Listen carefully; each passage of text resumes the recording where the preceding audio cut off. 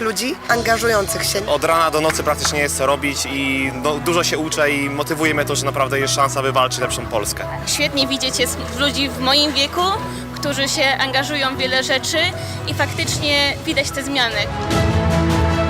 Bardzo podoba mi się to, że faktycznie jest tutaj duża różnorodność. Bardzo podoba mi się to, że są osoby z bardzo różnych opcji politycznych. Dzisiaj z nami są po raz pierwszy liderzy lewicy.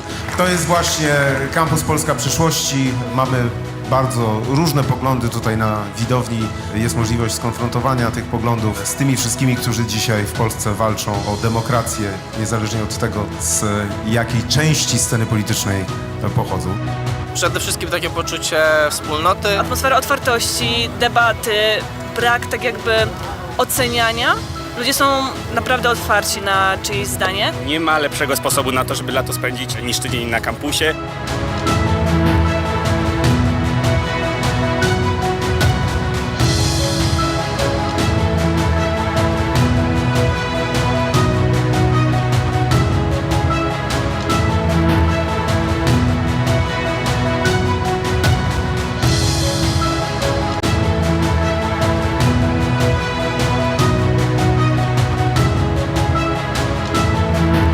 Bardzo podoba mi się ogólna atmosfera akceptacji, otwartości. To nastawienie na to, że jesteśmy przyjaźni względem siebie i możemy porozmawiać o wszystkich tematach, nawet jeśli się w nich różnimy.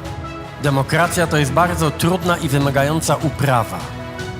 Ona wymaga pieczołowitości, a w chwilach zagrożenia także waleczności tych, którzy w demokracji widzą wartość. Demokracja sama się nie obroni.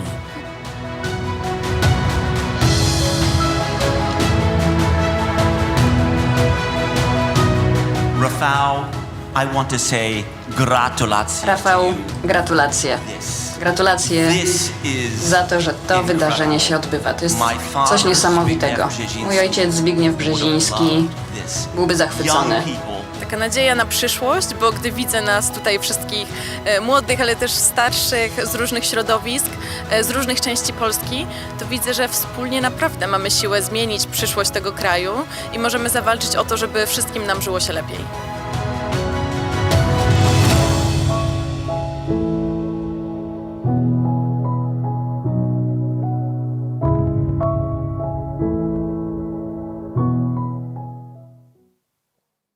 Dzień dobry Państwu. Good morning, ladies and gentlemen. Serdecznie dziękujemy. Thank you very much for inviting me to this great event, the Freedom Games. Thank you very much for deciding to spend the time with us, to spend it with Campus on Tour. This is just a small team that represents the campus: Olivia, Sebastian, Antonina, and Barbara. I can see some voluntaries, Adam. I can see some speakers. So there is quite a big representation of the campus we represent today, but we would like to say hello, to extend our greetings from Rafał Trzaskowski, who is on tour and who is fighting for better Poland, from Aga Pomaska, who is taking part in another panel, and from Sławek Nitras. Hello from them. Best wishes from them. Of course, this meeting will be held under the campus format, so there will be a discussion with the audience. But first, we would like to tell you what campus is and what it provides us. We will be talking about the perspective of the organizers, participants, everyone who takes part in the campus. To me, a campus is not the biggest event of this type in Europe or in the world. It's not just the area for discussion, great atmosphere, fantastic dialogues, and great events. Campus is an idea. The idea of true debate about the future of Poland and Europe, to improve the situation better, to restore the values that are missing from Poland now. So we want to have the actual discussion on the real problems, discussions of people who will develop the future of Poland. So it is mainly addressed to the generation that in 5, 10, 15 or 12, 20 years will decide about the shape of Poland. So when we are considering the politics, the present politics, well, it's hopeless. There is no discussion about real issues. People just argue, fight. They do nothing. They talk about nothing. And during the week in Olsztyn, during the campus, 1,200 participants, 500 speakers and 500 guests discussed the most important affairs. They were discussing about the shape of Poland and Europe. There are millions of ideas, shares very specific solutions are presented. And the philosophy of the future of Poland is changing. I would like to also tell you about my perspective. I have been involved in campus from the very beginning of this event. I'm also an active politician.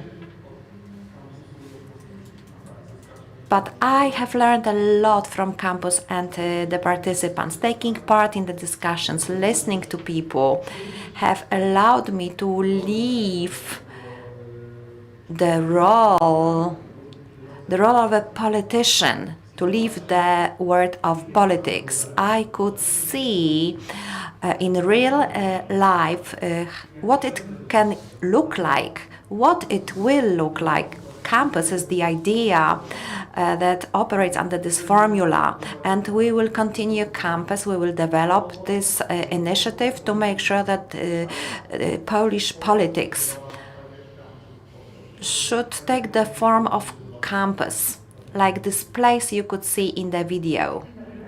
Good morning. I'm very happy to see you. Adam has already mentioned Agnieszka Pomaska. She really asked us to apologize for her absence from this panel. She is taking part in the panel on in vitro, but we are trying to improve our competences thanks to young people. So if there are some skills that you can be in two places, please share this idea. So I would like to tell you about the original idea of the campus. So initially these were the people who were involved in politics, politicians. We are all quite young politicians when we look at the perspective of Polish politics, and we decided that we miss a forum, a normal debate that would cover just simple things. We also decided that we lack some space for young people who could take part in politics, not becoming politicians, not to build any relations with the world of politics.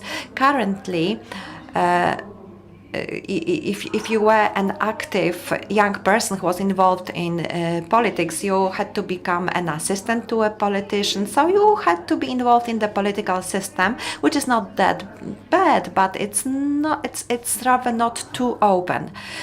So we decided that we were missing a space where we could meet with young people who are thinking about politics, about social lives. They would like to become involved and committed, but they wouldn't like to make any attachments. It's different when you live in a big city. There are lots of groups, parties, but it's different if you come from a small town or village. And the greatest inspiration was the presidential campaign of Rafał Trzaskowski in 2020. And Rafał was inspired. He noticed that during the political meetings, there were crowds of young people, and they were telling Rafał that they wanted to become involved. They would like to trust someone, but they also told him that there is no space to have such discussions, and they also told him that they are not listened. So we decided to meet these expectations, and after brainstorming, we developed Campus Polska, which is developing year by year. The first campus in 2021, there were 1,000 participants.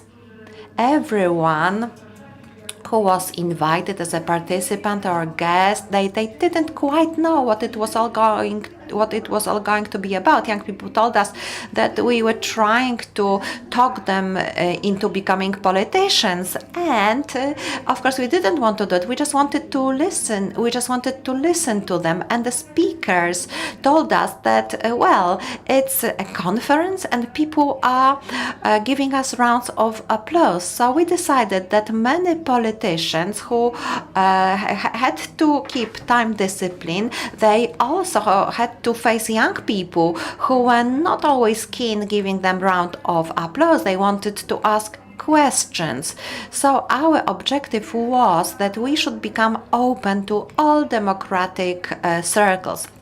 Adam and I are politicians. Adam is the head of a political party. I am a head of political party. Rafał Trzaskowski is the head of another political party. Agnieszka Pomaska is involved in the party that is chaired by Rafał Trzaskowski. So we decided to hide our political ambitions and to invite everyone. So this year, during the third edition of Campus, we had all leaders of all voting committees. So we invite young people. Of course, they are recruited. They are selected, and we never ask them whether they belong to any parties. Of course, they can declare that they already are party members, but we do not ask such questions. Some young people tell us, I was voting for Confederation. Another person said, well, I am a lefty. I am even for radical left wing. So after 3 years of the campus organization, this year we had over 300 speakers, 1,500 participants. We had guests, representatives of local governments, regional governments. People wanted to hear what the speakers had to say. They also wanted to see how to organize such an inclusive debate where young people are more important than politicians. And now it's a very difficult election year, but we managed to organize an event where we didn't encourage people to join any parties. We just had nice discussions, and after the 3-year experience, we've got a group of young people for whom we have opened the door. So very specific panelists have been invited. There are also three young people who will speak, and they have always been with us. I have met with Oliva during the first campus. She was a participant, and now she's a voluntary. Sebastian Kościelnik, you know him as a driver. He drives Cinquecento, this famous Cinquecento. He had this collision with the state of Poland, and we also met him as a participant of campus. We didn't check who is who, but we have all of a sudden this scene noticed that the driver who had a collision with Beata Szydło's car was our participant, and Beata is another voluntary, and there is one common element. They are all taking part in the elections. They are the candidates, so they felt strength. They have met young people and they gained this courage to become politician, and our task was to open the door for them, to show that young people are not equally important, not only equally important, maybe they are more important to the future of Poland. Ada, so I will ask them to tell us about their experience, and I would like to tell you that the year 2023 is a special year. It's the election year, and we hope that Campus 24 will be greater, will be more interesting, and there will be more people who are for democracy. So we have told you what campus is to us. It's much more than just an event in Olsztyn. A moment ago, when we were watching the video, when we heard the signal, the campus signal, we all had goose pimples because it's very important to us. We've got 3 young people who are the candidates to become MPs. And together with Barbara, we told them what campus meant for us, what it gave us. And Antonina, did you take you were the campus participant from the very beginning. So once you attend the campus, you want to come back. So the teams are great, and you want to be you want to take part in campus again. So what did campus give you? What does it mean to you? So first of all, if I were to describe campus with one word, it will be the word we've heard in the video. One of the participants said it's the community. That's the word. So I went to campus in a very specific situation. I was eligible to become the participant, but I was already a young politician. I was a councillor for Łódź Regional Parliament. I did it for the 3 years, so my role in the campus was a little bit mixed. So on the one hand, I was a friend, I was a participant, I was someone who was singing during the concerts, but on the other hand, I was a panelist. I was someone who was becoming involved organizationally in the event. So campus gives an enormous strength to young people who have already become involved, who are activists or young politicians. This is incredible. Being a part of this public, political and social zone sometimes can be quite difficult.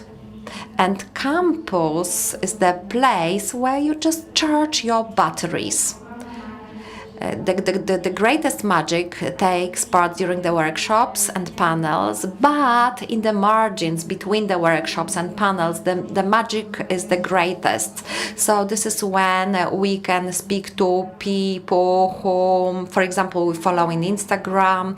So all of a sudden, you find yourself in a very moving situation. So last year, a girl approached me and she said that for quite a while she has been observing me on Instagram, and she has noticed that you can be a politician being quite young, and she decided that she would like to take part in the election, being the candidate to the MP, and it was very moving to me.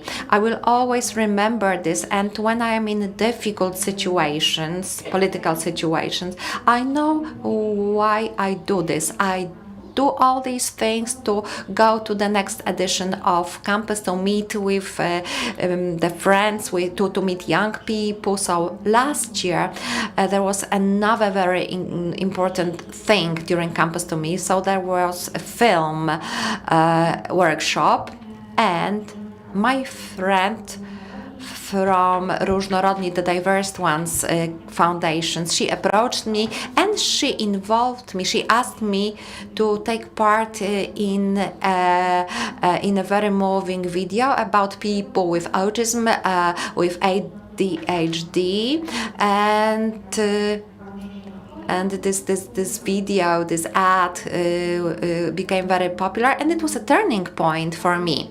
So I became an ambassador who can speak about such difficult topics. So it was a very important moment during the campus. I always feel as if I was in Facebook when I am taking part in campus, because everybody is my friend. So there are people from Poland and from abroad. Julia from Vienna is coming. We meet just once a year with Julia during the campus, so we can share experience there.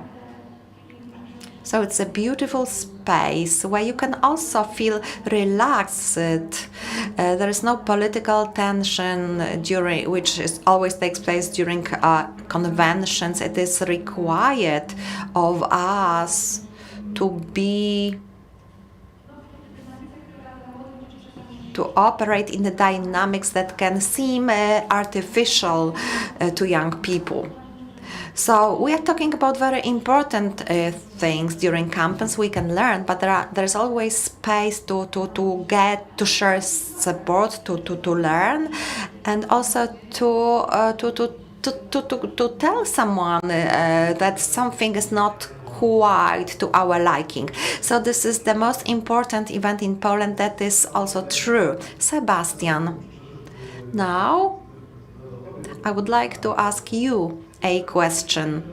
I think that 6 or 7 years ago you were not that much involved in politics. Absolutely not. So it's a good example. So when someone says that they are not interested in politics, Sebastian is an example of a person who can become interested in politics in very difficult circumstances. So you had this difficult situation, but you decided to oppose this difficult situation, and you became involved in the public affairs, and you decided to take part in campus. I think last year was your first campus. That's right.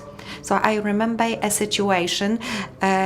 We hand out tickets to the participants, and I received an information that I'm going to meet Sebastian at Plac Wolności, and this is where you are going to give him the ticket to take part in campus. And then I discovered that this is the Sebastian I know, Sebastian who collided with the Law and Justice Party country. So tell us about the process of you becoming involved in social and political life, and how campus has impacted your perception of the world. Did it provide you with some opportunities? Good morning, ladies and gentlemen. In 2017, I have not been interested in politics whatsoever. I was just attending elections in order to fulfill my duty as a citizen, but I haven't been much in favor of any one of the sides. I just thought it's worth to use the right of voting.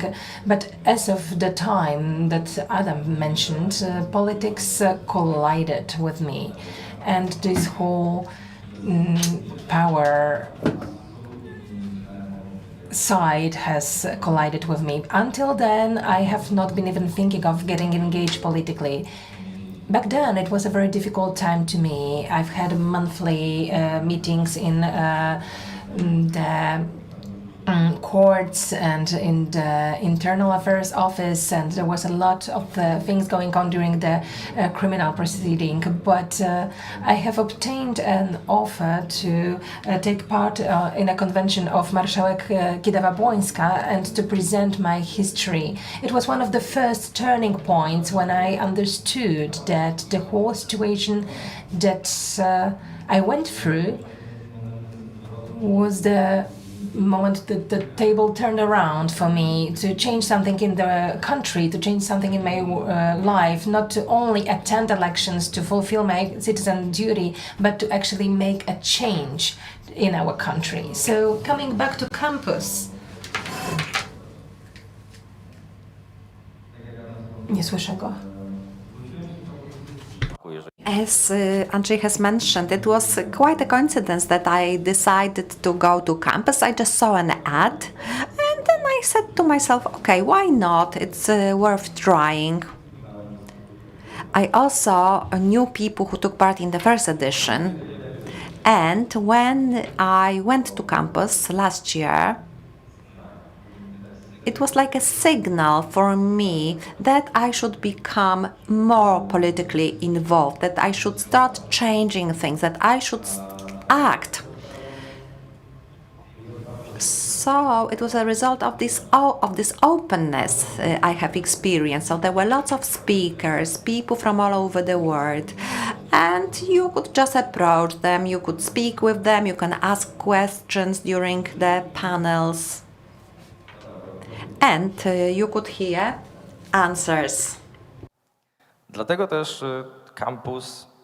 This is why the first campus was a time when I have decided this is the right path. I started to study law, well, because of the accident too. After the 3 years of being a practitioner, I've decided it's high time to learn the theory too. So coming back to the campus. Poznałem tam naprawdę mnóstwo świetnych ludzi. I've met plenty of wonderful people who I'm still in touch with, and they are all the time supporting me. W tym roku, gdy pojawiłem się na kampusie, This year, when I showed up on the campus, I've had several conversations with people who somewhere on the way had some similar difficulties as mine. And I met Patrick, who said, as I quote, na drodze była zwykła kolizja. there was a collision on the road. He had an accident, but the person who was taken to the hospital Wiedział, że was at fault. He knew he is not the one who was at fault. It was in the night, and he told me that it's worth to decide that I'm not giving up. He could have given up. He could have decided that he's simply going to pay the fine, but he opposed, thanks to the fact that a year ago he met me, and he knew that I opposed, and it gave him the strength to know that it's worth to believe in yourself, in what you believe in your own values, and to implement them later on. All right, thank you. Olivia, I remember you from the first campus, and you are the person who has been to the first campus and then engaged to the maximum level in every single thing. You've been voluntary, you've been very much engaged, you've been attending all the campuses. So a campus is a part of your reality, of your life. So right now you are a candidate in the elections. Yes, indeed.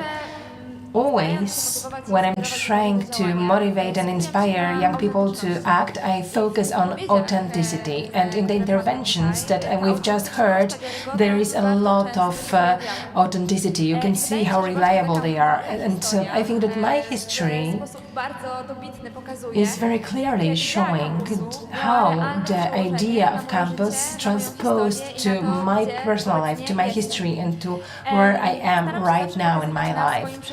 I'm trying to always show by my example that there is no such thing as impossible things. Probably just as my phone speaker, if you asked me 4 years ago whether I'm interested in politics, I would say, yeah, but I wouldn't say it out loud in front of my peers, because as you said, Adam, politics are very pejorative to most of people, and we have a huge polarization of the society in Poland. The hate speech causes the fact that when we speak of politics, we feel uncomfortable. We want to avoid conflicts. We want to avoid divisions. So we are simply avoiding the topic too. And then the campus comes up after the campaign of Rafał Trzaskowski. I saw how huge the energy is and mobilization of people is. I came there being curious for the first time. I've always been curious of the world. I've always enjoyed learning, so I wanted to meet new people to gain experience. And the first thing that inspired me a lot was the atmosphere, was the fact that when you sit at home and watch TV, you see serious politicians who are wearing suits and speaking in a pathetic way, and we cannot see a human being in them. And then you show up to the campus and you can talk to a politician, drinking coffee with him while he's taking a walk around, and to have just loose conversations during the panels. And I think that this showed me that there are people in the politics. There are people who have their fears, there are people who have their worries, there are people who have worries, inspirations and dreams. So besides for politicians, the campus to me is a place where people are coming from different environments. There are journalists, artists, there are concerts. In the morning we can discuss politics, and then in the evening we can have fun on a silent disco. So to continue my story, after the first edition I felt very much inspired. There was a lot of great people and an amazing spirit of the event. This is why I've decided to initiate a project which I've had on my mind already for quite some time, and I called it We Are Not Too Young. So This was meant to fight discrimination of young people because of age, and I started implementing this idea. This is how, by the next campus, my project was already well known and well recognized, and I've had such a lot of feedback from the young people that we've decided to show up on the campus too and to give the voice to the young people who were under the slogan "Not too young to take the floor." So, of course, we have very limited time, and during one of those Hyde Parks, we've had a discussion, and out of the blue, a jazz concert began next to the panel, and no one minded the music. The participants were still very much engaged in continuing the discussion, and I think this shows very well that it's enough to create the space, to inspire and to show that yes, it's possible, and then we will enter the social life. It's enough to just reach the hand out. So to finish the story of mine, I want to tell you that on the third edition of the campus, my project was already a foundation. We've been to Brussels, to the European Parliament.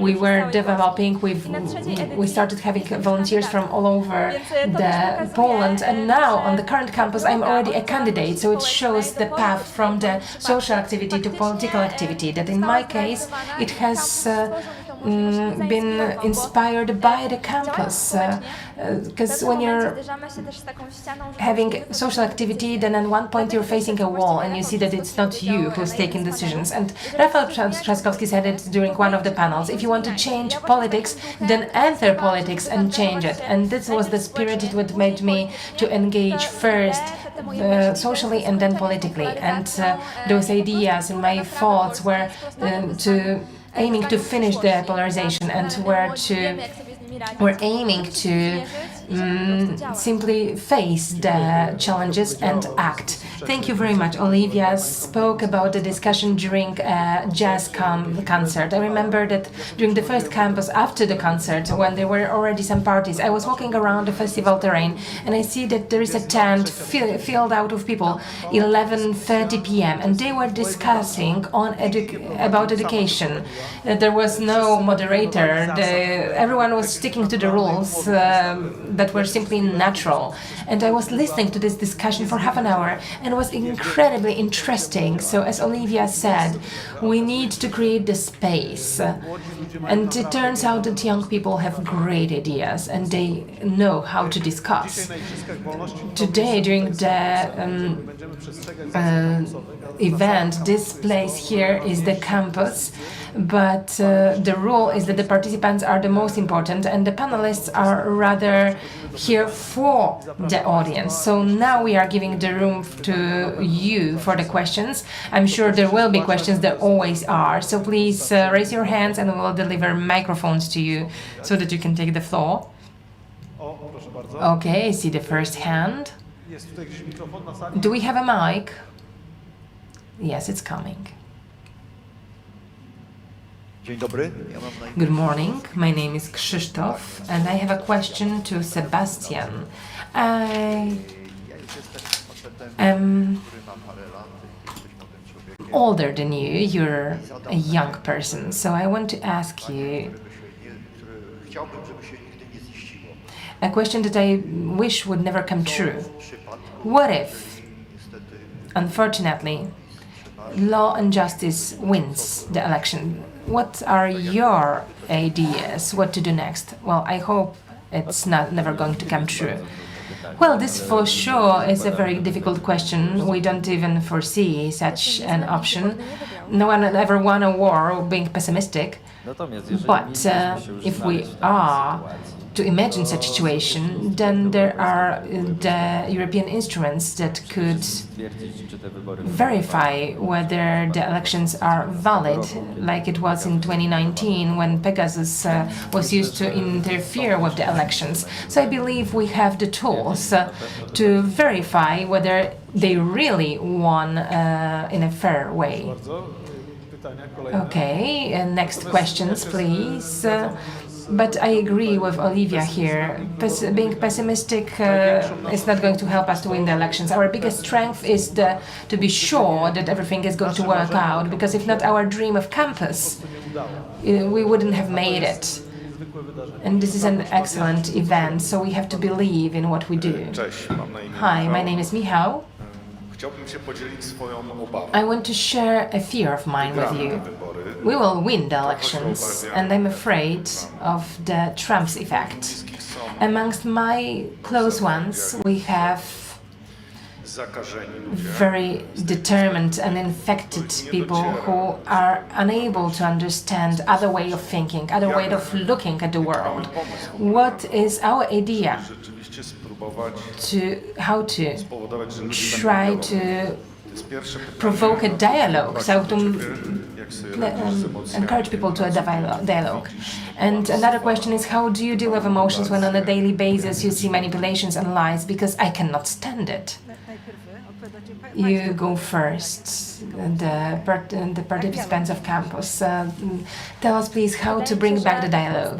Well, I think that the basis is to be aware, and education is the basic pillar. I think that campus is a great example of the fact that it's enough to inspire young people, to show them alternative solutions, and to make them aware of how important public debate is, how important discussions are, how important it is that despite for difference in our political views, we can sit at the same table and work on solutions that will be optimum to all these groups of society. So, as a young representative, I also believe that education... I also have graduated recently, so I really know well that we lack giving more awareness to young people to finish the hate speech and to know how to talk, how to discuss without offending people, without being personal, just to use the argumentation.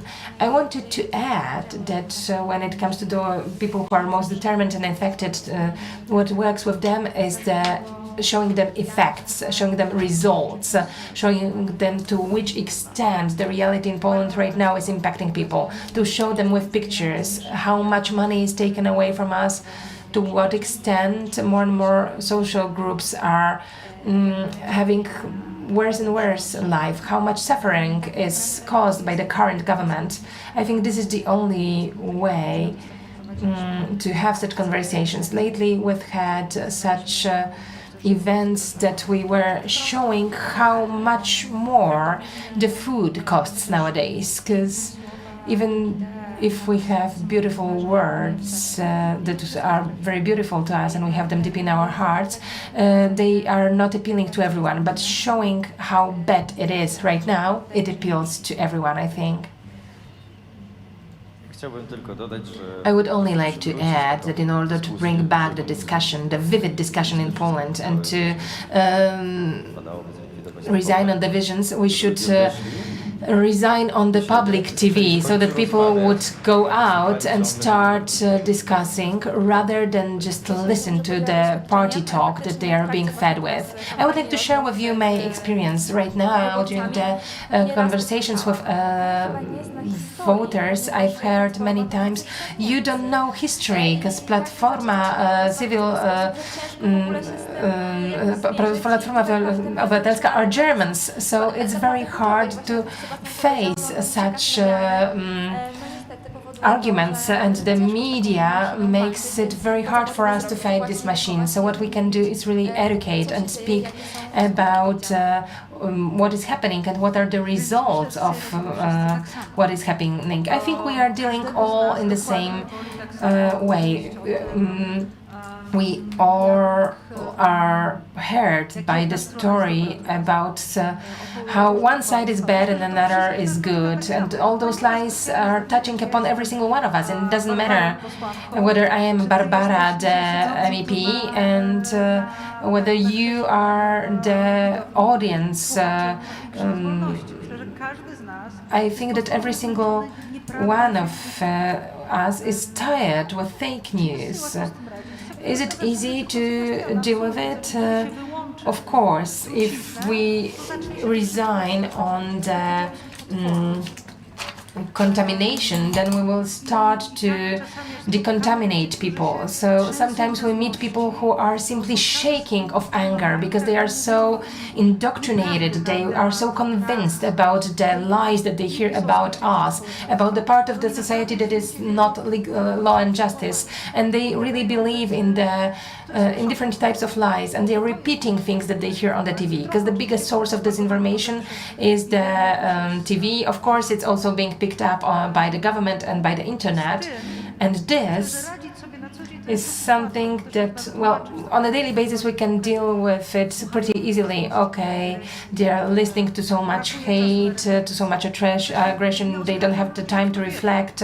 I don't blame people for believing in that. After 3 years of being contaminated, if every single one of you who would be forced to watch the public television in Polish, you would start believing that Donald Tusk is only able to speak German and no other languages, because that's the impression you get after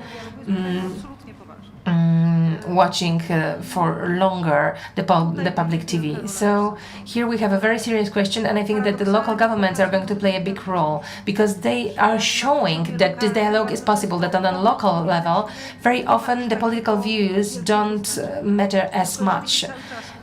But when you're all the time pointing in the media that this local government is not good because it's related to Germany, or they want the bad for you, then people, even though they see the good results of local government actions, they are still being hesitant. So what we need is a dialogue, and we need a cooperation. We need to be patient. We need to mutually try to understand one another. We need to understand the sources of the fears, of the anger. It's not only Polish television, but years of deep divisions that were created by both groups. So we have a huge amount of work ahead of us. And I hope, well, I want to underline that we are ready for that. We are ready to begin this difficult dialogue. But with some of the politicians from Law and Justice, we will not be able to do it. Because if they are lying and they are using hate speech, I cannot imagine, for instance, a dialogue with Mejza. It is rather a case for the court than for a dialogue. But people can be talked to. We should be talking to them. If Poland is to be a safe country, and that's what the government also is underlying, then security is to be a healthy community of people who will be able to oppose enemies, and rather than to be manipulated inside. So I think this is the key for the success in the future. So this is the biggest crime of the recent years. There are lots of serious issues harmful to Poland, but they will be able to be reversed quite quickly. But when we are talking about this topic, this is the work for years, because people's hearts and minds have been poisoned. And this is the work we have to do together, because we do not want Poland in future to face such situations. So we have to become vaccinated against the populism. And as the speaker said, we need awareness, education, we need to involve people, and also we have to be truthful to exclude propaganda. Next question, please. Sławek Talinowski, hello. Your group is very young, so I've got a question. How to convince young people to vote? That's the first question. How to also convince young people not to vote for Confederation? Well, I have been giving the answer to this question for the last few months, so I feel very prepared to answer this question. The only way, in my opinion, to attract young people, to convince them that they should vote, is to make sure that there are young candidates in the ballots. And they need young people, people who know their problems. You do not want to create the gravity force where you will try to tell young people that they live in a completely wrong reality, because there are politicians who are great people, but they have been politicians for 20 or 30 years. They do not understand, they do not know problems of young people. They do not know how much you have to pay for the rent of an apartment in Łódź. We know these things because this is our life. And this is the only way to change this, to show this. We need to show young people that we want to be with young people, for young people. And also, you know, the heads, the heads of the parties need to make sure that young people are candidates, that they receive support. We should not be treated as a threat. We should be perceived as an opportunity for attracting young voters. Any other ways that have been tested in the past were not successful. Confederation has used this as their advantage. They have produced young, clever political leaders. Our strength is, just like Olivia said, we are authentic. We want to have good Poland. We want young Poles to have good life, also good life for females. Confederation doesn't have this view. So young people have to be candidates, and then young people will vote. I completely agree with what Antonina said. I would like to repeat education. There is no civic education in Poland. When we're having some classes at school, we know nothing about political parties, about voting. Some fragments of constitution are covered. There is no space for debate to make young people aware that their vote is very meaningful to change the reality. Our vote matters. So I am very much for civic education. Also, the results of the GCSE exam shows that we need to do more work with it. And another aspect is the atmosphere. And it happens during campus. We meet with politicians there who are not wearing suits. We meet with politicians with whom we can have discussions at the table. So young people learn that the politicians will become their partners for discussion. And I think this is of key importance when you want to involve young people. I completely agree with this speakers. I would like to also mention another aspect. You also have to stress to young people, you have to indicate to them that if they would like to change something, you need to provide them with an example. So, for example, you have to tell them, if you want to pay a smaller rent, you have to go to vote. The government is not doing anything about this. So if you think that your rent is too high, change it on the 15th of October. Confederation, it is a very difficult example, but it's easy to confront it. Most of the programs of their agenda seem to be liberal, full of freedom, but when people ask them specific questions, they say, I don't know. So how can you vote on someone who says he doesn't or she doesn't know? TikTok is very important, so it shows some entertainment contents. So memes include the ideas that are not in line with our values. So you have to make sure that you use the appropriate tools. I would like to ask an additional question. I would like to ask a question to Olivia and Antonina. You are saying that there have to be young people included in the lists. What has made you to become so involved in politics? Because maybe you will actually tell us about the reason why it's worth becoming involved. So my assumption was that I have no right to complain if I do not become involved. And this is the issue which is most motivating for me. So I can see that I can make the real difference. I can change the life. That I can see that the politics can be changed, and we are the change. So if we don't like politics, we can become politicians to support our values. We were brought up based on the ideas of the European Union. So we know very well what are the challenges for the future. The pandemic has shown that, well, it showed us that we are good at technologies. We were helping senior generations to use internet. So we know the challenges, we know social media, we know the problems with the climate, we deal with the civic society and communication. So I know how to change this.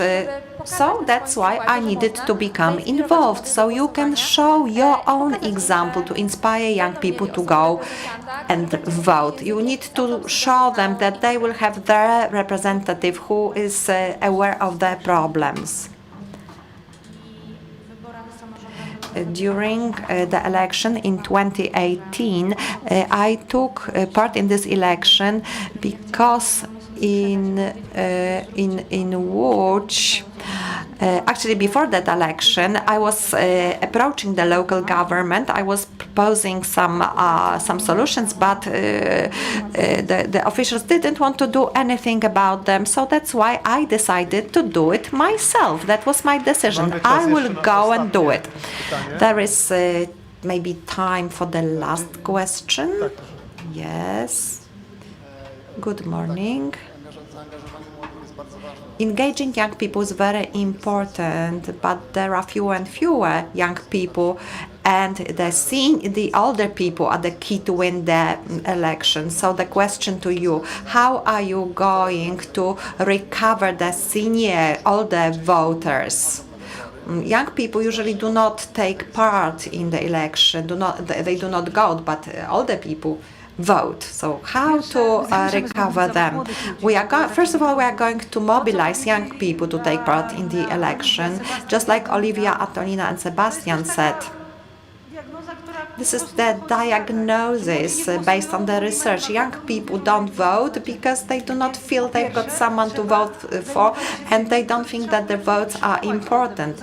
So we need to call them, we need to invite them to democracy. Of course, there are fewer young people.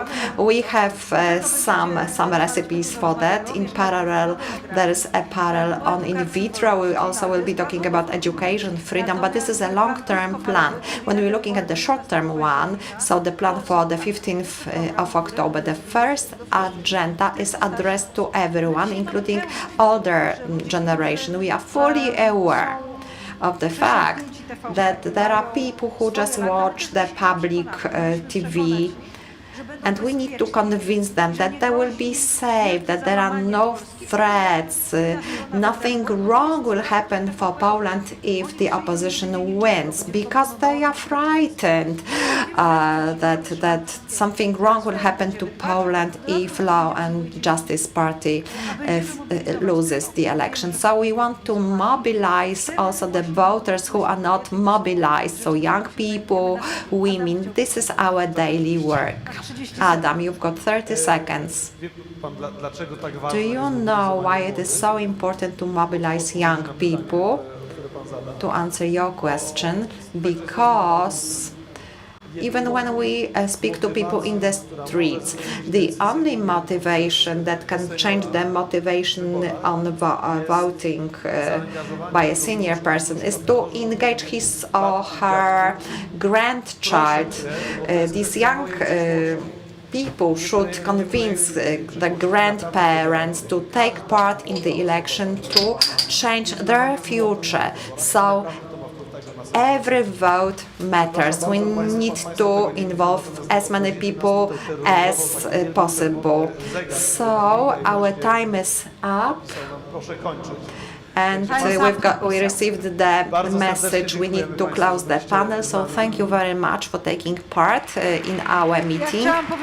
I just wanted to say that we would like to thank Olivia, Sebastian and Antonina for being with us.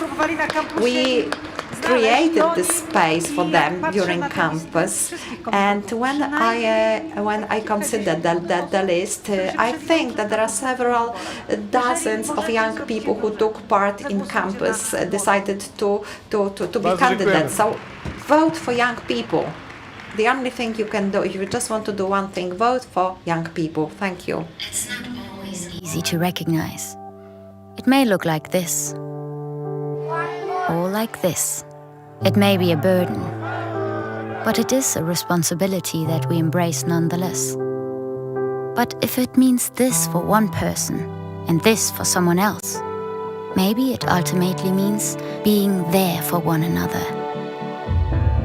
It isn't handed to us, but we know where to find it and how it feels, how it tastes, and what it sounds like when we finally have it. It means different things to different people, but for many, it means everything. And if we all fight for it, it will eventually bring us together. Ihre Ausreise.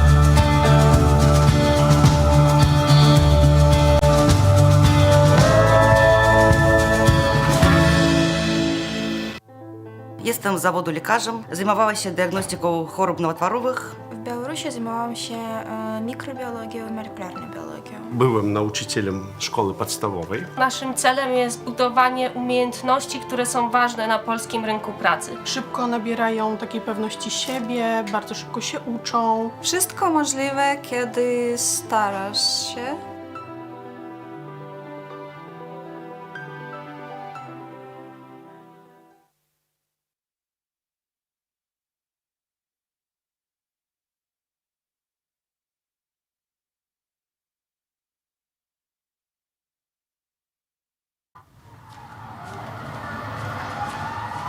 Każdy wybór ma swoje konsekwencje.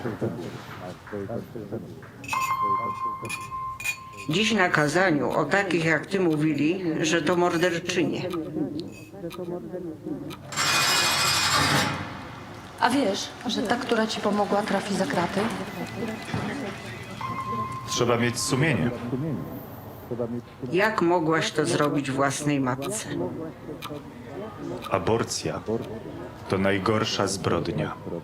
Gdybym ja podjęła taką decyzję, nie byłoby cię tutaj.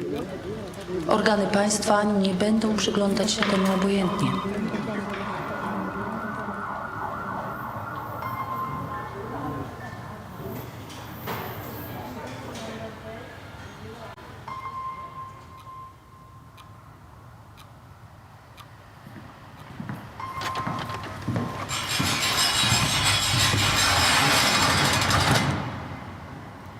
Życie i zdrowie kobiety jest najważniejsze. Stop kryminalizacji aborcji. Kobieta decyduje.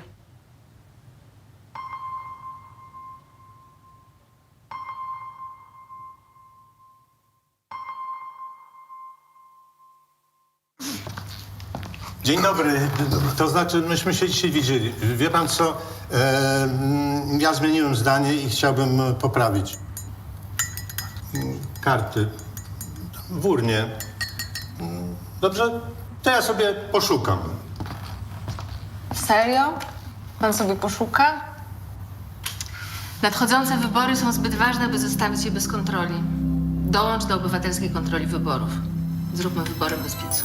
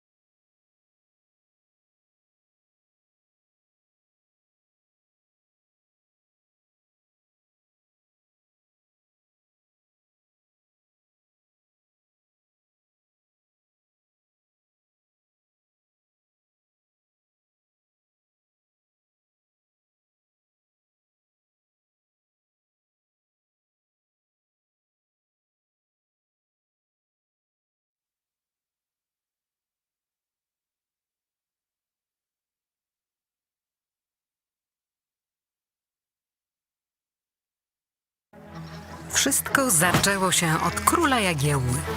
Mała Łodzia stała się miastem, które w XIX wieku rozwijało się najszybciej na świecie. W ciągu zaledwie 60 lat od powstania pierwszej manufaktury powstaje przemysłowa, wielonarodowościowa metropolia. Jednak wiatry historii nie zawsze jej sprzyjały.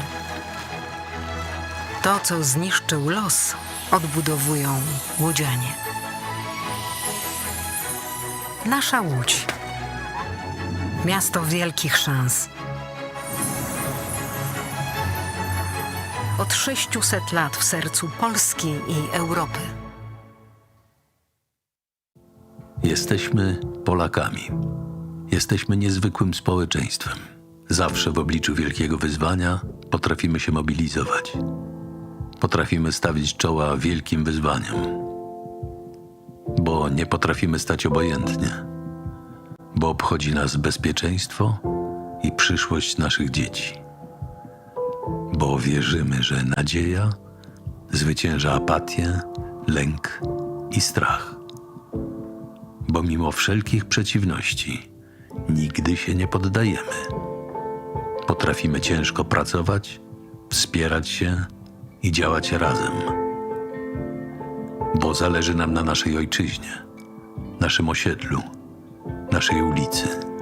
Bo chcemy naszych niezbywalnych praw i wolności. Bo nie oddamy naszych marzeń.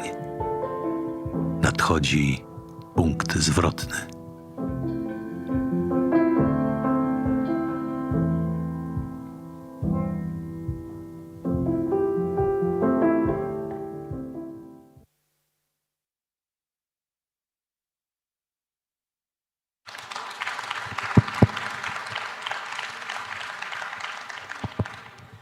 I am Ann Applebaum, and I welcome you to the panel in which we will be discussing the war in Ukraine, the humanitarian implications, and even the implications for Polish-Ukrainian relations.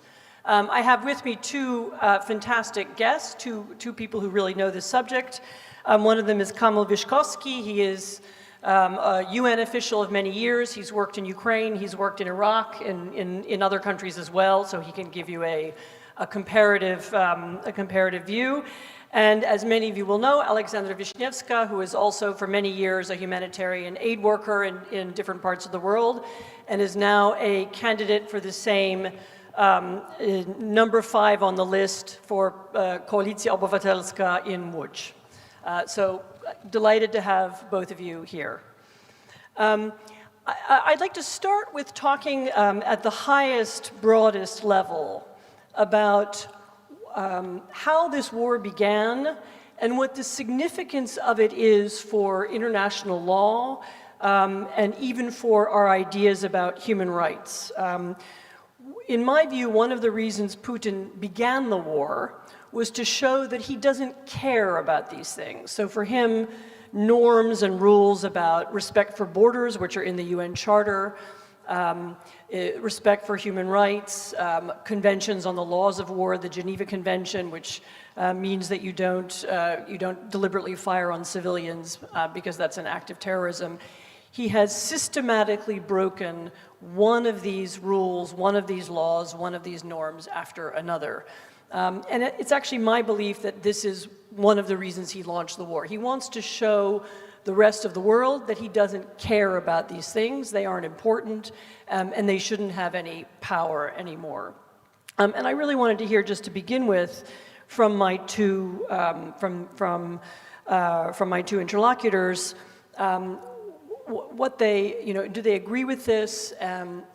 What can we do about it? How should we think about it? And I'll start with you, Alexandra. Thank you very much, Anne. Thank you, Kamil. Thank you for having me. Igrzyska Wolności. It's fantastic to be here in my home city as well. So I think that definitely Putin's impunity is at the moment his second name. And I think there are multiple reasons for the Putin's impunity, which is why he decided to go and launch this aggressive invasion. And I think, first of all, it was a tremendously gross miscalculation of Ukrainians as a nation, of their own sentiments. of their own struggle and drive towards democracy, towards the EU. And I think, obviously, all his military aims, which were to denazify, as he called it, Ukraine, and overthrow the Zelensky's government, then to demilitarize Ukraine, to install, his own puppet government in Kiev, had immediately failed in his shock and awe policies. And then he moved on into the scorched earth policy. But I have spent 4 months ago, I've returned from Ukraine, I've been there for 12 months, and I had seen that with every single missile falling on Ukrainian kindergarten, on Ukrainian hospital, on civilian infrastructure, with every single civilian object being struck, the Ukrainian morale is only more turning into the hatred towards Kremlin and the Russian Federation. So they've lost, their moral stance in Ukraine for years to come. And what has been interesting is that as I've been returning from eastern Ukraine to west Ukraine, you can see the Ukrainian flag, the blue-yellow flag, being increasingly replaced with the black and red flag, which is the nationalist symbol of Ukraine, and that became the de facto symbol of the Ukrainian fight for freedom, which is the Ukrainian flag with blood spilled on it, so the blue and yellow turn into the black and red. Another reason, obviously, has been the inconsistency in Western response, international response, to the very aggressive policies of Kremlin since 2000s, so starting from Georgia, Chechnya, to Libya, Syria, Sahel, and as well, increasingly, of course, the annexation of Crimea in 2014. So I think that he simply felt that the West is not going to unite enough, and the very strong condemnation of the invasion came to, I think, to his surprise, and also the unity within NATO, of course, that has never been that united before, with now Finland and Sweden also wanting to join the alliance. And I think as well the threat of the nuclear deterrence. And the fact that very, very few leaders of the nations that have held the nuclear power have actually been prosecuted in the past. And what we have been experiencing from inside Ukraine, have not only been the threat of actually Russia resorting to any nuclear warfare, but also a threat of bombing of the Zaporizhzhia nuclear power plant. So we had a team of 260 humanitarian aid workers, 230 Ukrainians, and 30 international staff. And over the past months in Ukraine, I had 5 iodine tablets, 5 iodine pills given to every single member of my team to move around, just in case of any nuclear, chemical, or biological threat release. Yes, all of my Ukrainian friends also have iodine pills. It's now common. They accept that this is part of what could happen, and they have, it would affect them more than anybody else. Let me go now to Kamil. Was one of the reasons that Putin invaded his belief that international institutions are weak, that nobody would stop him, that all these rules that we created in the 1940s at the end of the Second World War just don't apply anymore? Of course, he knows that Russia is playing a very important role within Security Council. When we are talking about UN and UN reform, of course, Security Council is one of the weakest points of United Nations. Everyone knows that. But surprise for Mr. Putin, it's a very concrete, immediate reaction from UN Secretary General Antonio Guterres, who not only says the second day when the Russian aggression started, that it's a violation of UN Charter, it's a violation of international law, it's a violation of also humanitarian law, and now, of course, also we have proofs that we have war crimes in Ukraine on massive scale, and also because that war is very well documented, because everyone has a mobile with a photo camera within, and that's the first thing. The second, of course, Putin believes that multilateralism is in crisis, and that's his.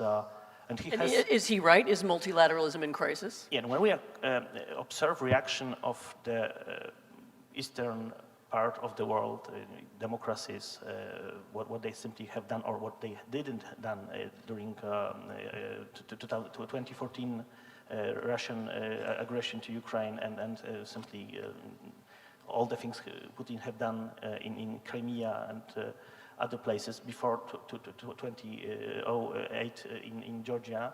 So we have simply proves that democracies, which are with huge minority in the world, it's good to remind to all of you that we have 195 states within UN General Assembly.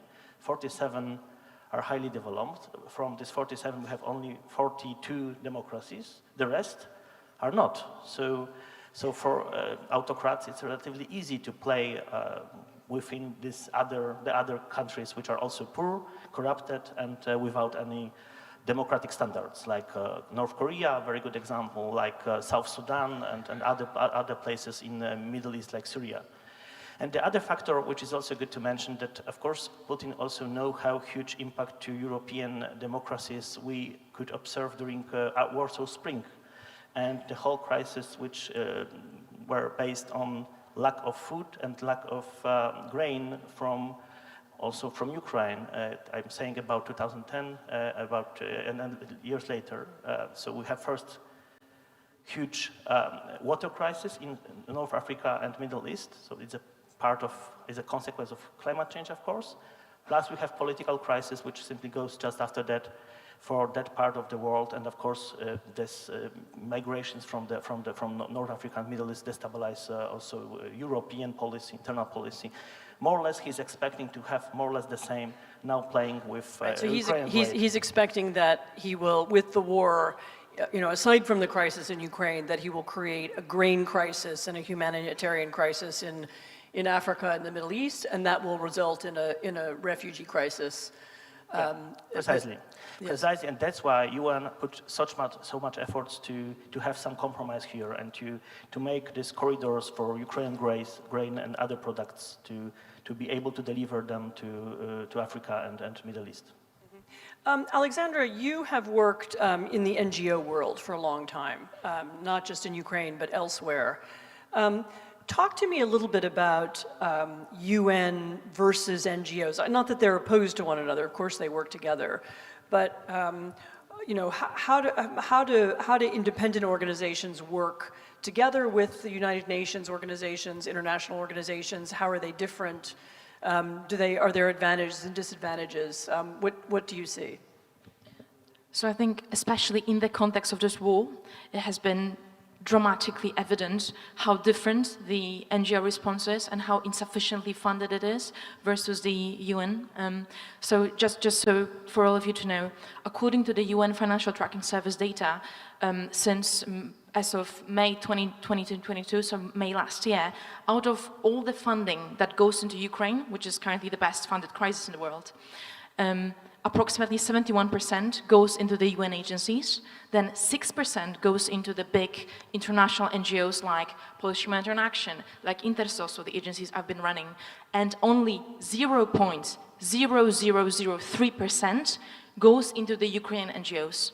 And now, following the invasion, it was the Ukrainian NGOs, and up till now, these are the ones that are providing life-saving humanitarian assistance on the front line, evacuating people, running without almost no cost whatsoever, no money for fuel, no money for psychological assistance, on the verge of burning out.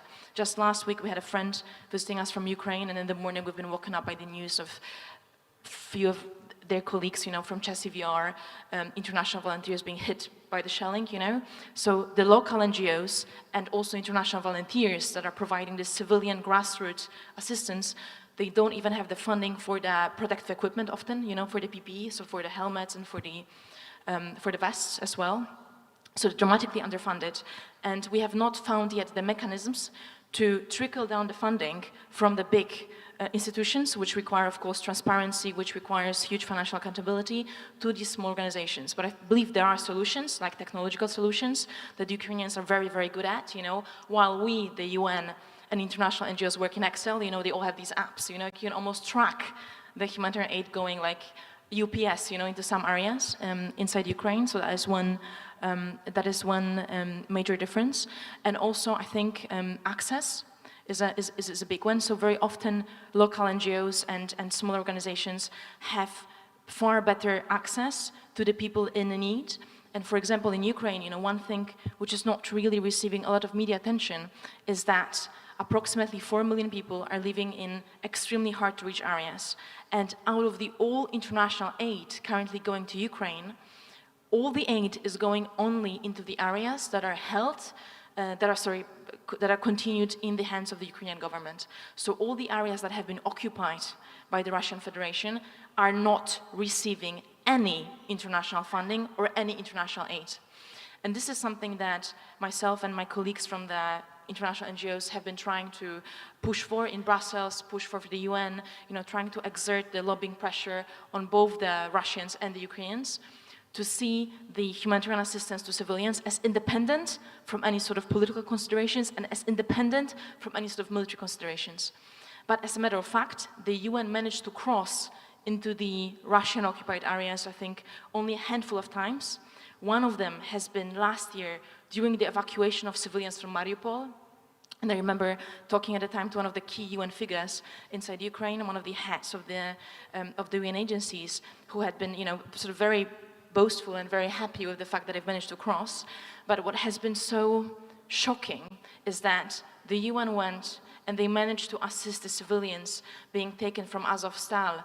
But where they have been taken? They've been taken to the Russian filtration camps on the Ukrainian-Russian border, right? So perhaps they have not been killed instantly, or they have not been tortured on the way, or they've received humanitarian assistance on the way, but they've been taken to the camps on the Russian border, and then some of them also inside Russia, right? Yeah, this is a frequent criticism. It's gotten a little bit better recently, but that Ukrainians have made of the UN, but also of the Red Cross, which I'm not holding you responsible for the Red Cross, but that the International Red Cross, that the international agencies have sometimes collaborated with the Russians in helping, as Alexandra says, evacuate people, but into Russian, camps. That they were very slow, for example, after the Kakhovka Dam was bombed. There were little Ukrainian organizations on the ground right away helping people, but the international agencies the big agencies were afraid, because it's a war zone and so on. How do you deal with criticism like that? Is it fair, unfair? I'm working for UN long enough to simply accept that criticism, but one concrete example, when we delivered to, let's take as an example Bucha, very famous place. I was there several times. So for Bucha, for instance, we delivered raw materials to rebuild buildings, not one, not two, but more than 50. When we sent out to media, not only Polish media, but also the other media that we have done that, no one write even one article, because that was a positive news. But I can imagine that if we will do nothing in Bucha, and someone will discover that mayor of Bucha asked us for assistance, we will have thousands of articles which is criticizing UN because that we are simply doing nothing. When I was in Iraq, the same story, precisely the same story. And of course, I'm not criticizing media. They are to criticize, yes, and to find that someone is doing nothing. But this example from Bucha is a really good one, because we're really trying to provide information, what we delivered to media which are trying to be present in Ukraine and also write to the outside world what is happening there. And somehow they decided to not, write anything about that concrete, positive information. And of course, this type of examples we have much more. So that's my, let's say, defense line. Let's put it that way. But of course, the other, I agree with Ola that UN is big, is bureaucratic, and is always trying to keep communication channels with the other side. That's the source of diplomacy, to be able to deal with sometimes with the devil, to be able to, for instance, to secure civilians, to be able to do something, not 100% of things which are possible, but at least what is simply possible, 10, 15, 20, even if we will at the later stage will be criticized by others that we simply done so small. So that's the first thing. The second. You mentioned Mała Kachowka. So that's not the defense line again, but simply we are at least trying to calculate how huge negative impact for Ukrainian environment this war has, to present concrete figures, concrete statistics, and also concrete data analysis, how huge amount of fund should be delivered to Ukraine to repair all these damages, not only with buildings, infrastructure, but also with the environment. And that's also UN role, to be able to do so. And of course, someone could criticize us, okay, but these reports are useless because people are dying there. Reports are important. And the best example how important international law, statistics, reports are is international court which simply trying to deal with Vladimir Putin, because he indeed crossed the red lines, all the red lines, and he should be a person to be convicted one day for his role in this bloody conflict. And one more thing as a last sentence from me. It's good to also remember that based on very good think tank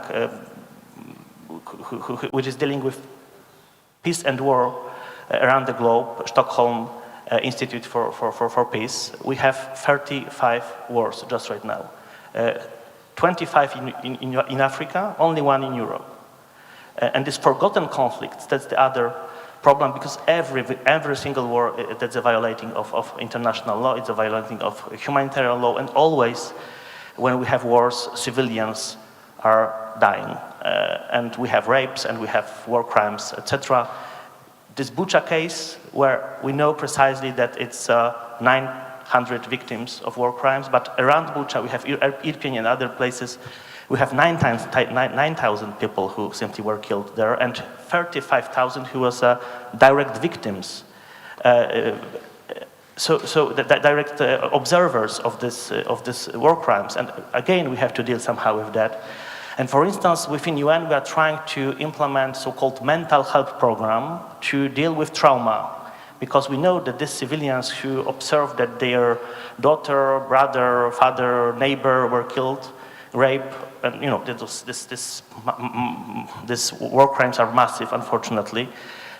They should get some assistance to deal with post-traumatic stress disorder. Also, veterans from Ukrainian army. That's the other huge problem we have to deal when we are talking and discussing about that. Yeah, I'm aware of several big projects now being designed to help with this psychological trauma, and also with rehabilitation. There's hospitals in Lviv and so on. Yeah, but I'm saying that this project, mental health, for instance, is ongoing project. We are not designing it. We are after 1 year of implementation. So that's why this criticism is very often unfair. One of the other things you said to me when we were sitting having coffee before we started this panel was you thought it was worth talking about the things that Ukrainians are good at. You talked about local government, civic organization. And I'll ask you about that, but let me start with Alexandra, because you've worked in these very small groups on the ground. Is it true? The Ukrainians think of themselves as a nation who are really good at organizing grassroots movements. Maybe they're a little less good at organizing, state institutions.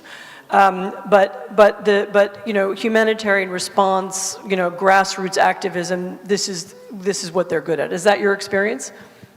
I think absolutely. I mean, it has been so incredible to see, first of all, the structures of the local governments turning into the local civilian and military administrations, right, in their places. And suddenly the local governors, the local mayors, deputy mayors being turned into the leaders, the military leaders that have to primarily defend their population, but also organizing all the humanitarian aid, and also accepting the fact that all the international NGOs and the UN are coming there being neutral, or at least, attempting to be neutral in order to continue to receive the funding.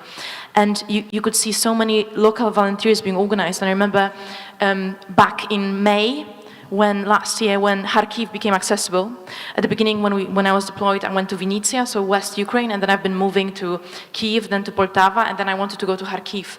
And just in the first moments when the Russian army has been pushed back out of Kharkiv into Donbass, It has been called a tremendous military victory, but in fact what has happened is that a lot of the Russian troops were simply moved from Kharkiv and northeast Ukraine down into Donbass to fight in Donetsk and support that fight around Kramatorsk, Bakhmut, where it's still ongoing, of course. And we've gotten in touch with the local volunteers on the ground, and I went, look guys, now you receive the aid this time, next time I go with you, and then I do local assessments of how to support, you know. And what has been, I think, especially moving from me from a moral standpoint, is that our Ukrainian team on the ground, understanding that they work for an international NGO, had to accept the fact that humanitarian aid, in its very definition, is neutral. So it goes to civilian on both sides, or it attempts to go to civilian on both sides, and we cannot openly support Ukraine, even though, of course, you know, my personal sentiments as a Pole and as a European are those on the Ukrainian side, and tremendously against the Russian Federation and their war crimes and the violation of the international humanitarian law. And our colleagues, Ukrainian colleagues, you know, who had funerals every 2 weeks, you know, somebody would die in their family, somebody would get killed, you know, on the front line, and they would go to these funerals and they would come back, you know, and they would put on the international NGO jacket, you know, and they would go out and be neutral, you know, and that has been incredible. And also one thing which I think will redefine the way that the humanitarian aid works in the future is that as we were delivering the aid to Kharkiv, for example, we had very, very little time. We went in, we would drop the things, and we would go out. So we'd drop them to the structures of the local governments.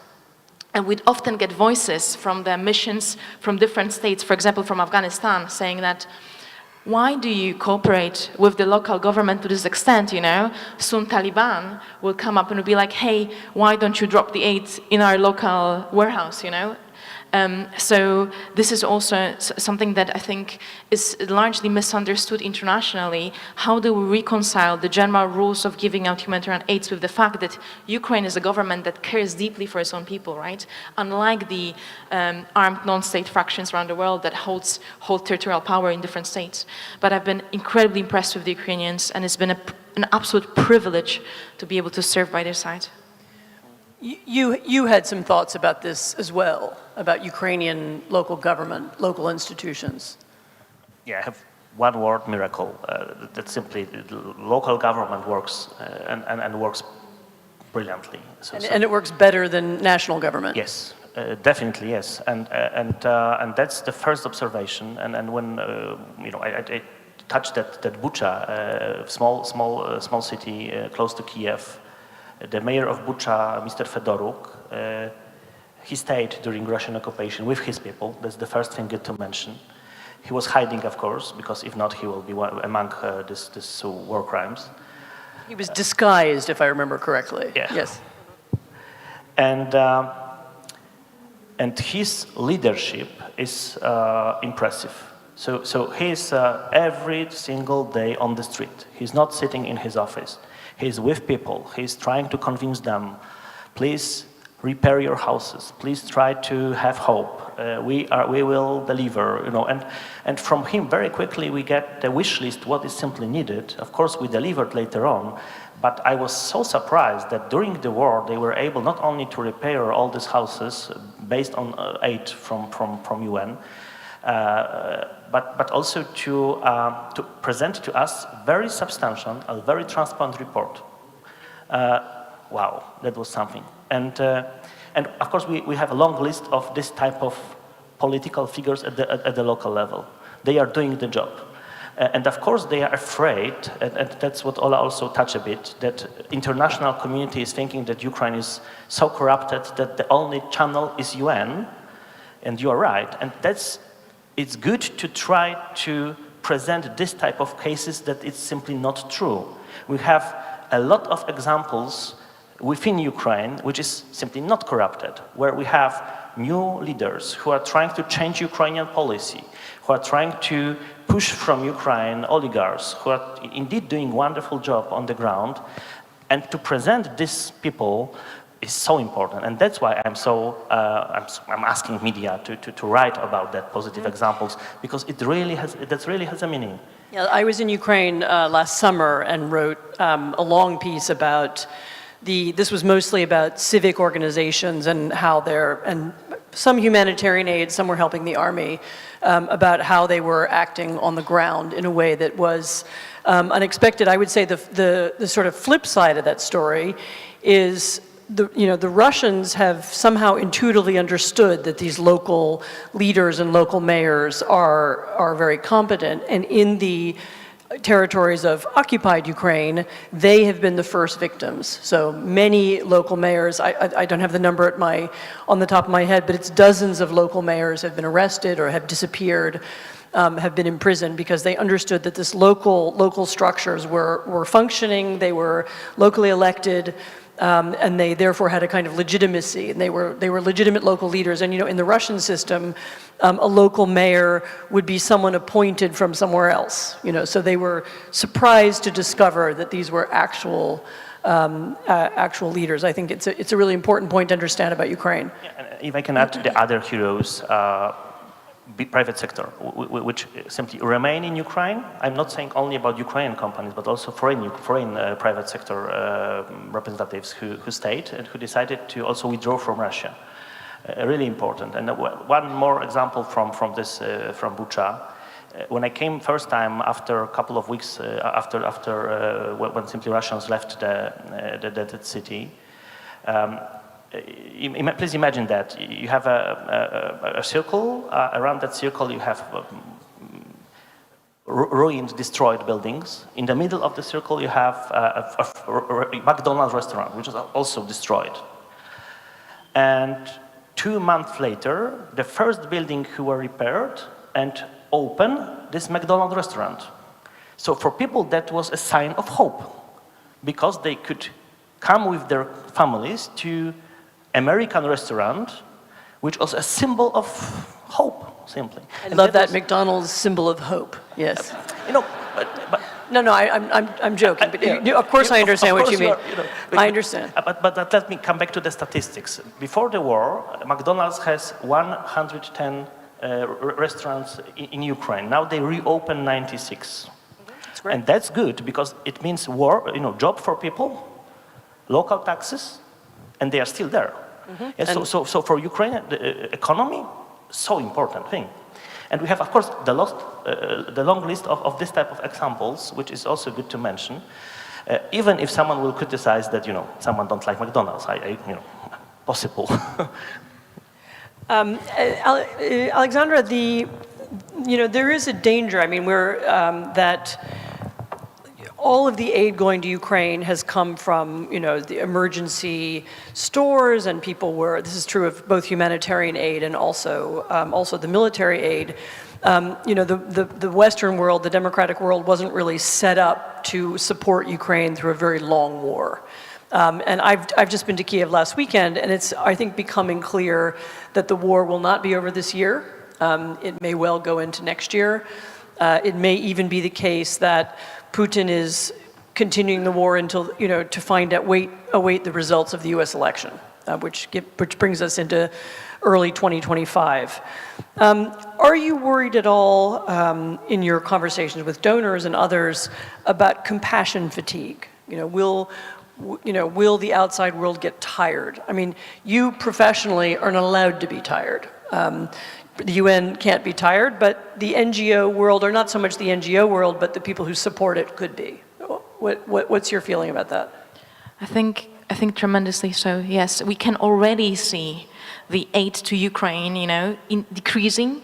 So at the beginning of the crisis, what has been so abstract, especially for me since I came from Yemen, so the most forgotten, or actually the most ignored conflict in the world, dramatically underfunded. And I went to Ukraine, which has been this brilliantly funded at the very beginning of the response.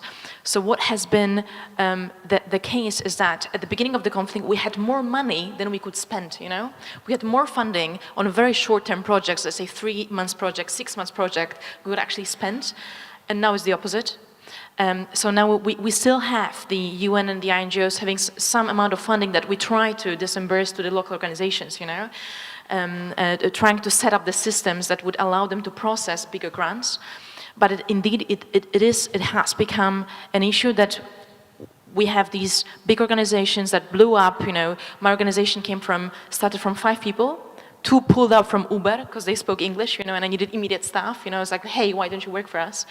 Up to 260 personnel that we want to retain, you know, that we don't want to dismiss. And suddenly the amount of funding will decrease maybe by half. And we see also all the international missions that came to Poland, for example, that set up their own organizations closing down. So the money is not only, you know, closing down for the organizations within Ukraine, but those that support the refugees around, obviously. And I think one thing which is for me is a lesson learned from Yemen, especially from the most ignored conflict, is that a huge frustration of mine and all the Yemeni people, of course, has been that the narrative of the crisis is humanitarian, but humanitarian crises, primarily around the world, are always caused by, obviously, the political failures, right?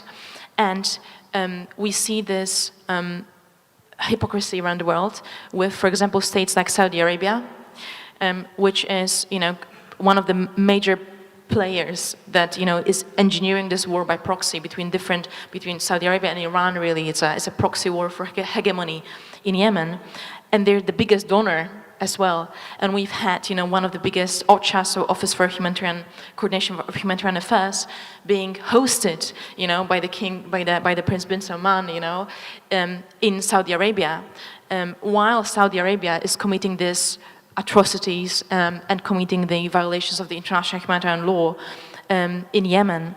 So I think what's important is that we cannot use humanitarian aid as a substitute for meaningful foreign policy.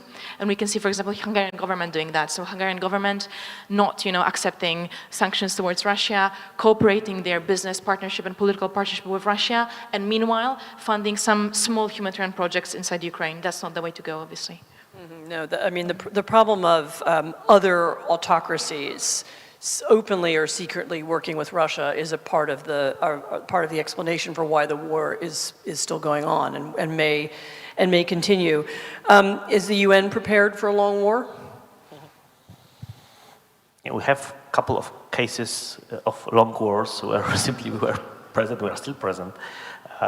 The longest present of blue helmets, Cyprus, and conflict between Cyprus and Turkey, who remember that they are in war. That's one of the best examples. Of course, we are trying to deal somehow with North Korea, so we are also present there. Very difficult, hot potato for everyone, especially now when we are discussing Ukraine. And then we had a couple of days ago a meeting between Putin and Kim Jong-un, and they most probably agreed the other level of violation of international law. It's good to remember that North Korea is covered by the UN sanction. Most probably they agree that North Korea will provide equipment, weapon to Russia to allow them to continue this bloody war. So all these things are simply showing that we are at least trying to be present in places where we should be present. Sometimes this presence is very complicated, and sometimes we are under criticism that we are simply doing almost nothing, but how to deal with Kim Jong-un. So that's really a difficult topic. But coming back to your question, and also it's good to touch a bit the other face of this war. We discussed Russian trolls and Mr. Prigozhin activities. So just for those who don't know, Prigozhin, who has recently been in a plane crash, was one of the people who, well, he ran something called the Internet Research Agency, which was responsible for international trolling operations, including in the US elections in 2016, and as you were saying, also for attacking the UN. Yeah, well, one example, I can give you my case, which is very interesting. So when the war started last year, in March, UNGC, United Nations Global Compact Polish office, we asked our boss, Sandor Giambo, who is Undersecretary General, so she's below Guterres, to have a global board meeting to start the process of withdrawing companies from Russia. So very sensitive topic. And that was really surprising how fast Russian diplomacy noticed who is behind that was our office, who initiated that process. And a couple of days later, I had a strange call from my classmate. Simply Russian trolls used a Facebook account on my classmate. And someone from, I don't know from where, with perfect English, informed me that they know where I live, where lives my brother, where lives his 4 kids, where lives my mother, and where lives my father. And at the final sentence, I heard that I will be killed if I will not support Ukraine. So that's the reality. And the other reality is, of course, together with Polish Minister of Foreign Affairs and together with Polish Prosecutor Office, we are trying to find out who was that someone. And Polish police sent several letters to Facebook to check with them who was, or from where was that call. Facebook never answered. And that's the other problem. Getting Facebook sometimes cooperates, but not always. Not here. No, and we have similar cases which are simply the same. Yeah, I mean, it's unfortunately, this is anybody who has any public position doing almost anything now has this experience of threats and sometimes even violence. Alexander, one question more to you, and then I think maybe we have time for 1 or 2 questions from the audience. Looking forward, it's been really heartwarming to see how the Polish public has rallied to the cause of Ukraine, especially at the beginning of the war. People drove their cars to the border to pick up Ukrainian refugees. Poland has made a very strong impression, both as a country and as a government, that we are supporting Ukraine, and will continue to do so. How do you see Ukrainian-Polish relations in the future? Because it's beginning to creak a little bit, especially the government-to-government relations now.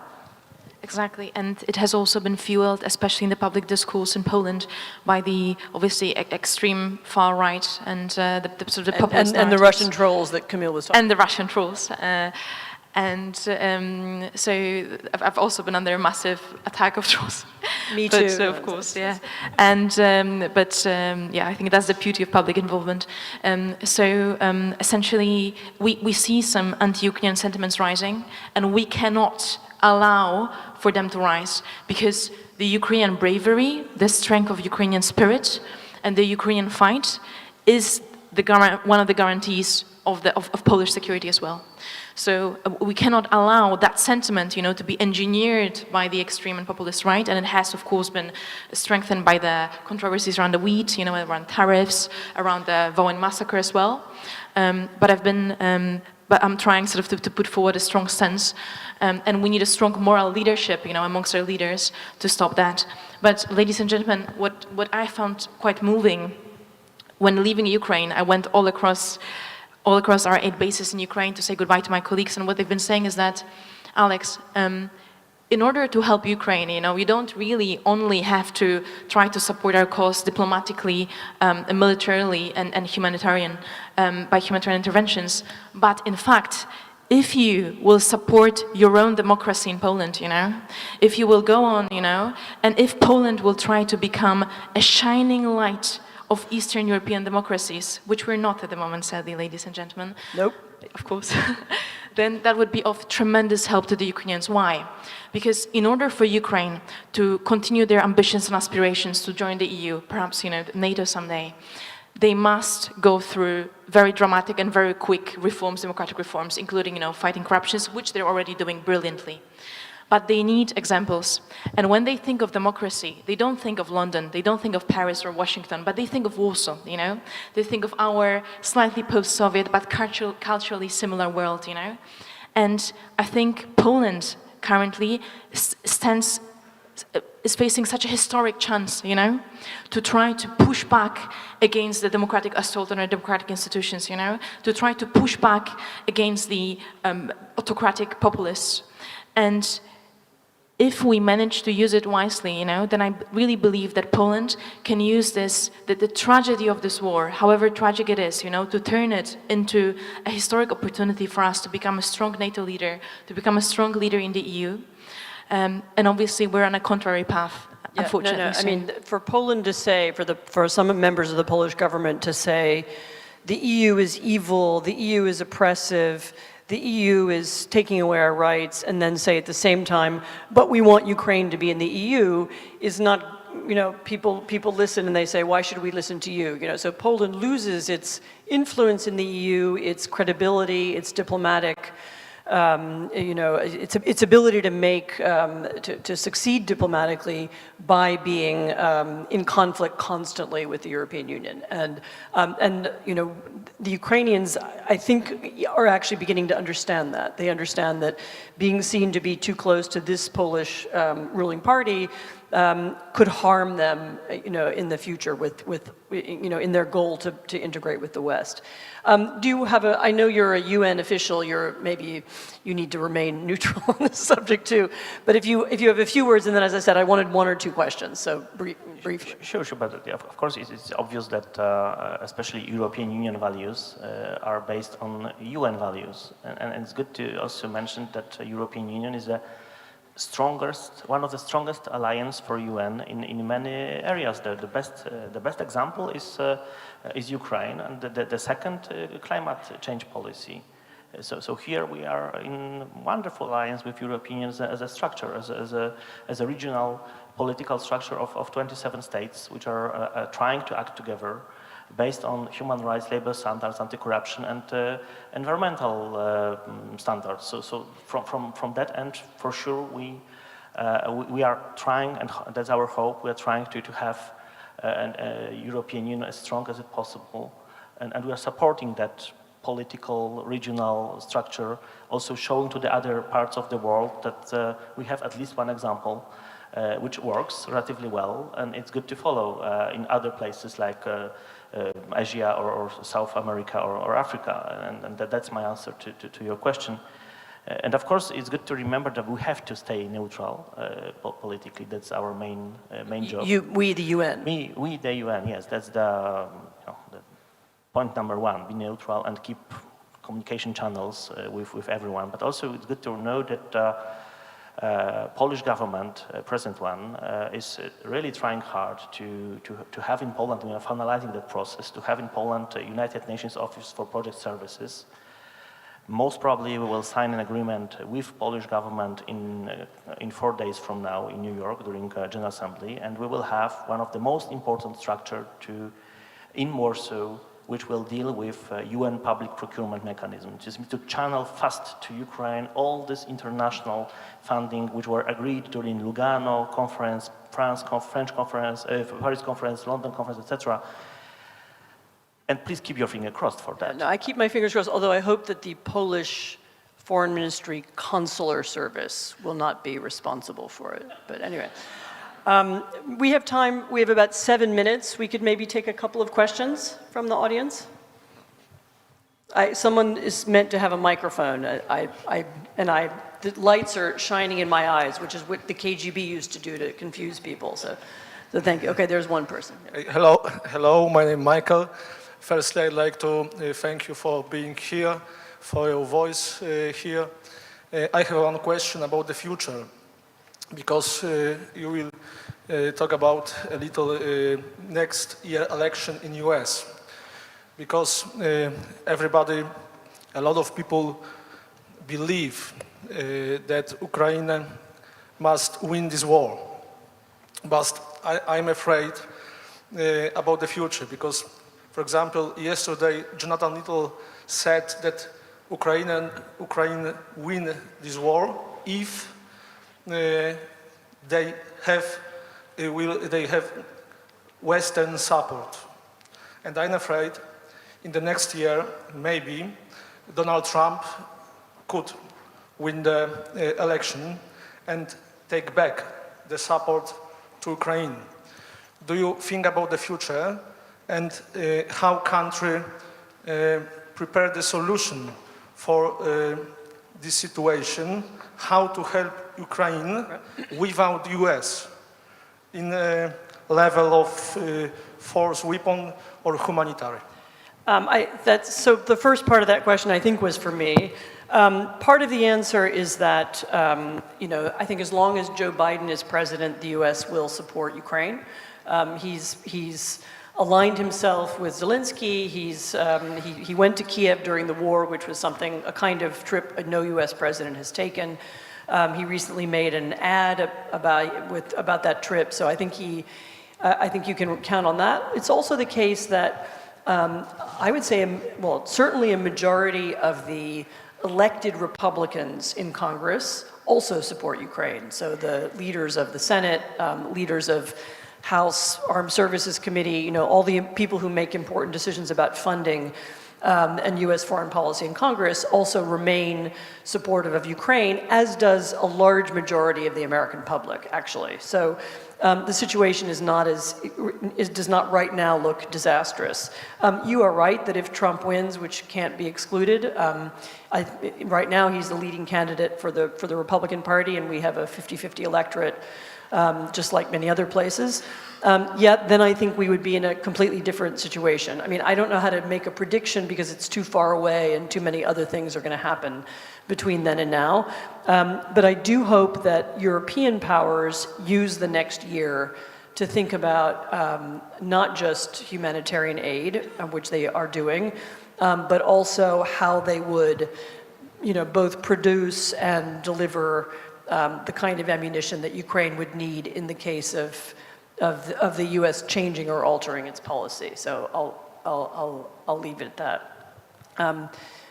You want to say one thing quickly? Just one sentence. Joe Biden also nominated the new president of the World Bank, who will stay even if Donald Trump will, or someone from the Republican side will win. And it's good to also know that based on financial tables from the World Bank, which is already agreed, huge support, long-term support to Ukraine. And it's also good to remember that the World Bank doesn't do weapons. Yes, of course, true, you're right, of course. But so, and the Europeans need to think about that. They need new production lines. They need to be thinking about that. But yes, of course, the World Bank is important in that sense. Yeah, because it's already delivering. So 30% of salaries for Ukrainian civil servants are paid by World Bank, 30% by European Union, and the 30% from United Nations. So and that keeps Ukraine alive from the other corner. Right. We have exactly 2 minutes. So if someone has a very fast question, I can take it. I see a hand, but I don't see the microphone. What? Here comes the microphone. I'll make it very short. I work for an NGO that helps Ukrainian children with their mental health. So my question is, as Poland, as help for Ukraine in Poland turns into a non-emergency situation, what would you say to NGOs that are facing less funding in the coming years to what should we do, what can we say to keep the urgency going? Because mental health and other help like that for children and adults is an emergency, because this is the generation that will rebuild Ukraine. Yep, you're right. Alexander, would you like to answer that in the 1 minute and 56 seconds we have left? Okay, I'll try that. Thank you very much for a brilliant question. So I think that indeed the situation of children and of their mental health is critical.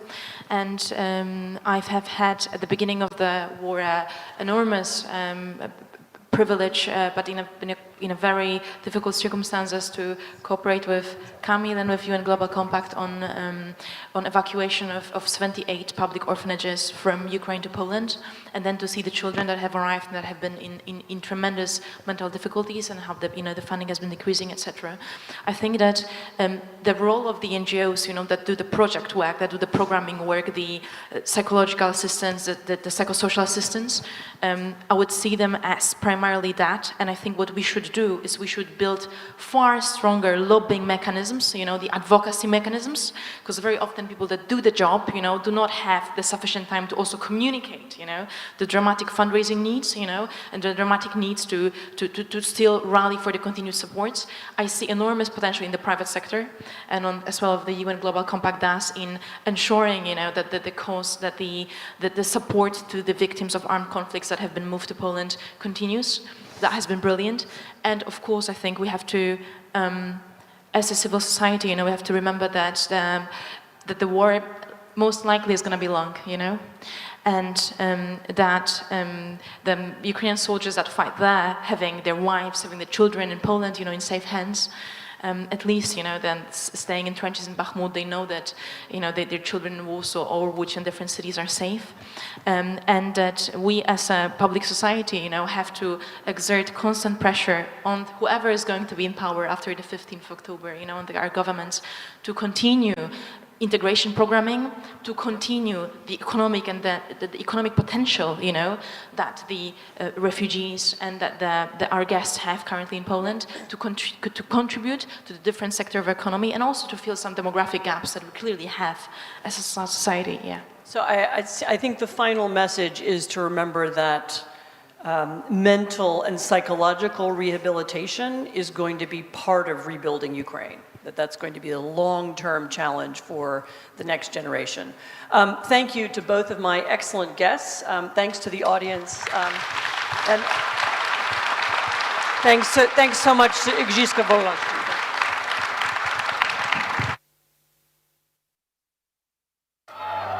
It's not always easy to recognize. It may look like this, or like this. It may be a burden, but it is a responsibility that we embrace nonetheless.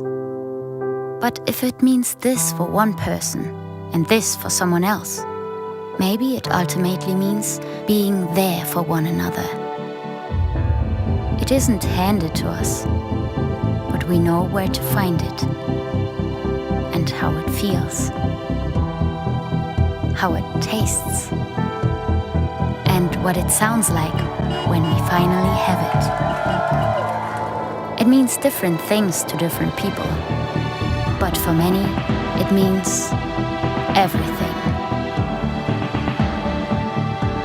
And if we all fight for it, it will eventually bring us together. Ihre Ausreise.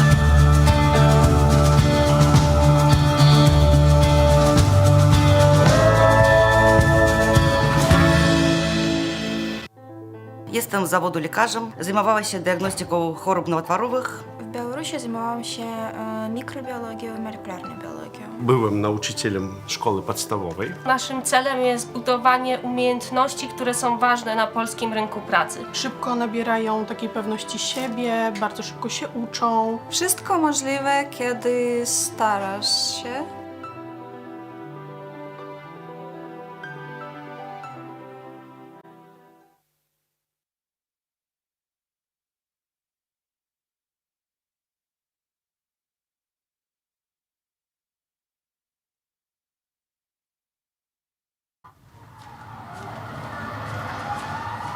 Każdy wybór ma swoje konsekwencje. Dziś na kazaniu o takich jak ty mówili, że to morderczynie. A wiesz, że ta, która ci pomogła, trafi za kraty? Trzeba mieć sumienie. Jak mogłaś to zrobić własnej matce? Aborcja to najgorsza zbrodnia. Gdybym ja podjęła taką decyzję, nie byłoby cię tutaj. Organy państwa nie będą przyglądać się temu obojętnie.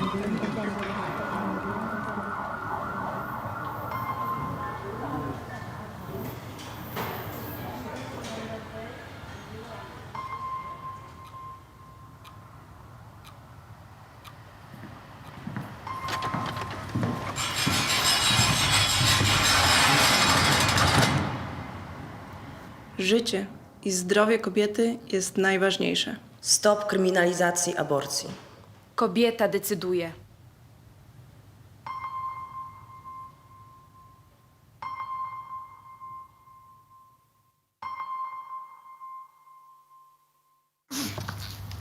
Dzień dobry. To znaczy, myśmy się dzisiaj widzieli. Wie pan co? Ja zmieniłem zdanie i chciałbym poprawić. Karty. W urnie. Dobrze? To ja sobie poszukam. Serio? Pan sobie poszuka? Nadchodzące wybory są zbyt ważne, by zostawić je bez kontroli. Dołącz do obywatelskiej kontroli wyborów. Zróbmy wybory bez PiS-u.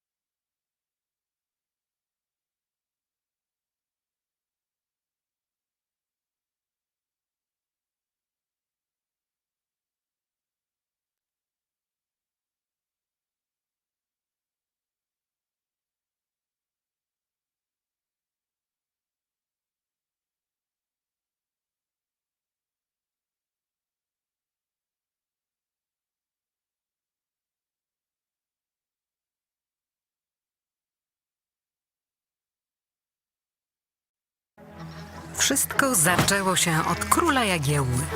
Mała Łodzia stała się miastem, które w XIX wieku rozwijało się najszybciej na świecie. W ciągu zaledwie 60 lat od powstania pierwszej manufaktury powstaje przemysłowa, wielonarodowościowa metropolia. Jednak wiatry historii nie zawsze jej sprzyjały. To, co zniszczył los, odbudowują łodzianie. Nasza Łódź. Miasto wielkich szans. Od 600 lat w sercu Polski i Europy. Jesteśmy Polakami. Jesteśmy niezwykłym społeczeństwem. Zawsze w obliczu wielkiego wyzwania potrafimy się mobilizować. Potrafimy stawić czoła wielkim wyzwaniom. Bo nie potrafimy stać obojętnie. Bo obchodzi nas bezpieczeństwo i przyszłość naszych dzieci. Bo wierzymy, że nadzieja zwycięża apatię, lęk i strach. Bo mimo wszelkich przeciwności nigdy się nie poddajemy. Potrafimy ciężko pracować, wspierać się i działać razem. Bo zależy nam na naszej ojczyźnie, naszym osiedlu, naszej ulicy. Bo chcemy naszych niezbywalnych praw i wolności. Bo nie oddamy naszych marzeń. Nadchodzi punkt zwrotny.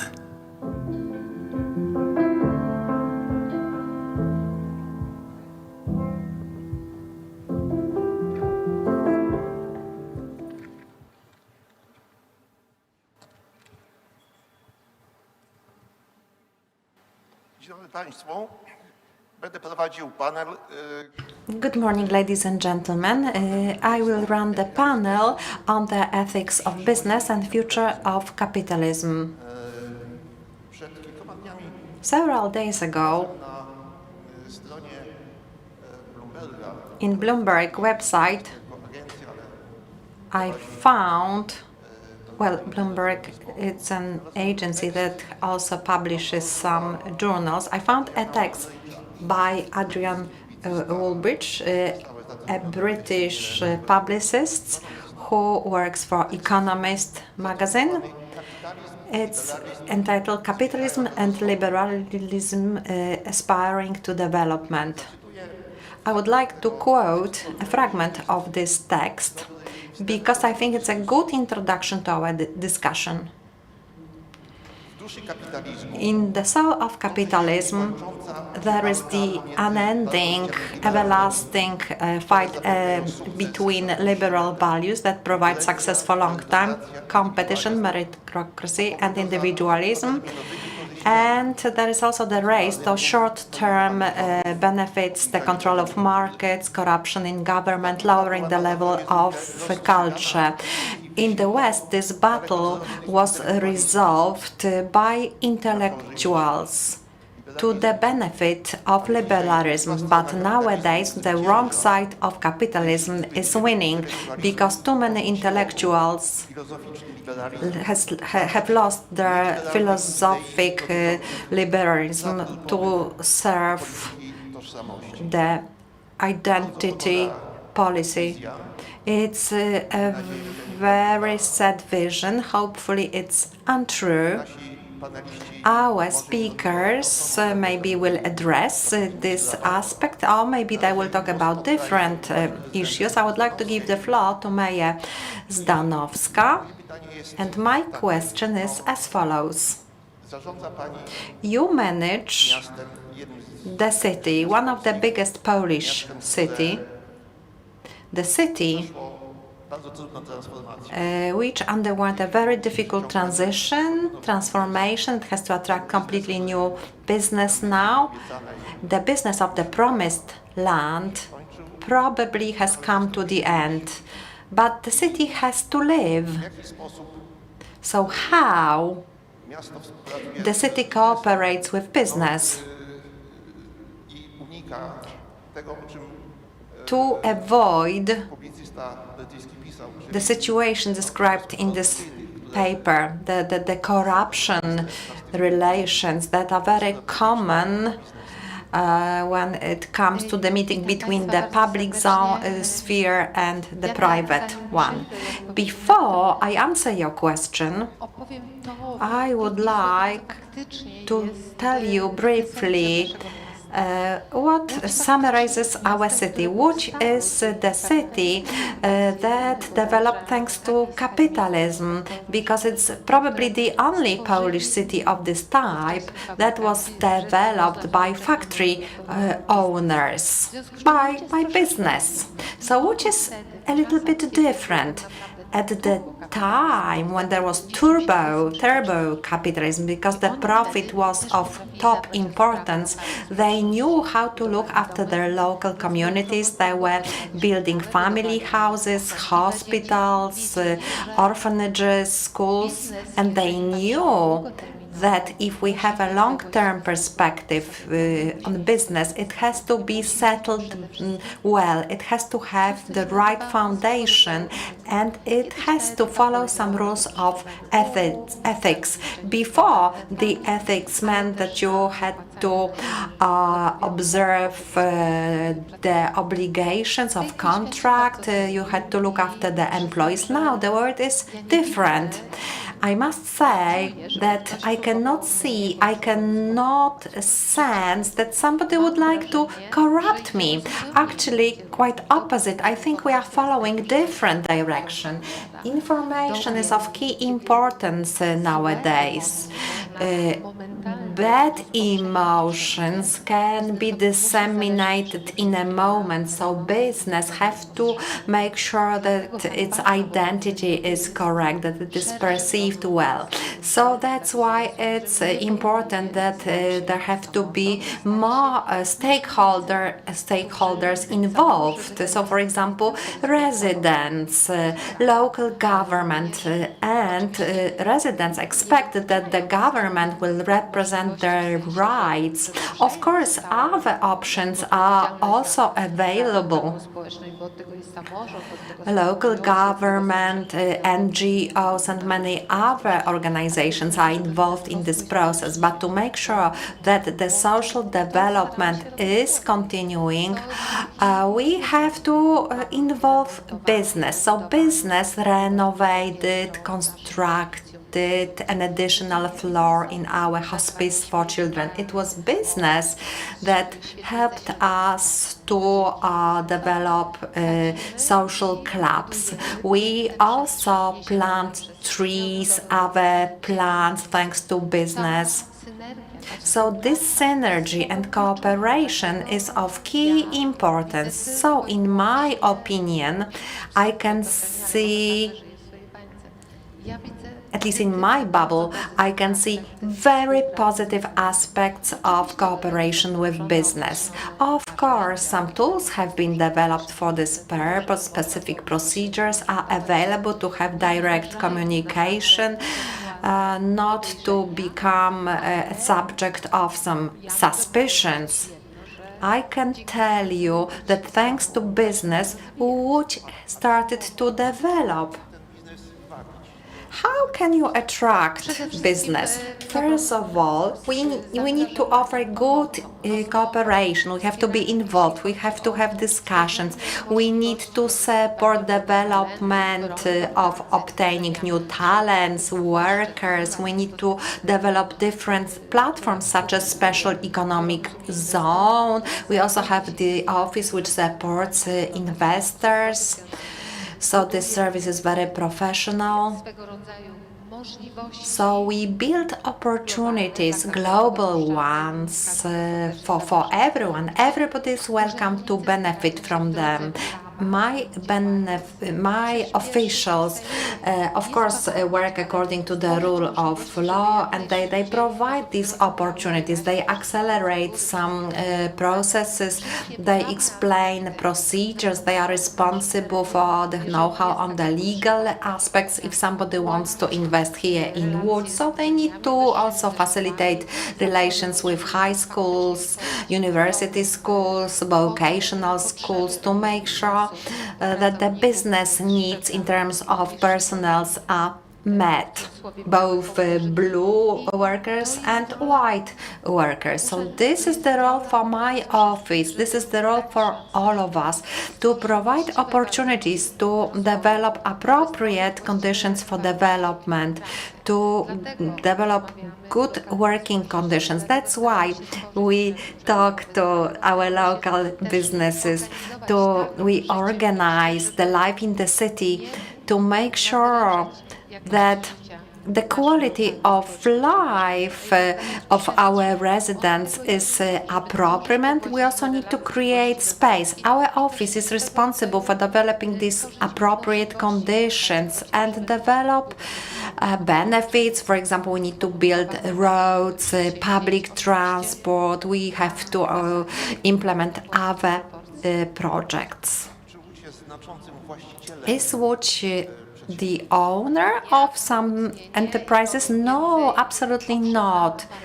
We have some municipal companies, city companies that are responsible for some public services. So, for example, they are responsible for delivery water, sewage treatment. There is a company that is responsible for public transport. There's also a company responsible for waste management in the city. All the other things should be addressed by private business. So that they need to take part in tenders to develop and implement the projects such as building roads, renovations, building housing, premises, delivering revitalization projects. So business is engaged in these projects. Thank you very much. It sounded very optimistic. Now, a question to Mr. Giedroyć. Should I refer to you President, or how should I speak to you? I'm not the President. I'm a stakeholder, and that's it. After the crisis in 2008, there was a popular opinion according to which everything was going to be changed. The crisis, just like with the crisis of 1930s, people are thinking of game changers. In this election campaign, it's a very popular phrase now, but at the time there was no game changer. Today, in my newspaper, one of the publicists is complaining that a lot was going to change, but not much has changed. So does capitalism evolve? If yes, why? Capitalism keeps evolving all the time. Today, we can say that this is the decline of the so-called neoliberal era. Before, we had a different capitalism.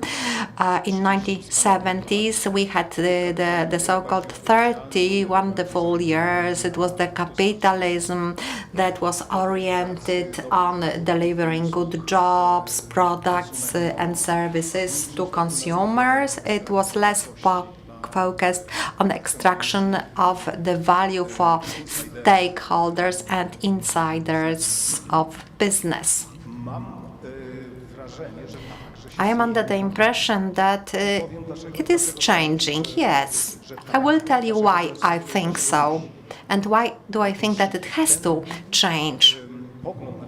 The view on capitalism, understanding of capitalism we are using nowadays is very weird. It's very specific. It's completely different than during the previous historical periods.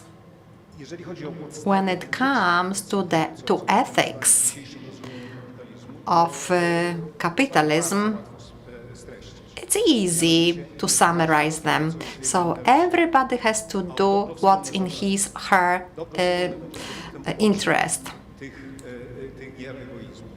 So this wealth will be the secondary, the side effect of the egoism. It's after Friedman. I don't want to say that this is a new concept, something that was started in the late 1970s, but it was the main paradigm used in the economics, and nothing new has been created to replace it.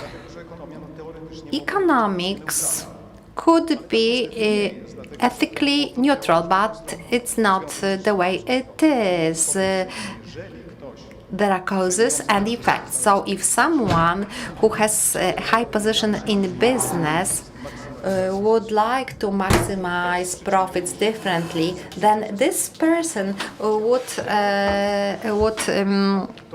spoil the system.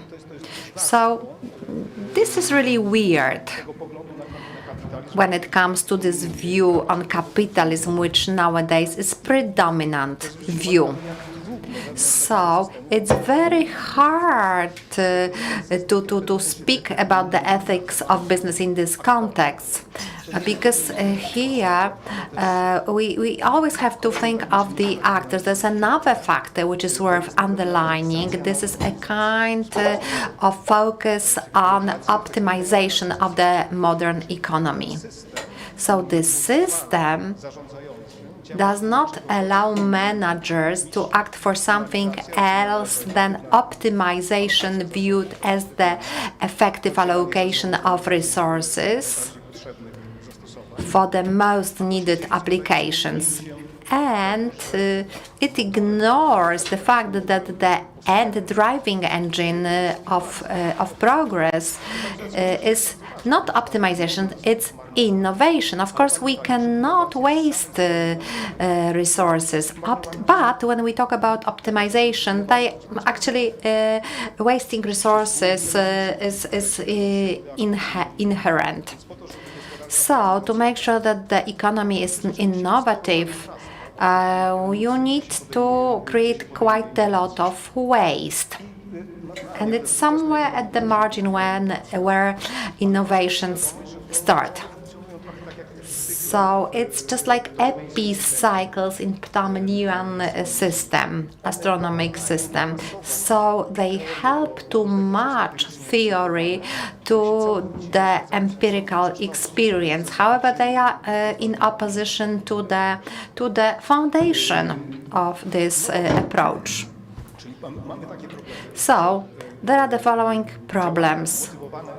Actions that are motivated based on ethics, the beliefs of stakeholders, managers, are perceived as in opposition to the common good. There are not enough innovations. Additionally, there is a problem that the innovations available are focused on automation, optimization, on increasing of control, to make sure that we can extract as much value from this economic system as possible.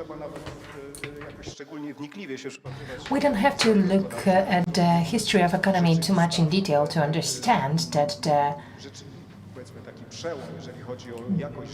breakthrough when it comes to the quality of life of people was thanks to the Industrial Revolution, or from the beginning of the Industrial Revolution, thanks to the fact that back then the innovations started on a big scale.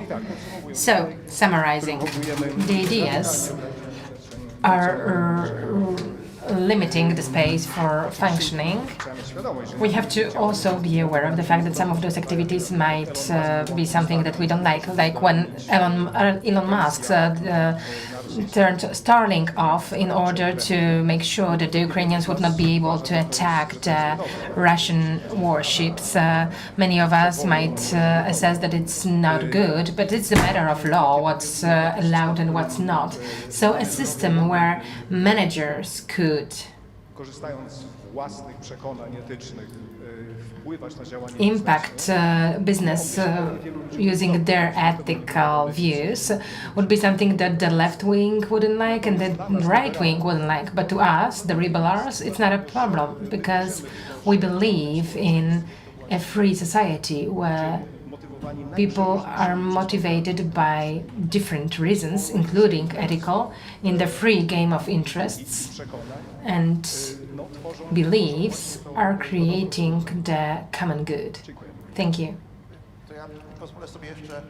I will ask an additional question then. How do you think that the state of capitalism is being influenced by new 21st century events, such as in the rich countries and in the medium countries like Poland, the fact that there is a saturation of the society with goods such as food and other possessions. So entrepreneurs are coming up with new, more and more weird products and services that they are offering, and at the very first glimpse of an eye, it's doubtful whether they are even useful, but they are being sold thanks to advertisements. We are advertising and convincing people that they really need it. That's how it has always been, but right now it's gaining more and more importance. And the second issue is that for the past 200 years, more or less, the biggest companies were related to industry and energy production. Those were General Motors, this was Ford. Big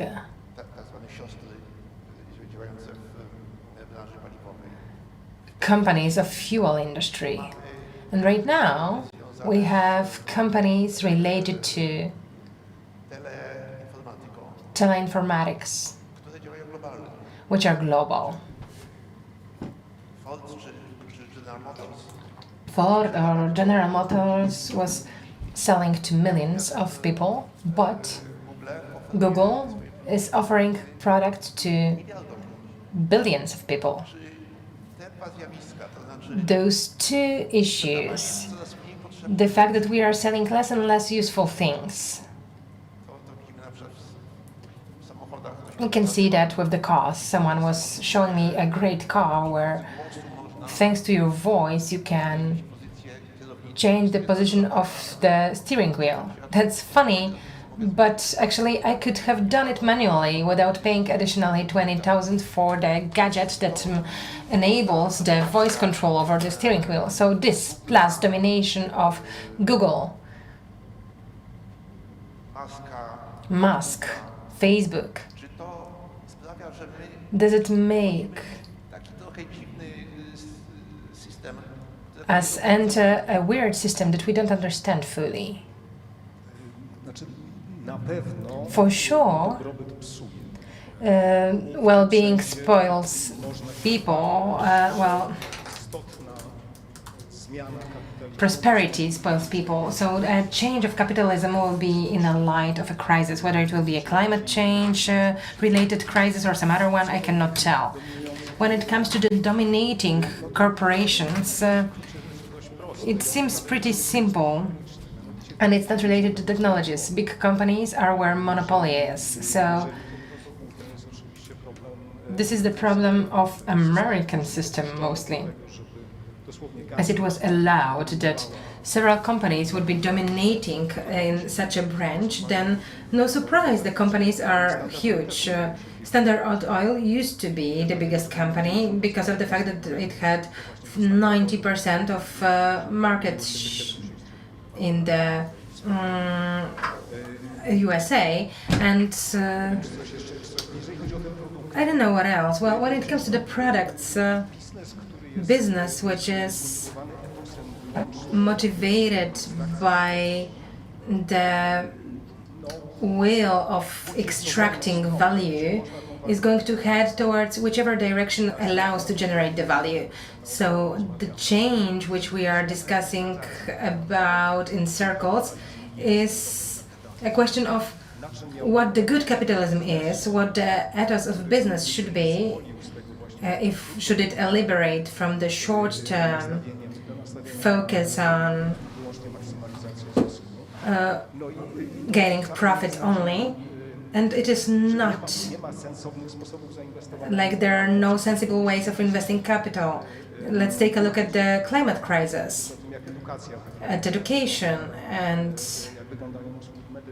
medical services or healthcare. There is plenty of sensible ways of engaging capital, but they are not necessarily at the very moment are going to give you a short-term return that will be satisfactory to the financial markets. Thank you very much. So now, the first part of our panel, which is the ethics of business. Everyone should be ethical. That's what the Bible tells to the believers, and that's what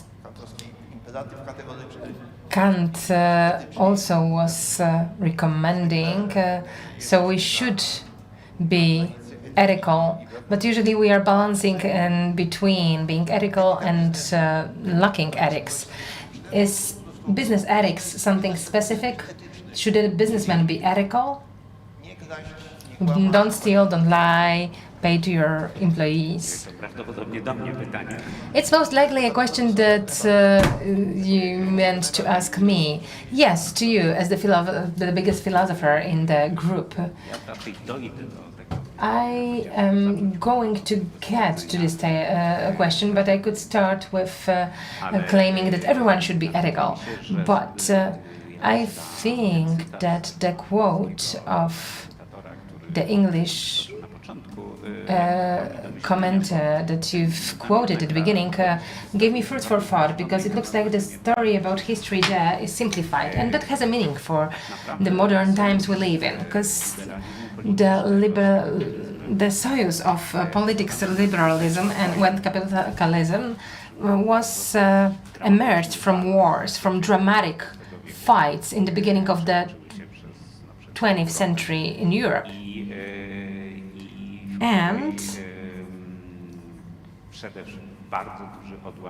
a very big part of owners of big companies were not convinced that they want to be in an alliance with liberalism.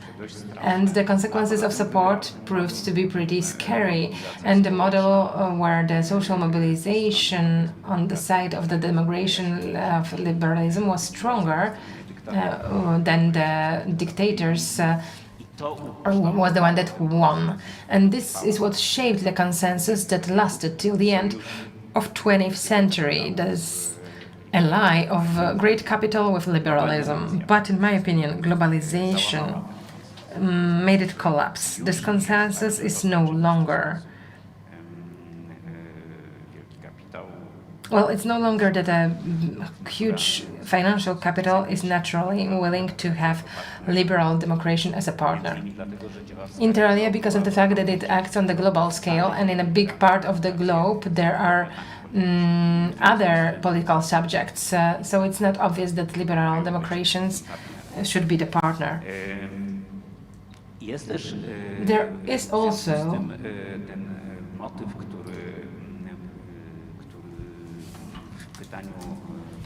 this theme which lies in the question of yours, whether the people who should be ethical, because here we agree, can be ethical when they are under pressure of reality, of certain situation which are making them choose in between not ethical options. Even though that entrepreneurs or people who have influence on great finances, it seems that they have huge freedom, but that's what Mr. Giedroyć mentioned. It's not true. They are under huge pressure. They have to generate income in a way that is least ethical, but the most important part is to generate income. If they are experiencing nationalists or autocrats in China or in India, And in this sense, I believe that the basic question is what conditions do they work in and how do they define their situation? I mean, the ones that are managing the capital. So first of all, that means that there is a need of a political subject that would be defining the conditions somehow. And right now, in the modern times, on the global scale, we don't have such a political subject. But of course, the global north is a huge subject and could make an effort to try to define those political conditions. And another issue is to redefine the language that we use when defining the income. I was moved by what you said, that the income is such a pressure that, after all, someone who has a smaller company has no chances because, you know, stakeholders, financial markets, etc., etc. But if we focus on how can we redefine the income in such a way to take into account the time scale and the consequences of the activities in time and the global scale, to look at the profit not only in a small scale of a state, but also consequences for the rest of the world. This is what we call, and I mean looking at what we call a profit at it. So this would change the situation of entrepreneurs, and that would influence their decisions. It would give us a chance that they would reflect whether they can act ethically or not. Of course, there are some early birds of this way of thinking. The fact that we can ride, that we can treat permissions for emissions as but you're speaking about CO2 emissions. Yes, CO2 emissions. I think that climate catastrophe is a huge thing to worry about, and this is why I think that this way of thinking exists, but it's right now in minority, and it would have to become mainstream. And here I believe politicians have their role to play, to redefine the language where we speak of profit, of scale, of time, to redefine it in such a way that those who take decisions in business, in entrepreneurship, could act ethically. My role here is just to give the floor, but I would like to come into polemics with your views. The issue of looking at long term is, of course, a huge problem in business. Prime Minister Belka told me that when he spoke to the CEO of Citibank in 2008, and he asked, haven't you seen that something bad is happening to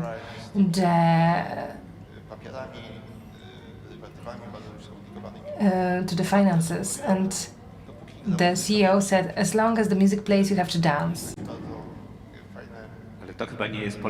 I think it's not polemics. I think you're confirming what I said. Yes, this is. But now I'm coming to my polemics. If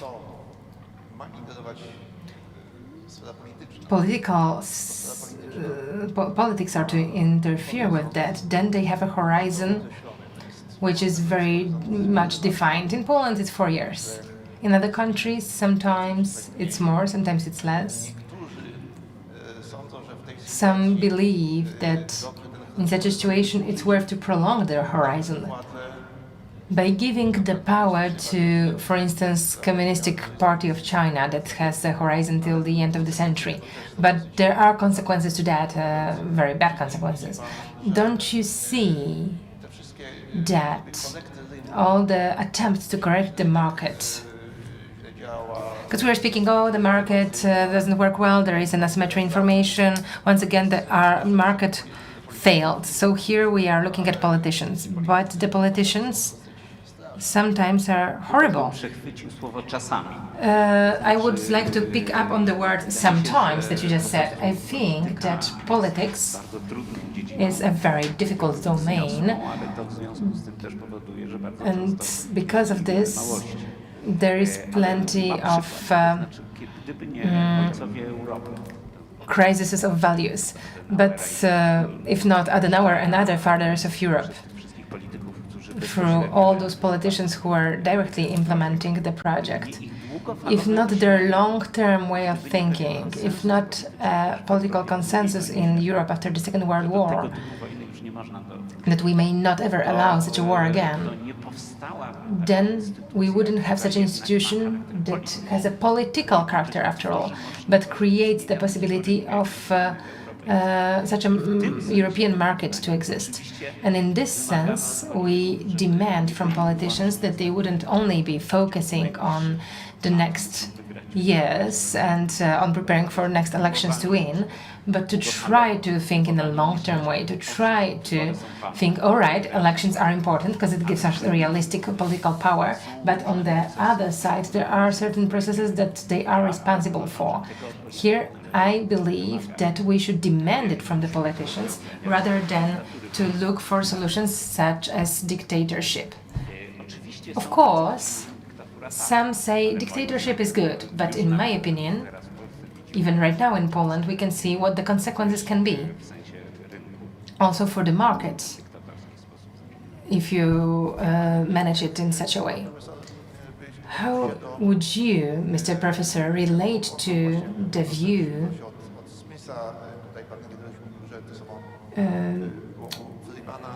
same thing was with Smith and Friedman, as Mr. Giedroy said, let's do our thing, let's look at the profit, let's not mind the other human beings. Of course, let's not kill them, but let's be egoistic, because egoism produces the common good. It's not working out this way. The world is too complex for such a model to work. It could work when we have small groups that are evened out with pretty similar conditions at the start. Already John Locke was presenting such a motive, that we have similar start, similar conditions, but in the world that is very much complex, where we have incredible differences of power, economic differences, differences of resources. It doesn't simply work like this. It's not that when someone has at their disposal huge power, such as Elon Musk, can be as egoistic as someone who is simply a shepherd on a meadow. So we need to have ways to modify this egoistic model. However, it is hard to find ways or instruments for modification, instruments and ways that wouldn't affect economic efficiency and the freedom of people. I am supporting this economic concept, the so-called continental against Anglo-Saxon one. So, according to it, it's the society that develops conditions for the economic community, because maybe not everyone would like to live in this kind of environment, and feudalism survived for many years in Poland for a very long time, and there was no social freedom then. So the society must create some equalities, for example, equality of law, to decide how much of freedom do we want.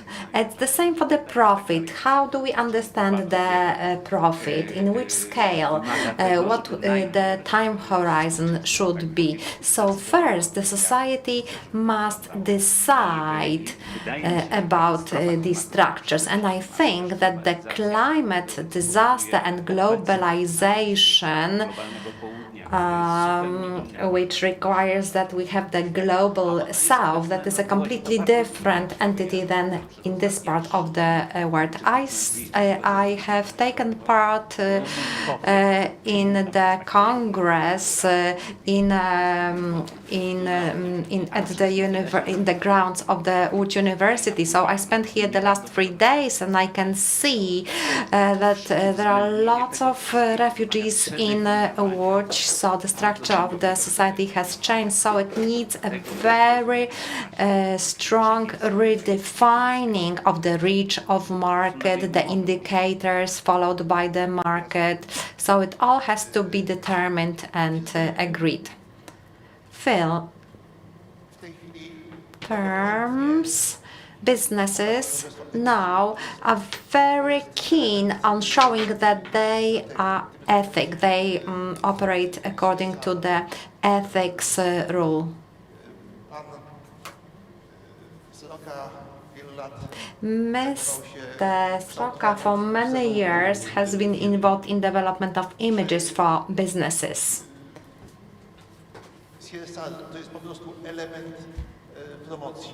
Is the corporate responsibility strategy showing, proving that a specific company is really acting according to the ethics? It's kind of an element of a publicity promotion, or maybe CSR should be focused on long-term benefits for the companies, not profits, benefits, because they are two different terms. Thank you. I represent a small company from Poznań, so my perspective is different, my perspective to the aspects you have covered.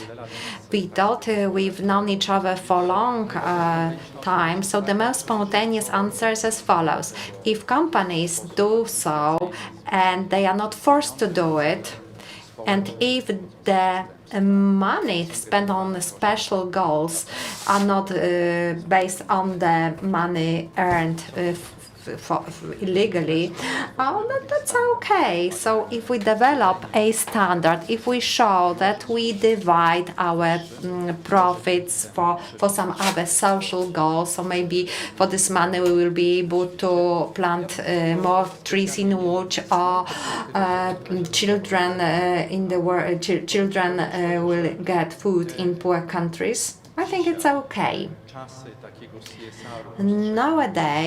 Nowadays, the times of CSR, it was used just to show that we are a part of a privileged elite. We've got some money to share, to create a positive image for our company. Now CSR is replaced by a new standard. It's called ESG. So there is a mathematical model which allows to involve companies into fields of environment, social sphere. So we are developing a new standard that will allow companies to join this big group. So companies throughout the world will be asking to show this certificate. I have a pleasure of running a program called Incredible. It's for Sebastian Kulczyk. So we are helping to build competences for young people, and not only. So it's for the entrepreneurs who nowadays do not think of CSR, that they say that CSR is for big companies, for wealthy companies. They say that they have other challenges, they need to survive, they need money to keep operations for the next year. But we are trying to promote, and I'm showing how I develop my company, how I recruit my staff, how I help them to develop their career, how I motivate them, which incentives do they get from me. I also show that the employment contracts I'm endorsing with them are the long-term contracts. So it is great when businesses are determined to do something useful, because there is also a generation of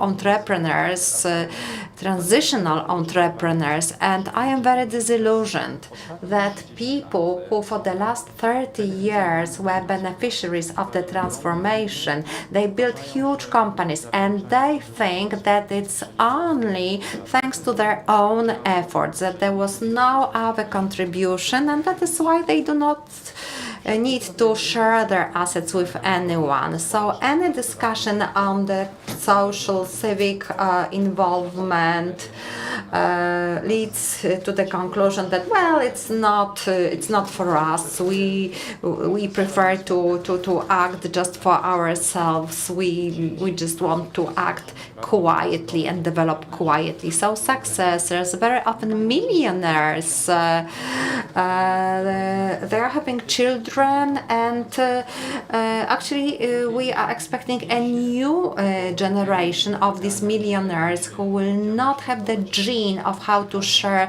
social responsibility, and of course they will not pass it to their children. And the final reflection from me, I am privileged to cooperate with 357 Radio, so we have interviews with young entrepreneurs. They are 30-year-old millionaires who are very happy to share any ideas on any issues. They talk about artificial intelligence, capitalism evolution, how to build a better world. And a simple question, when we ask them, how do you perceive your own role in the world? How would you like to contribute? How would you help your neighbors? The first response is, I don't want to talk about politics. But it's not about politics. It's incredible that they do not have such awareness and need, and we can see that they are not open to change. So there are always those who are doing something and they are always criticized. And we should do things. We should watch the good examples, and we should follow these examples.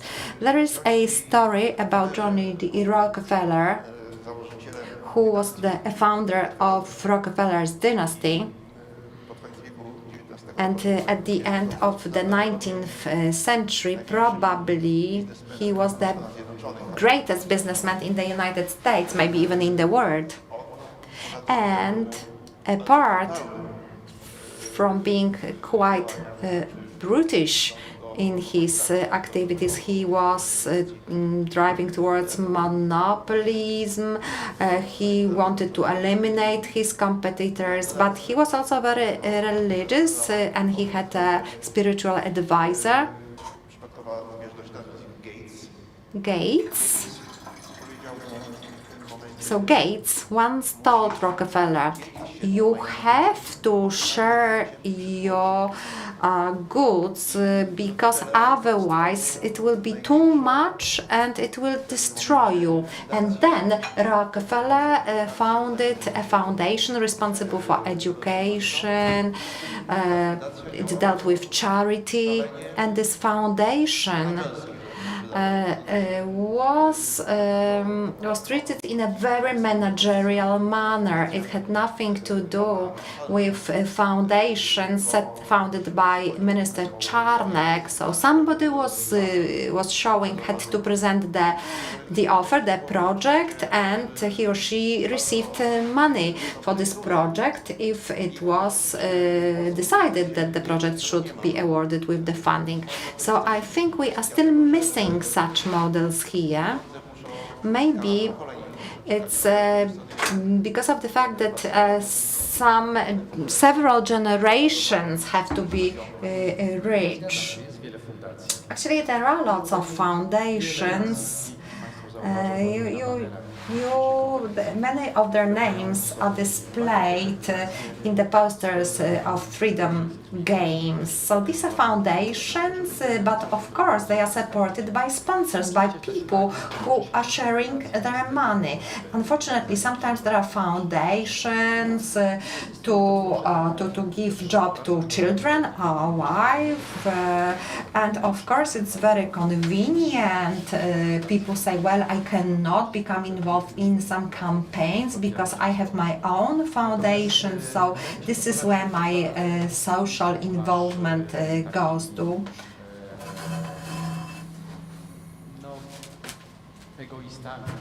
It's not that such people are egoists. I think Mrs. Mayer has a lot of investments and projects implemented,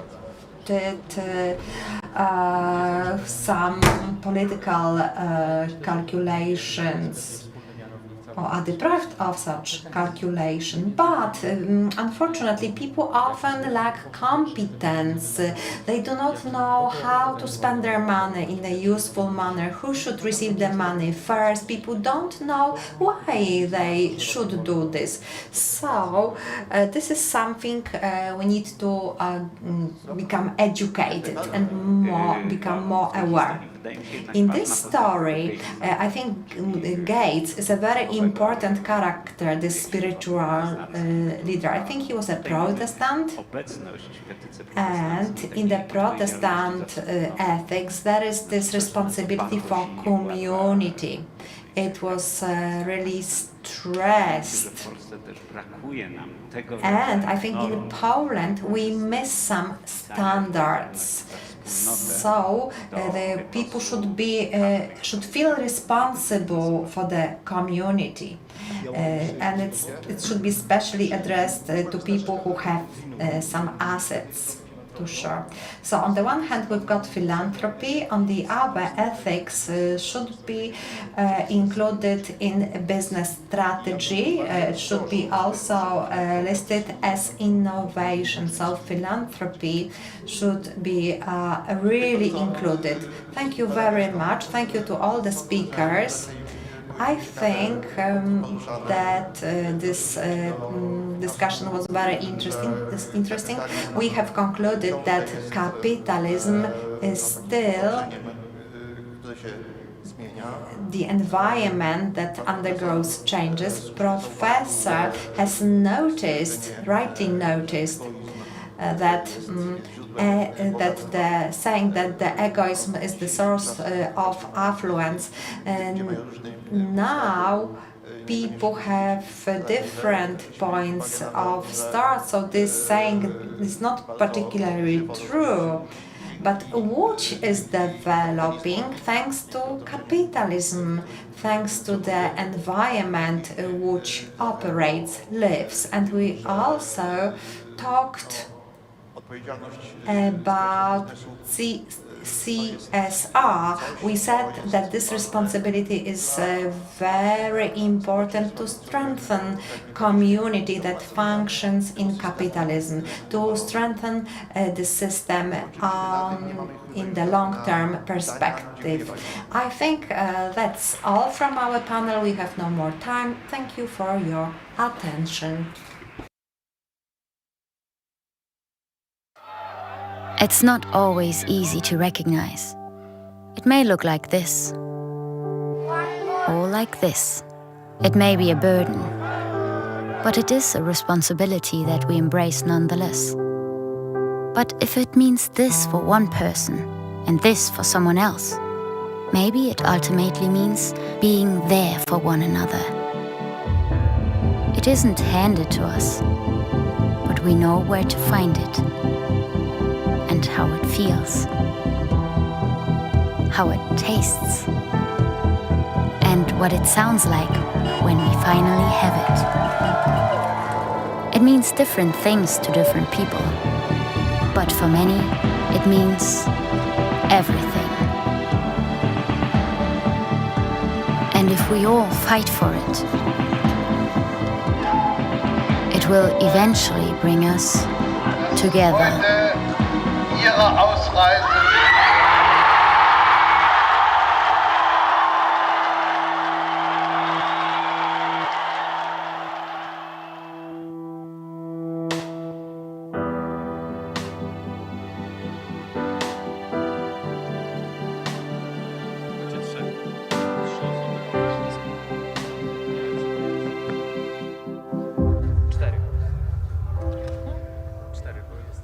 prelegentów i jedna moderacja.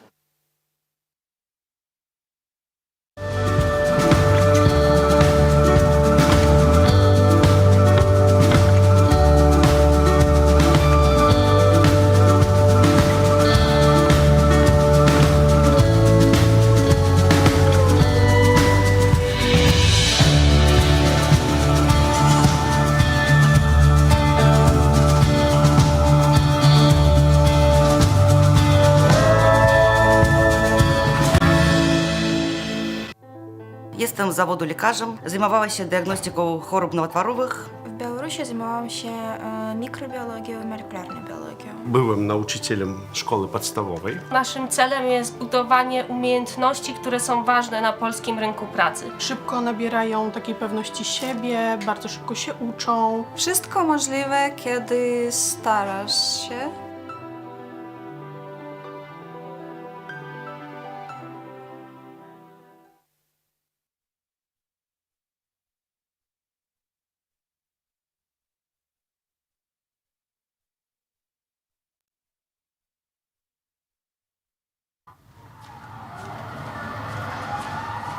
Każdy wybór ma swoje konsekwencje. Dziś na kazaniu o takich jak ty mówili, że to morderczynie. A wiesz, że ta, która ci pomogła, trafi za kraty? Trzeba mieć sumienie. Jak mogłaś to zrobić własnej matce? Aborcja to najgorsza zbrodnia. Gdybym ja podjęła taką decyzję, nie byłoby cię tutaj. Organy państwa nie będą przyglądać się temu obojętnie.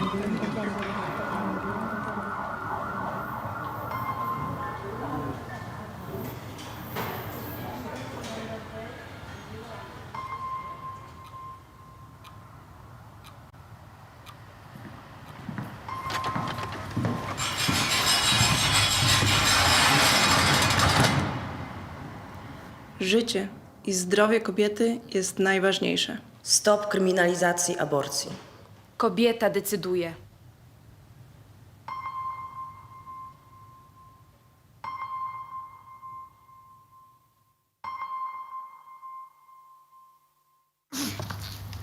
Dzień dobry. To znaczy, myśmy się dzisiaj widzieli. Wie pan co? Ja zmieniłem zdanie i chciałbym poprawić. Karty. W urnie. Dobrze? To ja sobie poszukam. Serio? Pan sobie poszuka? Nadchodzące wybory są zbyt ważne, by zostawić je bez kontroli. Dołącz do obywatelskiej kontroli wyborów. Zróbmy wybory bez PiS-u.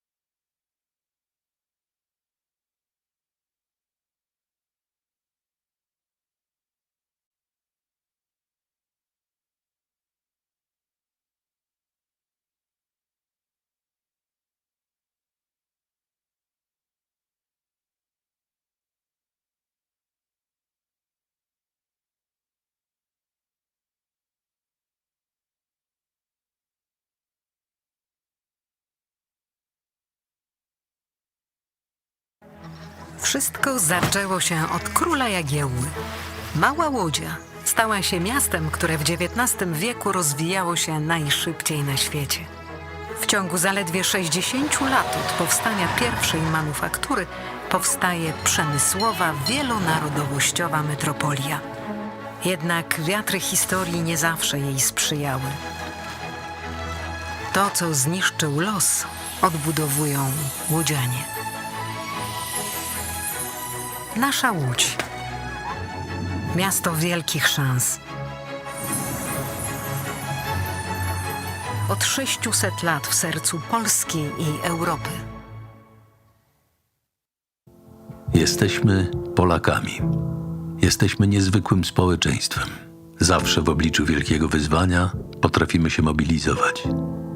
Potrafimy stawić czoła wielkim wyzwaniom. Bo nie potrafimy stać obojętnie. Bo obchodzi nas bezpieczeństwo i przyszłość naszych dzieci. Bo wierzymy, że nadzieja zwycięża apatię, lęk i strach. Bo mimo wszelkich przeciwności nigdy się nie poddajemy. Potrafimy ciężko pracować, wspierać się i działać razem. Bo zależy nam na naszej ojczyźnie, naszym osiedlu, naszej ulicy. Bo chcemy naszych niezbywalnych praw i wolności. Bo nie oddamy naszych marzeń. Nadchodzi punkt zwrotny.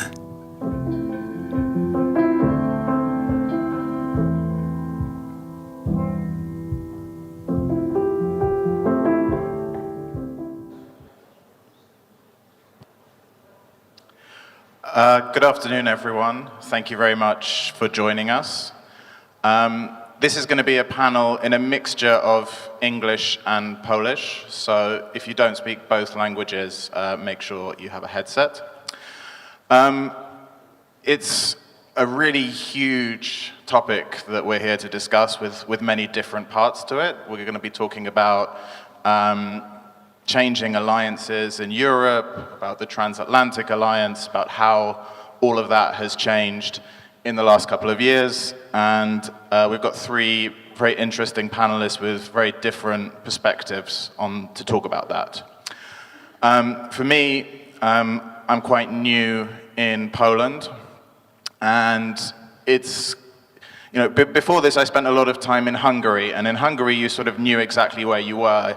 You knew the government hated Brussels, it hated Biden, it loved Trump, it was very easy. And in Poland, I think in the context of the war in Ukraine, things feel a bit more confusing. We talk about Poland as this new center of Europe. At the same time, we see, you know, campaign adverts with the ruling party chairman telling Germany to stop interfering in Poland. We're in a country where there were reasonably warm relations with Trump, unlike most European countries, yet we also have President Biden coming to Warsaw and talking about Poland as one of America's great allies. So I guess I want to start off by asking the panelists, and maybe I'll start with you, Anne. How has the war in Ukraine changed Poland's standing in Europe, and are all of these suggestions that the center of gravity in Europe has moved further east, how justified are they? So first of all, thank you. I'll speak in English unless the crowd screams for Polish, but I'm delighted to be here, and thanks for the invitation. You're right that Poland is in a strange position right now. Right before the war, the Biden administration was actually talking about sanctions on Poland, was asking what it was going to do to make sure that Poland didn't become Hungary, that it didn't slide in the direction of autocracy and dictatorship. And then since the war has broken out, Poland does have, it's true, and as the ruling party noticed, has a special status because US weapons have to come through Poland to get to Ukraine. Poland becomes an important, simply geographically, a very, very important part of the NATO alliance. And also Poland is potentially on the front line of the war. And so the Biden administration needs to have very good relations with Poland at all times. I mean, if something were to happen, tomorrow or this evening, there would have to be an immediate telephone relationship between Biden and President Duda. So we all understand that. And so that's created a special role for Poland. The Polish government, I should say, not all Poles, Poland's difficulties with the EU, the friction with Germany, the friction with France, which is less noticed but just as important, has made Poland, has undermined, I would say, the idea that Poland will become some kind of Central European leader. So I think even the Biden administration knows that Poland can't play a big role in Europe. It's in conflict with too many of its partners. And the role that some imagine Poland would play, as you know, the new center of gravity, really can't happen unless there's either a change of government or a change of behavior, of the current ruling party. So it's a strange moment. People are anxious about this election. They're watching carefully what happens. Many do fear that if a third term for an autocratic populist party would mean that Poland will not be able to remain in the European Union because the European Union, if it's nothing else, it's a kind of empire of laws. It's based on rule of law. Each state has to expect that laws will be respected by other states, and if you have a politicized judiciary, that's not possible. So, the theme of this conference, which is that we're at a turning point, I think is real. Poland has the possibility of becoming a leader in the transatlantic alliance and in Europe because of its role with Ukraine. But it could hold itself back if it remains run by an anti-European party. Thank you. And Elżbieta, maybe I'll come to you for the perspective of, from Brussels as an MEP with the current opposition party at a time when a lot of people in Europe have been sort of championing Poland for its support to Ukraine. How is the view from Brussels in that? How do you separate those two parts of the question of the things you're very unhappy about domestically and Poland's new role as the sort of hero of the fight against Ukraine? Against Russia. Dziękuję bardzo, Sean, za te pytania, ale zanim odpowiem, chciałabym Państwa bardzo gorąco for this question, but before I give you the answer, I would like to welcome you very warmly. I would like to welcome all the online audience. I'm very happy that I can be here in the place where we are discussing the situation in Poland.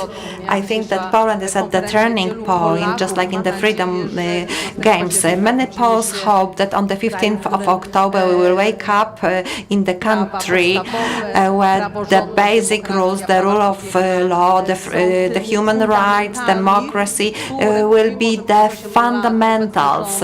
Although for the past 8 years the current government was violating, however, the strength of my nation, the nation that has experienced socialism, and we will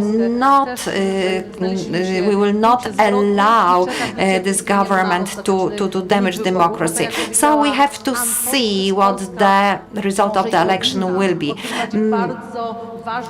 Poland should play a very important part in this part of Europe. We are neighbors with Ukraine, and when we talk about Ukraine's accession to the EU, when we talk about the reconstruction of Ukraine after the war, when we're talking about support to Ukraine at the different fields, also support to democracy, self-government, Poland has a great opportunity in this respect, but it's up to Poles whether they will use this opportunity or not. It depends on the election.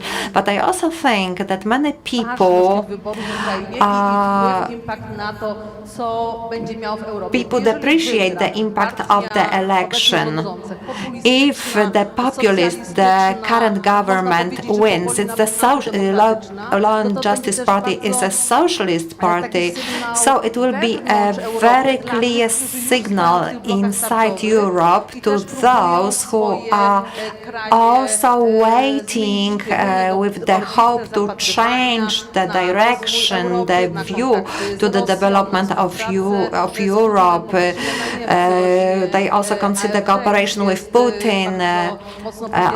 In Germany, this kind of party is already strongly support. Le Pen maybe is likely to win the next parliamentary election in France. So this proximity and cooperation and support to Putin's Russian does discourage people. So that's why Le Pen didn't win the last election. There's still much ahead of us, but contrary to the opinions of many, this election is important for the future of the European Union, and the European Union is in a difficult moment, one of the hardest moments for 35 years. Okay, thanks very much. There's a lot there that I'm sure we'll come back to. Marta, I want to turn to you as a representative of Google. We're people talking about turning point. Looking at this from the perspective of a big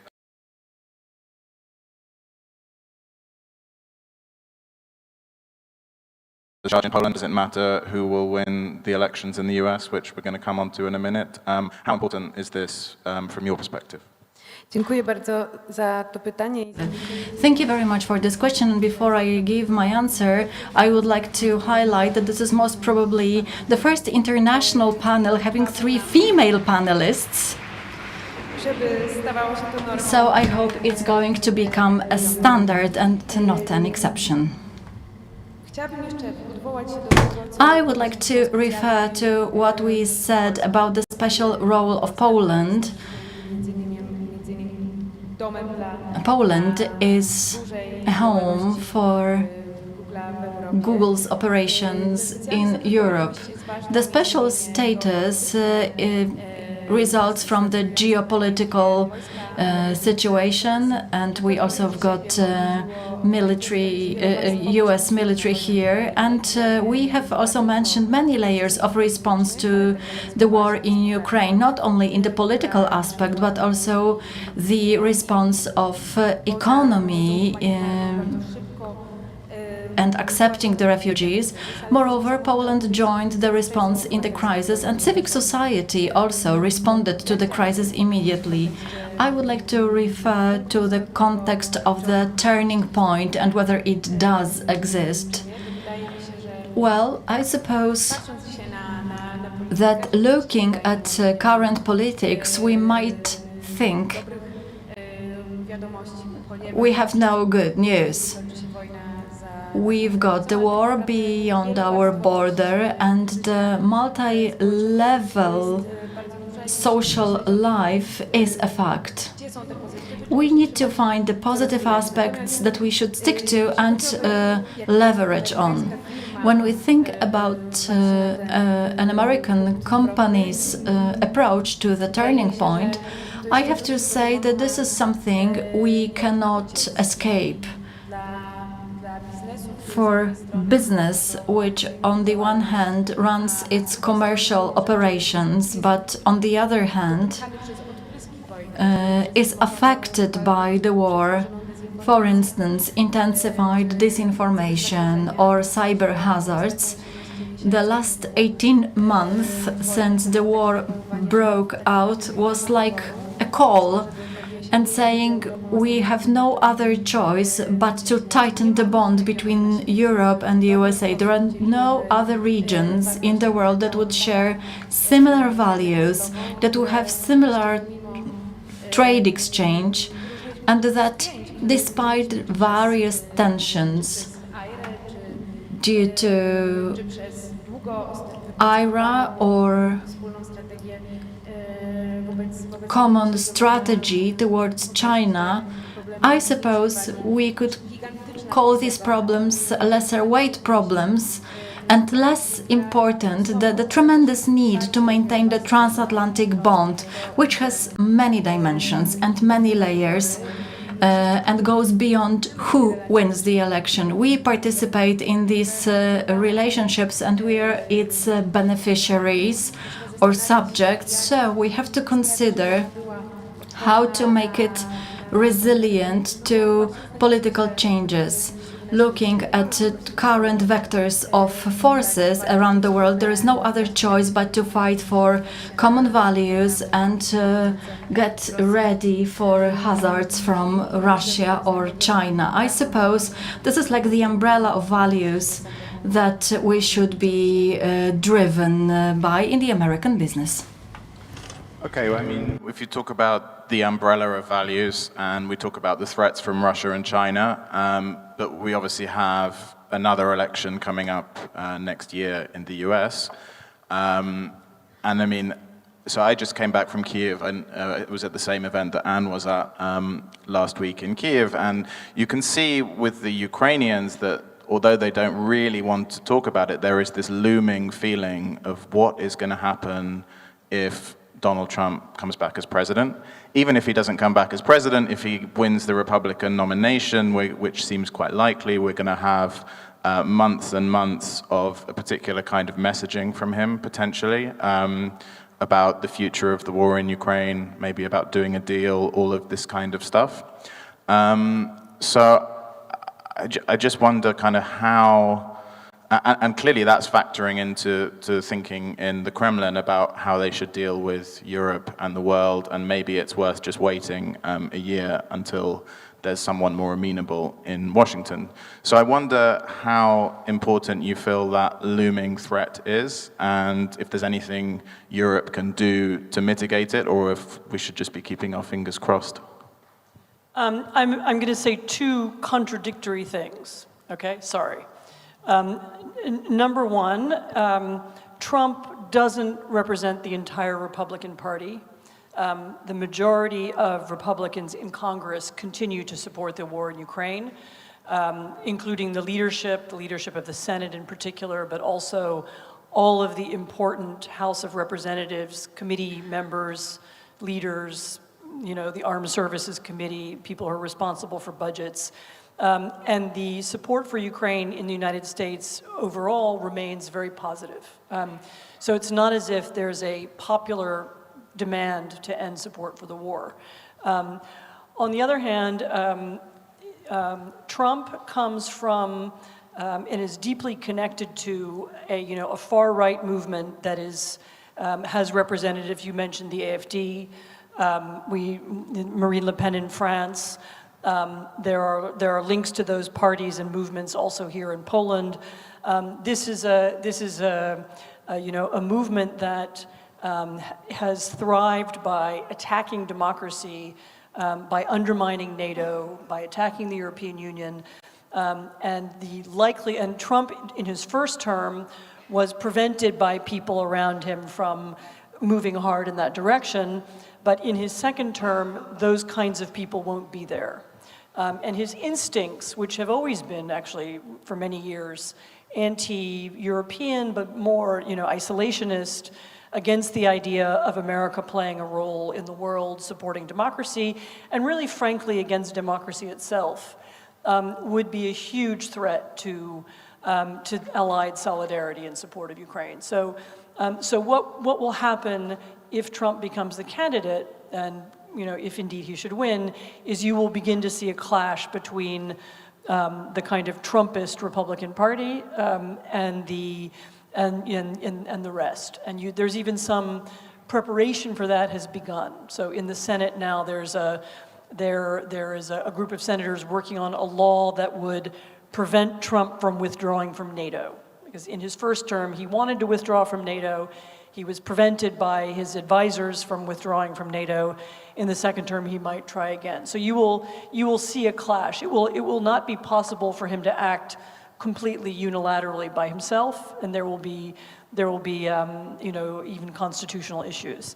I would nevertheless finish by saying it's very, very important for Europeans in the sphere of defense to begin thinking about a European alternative. What would a European army look like? What would European defense procurement look like? How can Europe act through the EU or through other European institutions more coherently in strategy and security and defense?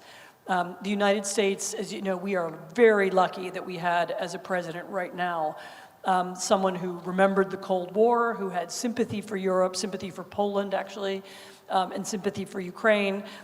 Even if Trump is not the next president, we can't guarantee that sympathy will always be there. And for Europe to begin to think about acting as a whole is extremely important. And this is another reason why it's extremely important for Poland to remain at the center of European debate, to remain an influential member of the European Union. I would like to add that Europe and European Union is fully aware of these hazards and thoroughly analyzes what could happen and how it would affect the security of Europe if Trump or Republicans win. That's why we hear strong opinions saying that Europe, for its defense, is very strongly related or dependent on the United States, and that's why it should seek for another alternative.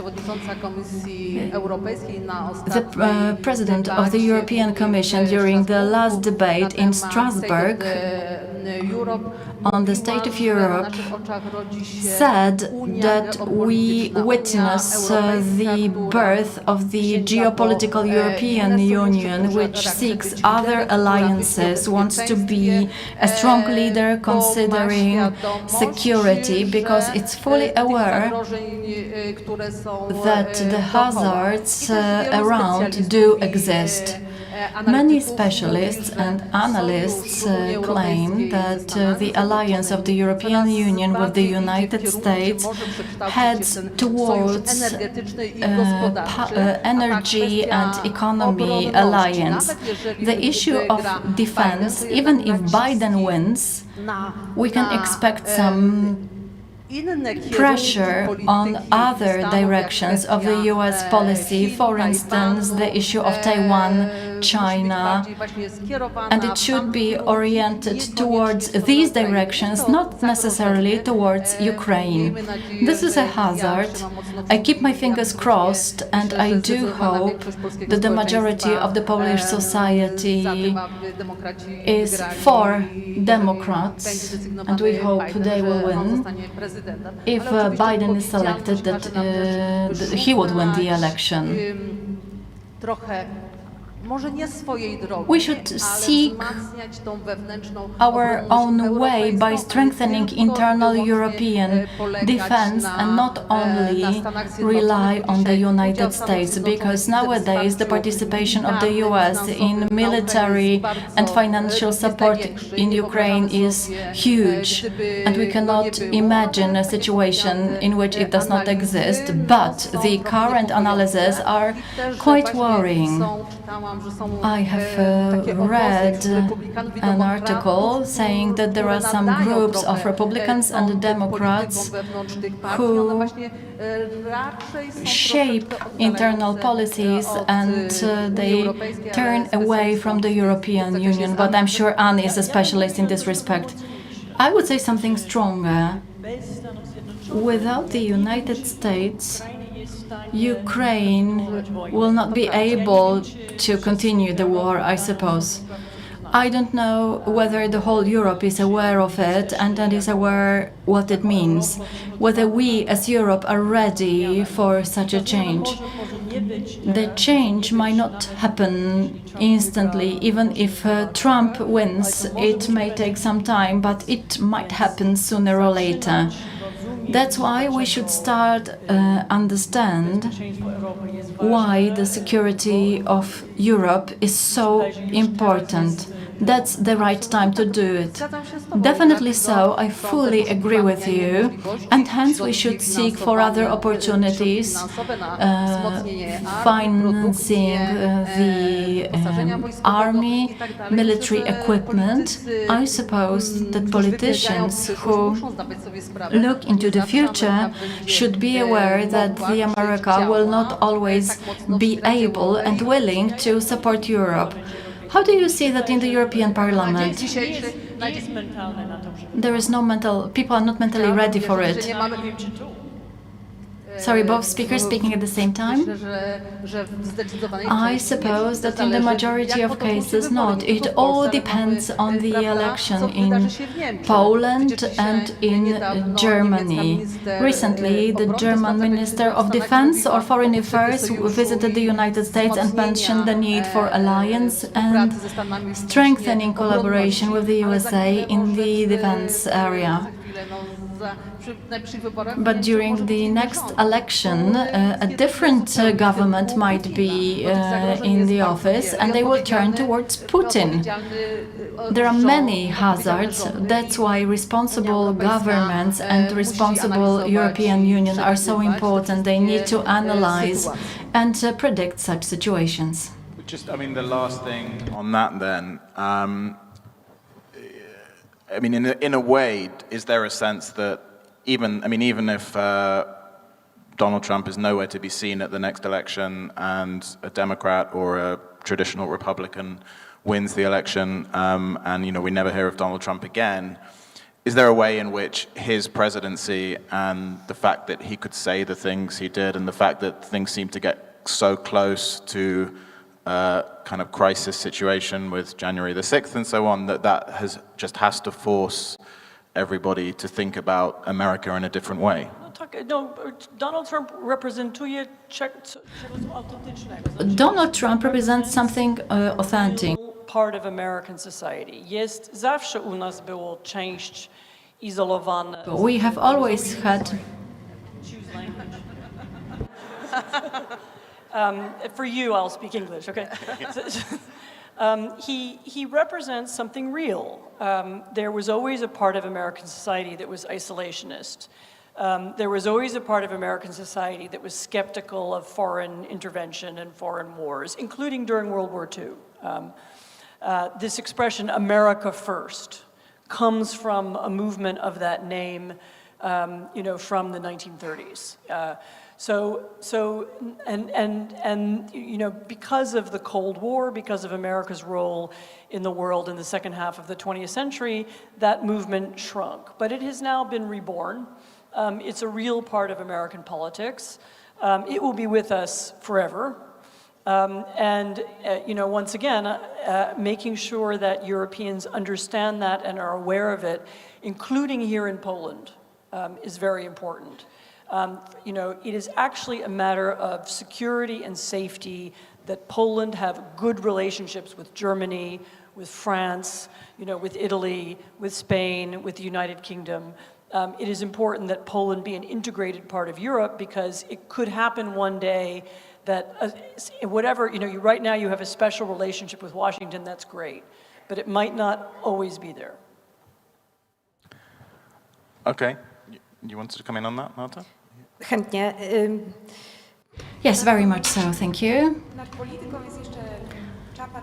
There is also the component above the politics, namely what we should do in order to build our autonomous readiness of response to challenges. I would like to add to the list of bad news, because this is not so simple nowadays. It would be difficult to build thinking about defense industry in the strategic sectors that have become even more important since the war in Ukraine broke out. Europe is the leader of values, which it confirmed responding to Russia's aggression in Ukraine.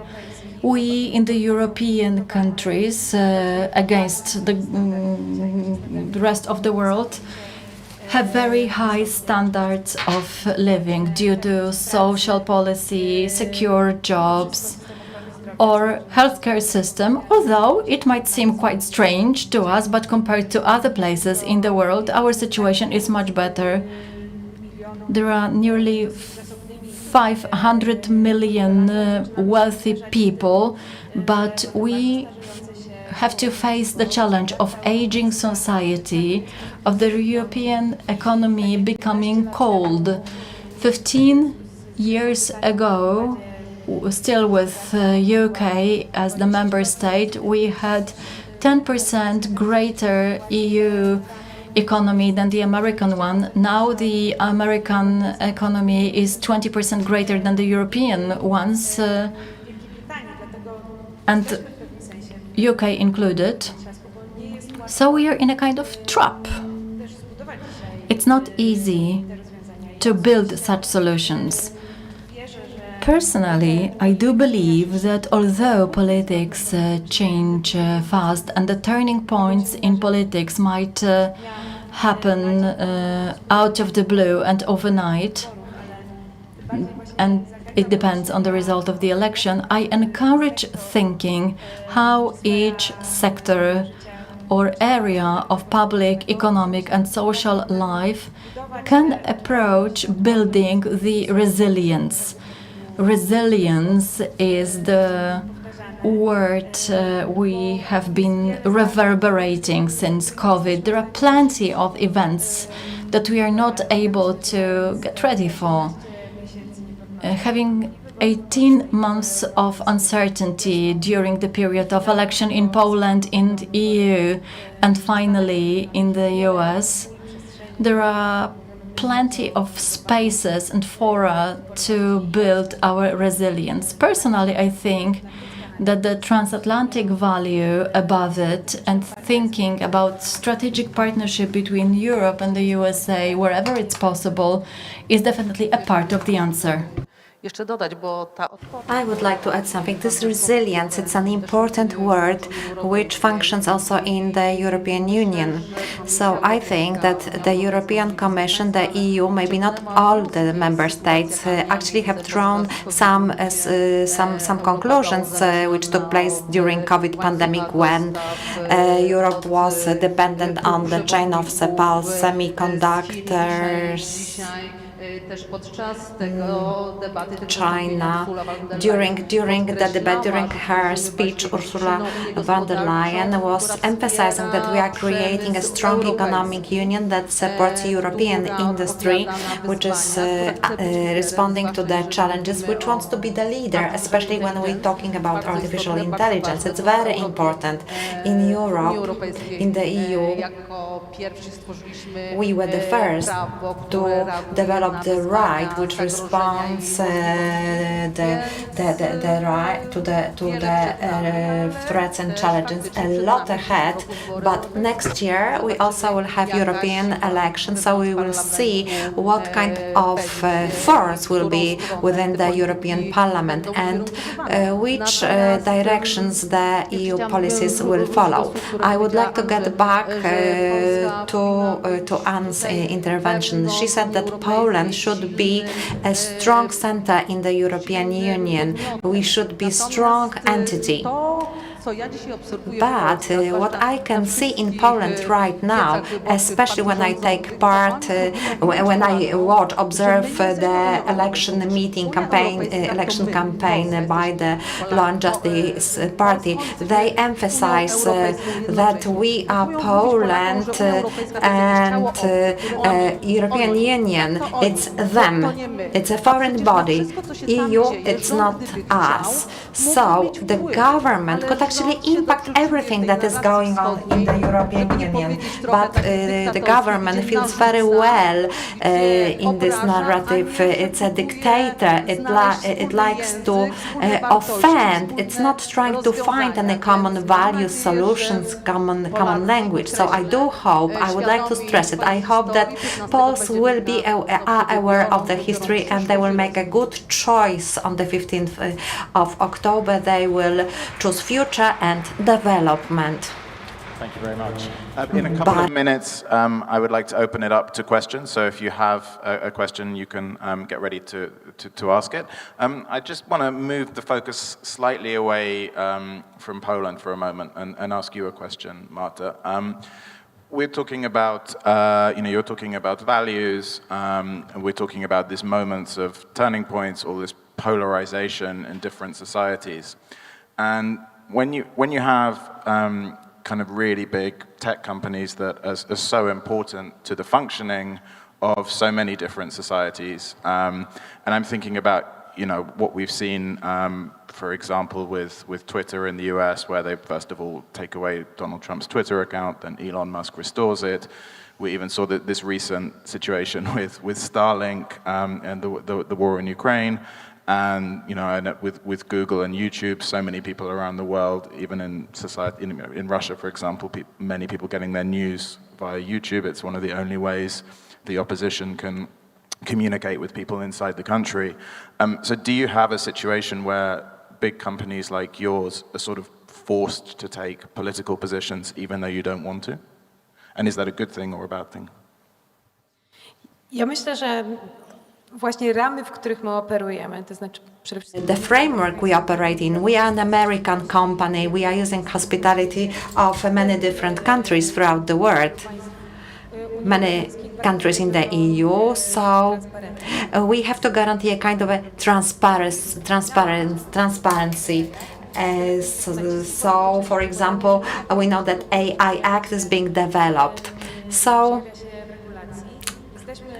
we are also present in the countries which are not fully recognized as democratic countries, and then we are trying to propose some methods for their transparency. And for example, actually you can read some of the reports on transparency where you can find out which countries are considered to be democratic and which ones are not recognized as democratic. And for example, they ask us to remove some contents or they ask us for some details of some users. So you can read this report. This is a method used in the history of 25 years of Google operations. So, for example, we stopped operating in China, and after the attack of Russia on Ukraine, we withdrew from Russia, and consistently we do not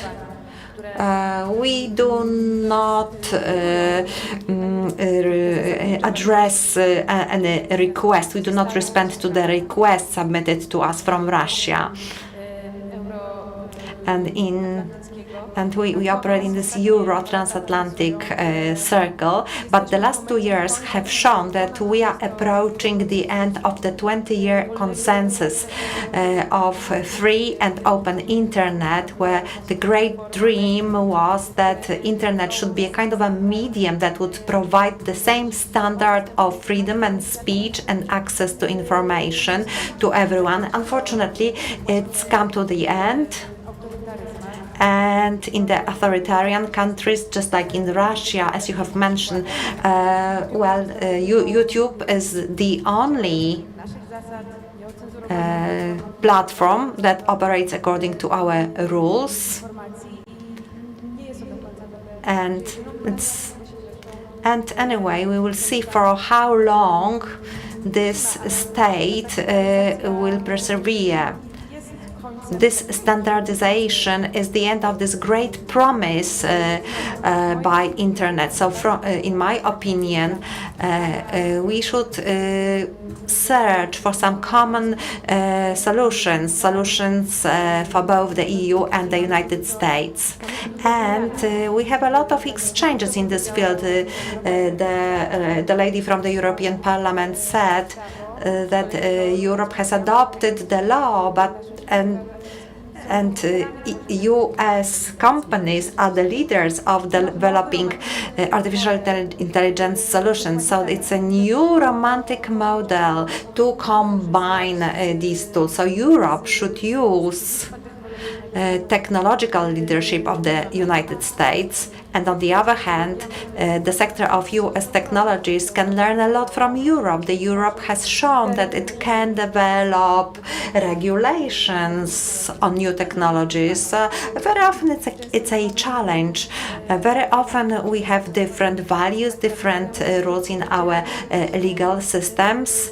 So we need to harmonize, coordinate. I don't want to be too detailed, but soon, very close to us, China is investing a lot of funds in development of new technologies.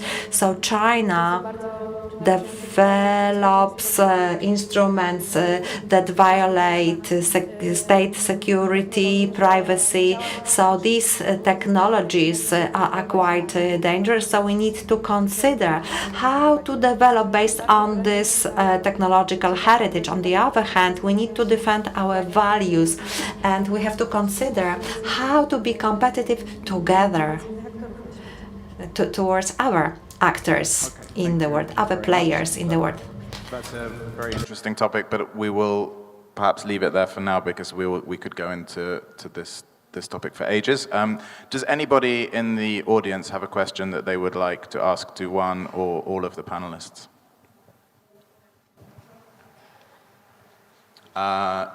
Yeah, the woman in the front row. To ja chciałabym zadać pytanie. I would like to ask a question.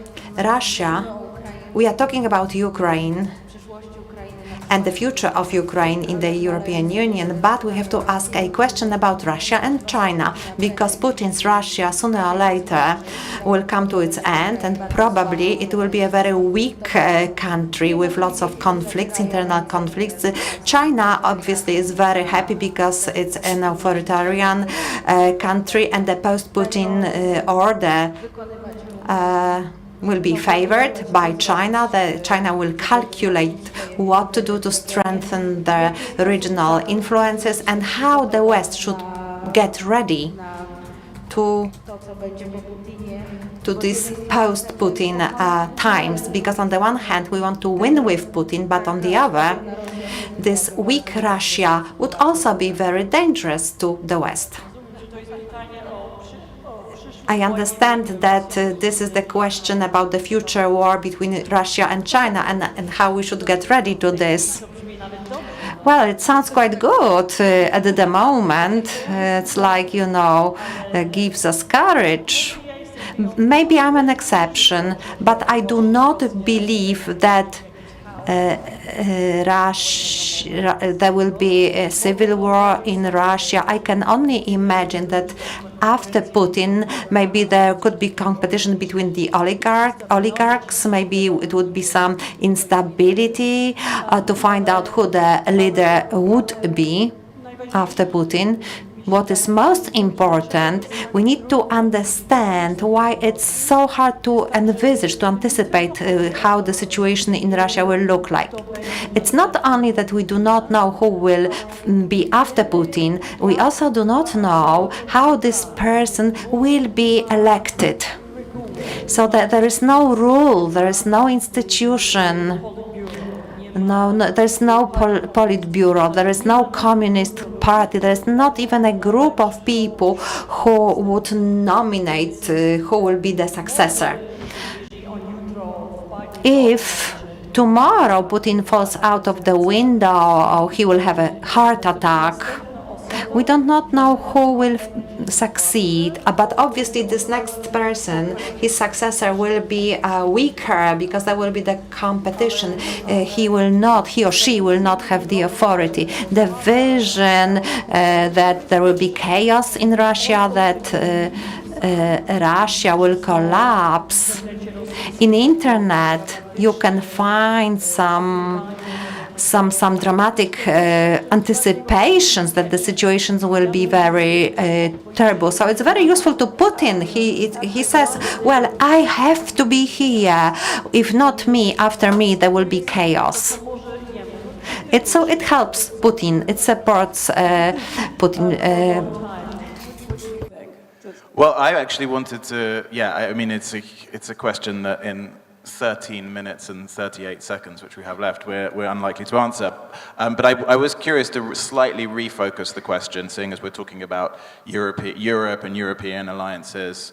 So I think in May, early June, I was at this event in the European Parliament where 4 MEPs invited all of the Russian opposition figures to come and talk and discuss what would happen after Putin. And I think this was still seen as a bit of a niche event from them, that for many people in Europe, particularly understandably in Ukraine, that have very little time for the Russian opposition. They think, they're all as bad as each other. We should focus on the collapse of Russia and not on what might come next. I know in Poland, Poland has given visas to another group of Russian former parliamentarians who are trying to draw up a constitution for this hypothetical new Russia. So my question would be, should Europe be promoting those opposition forces? Should it be thinking actively about what comes post-Putin? Or should it be more in the Ukraine mold of just we're thinking about a defeat of Russia and,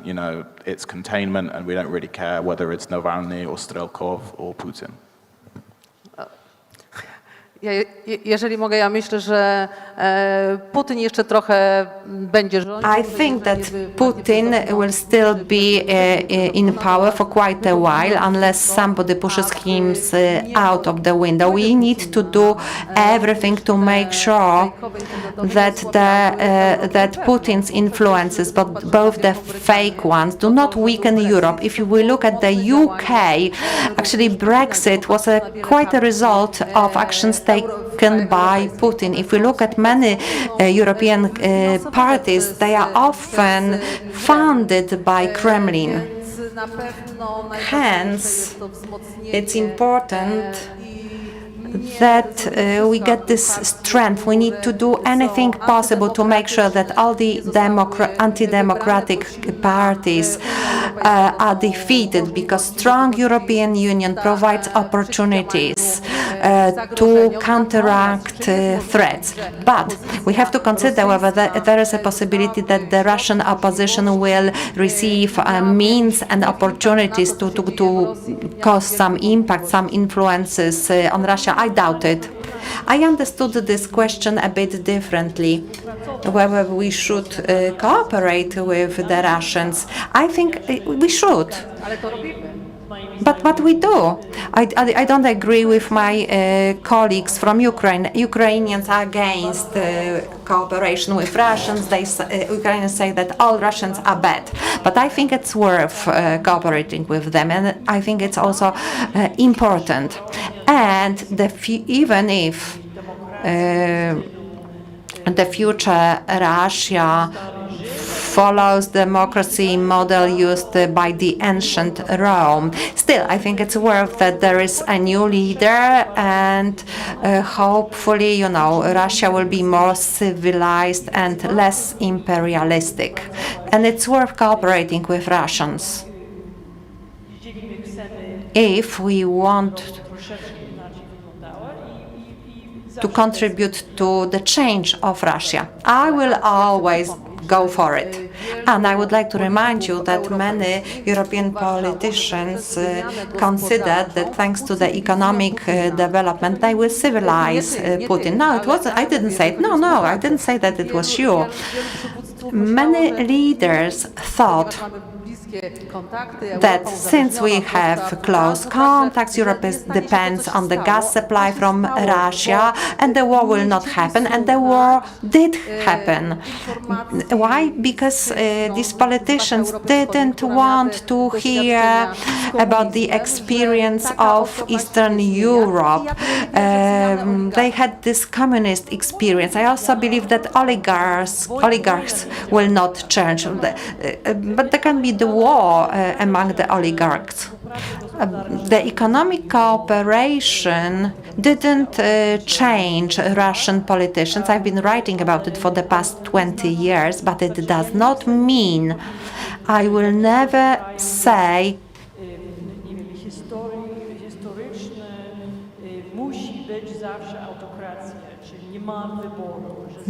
that the countries will not change. The countries change. There are changes, and Russia maybe will also change. So that's why I think it's worth considering it, although currently it looks doubtful, very doubtful.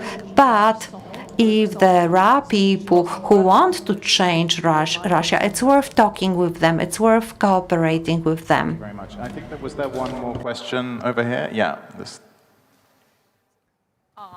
Hi, good morning. I would have a question regarding the safety of Europe, because there is one tendency that's making me freak out a little bit.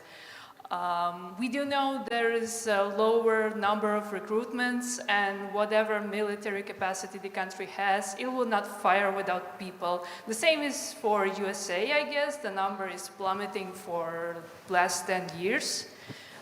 What is the plan for the Europe? Generally, what is the plan to fight people? Because in my home country, we do have a problem. There is not an unlimited number of people. My friends thinking, should they join the army? What should we do? And the same problem will be in future. And it's safer to think now than maybe in a few years in the future. So that would be my question. And your home country is Poland or another country? I am a Ukrainian citizen. Oh, Ukrainian. Okay, right. So that puts a slightly different angle on the question. I mean, you know, what we do now about having too few people to fight a war is hard. You know, that hasn't happened yet. Is very difficult thing to answer. I would say two things. One is we are already, and this is happening already in Ukraine, we're beginning to understand that there will be ways to fight wars with drones, with unmanned ships, and preparing to be technologically superior to whoever might be our enemy is the way forward in the future. 100%, and I think this is exactly what I mean, that we do not only have political considerations, and that it's not always politics, but it's also about policies, and it's no secret that we're facing huge socioeconomic shortages and issues, and then taking it back to both defense and tech sector. These are probably the areas we should be looking into most. They are not present in electoral campaigns. Look at the public debate around the Poland election. Like the technological advancement is not part of it. I don't expect it to be really on the top of mind of the European campaign, but at the end of the day, this is what will define also our security and safety capabilities. If I may, I would like to say that the world opened its eyes because specialists thought Russia was far more technologically advanced. That's why we've got a different type of war. However, it seems that if we look into the future, let's hope there'll be no more conflicts, but if so, there'll be wars, it will be warfare using new technology, using AI perhaps, so I don't suppose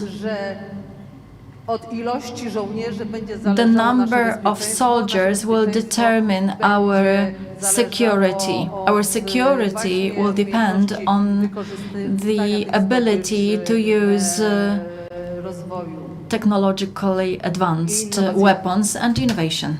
I think we have time for one more question. There's one in the front here. If we could bring a microphone there.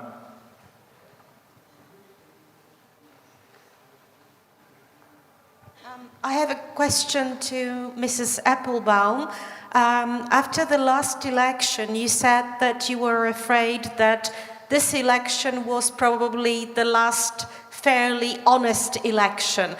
What, in your opinion, are our chances now, and what can we do as Poles to ease this situation and help the opposition win?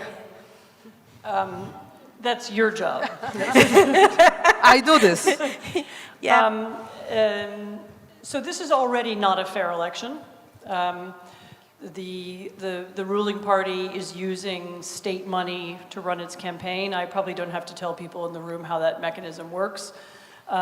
They're using state media, which is the only media a part of the country has, to not just to back their campaign, but to smear and create false stories about the opposition. So we're already in the realm of not free elections, and it's already noticeably worse than it was a few years ago, I think. If that bothers you and if you care about it, all I can say is join a campaign, help a candidate. You have there's a month left to go. You can join one of these groups that will do election observation. There's plenty of information in the internet how to do that. You can make sure that people who you know are correctly registered to vote. That may be an issue this time for the first time. And you can put up banners and you can support an opposition candidate. I mean, elections are won not just by politicians. I was joking when I pointed to my colleague. Yeah, they're won by society and by people and by participation in the campaign. Absolutnie zgadzam się z Anną. I fully agree with Anne. The voters are most important in the election. These are not the politicians who win the election, but this is the force, the power of your votes. And the election in Poland is like David and Goliath.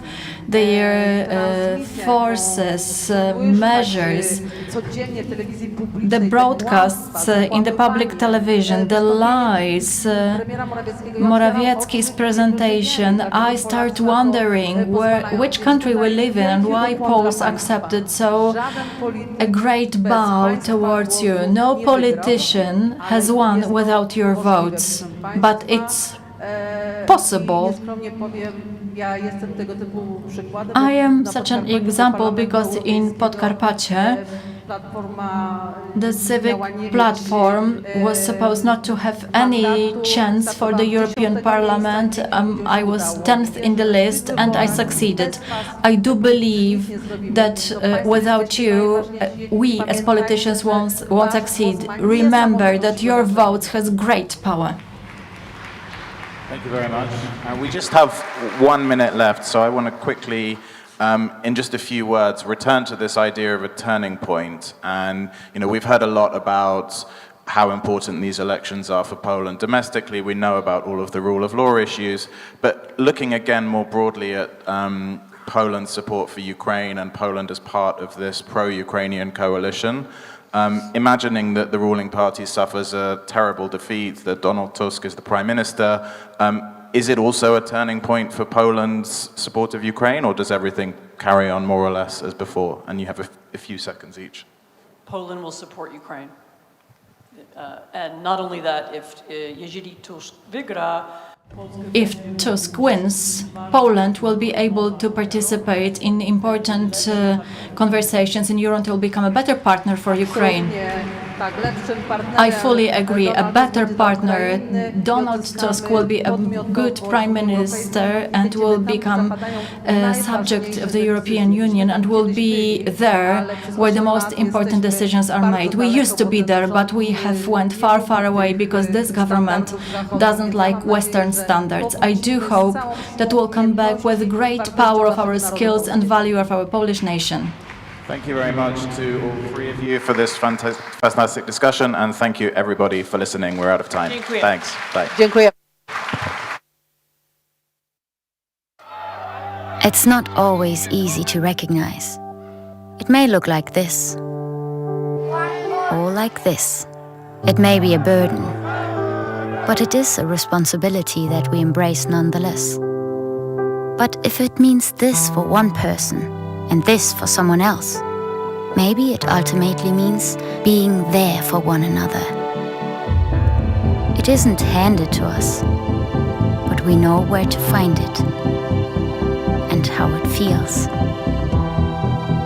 how it tastes, and what it sounds like when we finally have it.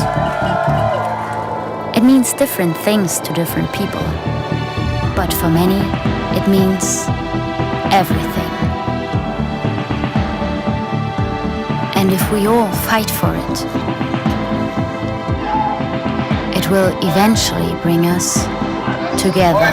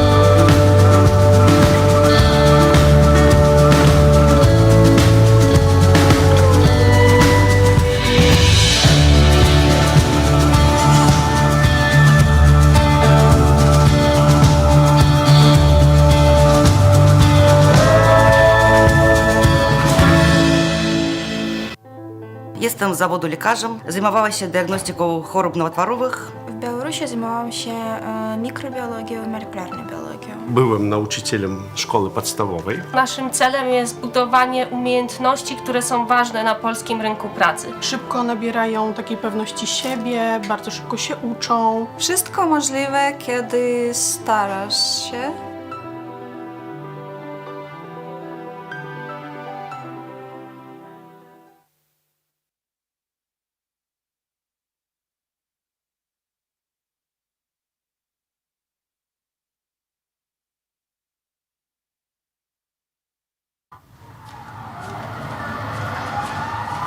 Każdy wybór ma swoje konsekwencje. Dziś na kazaniu o takich jak ty mówili, że to morderczynie. A wiesz, że ta, która ci pomogła, trafi za kraty? Trzeba mieć sumienie.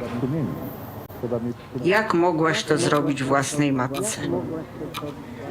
Aborcja to najgorsza zbrodnia.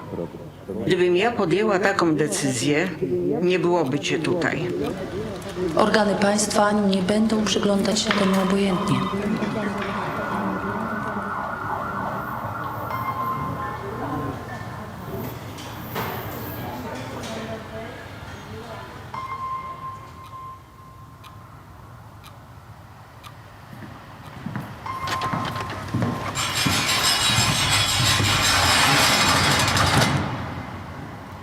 Życie i zdrowie kobiety jest najważniejsze. Stop kryminalizacji aborcji.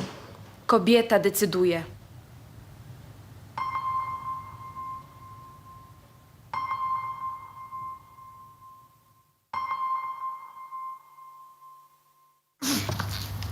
Dzień dobry. To znaczy, myśmy się dzisiaj widzieli. Wie pan co? Ja zmieniłem zdanie i chciałbym poprawić. Karty. W urnie. Dobrze? To ja sobie poszukam.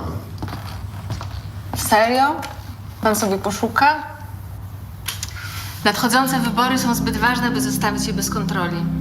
Dołącz do obywatelskiej kontroli wyborów. Zróbmy wybory bez piecu.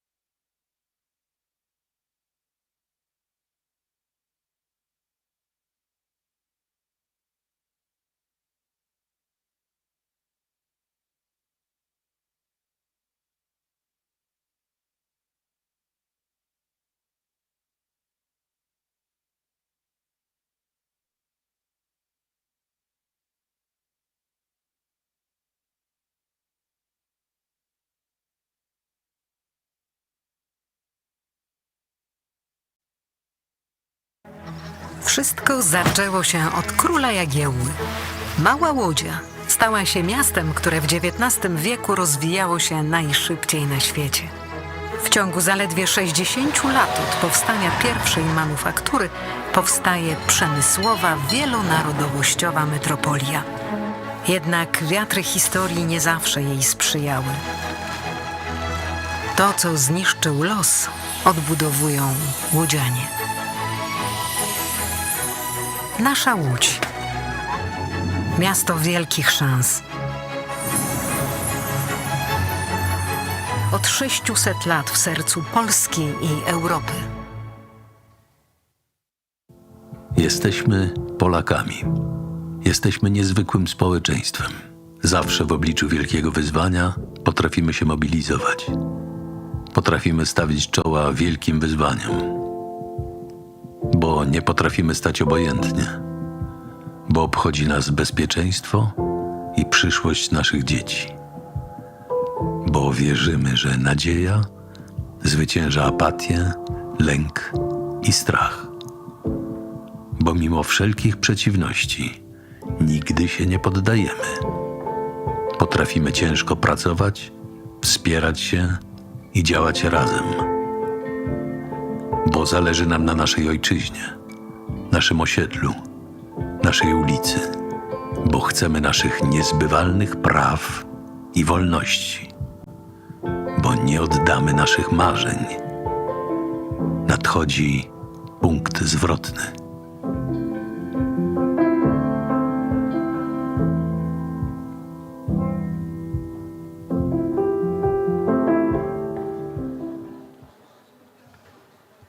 Dzień dobry Państwu, Magdalena Rigamonti. Good afternoon, Magdalena Rigamonti. I'm the journalist of Onet, and I would like to welcome you here sitting in the audience, those who watch us online. Through Freedom Games website, and I would like to welcome Onet audience as our debate is going broadcasted. I've got 45 minutes and 40 seconds. We are right on time. This is another debate during the Freedom Games with females only, and this is something we should appreciate. A round of applause for the organizers for making such decisions that not only males discuss serious matters. We are going to talk about the turning point that has been going on in Poland for 33 years, since 1989. We are going to talk about how to change the most restrictive abortion law in Poland. What will happen in a month's time, on the 15th of October 2023, that will be the turning point, or we won't see the turning point. We could discuss it, analyze it, tell the fortune, but we don't know what's going to happen, assuming that the acts and regulations, as well as decisions of the parliament, won't change the abortion law in Poland. We can discuss how to do it in a different way. The situation is as follows. We in Poland are fully independent when it comes to women's rights and anti-abortion law. Poland decides what women's rights look like. I'm going to introduce my speakers in a moment, but I would like to learn how it can be done in a different way using legal methods. We've got with us Katalin Czech from Hungary, doctor, gynecologist, activist and politician. A round of applause. Opponent of Viktor Orban, that's important. That's a very important clarification indeed. Alvavin, European Liberal Forum, for many years dealing with women's rights, children's rights, human rights, and many other aspects. I would like to tell you that owing to her, there was the abortion referendum in Ireland, and we know what its result in 2018 was. And Sylwia Gregorczyk-Abram, the well-known ambitious lawyer, free courts activist fighting for free courts since 2015. The first question goes to Katalin Czech. Could you tell us what legal political methods from the perspective of the European Parliament we can use to try to change the most restrictive anti-abortion act in Poland, and this is what we have in Poland? First of all, I would like to thank the organizers very warmly for having me here again. It's lovely to be back in Łódź and also to discuss this very important matter in such a crucial moment, because I really feel that Poland is indeed at a turning point. We in Hungary, in the Hungarian opposition, we know how it looks like. With every election that is lost, things are getting more and more difficult to reverse. So it is a fundamentally important moment, and I am really following the news with great hopes. Because there is a global attack on women's rights. There is a general backsliding that we witness not only in many European countries, but also globally. And it's really sending me shivers down my spine to see how many of those rights we took for granted are getting reversed. And of course the question is obvious, what can Europe do? And here I have to say that currently every member state has the right to decide over abortion and women's rights. And I feel, not that I feel, but I'm convinced that this is terribly wrong. Because women's rights, the right to access free and safe abortions, are basic, fundamental human rights. Katalin, ty jesteś... Katalin, you are a member. Katalin, you are a member of the Human Rights Commission. That's why I decided to start from this conversation from you, and that's why I asked this question to you. Yes, and here I feel, just adding to that, that we need to change the treaties. We need to change the treaties, and we need to amend the Charter of Fundamental Rights to include the right to free and safe abortions. And this is what my group Renew Europe has been fighting for. And of course, changing the treaties are difficult, but it's necessary. Because women's rights are not just like a fact that states can decide over their tax laws. Women are not numbers. Women are European citizens, and they need to have equal rights to access this fundamental healthcare all across Europe.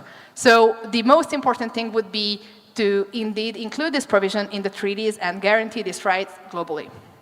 But until we get to this point, I think it's very important to raise awareness to the direness of the situation and to fight for the possibility of having more European funding to those organizations that help women in this situation, to have partners all across Europe, which is already happening in my opinion, where Polish women can access this very necessary health care. We need to mobilize people, and we need to get the word out about how necessary change is and how urgent and fundamental the situation is where Polish women are, but also we have to help and commend the bravery of those who are helping women even in this situation when they are very often facing legal repercussions and being chastised by the government. So we in Parliament have been putting the call for universal access for abortion in many of the resolutions. We are calling for it in a number of legal texts. Also, we fought for the EU-wide ratification of the Istanbul Convention, which we hope will take place. But the bottom line is we need to create a Europe where it is in the treaties that human rights have to be universal. No matter where you live, no matter where you're from, if you're a European citizen, you have to have the right to free and safe abortions. So this is what we've been fighting for.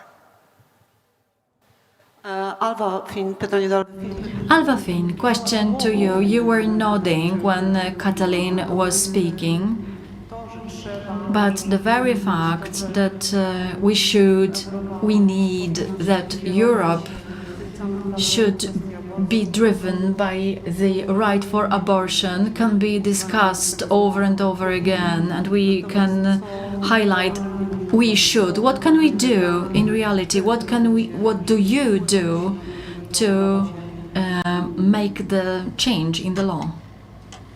I think the situation in Ireland was quite different to the situation in Poland. We had a referendum on the basis that we already had enshrined in our constitution that the right of the unborn was equal to the right of the woman. So we had to repeal that law in order to bring in abortion. So we had no choice. But there is a choice here. So I think it's very important to look at what the political dynamic is now, what the debate is, what public support there is, because in order to repeal the referendum and to bring in abortion in Ireland, that took over 20 years. We had other referendums in the lead up, for example, that allowed women to travel to England predominantly to get abortions. So it was a journey. And along the way, many organizations, civil society, and then in the end, almost cross-party support for the referendum took place. We had a lot of enemies. We had a lot of very conservative US interference in our election, actually. So you have to really look very carefully at the different scenarios. And here, I think the only solution realistically can be from within Poland. It has to come from within the citizenry, that they realize that women need access to abortion. And the way that we did that was through we took it to the UN, we took it to the European Court of Human Rights. We had many court cases within Ireland, so there was a legal framework, but changing the minds, that was the thing that made the referendum a success. And in the end, it was over 66%. No one thought that we would achieve that. And I have to say that our democratic process is different to what you have in Poland. We had what is called a citizens' assembly beforehand, where we had representatives from different demographics within Ireland, and they all discussed it in a very rational, citizens' participation led process, which then came to the conclusion that we should have a referendum. Is that possible in the Poland of today? I'm not sure. So I do want to say that there is hope. There's hope if you bring together enough civil society, enough politicians, if you have human rights lawyers, if you have healthcare professionals working together to change people's minds. And that's how we achieve change in Ireland.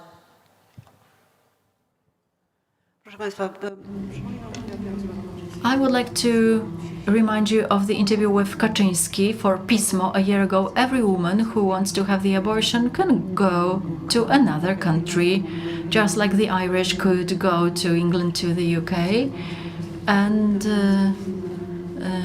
do it there. The cynical approach of the ruling party led to what happened in autumn 2020, when the Constitutional Tribunal passed the nearly complete abortion ban. And then Polish women went on strike. They were shouting in the streets that they did not accept such a situation. Women's strike or strikes took many months, and there were many difficult situations in relation to that. But before we talk about the referendum mentioned by Alva in the context of Ireland, I would like to ask Sylwia Gregorczyk-Abram about the legal situation in Poland, because our anti-abortion law in Poland is restrictive. What do you, as a lawyer and representative of free courts and women fighting for human rights, for the rule of law for many years, fighting for the same rights for Poles as for other Europeans, what can you do? No, not in private, but I mean, what can we do in general to use some European law elements to change the restrictive anti-abortion law? And can you do that? Thank you very much for inviting me. Before I answer this question, I would like to refer to what the previous speakers mentioned, that the European Union does not impose our abortion law in Poland. should be granted to women. But first of all, we should talk about abortion in a broader sense, not about right for abortion full stop, but the right for humane treatment, right for healthcare, right for privacy, and not for discrimination. Nobody imposes it, but we, as the member state, are bound by international resolutions which ban non-humane treatment or torturing, and which protect our privacy. We've got myriads of cases, including in the European Tribunal. There are still 2 sentences that have not been implemented. Alicja Tysiąc versus Poland is one of them, and the Committee for Human Rights at the UN. This is all that Poland should fulfill. This is the obligation we undertook, and we do not fulfill it, depriving women of the right to decide in the case of irreversible health injury of their unborn baby, fetus, is non-humane treating. So what can we do? There are 2 stages we can identify for now, and okay, I'm talking about a situation of change that we do hope for in October. I thought you would say you are talking about the situation when the change won't happen. 37% for the Law and Justice, according to current surveys. And if Confederation is with them, we won't have the change. What if there is no change? Right, we can see what the situation is like, and in the case of abortion, it perhaps won't change. Either say it would exacerbate or aggravate. We hear some radical movement saying you should punish women for abortion, they should go to prison, and it could come true. We, as human rights defenders, can then do what Federa or we, as Wolne Sądy, have been doing. There are 2 paths of proceedings in the European Tribunal and UNs, which promote certain standards.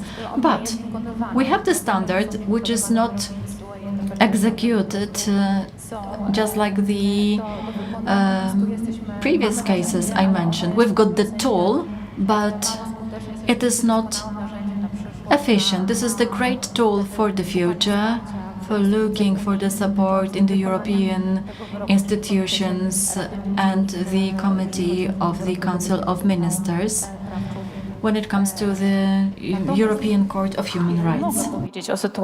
If I may, I would like to tell you about the situation, how to reverse it. People often ask me whether it means the so-called the ruling on abortion by the High Court, does it cement the situation forever? This is what citizens ask. So in the healthy world, if there is the ruling by judges, it should be binding, and then it wouldn't be able to have the second hearing, because we're talking about the constitutional court. This ruling was passed by the fake judges. We've got rulings of the Human Rights Court that states that this was not the court that has the power to issue such rulings. Mrs. Pawłowicz should not be the judge in these cases, so it will be much easier to overrule this judging. The project of the Battery Foundation states that these signatures are invalid, so we will come back to the abortion compromise. to execute the rulings for these two cases, which are of key importance, because, for example, they concern the case when there is a conflict between the doctor and the woman. The High Court states that there has been an objective court that will process such case, and also we will be able to use the regional consultants who will be able to elaborate some guidelines, so they can add some detailed provisions. So, for example, the risk to the mental status of the woman, this factor can be used. So if there is a fetus that will not be able to survive, this is a threat to the mental health of the woman. And of course, we will need independent prosecutors who will not watch the doctors all the time, and the doctors will operate in a different way. The abortion compromise was binding until autumn 2020. That compromise was rather strange, didn't function very well. In the year 2015, there was the Kazan case. I was dealing with this case for over a year. It was the case dating back to 2014. So long before the Constitutional High Court, before the Law and Justice Party became the ruling party. I would like to ask you about the situation in Hungary. So there was a woman who wanted to have an abortion. She went for an examination, and first she has to listen to the heartbeat of her fetus, and then she can make the decision. So does this rule work? So, what we have been witnessing in Hungary over the past 13 years is this gradual erosion of access. And before this legislation came in that you addressed, and I will talk about it later, it's very important to remind everybody that in 2011, the Hungarian constitution was redrafted unilaterally, without consulting anybody. The Hungarian government put to the table a new constitution, and then it was. And in this constitution, there is a provision that human life has to be protected from conception. So right now, we do not have any law that explicitly restricts abortion, but there is a constitutional basis for that. So it is there for them to use. And we see that the narrative, what the government is pushing, is certainly pushing women away from access to the direction of a more restrictive regulation. And as a part of that, indeed, there was a provision that was introduced last year which obliges every woman to listen to the fetal heartbeat before they can ask for an abortion. I think this is inhumane. I think this is an unnecessary restriction without no medical basis whatsoever. And I can say that very fairly because I was a gynecologist practitioner. Every doctor knows that there is absolutely no medical purpose of having to put the woman through this exercise. And as a result, access is getting more and more limited, and more Hungarian women are leaving to have abortions abroad because coupled to this, there is an unnecessary long waiting period, and this entire process is getting more and more stigmatized for any woman who would decide to use this form of healthcare. Also, the prices of abortions have been rising in Hungary. A couple of years ago, or like 10 years ago, a very significant proportion of women who use this service were exempt partially or wholly of covering the cost themselves. And right now, they have to pay around 150 euros, which for instance, a woman in a difficult situation is a lot of money. So the entire situation is getting more and more restrictive. And an interesting point, however, is that the number of abortions have been rising since this new heartbeat law was introduced.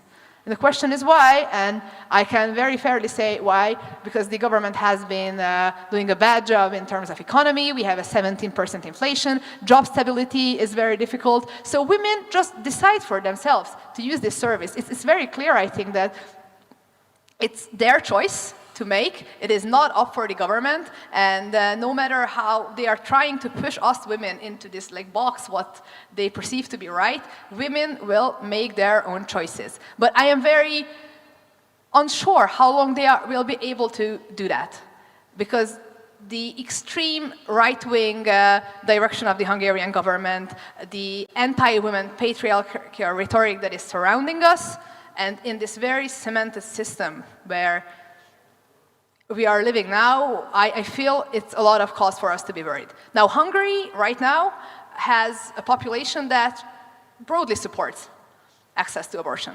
We do not have a populational sentiment that we should change this law. There were attempts or talks or discussions in the government previously of maybe putting forward a referendum on abortion or banning it, but societal push was very strong. So I think it's... No właśnie o referendum chciałam Ciebie zapytać. Czy... O. I would like to ask you about the referendum. I wanted to ask you about the referendum, whether Viktor Orban is planning to have such a referendum, that this will be the best tool to ask all Hungarian women and men the question.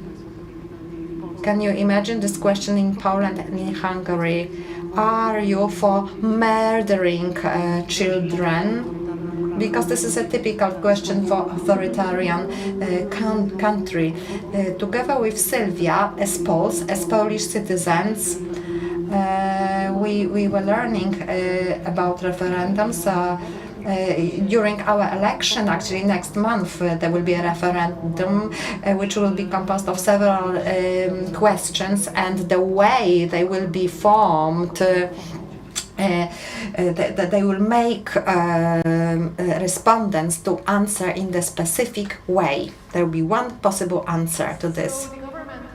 The Hungarian government is quite familiar with indeed putting up questions for referendum, but they usually do it when they feel that they can phrase this question in a way that society supports them. So they don't want to lose it. And I think that right now the vast majority of the Hungarian population, no matter where they are voting for, or no matter their party orientation, supports the right to access abortion. And if it stays the same and the societal awareness and the civil society can push back, I think we have a lower chance of such a referendum happening. Because the things about referendums is they are kind of permanent. They cement the situation. So if there is a strong support, for instance, for the right to choose among women, as there might be in the Polish society, it can be a good tool to cement a good situation. Of course, it can also work the other way, but I feel that the Orban government wouldn't want to put out a question that they would certainly lose. So this is why I think in every country, no matter the context, it's very important to be very vocal about our dedication to safeguard the life of women, and it can hopefully lead to government decisions that are not necessarily in line with the popular choice, but would limit their political risk. Alba, jak brzmiało pytanie? Eva, what was the referendum question in Ireland? It was to repeal the provision in the referendum that in the constitution that I already told you about, which placed the right to the life of a fetus on equal footing of the mother. So that was repealed and replaced with a provision that allowed for the introduction of a law allowing for termination of pregnancies. But as I said, the debate was very carefully prepared. Initially, and I must say that I was wrong about it, because when I was an activist pushing for repeal, I wanted to go straight to it.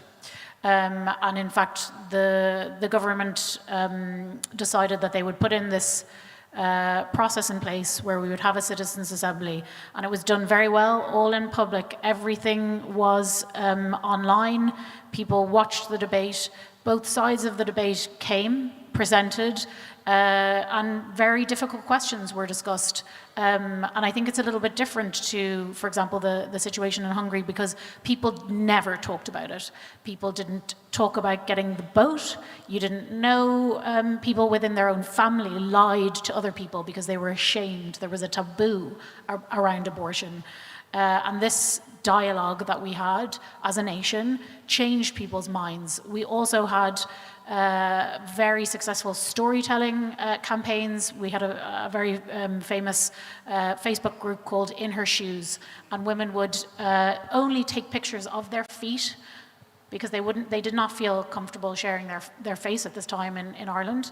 And they shared often harrowing, terrible stories about how in the worst moment of their life, they were forced by the government, who knew that women were still traveling for abortions. It wasn't that they weren't happening, they just weren't happening in Ireland.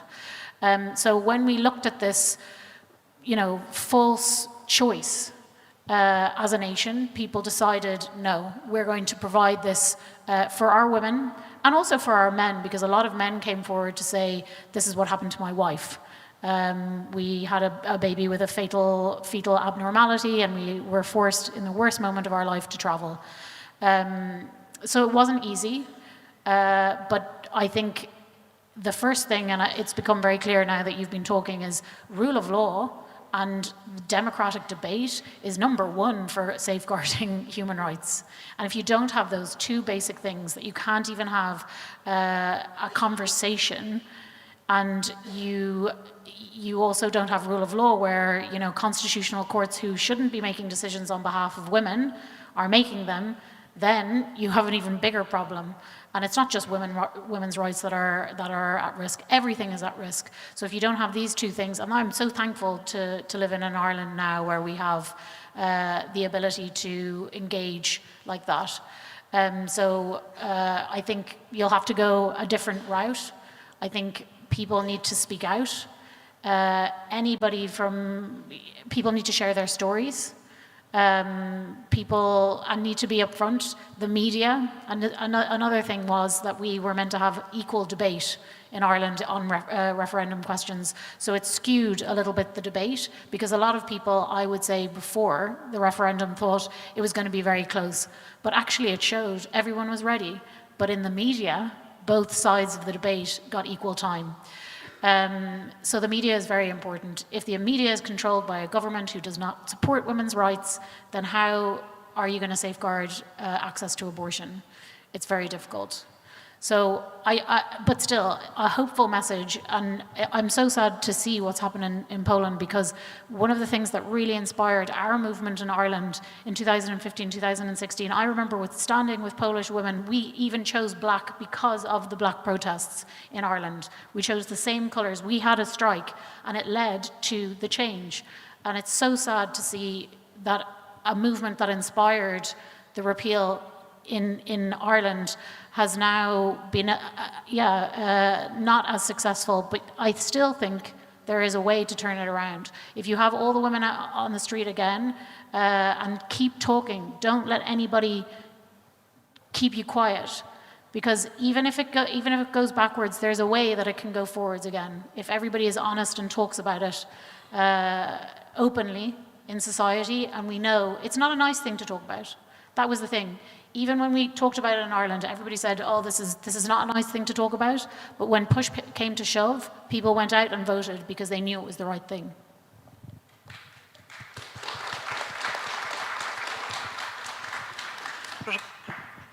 Proszę zauważyć, jakich słów używa. Please note the words democracy, the rule of law, open debate. Sylvia, you are smiling and hearing these words, because democracy, the rule of law are necessary for debate, having debates. They are necessary to find a compromise. I don't know if a compromise is the best word, but we want to achieve something which seems to be impossible. And I would like to ask you you about the referendum. So let's say if on the 15th of October there is a new government, so the abortion law will be changed, because one of the postulates of the Civic Coalition is about the abortion until the 12 months of pregnancy. There are groups such as confederations, confederations which states that abortion should be banned. These are human rights for Confederation Party, but if politicians invent this idea of the referendum, we will need debate. And now I think debate is impossible, and storytelling also is not possible. I am in a difficult situation because at 6 p.m. I'm taking part in the panel on the abortion referendum. It will be in the smaller room, however. So I will do my best to address the referendum. I think that the referendum on abortion now and with the democratic government should not be held. I have at least 4 reasons for this.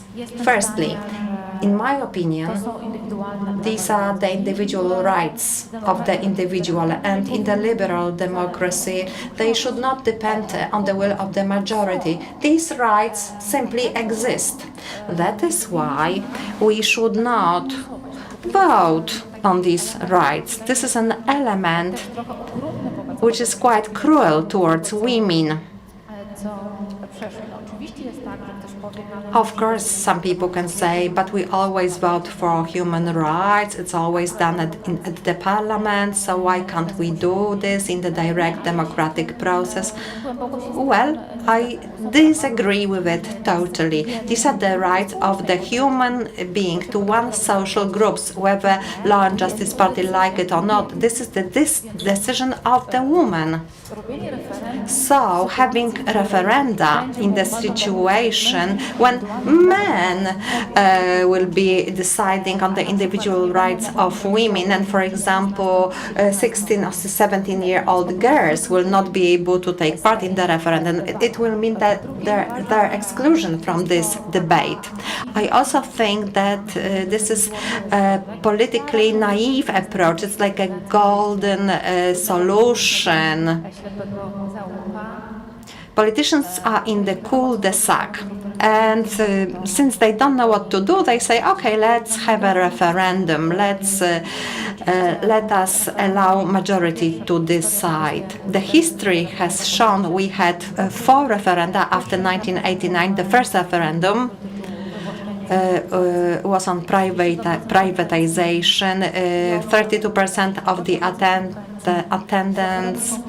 Then there was the constitutional referendum. The frequency was below 50%, and even in this constitutional referendum, the frequency was very, very bad. So this accession referendum on Poland's accession to the EU, I am quoting President Aleksander Kwaśniewski, without the church we wouldn't have won this referendum. Without John Paul II we wouldn't have won. So then this is a weakness, another weakness. Based on the act, authorities have 60 days to introduce specific regulations, but there are no sanctions, even if coalition wins, and it will definitely win, and if we have President Duda, even if we have the referendum and we have 50% of the respondents and they say no, it will have to be implemented, because we can see how they implement other requirements. And the validity of the referendum is decided by an entity which is not the right one. The court should not decide about women's rights in Poland. The debate is another method. I do agree that in the light of such strong polarization of the Polish television, it's not possible. And at such a strong player as the Catholic Church, as well as huge resources spent by pro-governmental organizations. We can only imagine all these billboards which could appear in this debate. And the last argument, which is of social nature, women going to the streets, women's strike had its purpose. It was the manifestation of our rights rather than only saying we want to come back to the abortion compromise. It was a powerful manifestation saying no, enough. We are fed up with you telling us what to do. If such a referendum was announced, the death of Izabela from Szczyna wouldn't have made sense. I'm absolutely convinced that we owe to Izabela and other women experiencing a disaster guaranteeing real rights and not saying, all right, we organized a strike and now we should announce a referendum. Really? 6 years later, is it what we can do? Only a referendum with the majority of votes? Sorry, I say no to it. Sylwia Gregorczyk-Abram, Wolne Sądy. She's the one who changes Poland. Kathleen, you mentioned physicians, doctors in Hungary. I would like to ask Alva, Kathleen and Sylwia about it as well. Polish physicians can use the clause of their conscience. I don't know if you're aware of that. It had been introduced before Law and Justice. Now, when I talk to gynecologists who do not use this clause, they always say you should consider abortion after 12 weeks. That's not easy for them. For physicians who should do it. Question to you, Katalin, what does it look like in Hungary when women were forced to listen to their fetus heartbeat? Did physicians protest? Do you know how your environment, as you are a physician yourself, a gynecologist, how did the environment refer to it? Were there any people against it?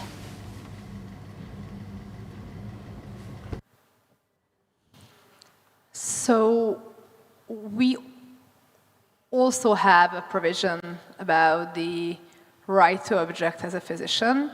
However, in my understanding, it has not been used so widely that it would significantly limit access.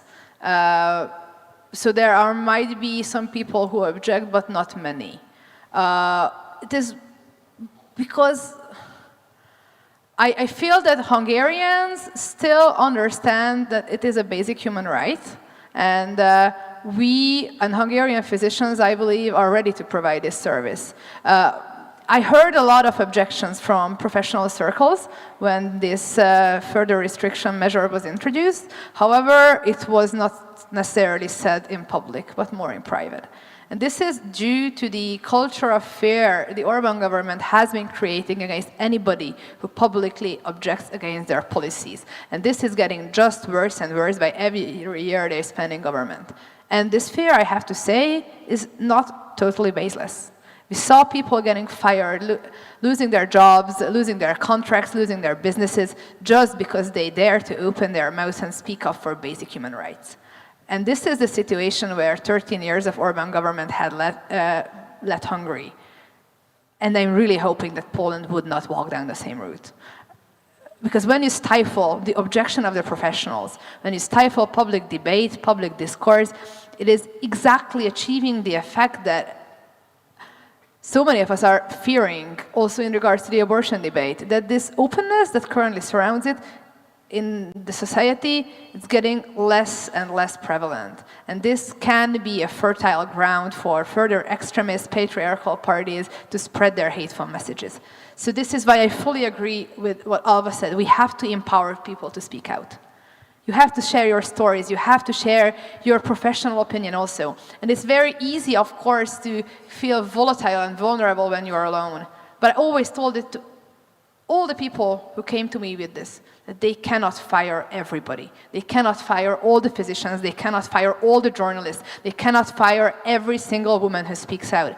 This is why we have to be strong as a society and also make it very clear for all of our friends who might not care about, politics that much, that politics is not only something that is, sublime and up in the air and it's about, old men arguing, but this is about our lives, our basic freedoms, and we can lose these freedoms for good if we do not stand up in the right moment. So I think it's very important, particularly ahead of an election, to mobilize people, to share stories, and to listen to each other and our wishes and to change the country when it is still possible. Because trust me, with every election that is lost, it's getting more and more difficult and dangerous. And we can get to a point where a medical professional cannot share their fully medical opinion just because of fear of repercussion. And I experienced that. When I got elected, the first thing the government tried to tarnish my reputation or run a hate campaign against me, there were many more later on, but was that basically that I am pro-abortion. And there was this months-long campaign where there were posters of me with bloody hands and saying that I'm a baby killer and that I want to torture babies. And it was really shocking for me as a new politician, somebody new in service.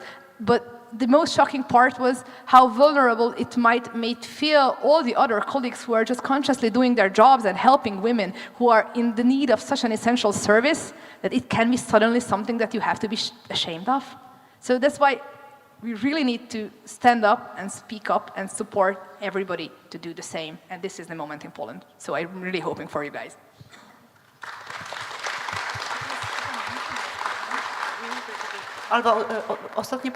Alva, last question about physicians, doctors. Before the referendum, had the discussions been going on in the medical milieus where they're talking about conscious objections, were there such clauses valid, or did you manage to discuss these issues in an elegant manner, or was it a war? I think so. The title of the campaign was Together for Yes. And you saw all of these groups popping up. You had Police for Yes, Physicians for Yes, Midwives for Yes. It was all across the country. So it wasn't one group. Physicians obviously are, I think, really important in the debate. We also had the heads of one of the maternal hospitals really saying we need to bring this in. He had a very level head, but he was attacked for that. And a lot of the maternal hospitals in Ireland are run by the Catholic Church or have an influence from the Catholic Church. So this was something that was, I think, quite controversial, but in the end, because we had the Citizens' Assembly, it allowed for a completely public debate and fact-checking as well. So you would see sometimes people making ridiculous claims and then, physicians would come out and fact-check them. And this led to a lot of myth-busting, proper myth-busting. It's really hard to do, especially on something around something as sensitive as when life begins and ends. A lot of the debate focused on how long the period should be. So while we repealed the legislation and the debate around that was also very important.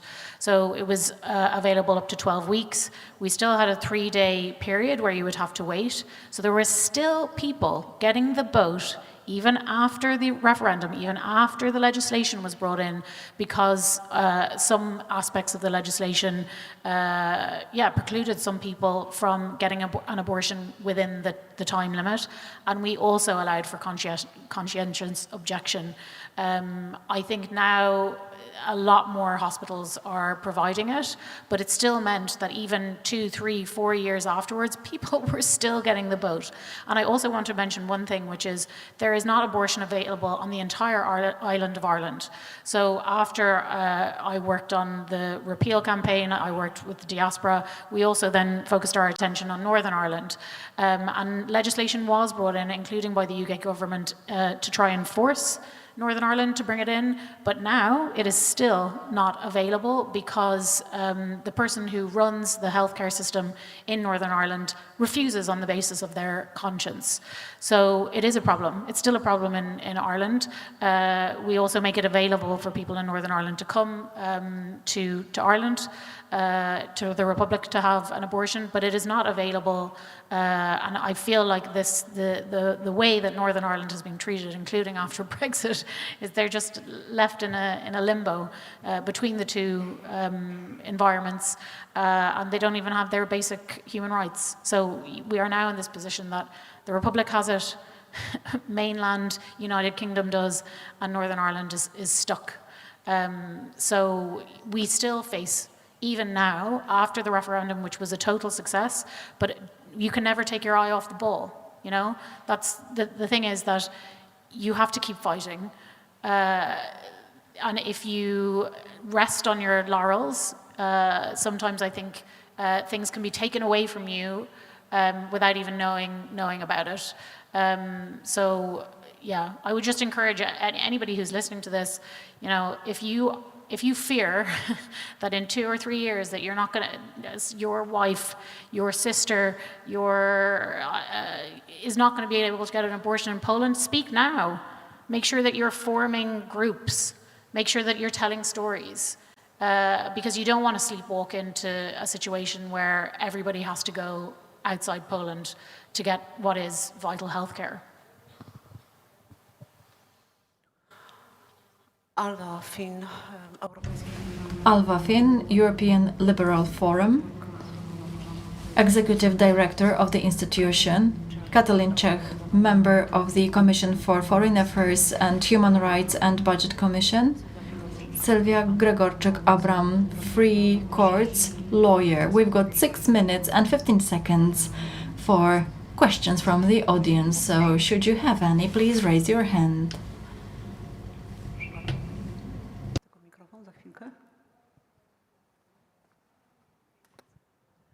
Katarzyna Wężyk. Okay, so Katarzyna Wężyk. answer to this question goes in the title of a panel would be to change the government and then to make the politicians of a new government to keep their promises. So my question will be to Alva. From your Irish experience, what are the most effective tools to make politicians keep their promises? Is it polls? Is it, I don't know, demonstrations, so on and so on? Also, I have a question to Caitlin. I'm not very good at European law, but you mentioned that putting women's rights, reproductive rights into the human rights catalogue would require to change the treaties. And, you know, changing constitution is very difficult and long term and so on. And I think changing the treaties is similar and even more. So how far are you? How long would that take? And, you know, aren't you afraid that countries like Poland, like Hungary, like Italy, which became not so very abortion-friendly recently, could block the whole process? Yeah, it took a really long time to get the government to agree that they wanted to talk about having a referendum because it was scary to them. I would talk to government representatives and they'd just say, oh, you know, we have this to do, or we have this to do, and it's going to cause a big mess and a big fight, and people won't even be speaking to their families and all of this kind of stuff. That was what we were told. But I just didn't listen to that. We just kept pushing. I have to say, we were out on the streets often, protesting. I used to also work at the National Human Rights Institution, and they were pushing as well through cases. So we were using every tool in the toolbox in order to exert pressure. And it was really when we started striking that the government, I think, said, okay, we can't hold back anymore. There is really a lot of support for this, and that's when they announced that they were going to have the Citizens' Assembly. And then there was no stopping it. But that took years to get to that point. So yeah, I think you have to go out, especially on something that is as tricky as abortion, that can seem scary if you're a politician. You have to use every tool in the toolbox. activism, online activism, out in the streets, human rights at national, international, European level. We used all of it to get to where we are now in Ireland. And I have to say that some parties still didn't campaign in favour, but they allowed some of their members to campaign on the basis of however they wanted. So it didn't have every single party's support, but it had enough political sway, and also civil society. And I would also mention that we had a very, and I'll mention her name, Savita Halpenavar. She died in a hospital, and Irish women had enough.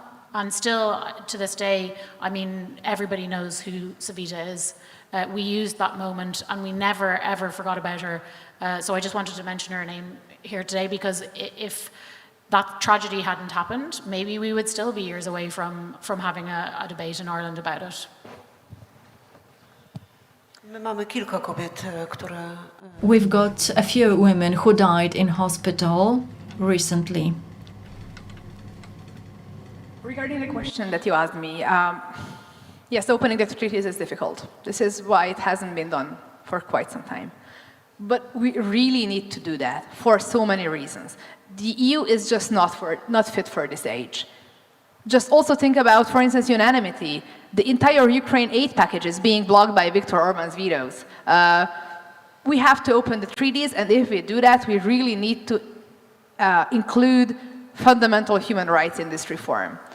And in my personal opinion, it can be done together with the enlargement process. So there will be one point when we want to get larger, we also need to get more dynamic. If the system is not functioning right now, we have to make it work for all these countries in our neighborhood who share our values and want to be in our family, and we want to be in the same family with them, but to join in this process. But you are right, it's slow.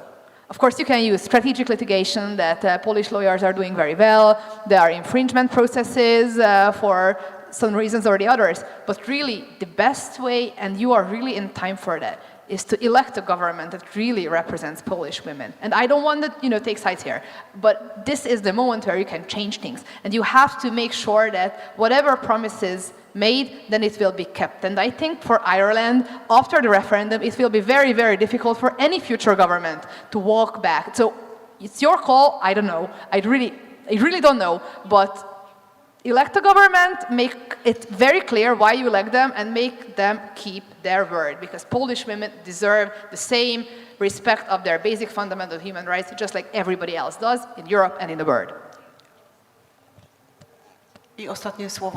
And the last 22 seconds for Sylwia Gregorczyk-Ambram. Could you please refer to what your colleagues mentioned, and we'll end our meeting. I do believe that the future and the algorithm for future Poland will be written by women, and it's up to us whether we convince our mothers, our sisters, our partners, whether we'll be able to choose what is good for ourselves. This is our task for the next few weeks. I do believe that girls will change this country. Sylwia Gregorczyk, Adam, Katalin Czech, Alva Fin, Magdalena Rigamonti, partner of the European Debate, European Liberal Forum. Thank you very much. I would like to say goodbye to those of you watching us online through Freedom Games and onet.pl. Thank you very much and goodbye. It's not always easy to recognize. It may look like this, or like this. It may be a burden, but it is a responsibility that we embrace nonetheless. But if it means this for one person and this for someone else, maybe it ultimately means being there for one another. It isn't handed to us, but we know where to find it and how it feels, how it tastes, and what it sounds like when we finally have it. It means different things to different people, but for many, it means everything. And if we all fight for it, it will eventually bring us together. Ihre Ausreise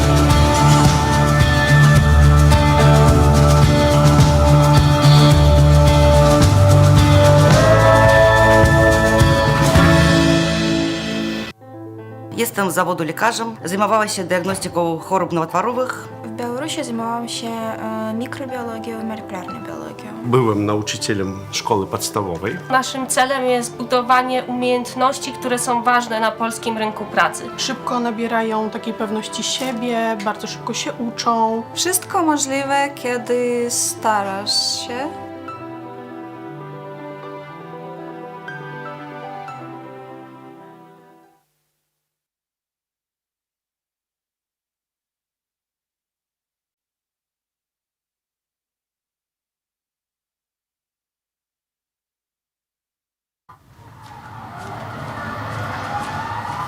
Każdy wybór ma swoje konsekwencje.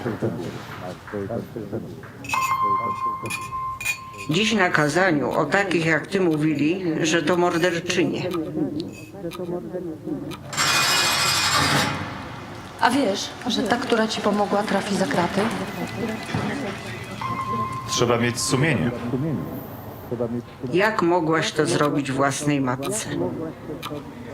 Aborcja to najgorsza zbrodnia. Gdybym ja podjęła taką decyzję, nie byłoby cię tutaj. Organy państwa nie będą przyglądać się temu obojętnie.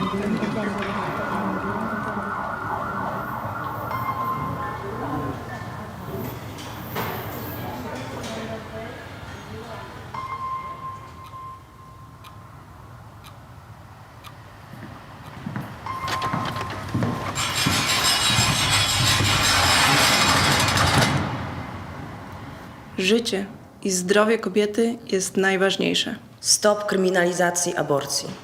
Kobieta decyduje.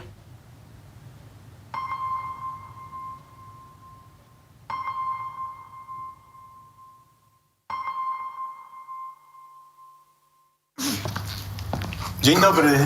To znaczy, myśmy się dzisiaj widzieli. Wie pan co? Ja zmieniłem zdanie i chciałbym poprawić. Karty. W urnie. Dobrze? To ja sobie poszukam. Serio? Pan sobie poszuka?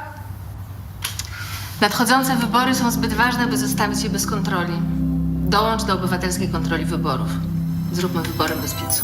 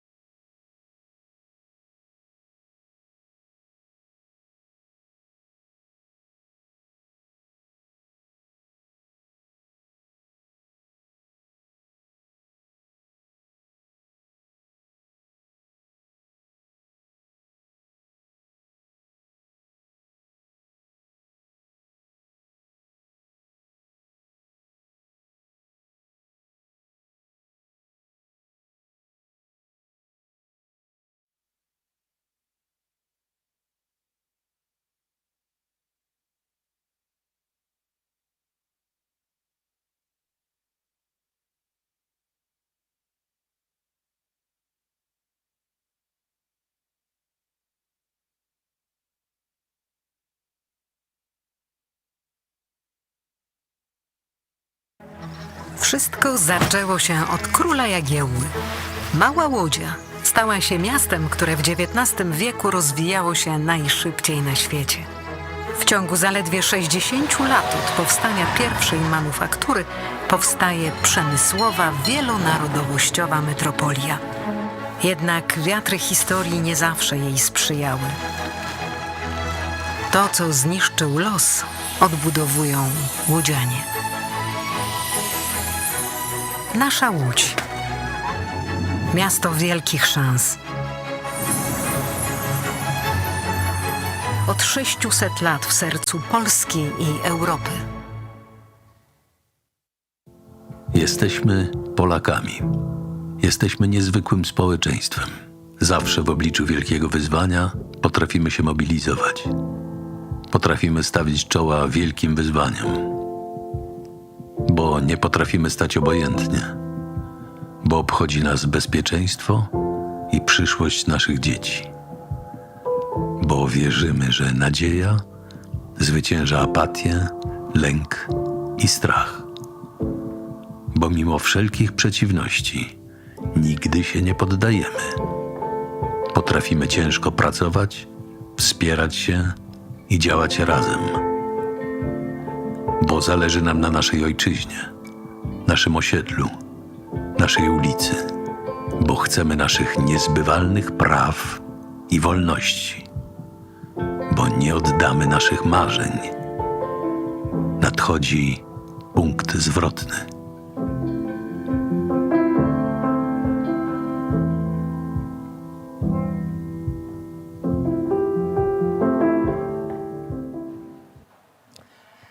Dzień dobry, witam serdecznie Państwa. Nazywam się Justyna Dobrosz-Oracz. Good afternoon, ladies and gentlemen. My name is Justyna Dobrosz-Oracz. I am a journalist. I'm also a parliament reporter. I also used to work for the public TV. I have been working for 25 years in my DNA. I've got this message that once you have a piece of information, you need to verify it in at least two sources. The information war generate more and more victims. Are we condemned to manipulations? This is the topic of my discussion with my guests. Anna Mierzyńska, an analyst of social media and a researcher of information risk. Good afternoon. Witold Droszcz, former official, now he's a manager in a business, high level business. Good afternoon, sir. Dariusz Joński, you probably know Mr. Joński. He is an MP representing the Civic Coalition, and General Radosław Kujawa, a former head of the Military Intelligence Service. Well, I will start with the topic which impacts all of us. We are just about to take part in the parliamentary election. So do you think Poles receive lies on purpose, and what is the scale of this phenomenon? Anna Mierzyńska, yes, I think Polish people are lied, and it's a double lie. First of all, there is an external lie. When we're talking about the information war, it's easy to talk about the external influences which are so frightening, Russian or Chinese influences.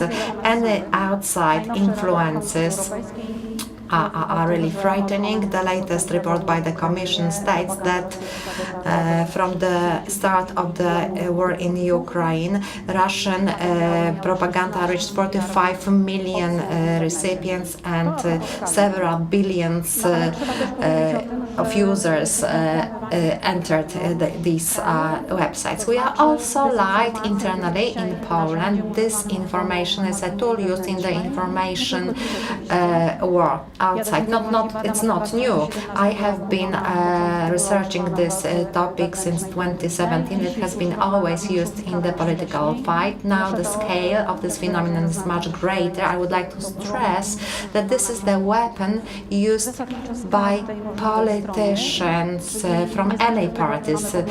Regardless on our views, we will be victims of this. So the latest information war battle is this problem with the visas, something that has been happening in the Ministry of Foreign Affairs. It was done by diplomats, the governments. The government is represented by the Law and Justice Party, the Sovereign Poland, so the responsibility, accountability for what has been happening in the ministry, in the diplomacy service. This is for the people who compose the government. So I will give you a puzzle about the information war. So you will have to guess who said it. For the tragic, irresponsible immigration policy, the person who is solely accountable is Donald Tusk. Everybody knows, and Angela Merkel, Fred Weber. So Law and Justice was always saying stop the illegal migration. Who wrote it? Who said it? Prime Minister Morawiecki, he said it 24 hours ago when the Visa Gate started, when it was all disclosed what had happened in India, how visas were granted. So journalists are providing details. So in this situation, the ruling party is in a very uncomfortable moment in their election campaign, and they are trying to reverse the situation to make it work to their benefit. So Donald Tusk is made accountable. These are personal attacks. So this is the moment when the readers are in the total chaos. So the objective of the information war is always unchanged. It's the total chaos. But we live in parallel realities. So the question is whether this information has a bigger influence than the information, and how will it impact the election.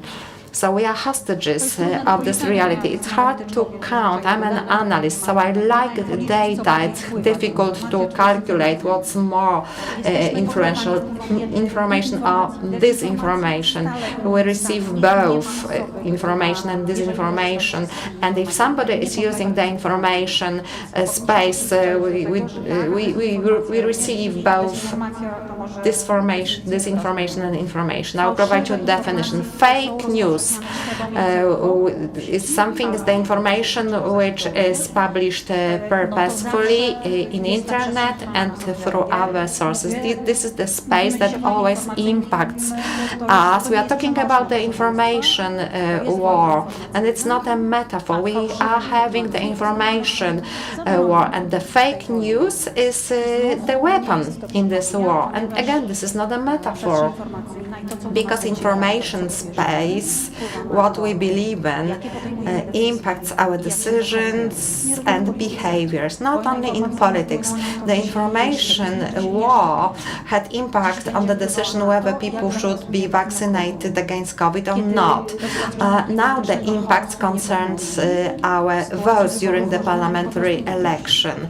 So some people maybe will not go to vote. This will be their decision. Mr. Joński, I observe politics, but before I didn't see this determination among the politicians to counteract misinformation. Is it beneficial? Because maybe this is a kind of a sport where you can behave unfair.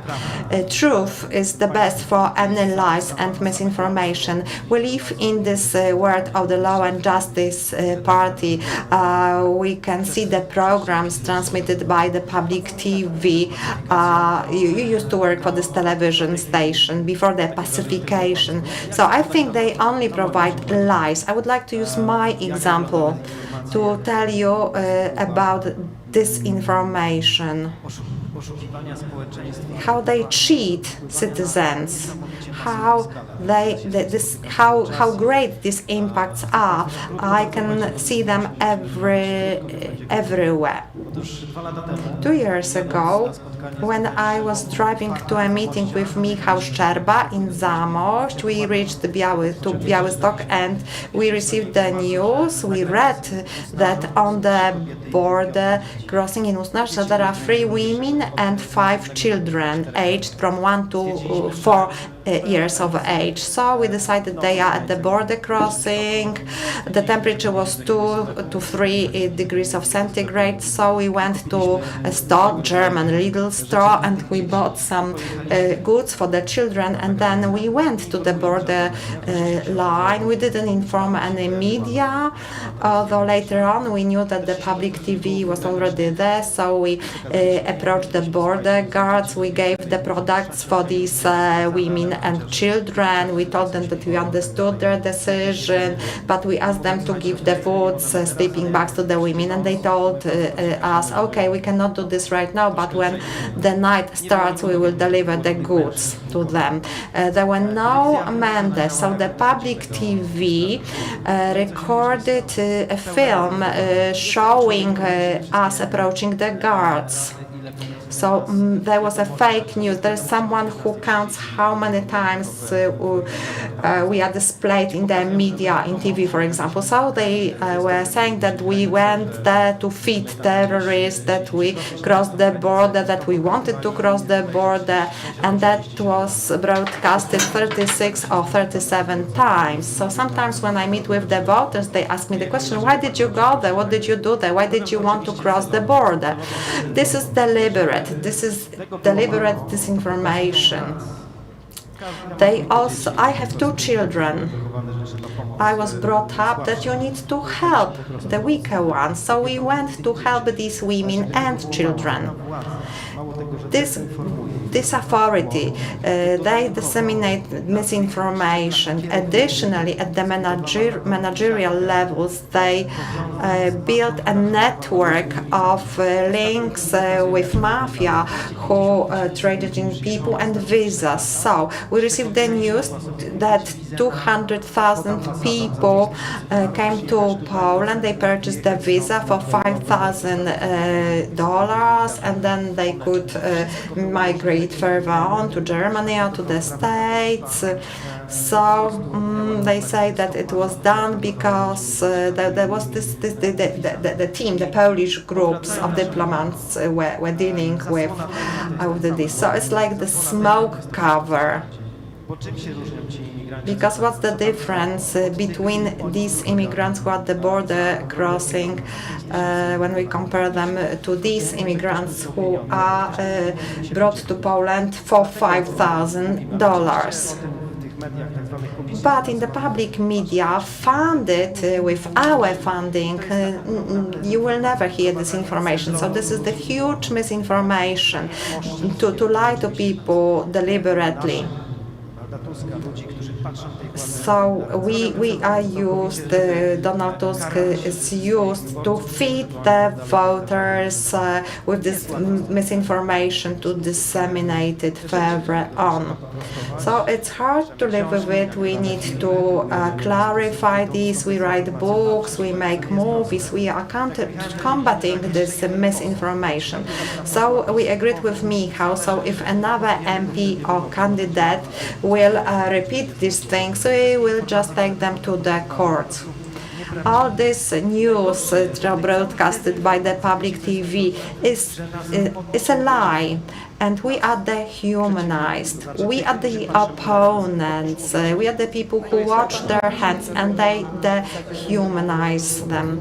So have you always been truthful? To be honest, maybe sometimes by mistake you told a lie about someone. Of course, but we try to verify information in 2 or 3 sources. We do the MP's verifications, and we very careful. We are we verified the information many times. You can read about this in our book. Well, and we always gather documents. That's why we have not been taken to the court. But on many occasions, we have been provoked by the government to commit a crime. We had an inspection in a residence, and we received the information that once we get the place, they will try to make fun of us.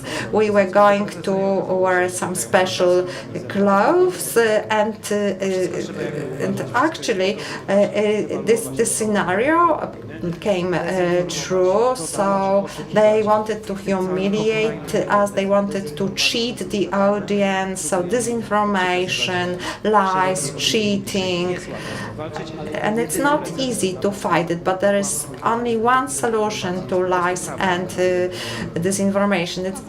It's truth. Can you counteract this information if you do not have trust in public institutions? Because now we have reached the turning point. And I have one request to Mr. Joński.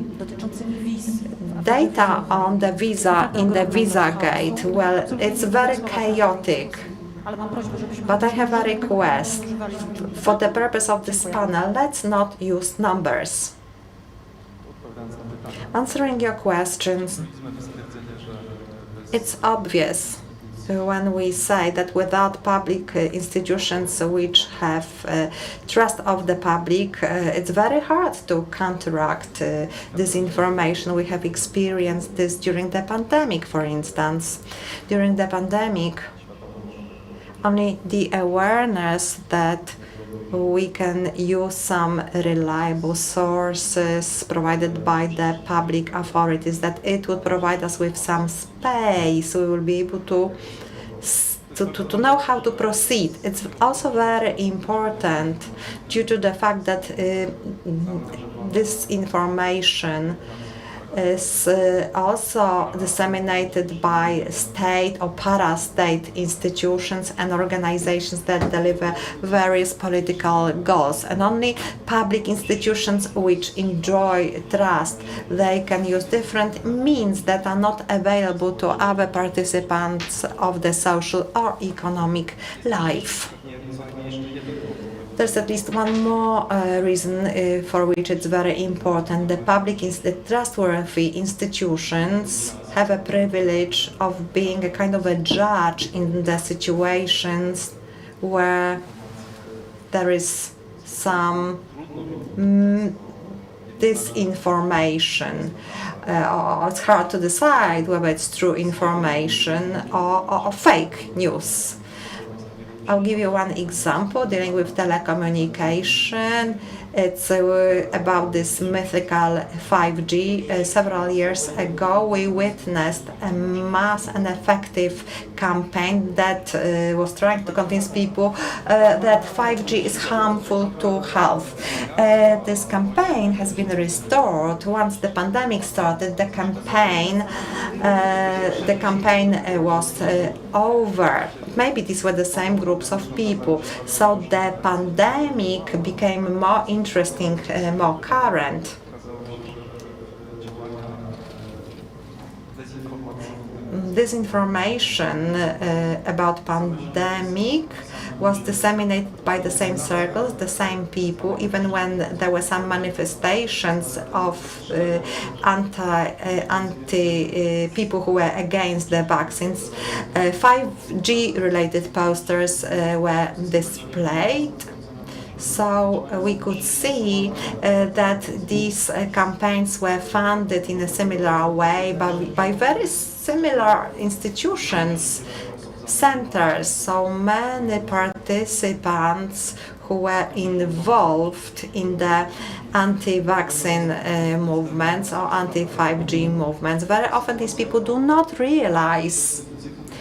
So very often the public institutions, public media, scientists who use public funding, they have to act as judges as reliable source of information. Very often we are dealing on the one hand we have business relations, and of course we also have to use such arguments as the public health related arguments. So if this is at stake, we are if there are public institutions that are trustworthy, we can be reassured.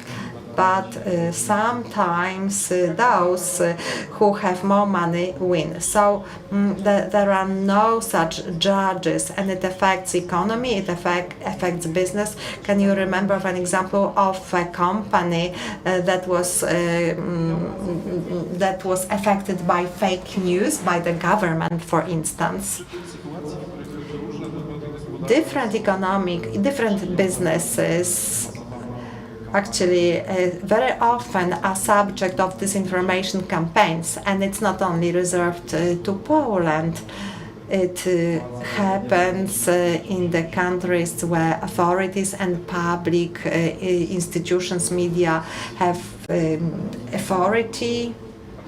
enjoy authority. I remember a situation which took place 3 or 4 years ago. It was in the United States. It was about Starbucks, which was a victim of an advertising fake campaign. So in the social media there was some information encouraging people to visit Starbucks. Actually, it was addressed to illegal immigrants, and they were promised to receive free coffee. The date was the 11th of August,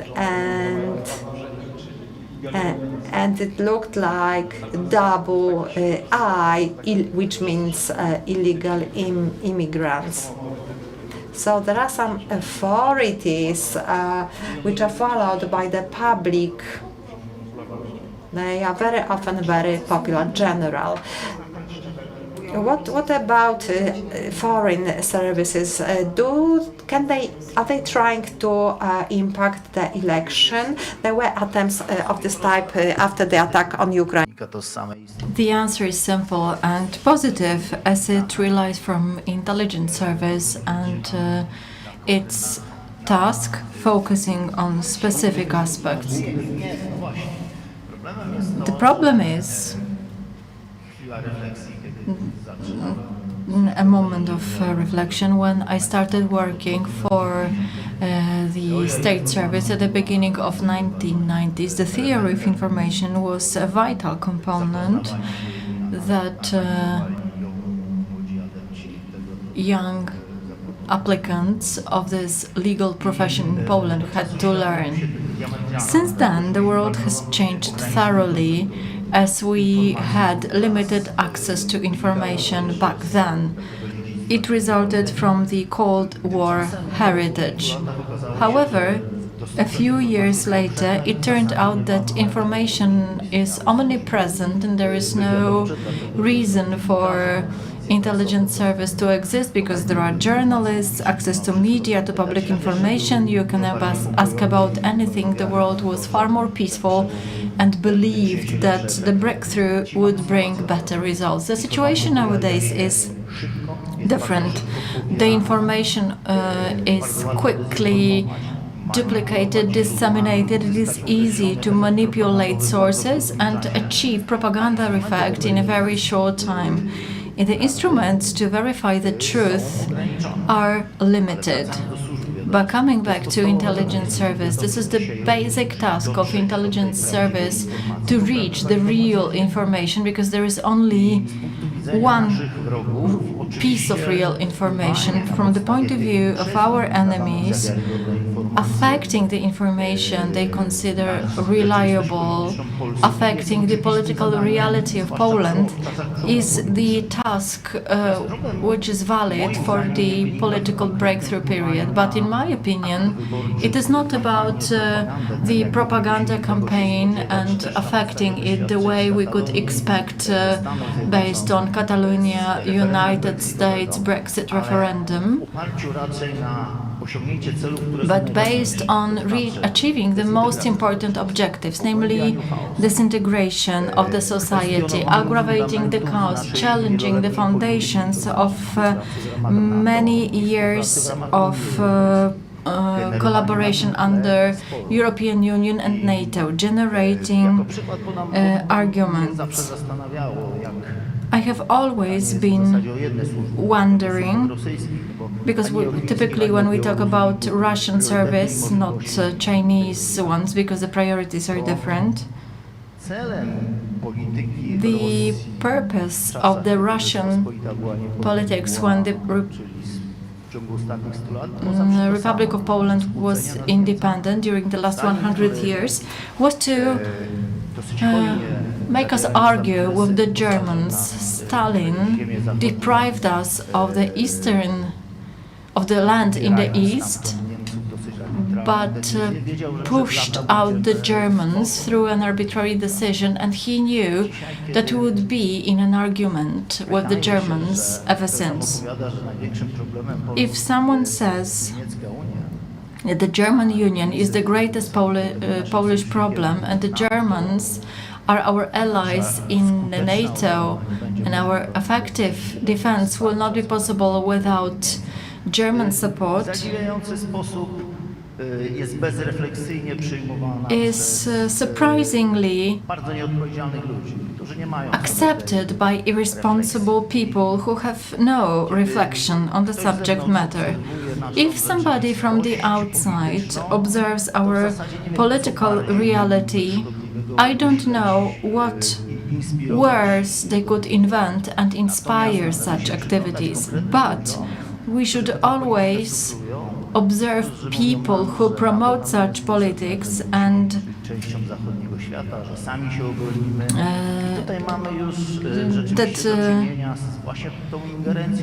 this is the kind of interference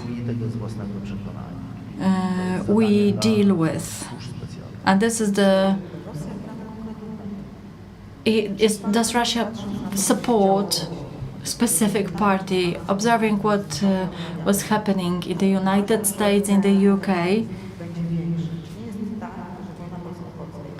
isn't it a Polish war that is more detrimental for us than any other service?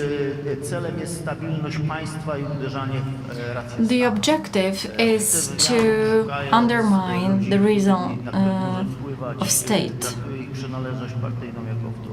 The fact that they belong to a specific political party is secondary. We should not feel that our opponents, our enemies are against our opponents. So don't you believe that that Russia could play for law and justice ruling in Poland? I would put it this way. They can play for anybody, those who fulfill or pursue specific objective.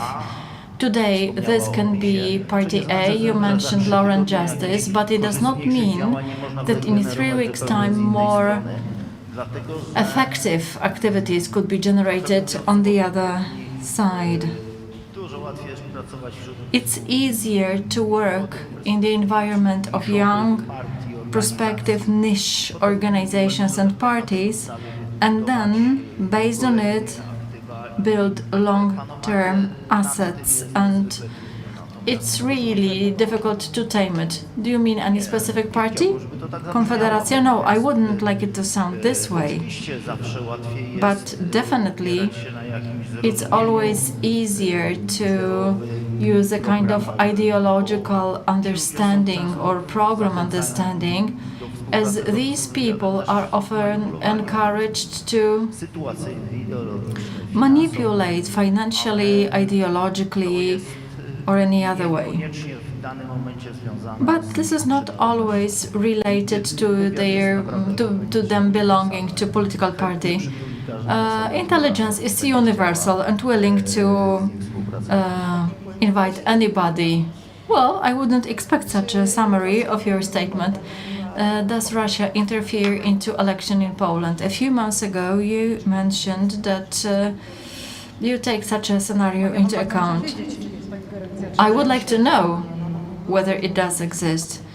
There were different suspicions on who interferes into what and why. Let's explain one thing. Typically, we don't know it in Poland because no one representing services in Poland, neither the service nor the prosecutor's office or any other institutions, have never carried out investigation on Russia interfering into public life in Poland. Now we've got a special committee which is assigned only for the period of election, and so are the results of its operation. What happened in France, USA, UK and some other places in the world, there were investigations carried out on the subject matter. It was intensive in the USA, although it applied to the president in office, Donald Trump. In Poland, we have access to what is visible publicly.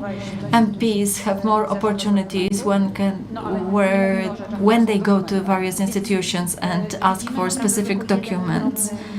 So there is only one small part. Russia can interfere into Polish elections in different ways. It could finance somebody, providing grants. This is what we know from other countries. We've got crowdfunding, which is very popular in Poland. I have nothing against it, but this is a great way to donate money from anonymous sources. The money can be spent on election. The Code of Elections, amended by Law and Justice, allows for promoting some candidates. Theoretically, it is banned for foreign entities. Let's imagine you've got 1 million to spend and you can carry out agitation outside official path. You can do it anytime, a week before election. That's the moment I'm most concerned about. The turning point in the campaign, 1 week, 3 days before the silence. Even if there is an intensive campaign on the internet, it will reach the voters and the dementi will not. So what happens a week before the election can be pivotal for the result. I have no idea whether it's my phobia and I'm afraid too much because Russia is not going to interfere, or if I'm right and something like that would happen and we won't be able to discover who organized it. But the service, even if we assume they do investigate such cases, they are not so willing to share it. For the email gate, there are no provisions 3 years after, and we won't have any. So if a campaign is launched, probably we won't have any identified issues. Has anybody offered 1 million to you, MP? No, I haven't heard of any such person. I suppose the ruling party has already implemented such a campaign on the internet. We also have the referendum campaign combined with the election campaign. The election campaign has some limits, and the referendum one hasn't got any. Looking at who has been registered or state treasury companies once they get involved, I do agree. It will happen soon, not in the last week. I suppose we'll have a mass campaign, a great campaign, because this authority is fighting not only for maintaining the power, but others are fighting for maintaining the freedom. This is a very special election. I would like to add one more thing, how to fight with disinformation. Why doesn't Civic Platform mention it?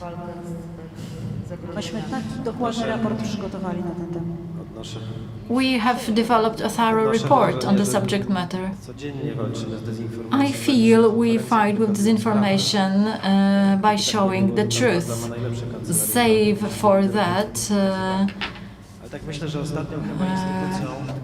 I need to say that the last institution capable of verifying what the truth is and what is not is the Chief Supreme Office, whose reputation is not very good.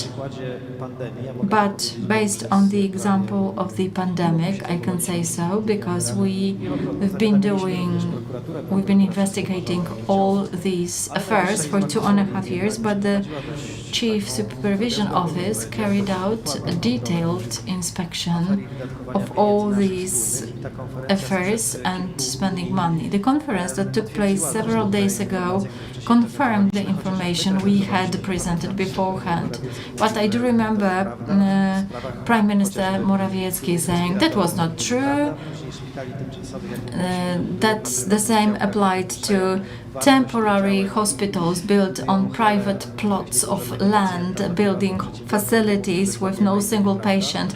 He said we were lying, that was not true. And now, when the Supreme Chamber, and I'm very happy that the person working there for 25 years, he signed this document and confirmed that what we showed is not enough, because 7 billion were spent on empty beds.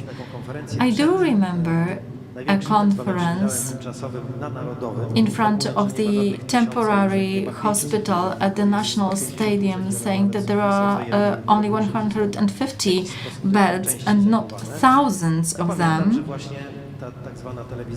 I remember public television informing that me and Prime Minister Szczerba are against temporary hospitals. We had never been against them, but that was according to the narrative of the ruling party. Since we were paying attention to the most expensive hospital and the fact that there were not so many beds, they decided that it's an offense. I don't know if it's disinformation or a lie, because there is a blurred border between them. If somebody says they're going to go to the prosecutor's office,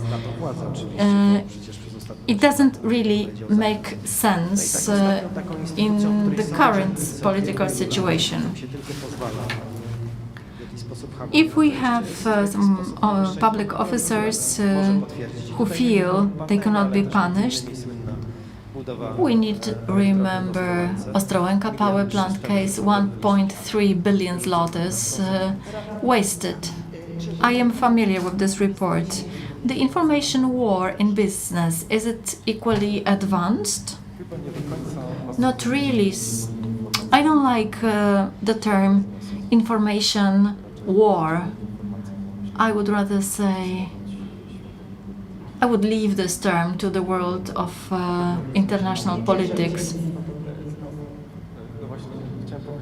I would like to say that the reality is not black and white. In the business world, there are various disinformation methods and fake news used. from small businesses to large corporations. Before our discussion, we decided that the borders between competition, marketing, propaganda, and disinformation are quite fluid. So even with no bad will, it's really hard to stop where the borders run. Coming back to business, we were following the situation a year ago when Elon Musk was taking over Twitter. There were lots of disinformation techniques employed by the wealthiest person in the world. All of a sudden, after a long time of advanced negotiations, he decided he would withdraw from the entire transaction.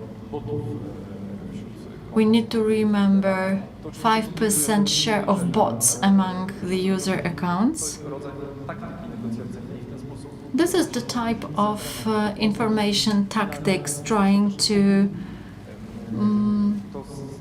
that is aimed to reduce the price of the entity he finally purchased. A few years ago, there was a case of the popular Indian restaurant in London. It had been popular until the information was disseminated that human meat was served there. The story seems absurd. All of a sudden, the turnover dropped by half, and despite the efforts of the restaurant staff and managers, the restaurant was closed. It was quite xenophobic motive, or competitors who were trying to push their competitor out of the market. In the business world, we can use various methods and techniques. How far-fetched and distorted they are depends on the corporate deal, on taking care of stakeholders, shareholders, attempts to be as transparent as possible, because people know that disinformation methods, even if they are used one-off and bring results, undermine the company's reputation. If on a daily basis a business uses disinformation techniques, informing about financial results should not be a part of this disinformation campaign, but definitely there are entities who have huge imagination on how to achieve short-term benefits. Do the global companies more often use the fake news for different reasons? Does it develop? Is this process as frightening as in politics? Well, we all operate in the same information space, apart from North Korea and some other countries which are far away from the modern countries of the world. So we operate in the same information space. We are all victims of the same situations. The phenomenon that affect politics or geopolitics also affect business. We play different parts during our lifetime. We are business people, we are voters, we are taking part in different situations. So it all melts and the information is everywhere. It's a very valuable economic resource, political resource, and the phenomena we are discussing affect in the same way economy and politics general. The current intelligence service, do they prepare some information to obtain advantage? Is it changed? I have already mentioned that information in the world of information chaos and the price of reliable information is much higher. Only then we are able to make good, right decisions.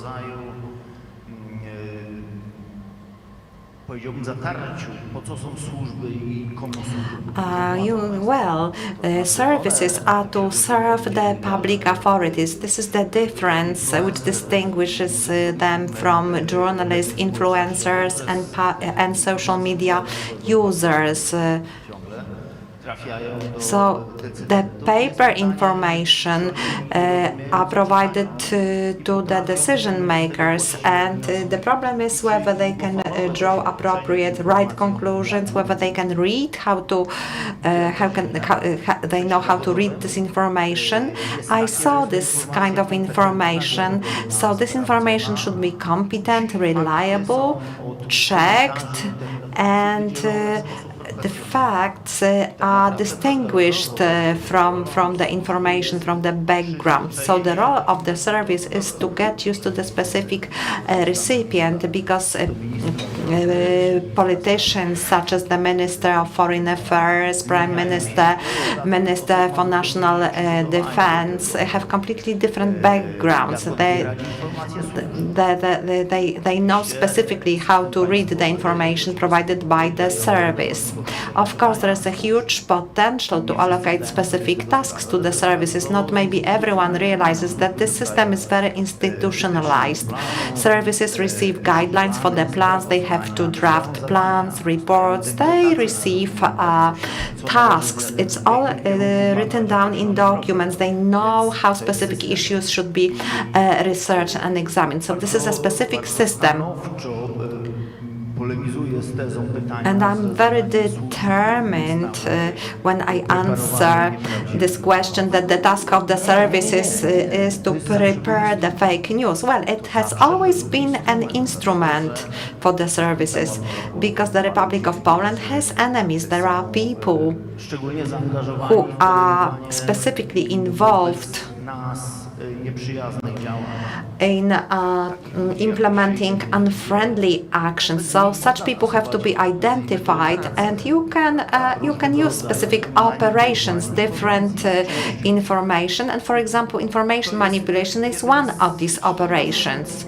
Can you remember any examples you can share with us that services have belief in misinformation, spectacular misinformation? Services live in the same world as everyone else. Very often we take some intuitive actions to assess information, whether it's reliable or not. And the professional approach is of key importance. So the approach that will allow services quickly and efficiently reach the source to verify the information. You mentioned two sources. Sometimes there is a reverse problem. There are 5 men who are saying things about the same case, and they are from different services, and only one of these services can reach the source information, the root information. So the one who brought this information knows about it, but the other representatives of services do not have to know it. Of course, it depends on the rank of the importance of the information. The true information is just a component, an ingredient of the puzzle. We are talking about the media life. There are lots of contents in the media that are written by people who are not competent. They just print some information, they mix it, and they publish it. And then it is reliable. It's viewed as reliable only because they published this information. So even competent people nowadays find it difficult. We are talking about the information war. Maybe we should be discussing the real war. This war has fundamentally changed the understanding of information currently, how the information can be used during the wartime, how it influences different circles that are important in the perspective of those who fight this war. So this is a separate but very important topic. We also have a new era in the information war, which results from this real war. So it affects at least several spheres: international politics, influencing enemies, influencing potential allies, obtaining advantage in getting all instruments necessary to run the war: fuel, money, ammunition. So how about Russia from this perspective? Because we know that Ukraine is the winner in Czy ta wojna w sposób przyspieszony This war has taught us how to understand complexity of the world. Many things have changed. Trump's presidency was a key moment because he decided that competition with China and Russia is not of interest to him. I'm mentioning this because we had a phase that there were empty spaces occupied by Russians in the Middle East, in Mali, in Sahara, in Central Africa, in Niger.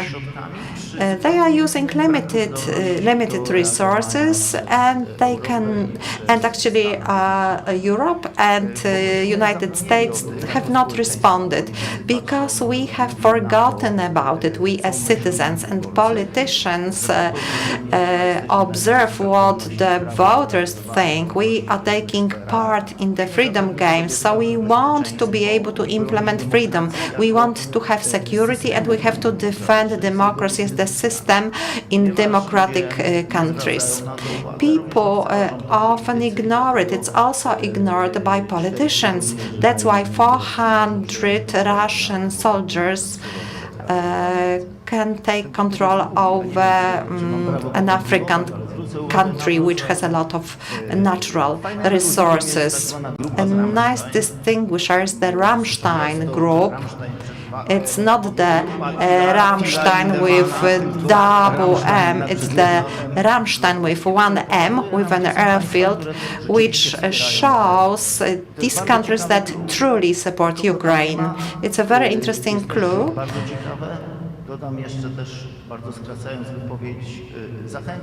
I would like to encourage you to analyze what is happening around BRICS. So there is a club of countries, including democratic countries such as Brazil, India, Republic of South Africa. Well, it's a bit problematic, but it's for another discussion. So aggressive and totalitarian Russia was playing an important part there, but there is a range of rich countries that want to participate, and they have no problems with the aesthetics of this participation.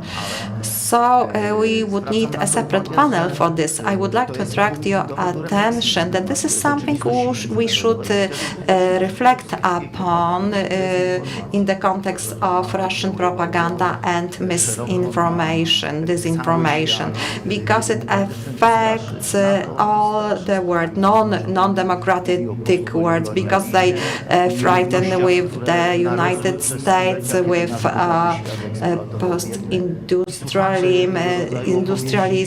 about exploitation, and there are still many many audiences to this kind of messages. I wanted to hear Anna Mierzyńska, why some people are so vulnerable to manipulation. Sometimes I feel that they prefer to believe people who are just who are not professionals. I would just like to provide a data. Law and Justice Party spent in September and August 2.5 million zlotys. In the same period, Civic Coalition spent 500,000. So there is the huge scale of funding used by the Law and Justice Party. So why some people are more vulnerable than others? Many experts are trying to answer this question. Psychologists and sociologists are researching researching this topic. Different demographic groups are studies. Research confirms that conservatives are more vulnerable. Senior citizens, people who believe in supernatural factors, they are also vulnerable. And what is of interest is that the vulnerability comes from big high level of uncertainty. This is when we feel unsafe, when we feel uncertain, and when we belong to some groups that do not contact other groups, then we are very vulnerable to the misinformation. And when there is the social polarization, there is even the need for disinformation, specific disinformation. So the group wants to get fake news or true news. It doesn't matter whether it's true or fake. They want to hear something that will confirm their views. If their views are reflected, they do not even check whether this is true or fake information. One sentence to sum up. Information war, has it already affected the world? We have 2 minutes left. No, well, it has, well, we are still sitting here, so we are all right. I'm a representative of business, so we need smart, transparent rules and regulations, global ones, and global players. And we also need the common media information education. This will help us to develop resilience against disinformation, fake news in any of our life roles as consumers, as politicians, as citizens. I have already summed up. Dariusz Joński. Luckily, the world has not been affected so grandly, but we have to do a lot in Poland to make sure that the disinformation is turned into information, and we have to make sure that the public institutions, I don't only mean the public TV, but the Polish press agency, well, in the past, when we heard that this is this information disseminated by these entities, it was true information. Now we know that they release fake news. So we have to fight for true information. We have to fight for democracy and freedom, and I think it's doable. Free optimists. Information war is a permanent element of our lives. It has always been a problem, and we have to be aware of the face of the information war. Now the rulers are the populists. They use propaganda and disinformation purposefully, and they do it to keep the power. So this is a serious problem. Secondly, we need to learn how to combat disinformation. We have to start disinformation when we are small children, just like we teach our children how to wash hands, how to wear a hat, to make sure that they will be able to cope with gossips, with lies, with any information that can be fake one, and that they should know that using the information and accepting information requires reflection. Thank you for your attention. Thank you for coming to our debate. Thank you very much. It's not always easy to recognize. It may look like this, or like this. It may be a burden, but it is a responsibility that we embrace nonetheless. But if it means this for one person and this for someone else, maybe it ultimately means being there for one another. It isn't handed to us, but we know where to find it and how it feels, how it tastes, and what it sounds like when we finally have it. It means different things to different people, but for many, it means everything. And if we all fight for it, it will eventually bring us together. Ihre Ausreise.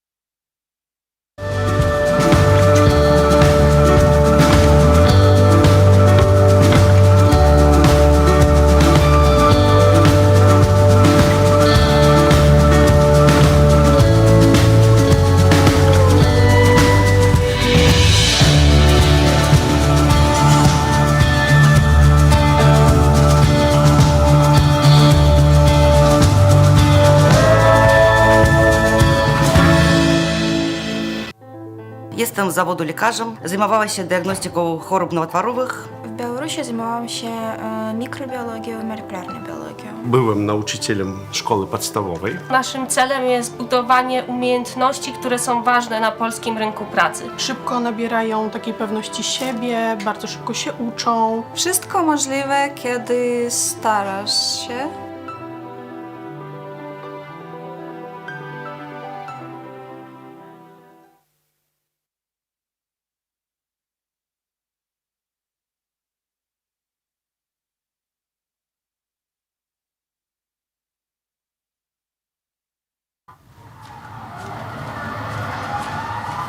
Każdy wybór ma swoje konsekwencje. Dziś na kazaniu o takich jak ty mówili, że to morderczynie. A wiesz, że ta, która ci pomogła, trafi za kraty? Trzeba mieć sumienie. Jak mogłaś to zrobić własnej matce? Aborcja to najgorsza zbrodnia. Gdybym ja podjęła taką decyzję, nie byłoby cię tutaj. Organy państwa nie będą przyglądać się temu obojętnie.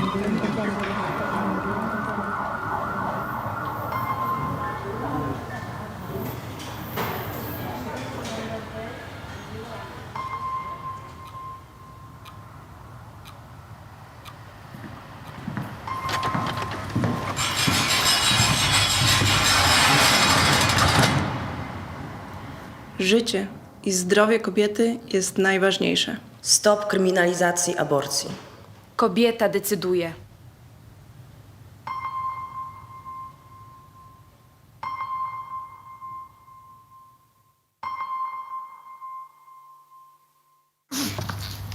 Dzień dobry. To znaczy, myśmy się dzisiaj widzieli. Wie pan co? Ja zmieniłem zdanie i chciałbym poprawić. Karty. W urnie. Dobrze? To ja sobie poszukam. Serio? Pan sobie poszuka? Nadchodzące wybory są zbyt ważne, by zostawić je bez kontroli. Dołącz do obywatelskiej kontroli wyborów. Zróbmy wybory bez piecu.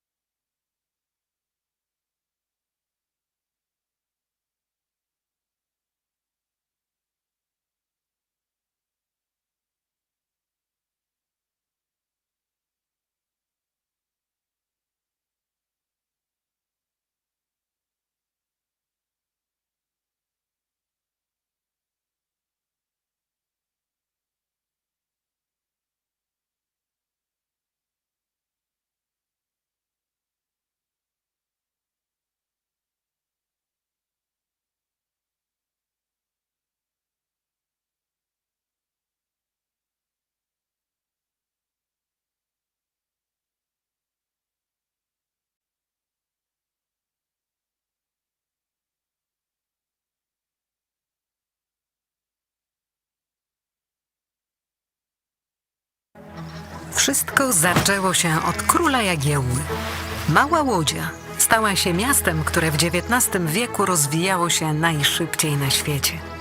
W ciągu zaledwie 60 lat od powstania pierwszej manufaktury powstaje przemysłowa, wielonarodowościowa metropolia.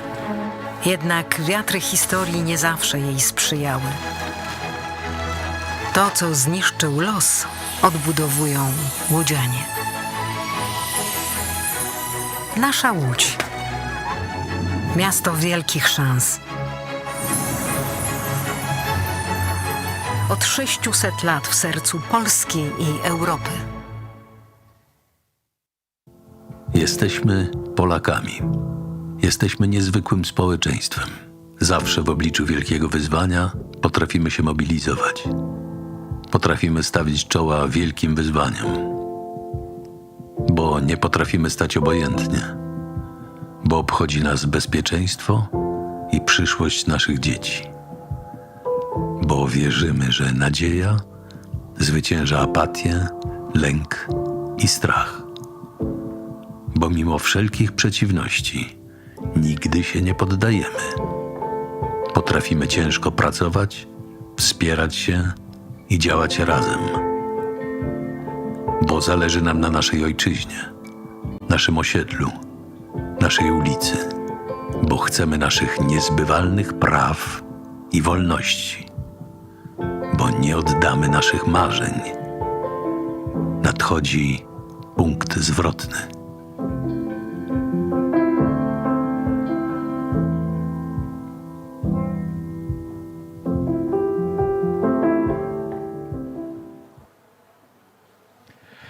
Dzień dobry Państwu, witam. Good afternoon, ladies and gentlemen. Welcome to the discussion co-organized by the Batory Foundation on the Polish-Ukrainian relationships and Ukrainian integration with the European Union. I will introduce my panelists in a moment. We'll speak both Polish and English, so if you need interpretation, the headsets are available at the back of the room. Let me introduce my panelists first, then we'll make a brief introduction and give the floor to my guests, and finally we'll give the floor to the audience, hoping for discussion. Starting from that part of our stage, we've got Julia Kazdobina, political scientist related to Ukrainian PRISM, Council of Foreign Policy Ukraine. We have Piotr Buras, the director of the European Council on Foreign Relations Office. Danuta Hibner, the first Polish commissioner in the European Union after Poland joined the EU. And online from Kiev, Pavlo Klimkin, former Minister of Foreign Affairs of Ukraine, analyst and person commenting on the political reality of Ukraine internationally. Good afternoon, sir. A brief introduction. We are here, but many months before we did not expect it would take place one day after eliminating the embargo on the Ukrainian cereals by the European Union and introducing the embargo by some countries, including Poland, Hungary. So this marks a very important context, which I don't want to start with, although we'll certainly reach it, because it identifies certain tensions that might occur between Poland and Ukraine. That's what our conversation is about. Let me start with reminding to us all of what we are definitely aware of, although we might forget that there is still full-scale Russian aggression on Ukraine and there is war. Ukraine is taking counter-offensive actions. We can see how big a challenge that is. War is brutal, and every day it brings victims that the Ukrainian nation suffers. We remember it, and we are in full solidarity with the Ukrainians. I also feel confirmed by research that we understand the main objectives, including winning the war, as well as such objectives as integration with the European Union and joining the North Atlantic Treaty. The process of integration, this is what I would like to start with. We've got an interesting context. Charles Michel announced recently, or called for what he requested. The European Union was ready for expansion is ready for expansion in 2030. It's not only about Ukraine, but other candidate countries, and a certain date was mentioned, including some promises revealing that this is not only inspiration, but also a number of challenges on the side of the candidates and on the current member states. Nowadays, we would require a number of reforms to implement the process. The first question that goes to my panelists is on the time horizon, whether it's rhetoric or if it can be treated as real, and what are the major challenges for Ukraine. I mean that the Ukraine would have to face in the referenced period of integration. I would like to start with the specialist in the European Union and its mechanism, the Commissioner.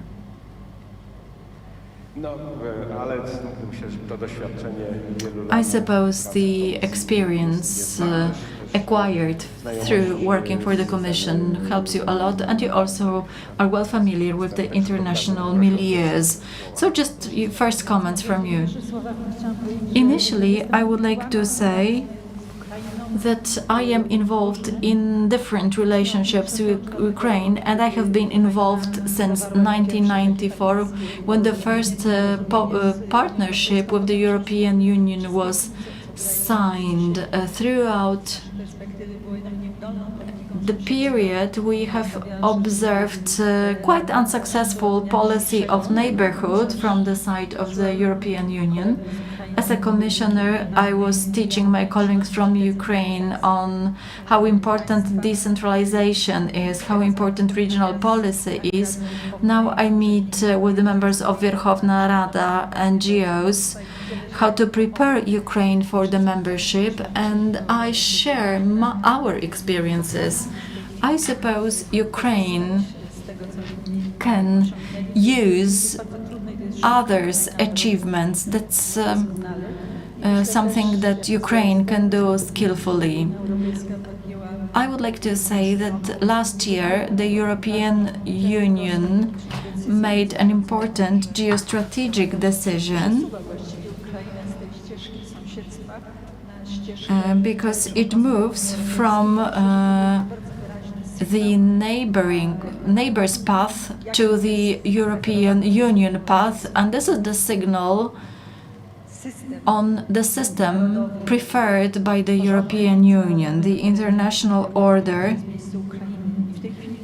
and where Ukraine belongs. We are waiting for the European Commission's report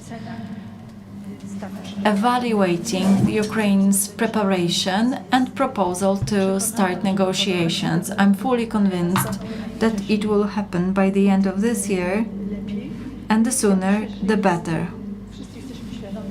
I suppose we are all aware that throughout the years Ukraine was on the path towards Europe.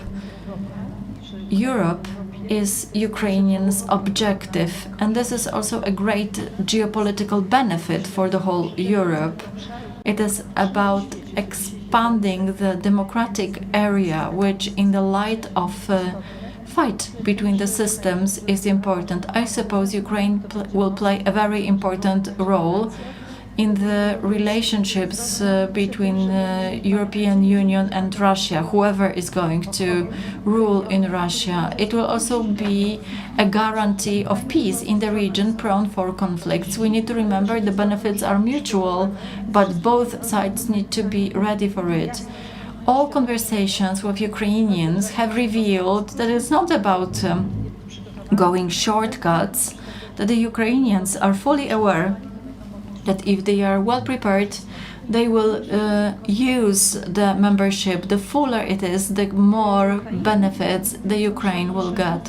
Charles Michel also referred to a certain period. I don't know if it's going to be a long or short time. In our case, the period between applying and entering the EU was 10 years. Dates are very important in such processes because they mobilize both parties. Sometimes you may not stick to the deadlines, but that's not the point. It's simply to attempt to do it by 2030. If we do it a year later or sooner, it will be a political success, or we'll feel unsatiated from the political point of view. The EU also needs to get ready for it. We've got the Treaty from Nice in our case. The Irish rejected it in the first voting. It included proposals of amending the voting system, and it was indispensable for accepting our membership. Most probably we would need some amendments to the treaty. I can only say that the amendments do not have to appear today or tomorrow. They can be adopted together with the accession treaty. We simply need to implement them because they apply to a number of important issues. Members of the Commission approach to the European budget, voting, and so on and so forth. But nowadays there is no appetite for changes in the Council. The Commission is always the greatest friend of the candidate state, but the Council representatives have different opinions. There is no readiness to implement such amendments, but we are waiting for the results of the election next year, and only then we'll start preparations. The European Parliament is going to end its works on the amendments to the treaty, which will give Ukraine opportunity to join the EU. Thank you very much. Now I'd like to give the floor to Kiev, to Mr. Klimkin. How do you approach the extension process? What perspectives and what challenges do you notice in Ukraine? Friends, good evening from Kiev, and thanks for standing with Ukraine. Look, as you probably know, I'm a physicist by education, and many years ago, one of my professors told me a story, a joke of life, about Albert Einstein teaching physics in the Zurich University. Once he had exam in physics, he distributed different tests, and one of the students raised his hand and said, "Professor, these are the same tests you gave us 2 years ago." And Einstein said, "Fine, but the answers are different now."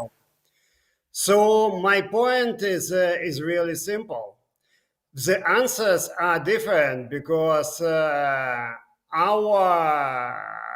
our way of joining the European Union is not the same like before. The whole process of joining the European Union has to change. And don't get me wrong, I'm not arguing to give up on the merit-based approach. Of course, it's critical. Of course, it's about us to deliver. But what is going on is not just about security, and I mean Ukraine security. It's also about Europe's and EU security. And even more fundamentally, it's about what we believe Europe should look like in the 21st century. What we have pushed is the shift to become Europe of the 21st century for the whole European Union. To have Europe and the European Union completed without gray zones, whether it's about security or trade or sectoral cooperations. And Europe, which could be value-based community, but at the same time, Europe, which should be a real geopolitical player. Because here in Europe, we can't afford that the future geopolitics gonna rotate around the triangle US, China, India. It's definitely also about us. And through this angle, I believe everybody understands Ukraine is an asset. And of course, we are not ideal. We have to deliver on many points. But the whole sense of trying to set up a timeline, whether it's 7 years, and it's not critical here, but it creates a sense of mobilization. It creates the simple sense that political will is there from all the sides. And now it's about delivery, now it's about capacity.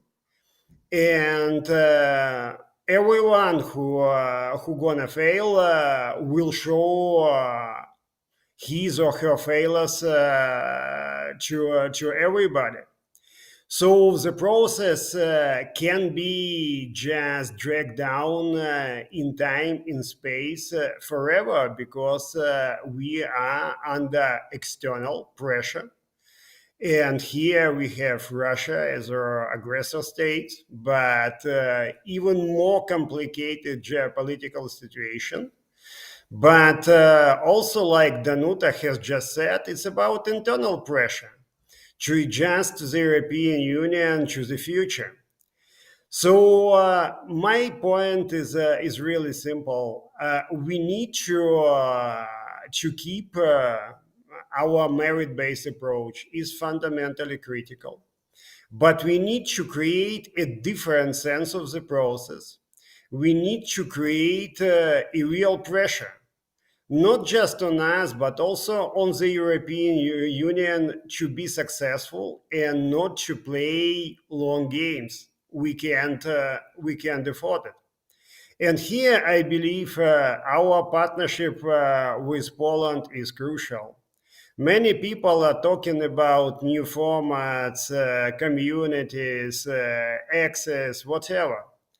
But I believe that our partnership is in the same way important like the current access between France and Germany, because it's something which is creating a sort of backbone for the Central Europe, for understanding that security is in our hands, but also economic momentum could be in our hands. And it's not about creating some sort of threats through shifting balances. It's about creating new opportunities. And we have to talk in a very open, honest way about it, not just trying to create fences, but fundamentally to create opportunities. There is an old Chinese proverb. I know Chinese proverbs are not probably popular with some of you, But it's a simple, wise point that when we have the wind blowing, it's about building windmills and not any kind of fencing off. So fencing off is not an answer anymore. And here our partnership is something which could create a fundamentally different momentum. Dziękuję bardzo. Thank you very much.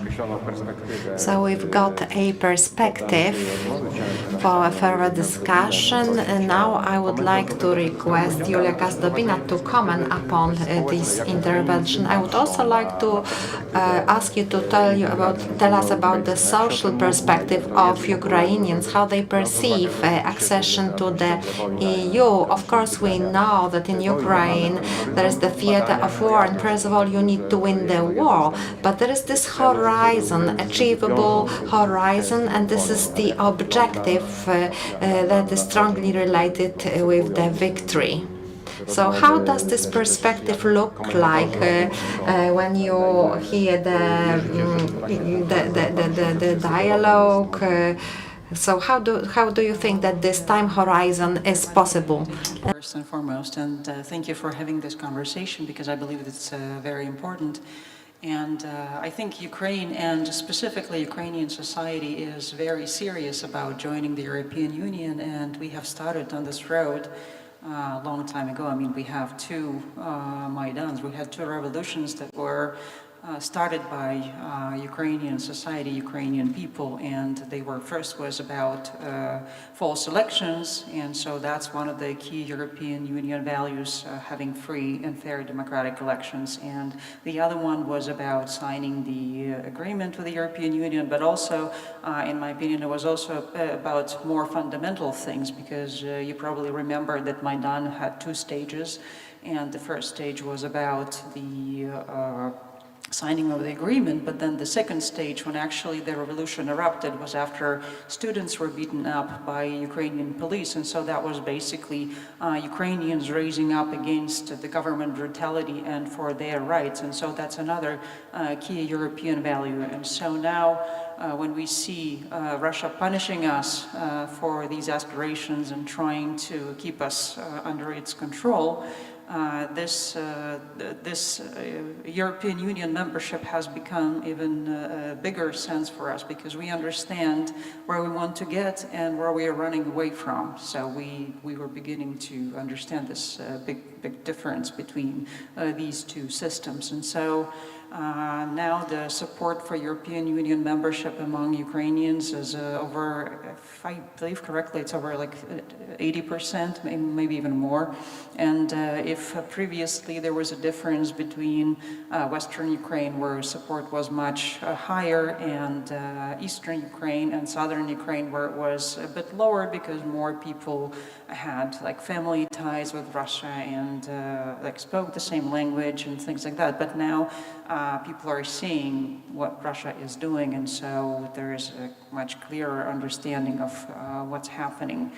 And in terms of how fast we'll be able to do this, of course, the dates that were voiced by Mr. Michel, they seem to be pretty distant for us, and you know probably that the Ukrainian government talks about being ready in 2 years. Frankly, I don't think that's realistic, but on the other hand, I think I would like to concur with what Mr. Klimkin said, that it's new times, it's new rules, and we do need to speed it up. And I think the message we're getting from European Union officials that like European Union also needs to get ready, and that it needs to be working. So it's not only Ukraine, but European Union as well needs to get ready for this preparation, and there's a need for European Union reform. And so I believe that if we manage to keep this momentum on both sides, we'll make it a lot faster than the timeline Mr. Michel outlined. Dziękuję bardzo. Piotrze, oczywiście zachęcam. Piotr, of course I would like to encourage you to share some comments, but I would also like you to address what Paweł Klimkin was talking about partnership between Poland and Ukraine in the light of what happened yesterday about the grain embargo. There were also some other conflicts in July. There was a discussion on history, also on the situation with in Wołyń. So we still remember what Jarosław Kaczyński said when he was talking about obstacles to integration. So what is more realistic to you, the partnership suggested by Paweł Klimkin or instrumentation of accession? Thank you very much. I think that these two aspects of EU integration for Ukraine and the Polish-Ukrainian relations in the dimension you have mentioned, I think it's strongly interrelated, but I would start with a comment on the integration dimension. In my opinion, as Professor has mentioned, the European Union and the member states have change the perspective towards Ukrainian accession membership. So this is a major change in Europe recently. So a Rubicon has been overcome. I do not only mean the status of the candidate to Ukraine, which happened last year. I'm talking about the political atmosphere in Europe, in Germany and in France. So we witness a kind of special change. Before, in the 18 months ago, we couldn't have imagined such a change. So I have this feeling, well, we heard a lot about negotiations, that soon they will start, the decision will soon be made, maybe in December. I hope and I think it will happen in December, but I have some fears connected with a different topic. I think the EU is not ready for extension, for enlargement. Politically, there's a change in politics, in moods, in rhetorics, but when we look at the EU institutions, Professor mentioned some amendments in the treaties. To me, it's a much smaller problem. We do not have to have these amendments. Some amendments can be implemented in the accession treaty. In fact, it's easier. The real discussion is on EU policies and the consequences of European accession to the Union, the agricultural policy, the EU budget.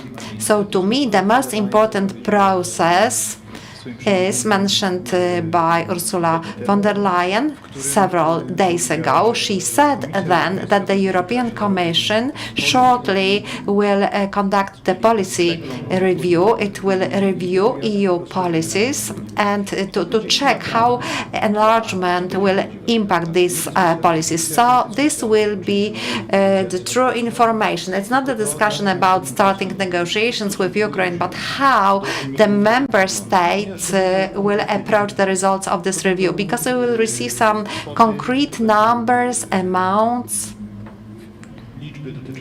numbers on allocation of EU funding. It will concern agriculture, future budget. So it will be the moment of truth, and this is when the Commission will ask, how do you imagine the process right now based on this information? What kind of consequences we can expect for the EU and the specific member states? And in this compilation, Poland will be one of the first countries. Poland will be affected most. And this process should be really analyzed to establish the consequences. The year 2030, well, I was pleasantly surprised by the proposal by Charles Michel. I suggested myself that the EU should determine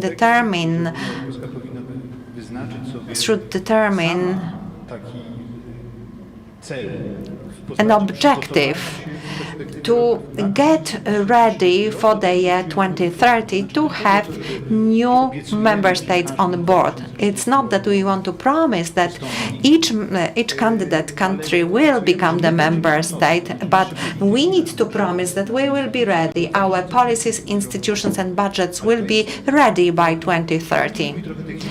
Maybe it sounds a bit technical, but if we are considering that the enlargement of the EU enlargement with with Ukraine and the Balkan states, if it was to happen in the next decade, this enlargement will have to be carried out during the next EU budget. The next EU budget starts in 2028. So it has to be prepared for enlargement. Now we have it's 2023, so in 2026 this discussion will have to be done with.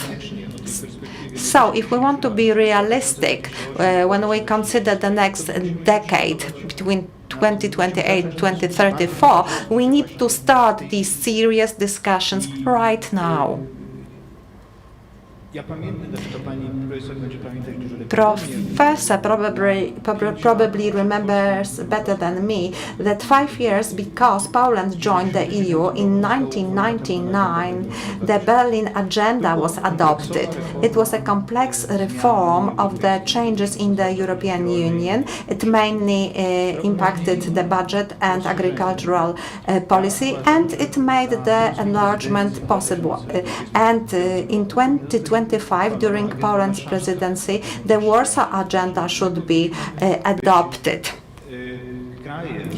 Poland should be a member state.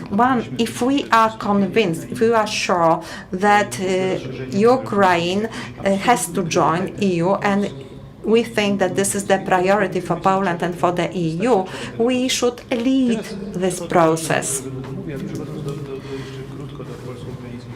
And talking about Polish-Ukrainian relations, I am very worried about the state, the condition of these relations. I think that we haven't used the situation. Well, of course, war is very tragic, but something very positive happened in the Polish-Ukrainian relations. So this community of Polish-Ukrainian interests, we have not evolved it. We have only focused on security and our opposition towards imperialistic politics of Russia, and in two key aspects, that is the integration, EU-Ukrainian integrations, and the next issue is the remembrance. To me, it's not of key importance, but it plays a part in our bilateral relations. So we have not achieved any progress, and the Polish government's yesterday decisions, not even the decision, but the attitude in the previous months, the attitude of the Polish government and the dramatic tension that has originated between Poland and Ukraine. And of course, it's about the import of Ukrainian grains to EU. So now we are it's a very difficult time, very difficult moment. So unfortunately, I'm very skeptical to the perspective described by Pawło Klimkin. I don't think it will be possible to have the partnership which would be similar to the French and German partnerships. So these two countries were built the European Commonwealth community, and we are competing for the same resources. So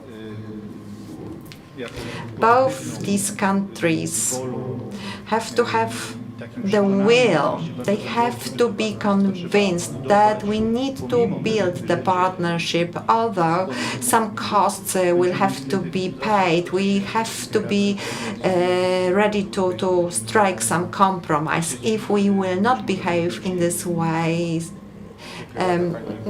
we may face a very unpleasant conflict. Professor, could you address to Piotr's intervention, comment?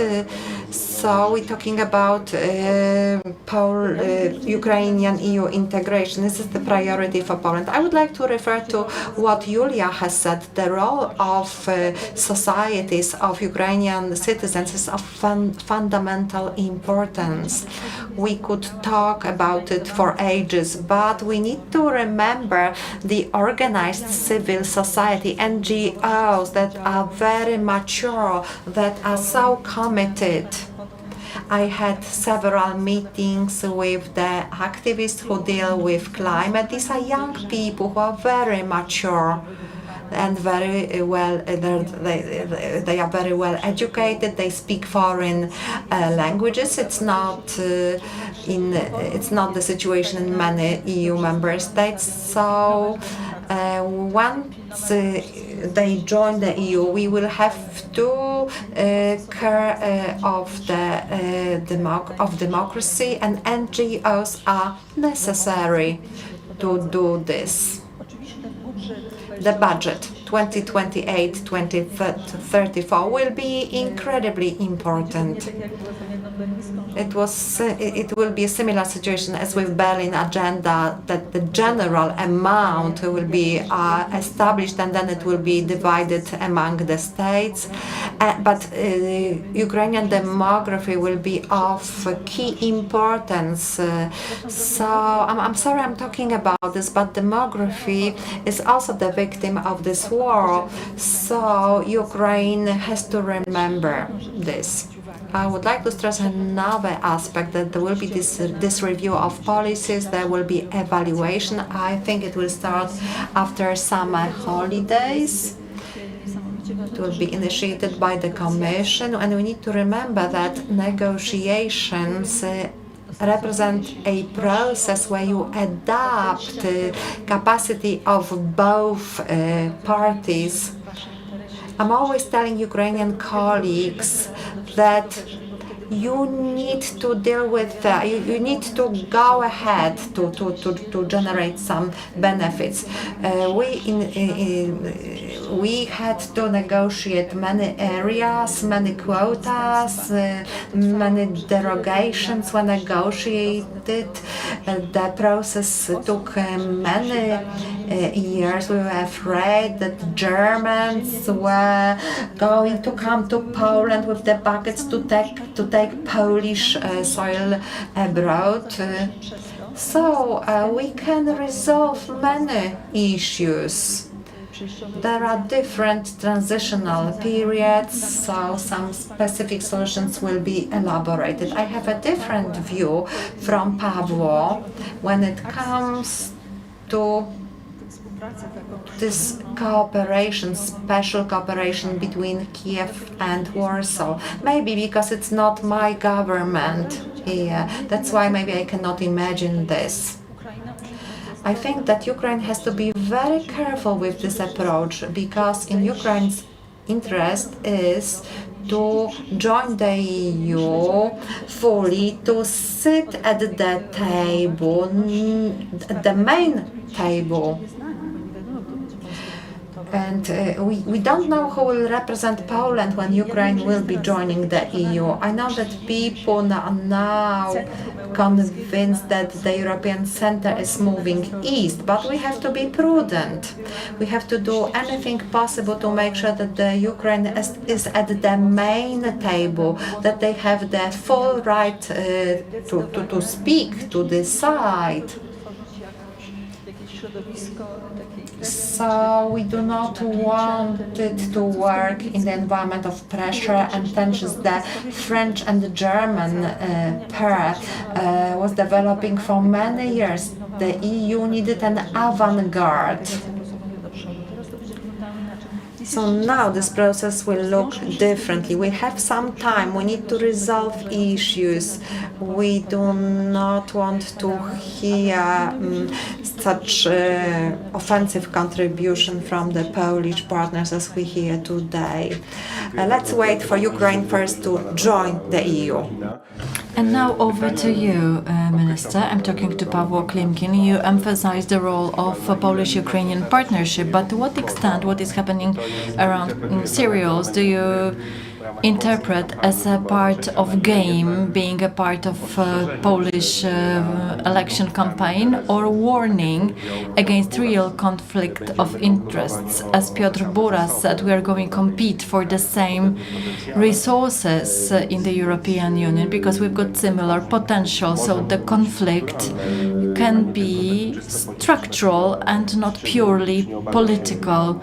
Aren't you afraid of it? And does the current situation can the current situation escalate? Because if the Ukrainian government submits a claim against Poland to WTO and includes the global South countries, it will pose Poland in a very difficult situation, which might go to a wrong direction.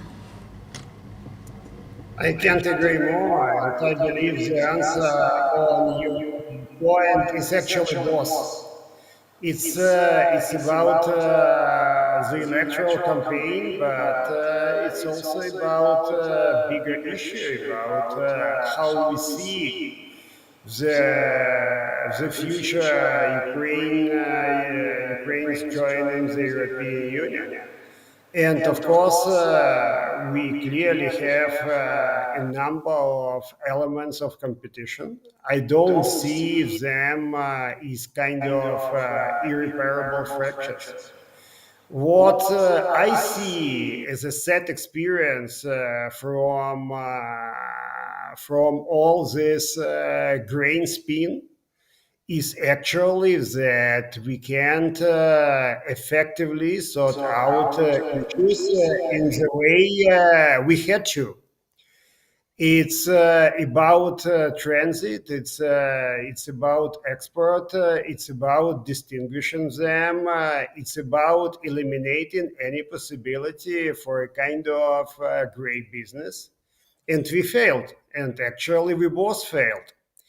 And I agree, there are going to be elements on competition, but I've said it already. Without fundamentally changing the nature of CAP, Common Agricultural Policy, we are nowhere. We can't have the same logic and the same mechanism of the CAP and get Ukraine and the Western Balkans in the same way. It's about regional policy, and Danuta knows it better than anybody of us. So, of course, we're going to have ups and downs, very difficult issues on our agenda. And don't get me wrong, when talking about our potential partnership, I'm not trying to somehow get it and see it similar to the French-German axis. I'm talking about something else. I said the answers are fundamentally different. And it's about us to have this sense of partnership or not to have. And the clear question is, are we now fighting together against someone? And in this case, Putin's Russia? The answer is clearly yes. Are we fighting together for our common future in the European Union and basically for what we should have in the future? The answer is definitely no, or at least not yet. And I'm not naive or so, and in saying that we need to copy French-German format. We can't, and neither we don't have to. But we need to look into the issue how the future interaction in the new and enlarged Central Europe could take place. Whether it's about fundamentally the sense of competition and the sense of bickering, and in this case, it's the same kind of European Union with the clear center of gravity in the so-called classic or old Europe, whatever you call it, or we can have something else, and we can predict what's gonna happen. Let's say in 7 and 10 years, I'd say the development could be mind-blowing. So it's about us to see whether we can have the old pattern of all kind of problems, or we can have something fundamentally different. And of course, we need to prepare ourselves, but in the same way, the European Union should change, whether it's with treaty changes, without treaty changes. If you ask me, we're gonna join a different European Union in some years from now, whether it's for the good or for the bad, for worse. I actually believe it's the first one, and it's not about politics. Whether it's about Ukraine and Poland, we somehow get used that it's this government or that government. But geopolitics has changed, the reality has changed around us, and again, it's up to us to decide what kind of reality we would like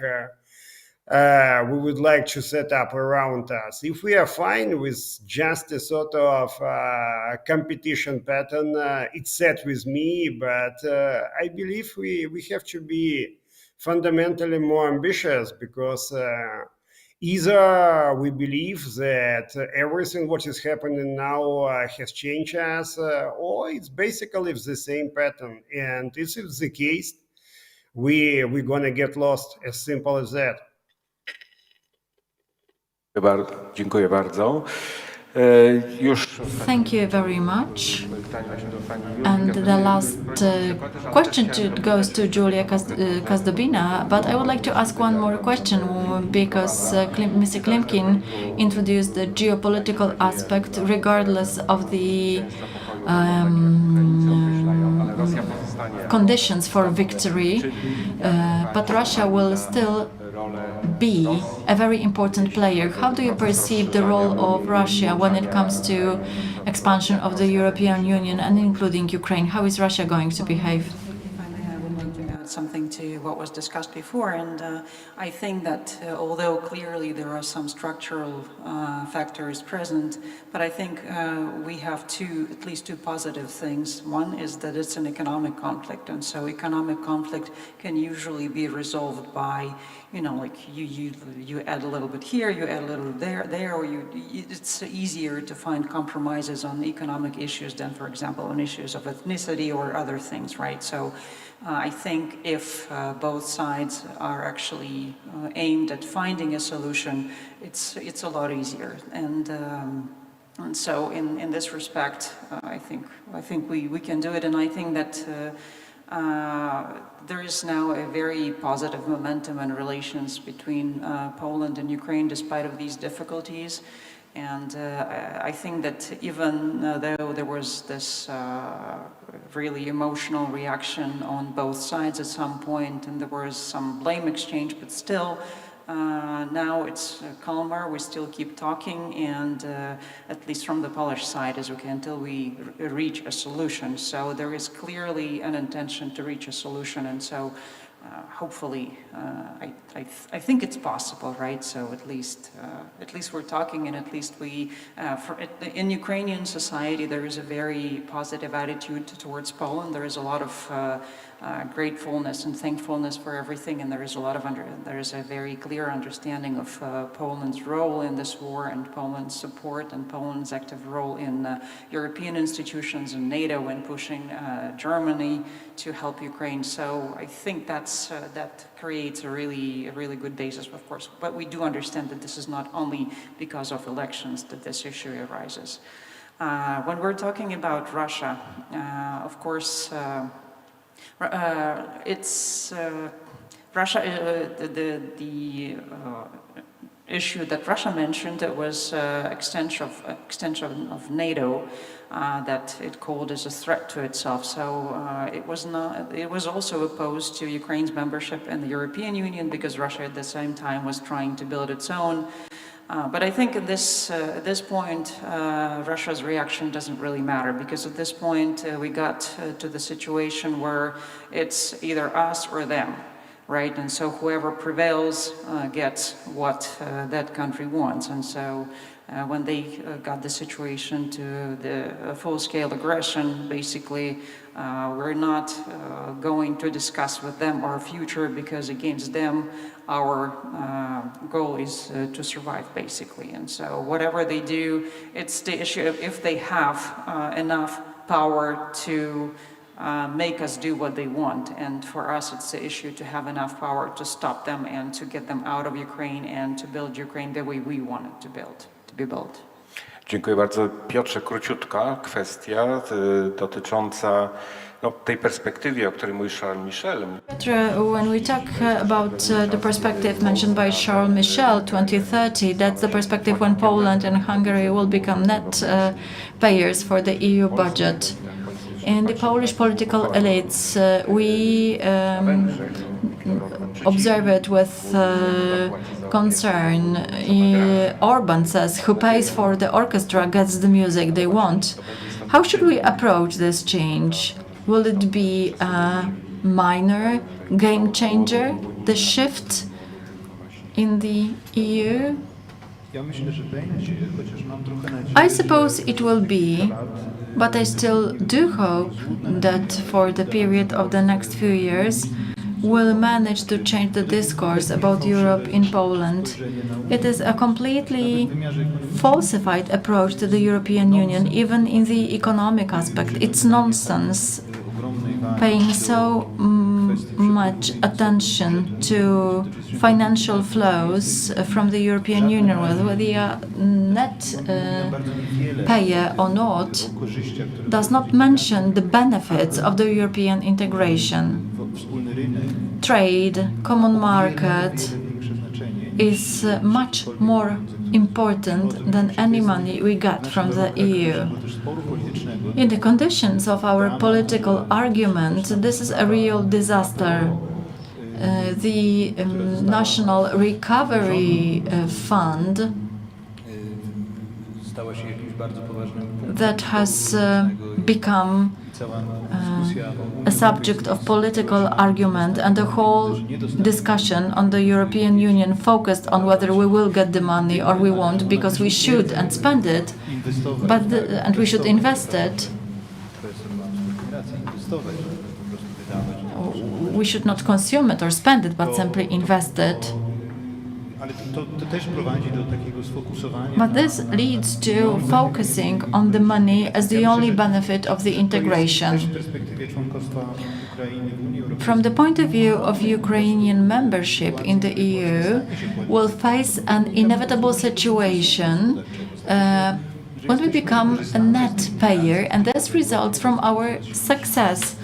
We have become economically stronger, so we should be the net payer as quickly as possible, and it will be very good. But there is a challenge to change the language of the discussion. It is easy to manipulate and to use it in the public debate by those who use the anti-European mood to gain profit. We've got some minutes left, so if we have any questions, we have the time for 2 questions. We can see a gentleman over there. Halo, dzień dobry. Good evening. Chciałem zapytać o jedną rzecz. Czy I would Polska like to w ogóle ask the following thing. swojej atrakcyjności Isn't Poland using its attractiveness as the partner of Ukraine in relation to the fact that the current ruling party present anti-European approach, extremely anti-European approach, so no formats, triangles, or the Visegrad group, which was mentioned as the collaboration, example of international collaboration, do not function. So consequently, aren't we becoming the second line or third line partner? Thank you. And there is one more question. Good evening. I am the president of the Ukrainian Association in Poland. I do agree with Mr. Klimkin that Polish-Ukrainian partnership is very important. It seems that during the next years, the Polish-Ukrainian partnership can be the indicator of a success. The main direction of grain export was the Black Sea. When there is peace and possibility to export, we'll find the answer to the questions. 2 or 3 days ago, the Minister of Agriculture and Rural Development said that Ukrainian's membership in the EU is conditional. Hence the question to the Madam Commissioner whether it's possible to have conditional membership. Thank you very much. Let's start with the answer to the first question. Julia. Isn't Poland losing its attractiveness due to anti-European nature of the government's policy? I don't think that's going to happen because we're not seeing, I mean, there's definitely changes in Polish politics, but we're not seeing that getting to the mainstream, right? So that still remains, it's not the key. And no, I don't think that's the danger. Okej. Pawło, panie ministrze, czy no właśnie All right, Minister, Poland with its Ukrainian policy is an asset or an obstacle for integration? It could be both. It depends what angle you see it, and I agree with Julia. Actually, for the dominating majority of Ukrainians, Poland is seen through a positive angle. And many people are worried, but it's not seen and perceived as a fundamental obstacle because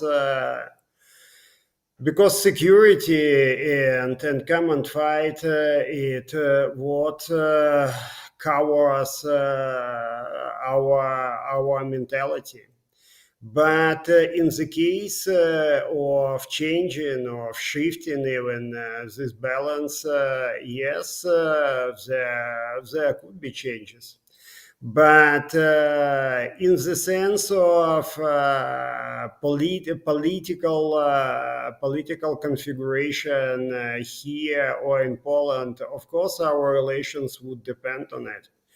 But we need a sense of sustainability. We need a kind of common ground. And I mean common ground and not the lowest denominator, in the sense of understanding common positive priorities. It's what I've said. It's about understanding what we should fight for, not just against. And if we fail, fundamentally, it's two different options for the Central Europe, but also for Europe as such. Dziękuję bardzo. Pani komisarz, pytanie do pani była. Madam Commissioner, there was a question to you, and we are about to wrap up. Okay, I would like to say we need to remember the 27 member states, and there is election in each member state. So we together, regardless of the political group winning in a specific country and what relations it has with us, we collaborate in making decisions and in voting. This is what we will have to get used to. But we can see in Poland a different case, because the government and the ruling party reject the values for which Ukrainians die, and this is really a depressing thing for us all.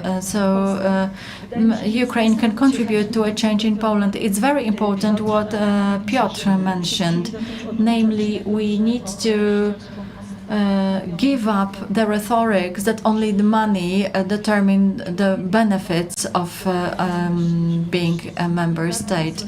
According to research, the more advanced and the more developed the country is, the more it profits from the EU trade and the internal market. And this is something that Poland should be prepared for. Conditional membership, there is no such thing, but during the negotiations, there are things which are non-negotiable related to democracy, rule of law. You cannot discuss them, while policies can be negotiated. And these are not prerequisites or conditions. These are transition periods. You want to enter the European Union labor market, or you would like to all Ukrainians to come back to Ukraine and reconstruct your country. It might change. And it will be different than in our case 20 years ago. You need to remember they are non-negotiable. We talked about Warsaw-Kiev relationship and friendship. We need to be friends with all member states. But the most important thing is to build a group of Ukrainian friends in the Council. We were lucky to have Chancellor Kohl, who established such a group of friends in favor of the extension, and he was an advocate of such an extension. The group of Ukrainian friends is very important for the moment of hardship during the negotiations, when we won't agree with you and you won't agree with the European Union. We'll have to strike the compromise. It's always easier to move on when you have the group who can understand the Ukrainian interest. Let's build such a group of friends together in the Council, because some countries might have a referendum on Ukrainian joining the EU, and there can be a shift towards the right, including the election for the European Parliament. That's why we need to secure the friendship for Ukraine in the sense of confirming the whole process. Thank you very much. We have reached the end of our discussion, and I would like to thank Julia Kazdobina, Piotr Buras, Danuta Hibner, and Pawło Klimkin. And I would like to thank the audience for your attention, comments, and questions. That's not the end of our agenda. More points to follow. We wish you a nice evening and a nice day tomorrow. Thank you very much.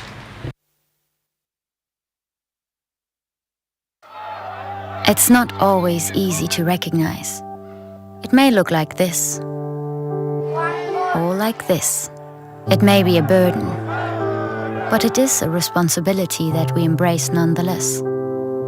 But if it means this for one person and this for someone else, maybe it ultimately means being there for one another.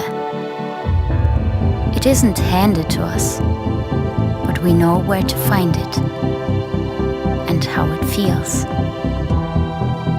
how it tastes, and what it sounds like when we finally have it. It means different things to different people, but for many, it means everything. And if we all fight for it, it will eventually bring us together. ihrer Ausreise.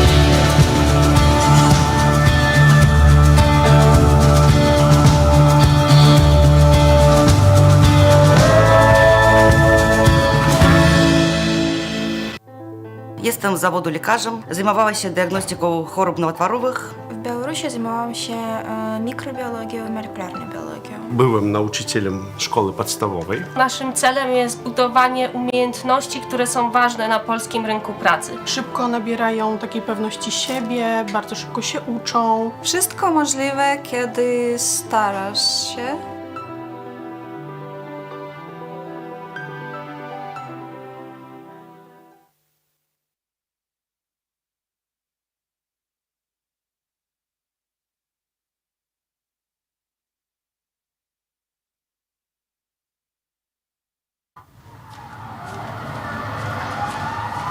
Każdy wybór ma swoje konsekwencje. Dziś na kazaniu o takich jak ty mówili, że to morderczynie. A wiesz, że ta, która ci pomogła, trafi za kraty? Trzeba mieć sumienie. Jak mogłaś to zrobić własnej matce? Aborcja to najgorsza zbrodnia. Gdybym ja podjęła taką decyzję, nie byłoby cię tutaj. Organy państwa nie będą przyglądać się temu obojętnie.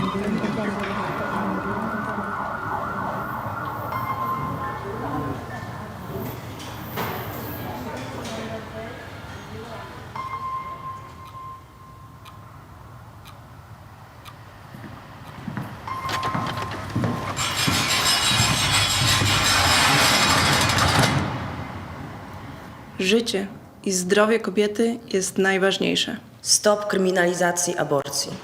Kobieta decyduje.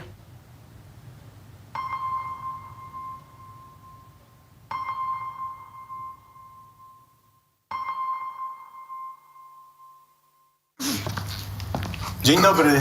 To znaczy, myśmy się dzisiaj widzieli. Wie pan co? Ja zmieniłem zdanie i chciałbym poprawić. Karty. W urnie. Dobrze? To ja sobie poszukam. Serio? Pan sobie poszuka? Nadchodzące wybory są zbyt ważne, by zostawić je bez kontroli. Dołącz do obywatelskiej kontroli wyborów. Zróbmy wybory bez piecu.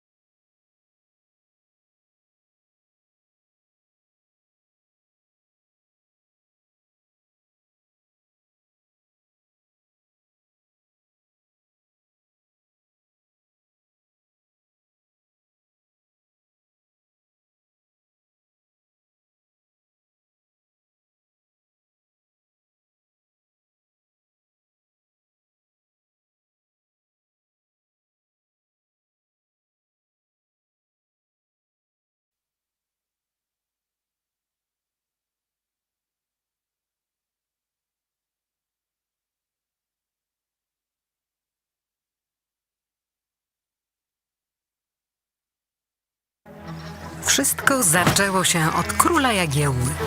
Mała Łodzia stała się miastem, które w XIX wieku rozwijało się najszybciej na świecie. W ciągu zaledwie 60 lat od powstania pierwszej manufaktury powstaje przemysłowa, wielonarodowościowa metropolia. Jednak wiatry historii nie zawsze jej sprzyjały. To, co zniszczył los, odbudowują łodzianie. Nasza Łódź. Miasto wielkich szans. Od 600 lat w sercu Polski i Europy. Jesteśmy Polakami. Jesteśmy niezwykłym społeczeństwem. Zawsze w obliczu wielkiego wyzwania potrafimy się mobilizować. Potrafimy stawić czoła wielkim wyzwaniom. Bo nie potrafimy stać obojętnie.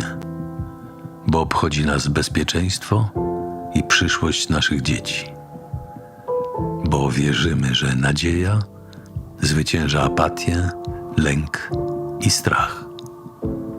Bo mimo wszelkich przeciwności nigdy się nie poddajemy. Potrafimy ciężko pracować, wspierać się i działać razem. Bo zależy nam na naszej ojczyźnie, naszym osiedlu, naszej ulicy. Bo chcemy naszych niezbywalnych praw i wolności. Bo nie oddamy naszych marzeń. Nadchodzi punkt zwrotny.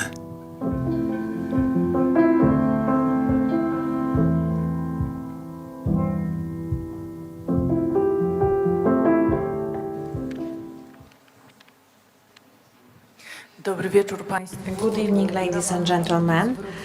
Under the turning point, we are just about to commence another important debate, but when I was looking at the agenda of this year's Freedom Games, I think that you are talking only about very important things. So we are going to address the green transformation, the energy transformation in the context of its development in Poland. We will follow the stages of what has been happening for the past 8 years and what should we do to make sure that the energy transformation in Poland should be done in the way that will allow us to be included in the EU climate policies and implementation of these policies. My distinguished guests include Edwin Bendyk, the president of the board of Stefan Batory Foundation, a journalist, publicist of Polityka Weekly. He's also a writer. Anna Kornecka, who is a legal advisor, the former minister, deputy minister in the Ministry of Development, Work, Labour and Technology. She also works for the Impact Network organization. Mirosław Proppe, who's responsible for supervision of the WWF Polska. Is responsible for implementation of strategy of development of projects of this foundation. He's also the chair of the steering committee of WWF Baltic Ecoregion Program.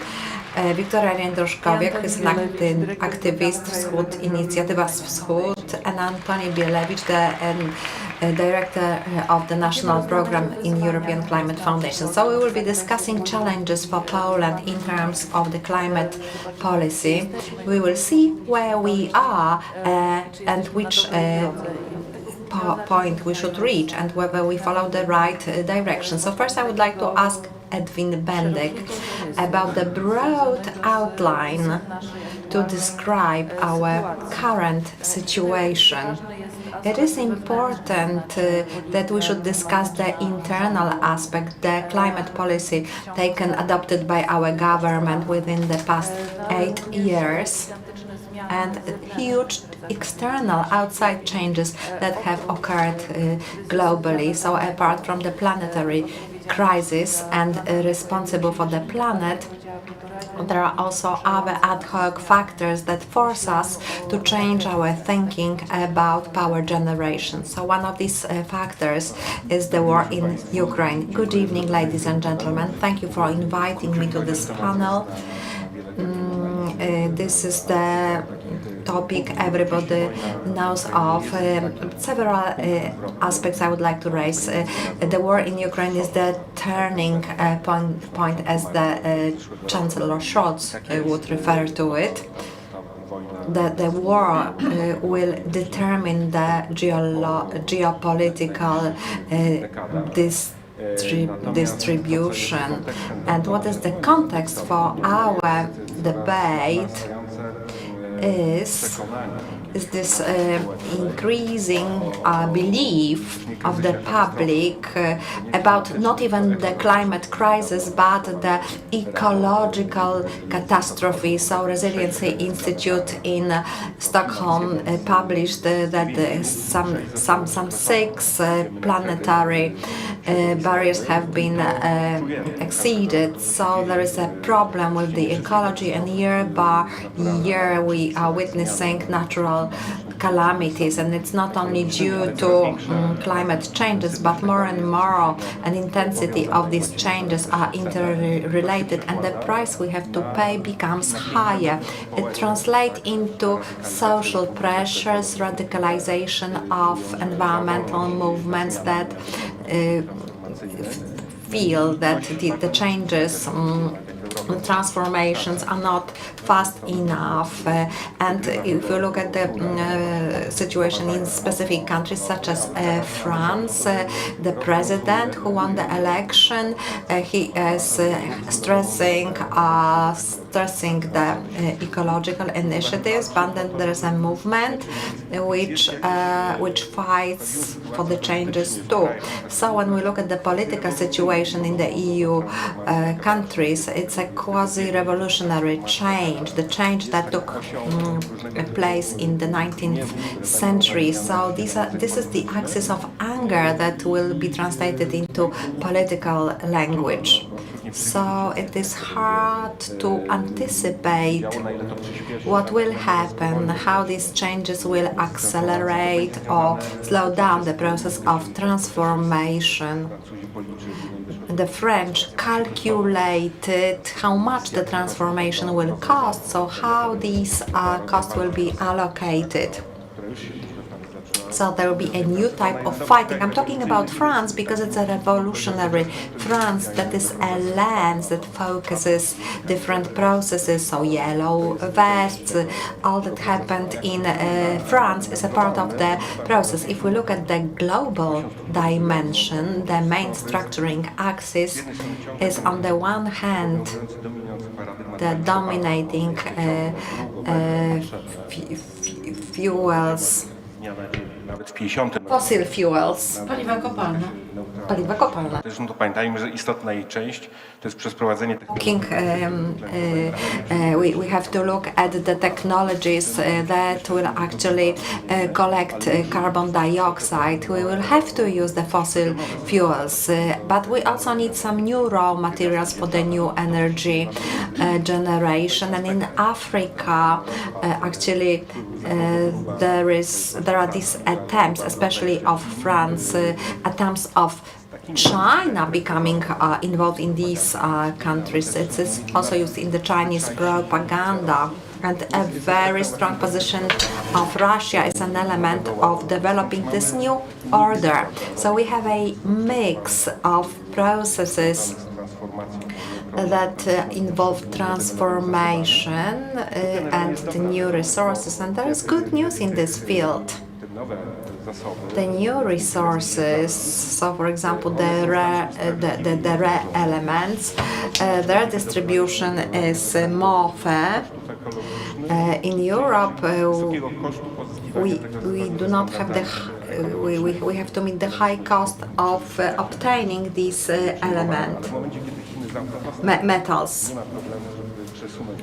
So it's not a problem to move the production to Australia, Canada or Europe. There are such resources, so these allocations, the access is more democratic. So there is some hope with this, but we will see how it will be correlated with the political tensions that will be involved in the transformations. They will be related with the cost. So tomorrow there will be a similar panel. My colleague will be talking about a report on the new mechanism. This report has been prepared by Mr. Sadura. Thank you. Edwin, if I may, please tell us about the situation in Poland. If you could tell us whether within the past 8 years Poland started to deliver the goals that could take us to the path of the green transformation. When I was reading the agenda of the Law and Justice Party, yes, success follows success. In fact, a lot has been happening if we look back at 2018, Katowice and the photovoltaic installations. But it's not a strategy, it's opportunism. It's adapting to the situation. On the one hand, there are pressures caused by the EU. Then there was a problem with the funding of Ostrołęka. There are political games. We are pretending that we are building nuclear power plants with the United States. We will see whether this will be implemented at all. So I don't think that there is any plan. In fact, we have reduced the use of coal as an energy carrier. In this mix, the use of coal has been reduced. So new energy sources are being used now. So this is great, and we should develop strategy based on this experience. Anna Kornecka, I've got the following question for you. The question on the transformation. Tell us about the structure of energy in Poland. Whether we should build smaller grids, networks of different power plants, or should we rather go for gigantic, huge structures that would be centralized? What is safer? What should be the share of different sources of energy in this mix? Good evening, ladies and gentlemen. Thank you for this question. Undoubtedly, the current trends follow the direction according to which the energy sector should be developing under scattered, decentralized system. It's good for energy independence and energy security. We have actually, when Russia attacked Ukraine, this issue of energy security and independence became a priority, and this dispersed, scattered system is different by the following aspects. We are not building huge conventional power plants where there are several plants in the country and then the energy is distributed. Of course, it's very expensive and we have to incur huge costs due to the losses caused by the distribution of this kind of energy. So this system is becoming outdated, and we are going to use, we tend to use the local power stations, the so-called civil power energy generation. So for this purpose, renewable energy sources are used. We are also looking at the energy that is produced by the local government. So it's not only just the households, it's about the local communities. So modern countries should develop in this way. Modern countries that want to be actively involved in the process of energy transformation, because it follows the direction where there will be the biggest renewable energy sources in the mix. Mix is a mix, as Director Bendek mentioned. It's not about one technology that will be the predominant predominant one. There should be many technologies that should collaborate. We hear a lot about collaboration of different sources. We often talk about renewable energy sources, so that the wind farms can cooperate with photovoltaic sources. So we need stable source, and coal is the source at the moment. In Polish economy, coal will be this main carrier. We have nothing to replace coal, so we're talking about nuclear energy, but this is a matter of future. So in the next decade, we will not see many changes in this respect.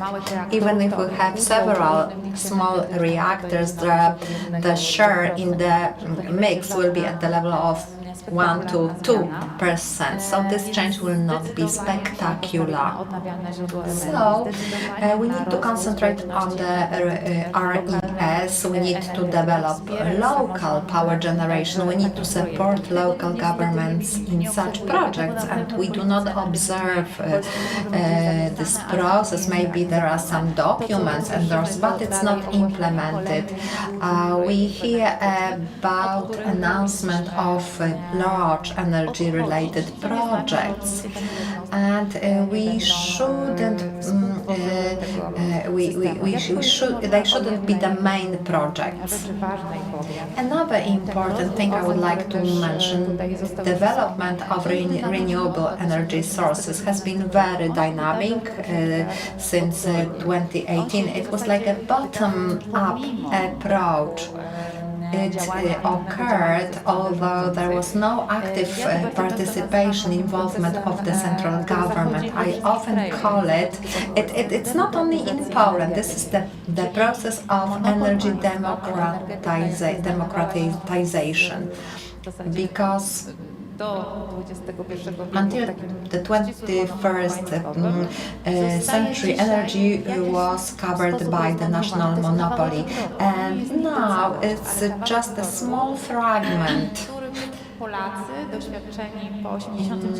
So Poles who experienced economic freedom in 1989, they really were very active in this process. So it's great.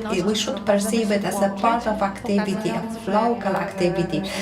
We can show that we become involved because we are exercising the rights to the EU citizens. Thank you very much. Before we move on to the social and human costs of the potential energy transition, I would like to ask about living creatures, at what stage we are when it comes to a lack of impact for green transition on nature in Poland, what our natural resources look like. Good evening, ladies and gentlemen.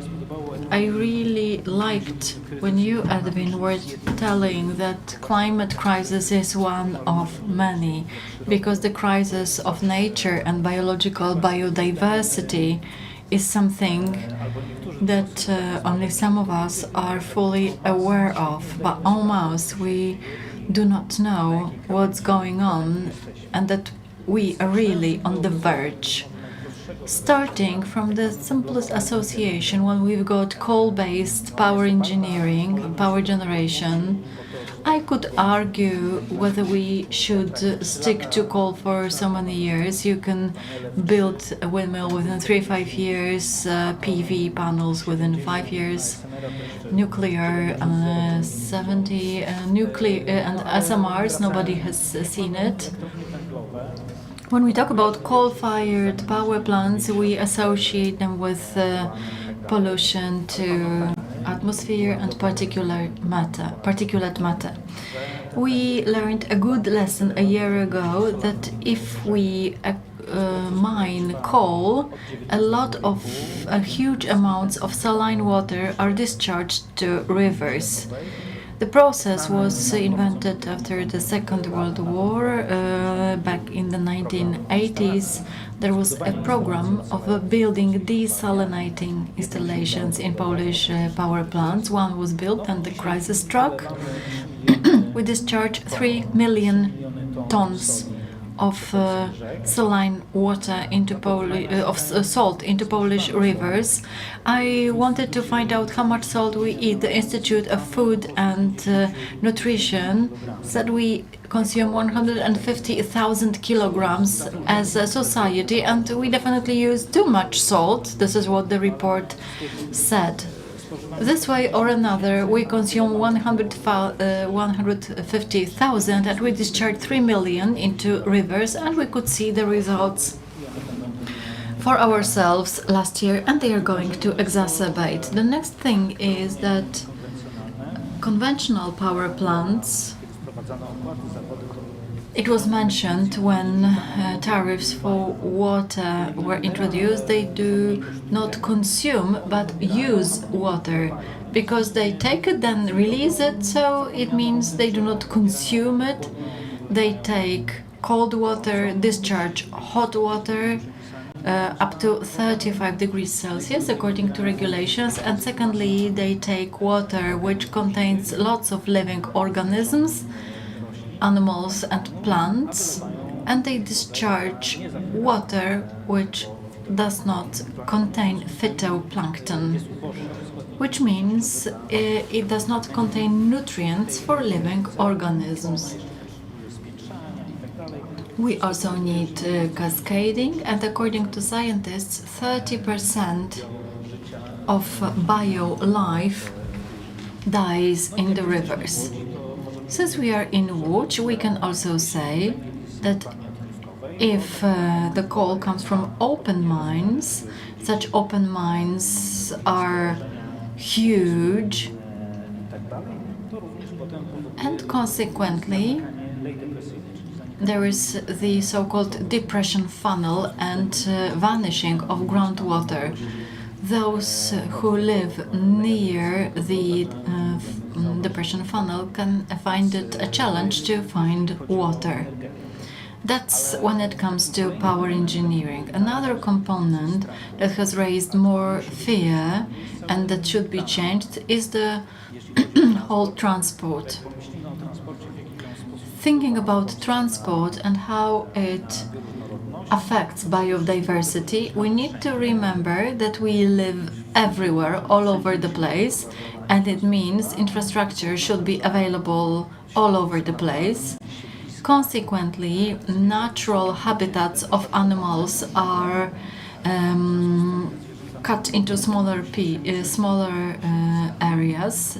Animals find it difficult to move around habitats. We do not have migration corridors for animals, and small habitats means we've got fewer individuals which are weaker because the the genes do not mix. And the third area is related to agriculture. If we do not change the method of cultivation and fertilizing, will kill the Baltic Sea. 97% of the Baltic Sea is in a poor condition. The non-oxygen areas are extending. It's not only about blue algae, because it's disgusting when you have to enter such water, but the problem is that if there is no oxygen, there is no life. In the 19th century, the Baltic Sea was like a great steppe sea. There were grasses providing oxygen for the water and also shelter for many species. Hence it was vibrant and full of life, which has been extinct. That's one example. Another one, since Poland joined the EU, when it comes to population of birds living in open areas, it has dropped by half in our case.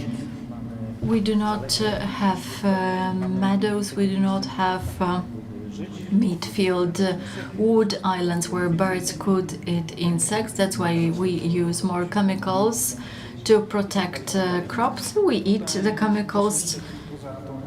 In addition to power engineering, there are the two areas where first and foremost we don't know how much there is still to do. We are not aware of it. And secondly, we do not know how much we impoverished the biodiversity.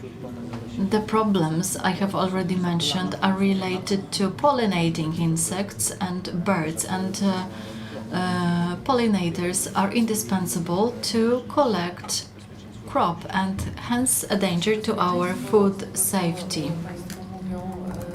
As you mentioned, our safety, it is at risk, but we do a lot not to see it, and consequently not to change anything and not to do anything. It happens at the level of decision makers and regular citizens like us who try to keep our eyes closed. Hence the question to Victoria: is there a chance to make us open our eyes?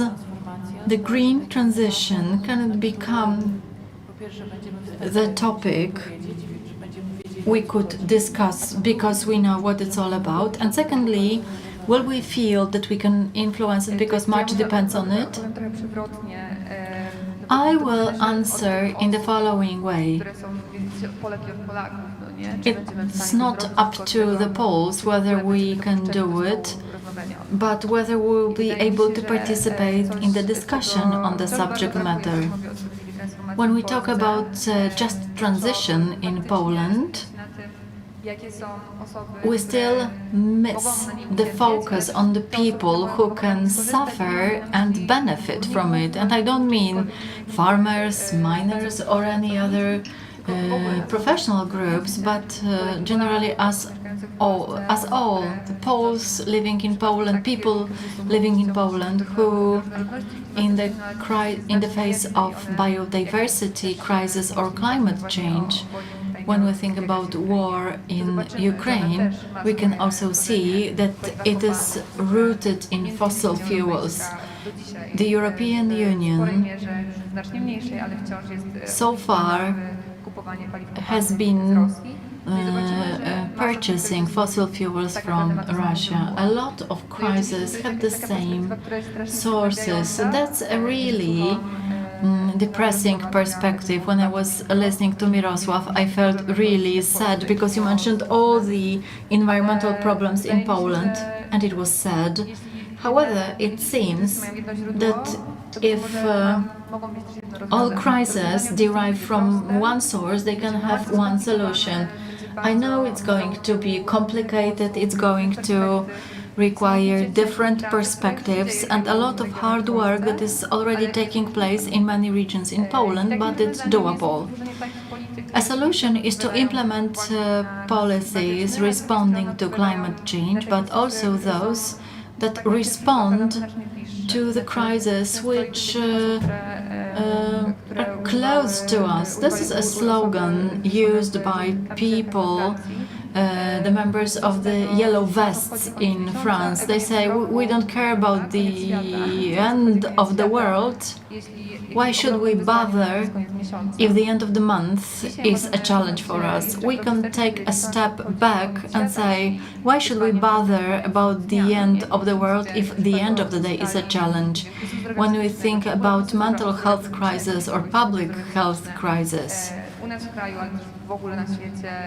in Poland and globally, when we think about young people who are forced to enter adulthood and they are not ready for it, it seems these are deliberations which are difficult, but finally they took me and the Wschód initiative to the place where we can clearly see that the solution can be common. And the solution can be in the policies that solve many problems. When we think about housing crisis, it might not be related to climate change, but rather to safety, comfort of living, well-being, and transition. When we think about the places where there are scarcities of housing, it's about cities rather than towns and villages. Let's consider how to distribute people in such a way that everybody lives in Warsaw. This is not the fact that we do not have houses or flats in Poland, but we could think how to impose a tax if you have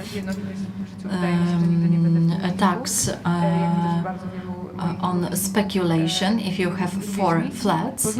I wish I had at least one, because we're coming back to the end of the day. Half of Poles by 35 years of age live with their parents, not because we love our families so much, but because we cannot afford a single bedroom flat in Warsaw, Katowice, Krakow. Renting such a flat costs 3,000 a month, and not many people can afford it. There is a huge debate on the minimum wage increase. In what civilization do we live if we do not want to increase the minimum wage? Why is it a subject of debate? We've got inflation, so the minimum wage should increase. In the society which should grow, develop or flourish, we need to make decisions that will be good for people and not for specific groups of people who rule the country. I don't mean the parliament, but people who simply determine the rules of the game. That's why I am wondering, when we talk about just transition, the answer is simple. The whole discussion is chock-a-block full of arguments, which are important, and the climate crisis is rooted in understanding science. We often refer to the fact politicians need to listen to the voice of science. We also need to become aware that knowledge and science are 2 different things. Knowledge can be derived from experience of miners who suffer from just transition. This is the knowledge which is equally fair to the equal to the knowledge mentioned in the reports that we all know very well. It seems that including more people in the discussion and changing the approach can change a lot. This is the change. I would like to see my father, who works in a who works for a fuel company in Germany as a truck driver. I would like to see him coming back to Poland and sharing his experience. I wouldn't like him to be treated as a stupid worker who has no right to express their opinion.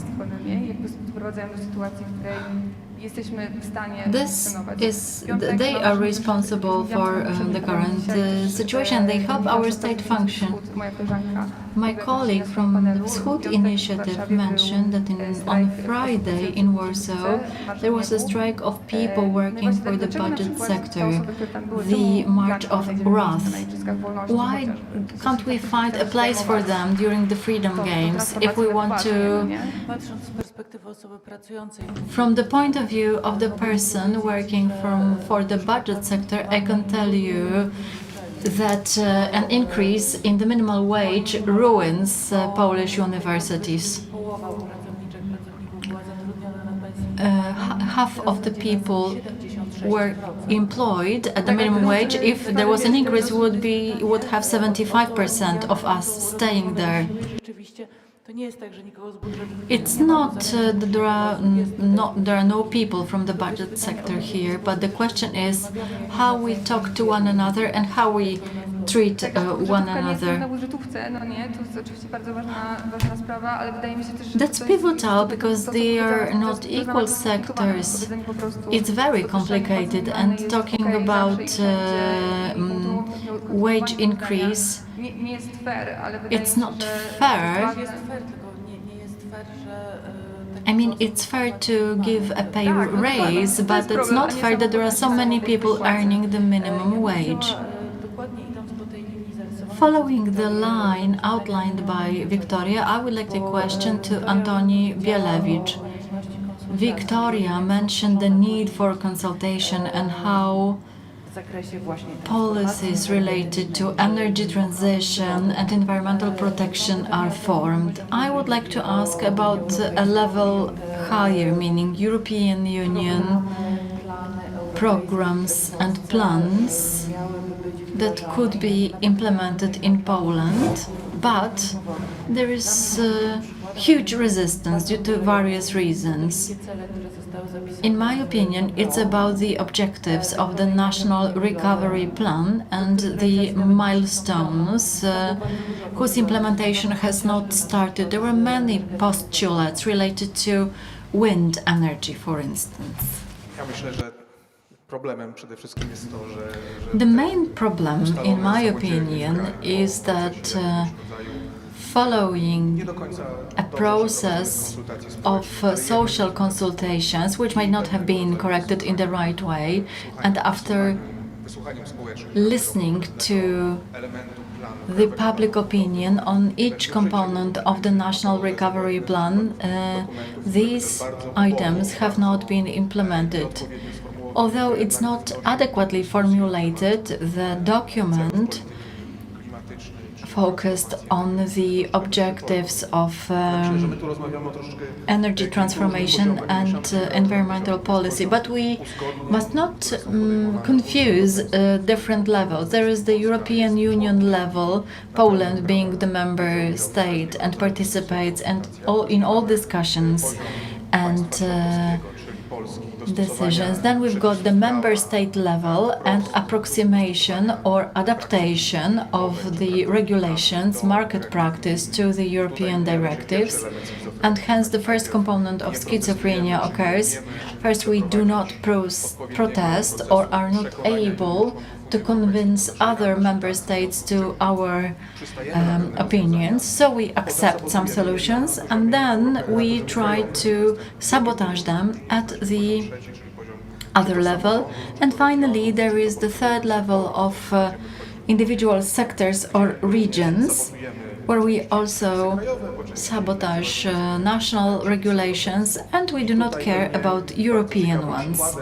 A very interesting example of such schizophrenia is what happens to Fit for 55 package, meaning a package of a dozen or so directives and European regulations that are supposed to lead to the implementation of the European Green Deal in Europe and reduction of the greenhouse gases by 55% to 2030. The Polish government has submitted a claim against 4 directives. 2 of them are contradictory to one another. We still claim against emission trade directive, similarly to what we have been doing since 2008, assuming that imposing additional fees for the economies emitting lots of greenhouse gases undermines the competitiveness of the economies. At the same time, the Polish government submits a claim against the carbon border adjustment mechanism, which is supposed to lead to a situation in which all producers of goods or importing semi-finished products to Europe and not having adequate regulations concerning greenhouse gas emissions should pay additional customs that would compensate for equal chances for producers from and outside Europe. We can be for and against at the same time. So eventually it takes us to the conclusion that nobody can understand the position of the Polish government in the context of the European Green Deal and Fit for 55 package. So we are lost as citizens, voters, business owners or employees. So I will support the opinion of my colleague. We are losing motivation to act, to take care of our interests. I think that even in the medium time perspective, the green transition, energy transition is beneficial to us because it means that our energy will be cleaner, construction standards will be better.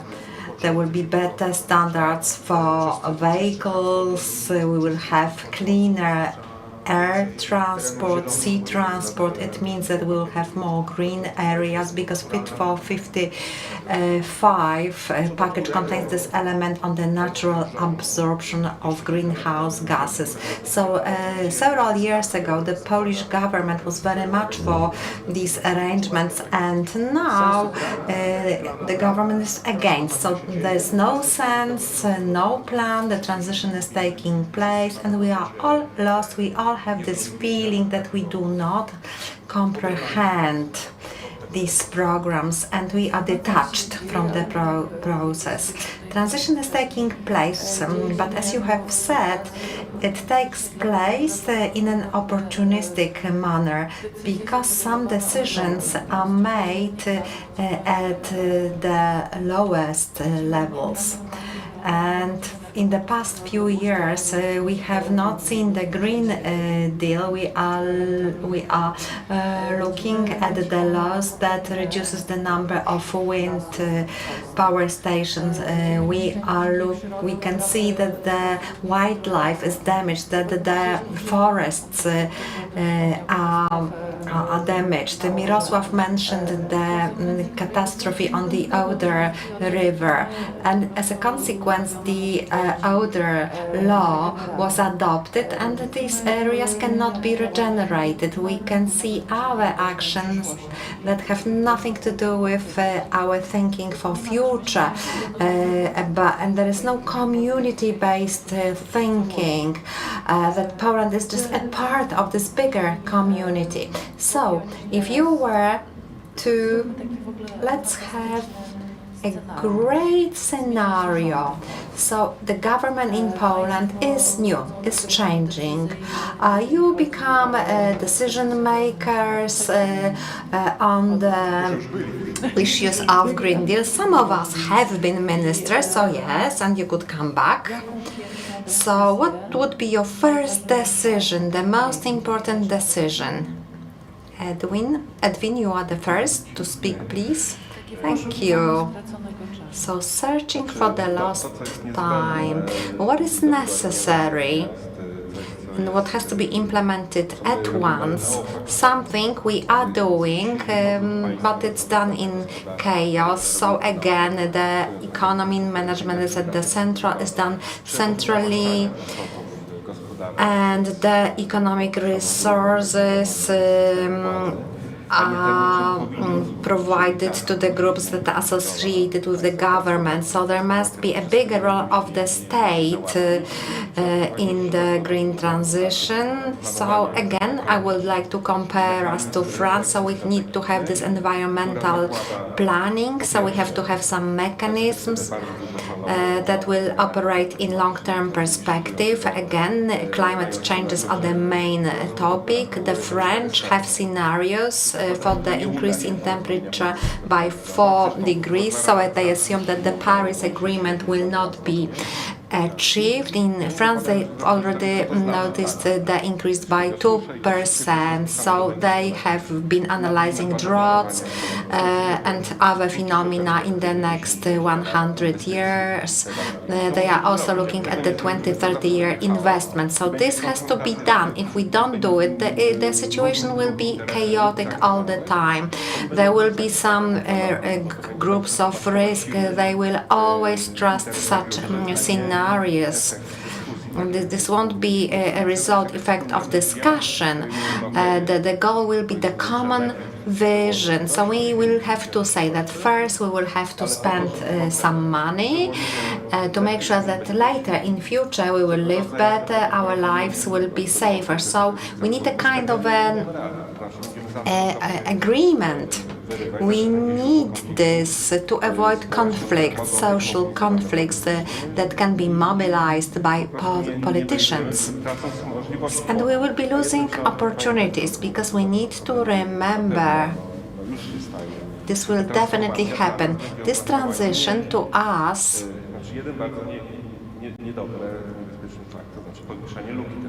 will increase the technological gap. Paradoxically, our economy is based on coal. The most innovative sector of Polish economy is the sector of coal extraction and processing. So most innovations are in this field. So if we reduce further the use of coal, we will not have any other innovative technologies.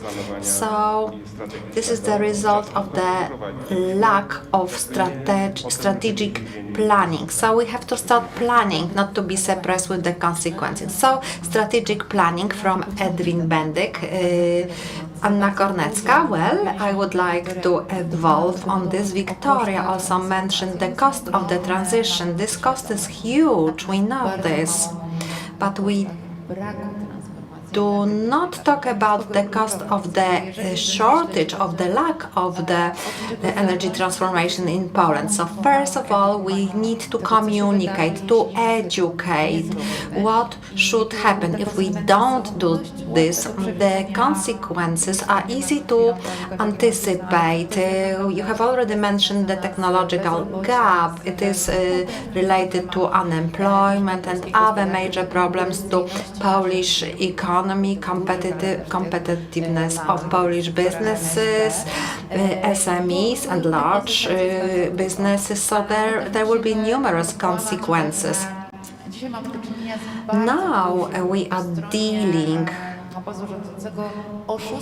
The government is lying, cheating us about what Polish people want. When we were developing an act for the rule of 10 H's, so we discovered that 82% of people are for windmills, but the government, the politicians from the government were saying that Polish people are against the windmills, and there were no protests. We have not seen any campaigns, any social movements that would protest against wind energy. We also had a great example of the strategy of PGE Group. It declared that the company declared that it would not invest in any coal-based projects. Then they hid this plan because it was in opposition to the policy of the government. So it was like a facade policy. This company knows it will not be able to invest in projects based on coal because the funding institutions, banks, will not provide funding for such investments, and this is obvious. In my opinion, this is my private opinion, that citizens are cheated, and we should stop this. If transition is to be successful, it has to be done based on transparency, justice, fairness of the government. So, does it mean that we need to change the way of communication? I would like to say one thing, but now I decided I need to say two. When it comes to the energy transition, unfortunately, in my previous life, I wrote a report for a big energy company, and I remember which a block technically will be closed down. It's not it's about people who wanted to keep their positions of presidents, and then on the other hand we've got other people. There's one person who doesn't want to follow the Law and Justice Party line, and he resigned. So we need to start evaluating, assessing the impacts on the environment, on climate. So we have to be very fair when we make these calculations. Another aspect related with the work we do at the WWF Foundation, I would change the sequence of roles. So in Poland, if a company, a mine, or even a local government, if they collect water and further down they get rid of the wastewater. So I would change the sequence. First, local government should collect the hot water, treat it, and then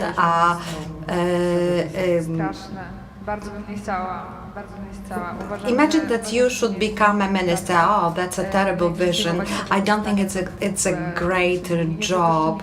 I really wouldn't like to be a minister. I think that first of all, these issues are so complex. They consist of many layers. So when it comes to concrete policies, it's very difficult. At our East initiative, we work on the package of policies that are good for people and the planet. We haven't given a title to this package. If you have a suggestion of the name, please let us know.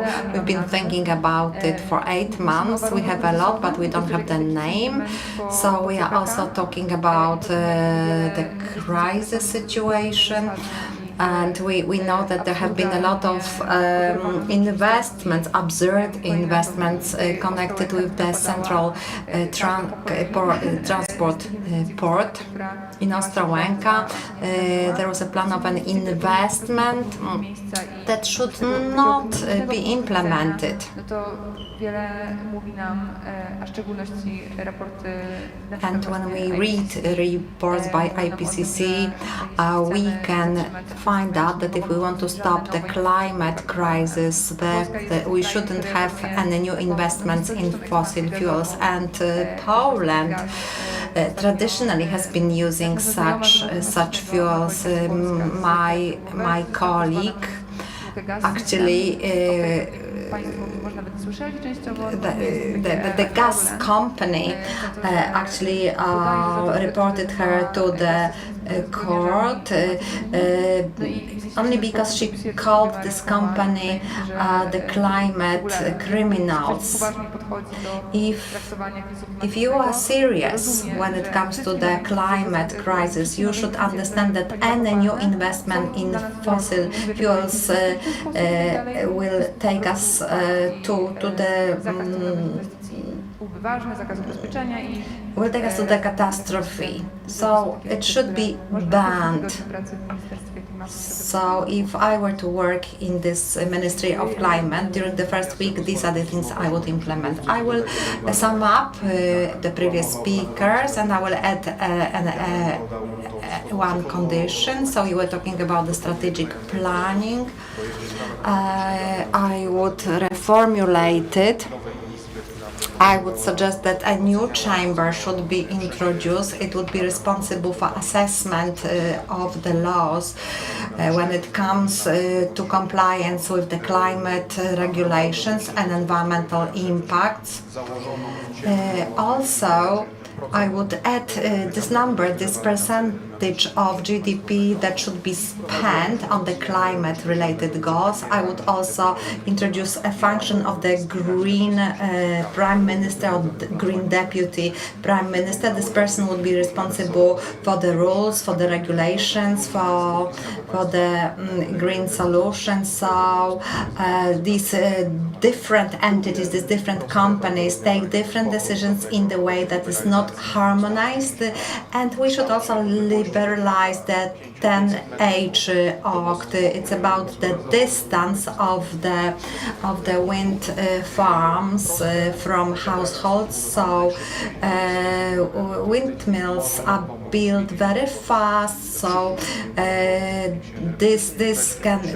can change the proportion in the energy mix. I would also like to introduce the specific date when in Poland we will stop using coal, because this date is still negotiated.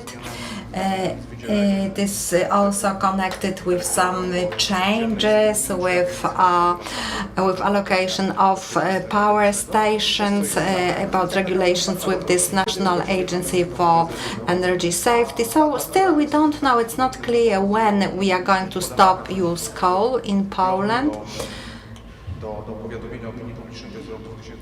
And the deadline to notify the public opinion is the year 2041. So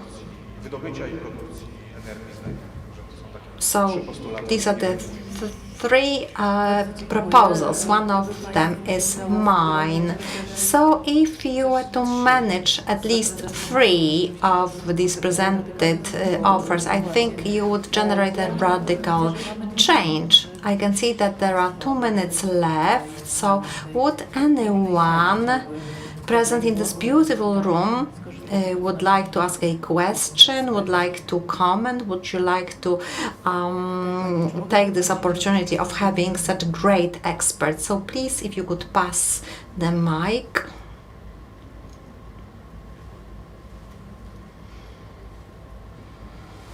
Barbara.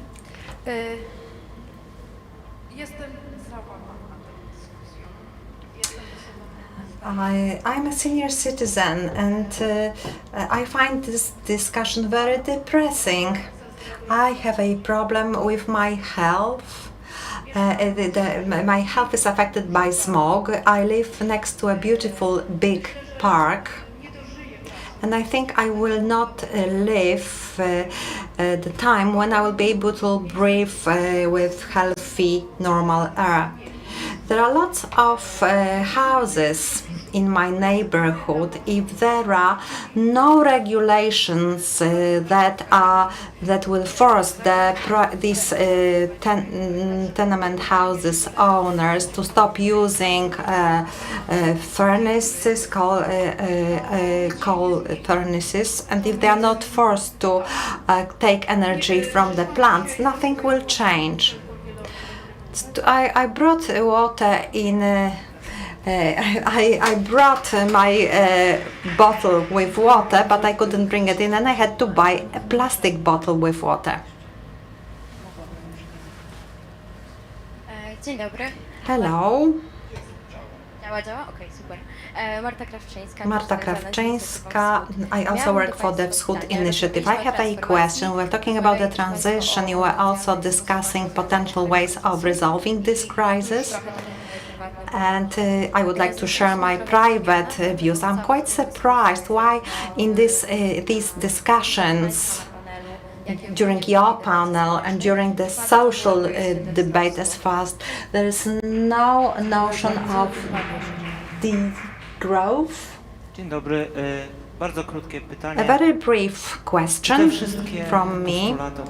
All these postulates you have mentioned, and another postulate of the massive thermal regulations for buildings, how can we refer it to the plans of the government, which plans to lower the taxes, and the tax reductions is going to be the biggest?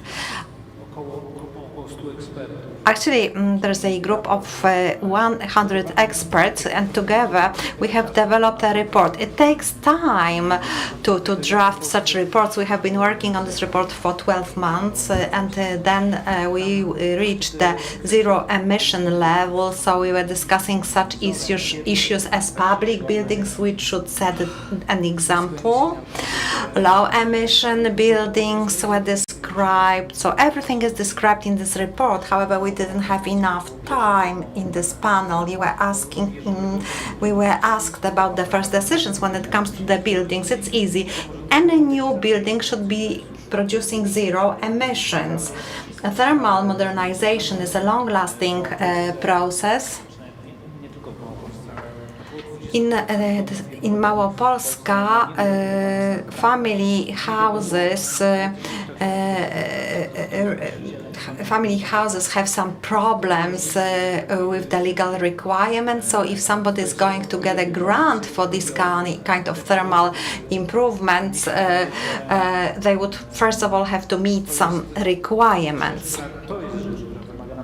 So it really requires a major debate. We need to change our thinking. We need to consider what does it mean, how to deliver this process, how should we start teaching these items at schools, at universities. Sometimes I am looking at the notes of my son's students, and they learn that this grows, these numbers should grow.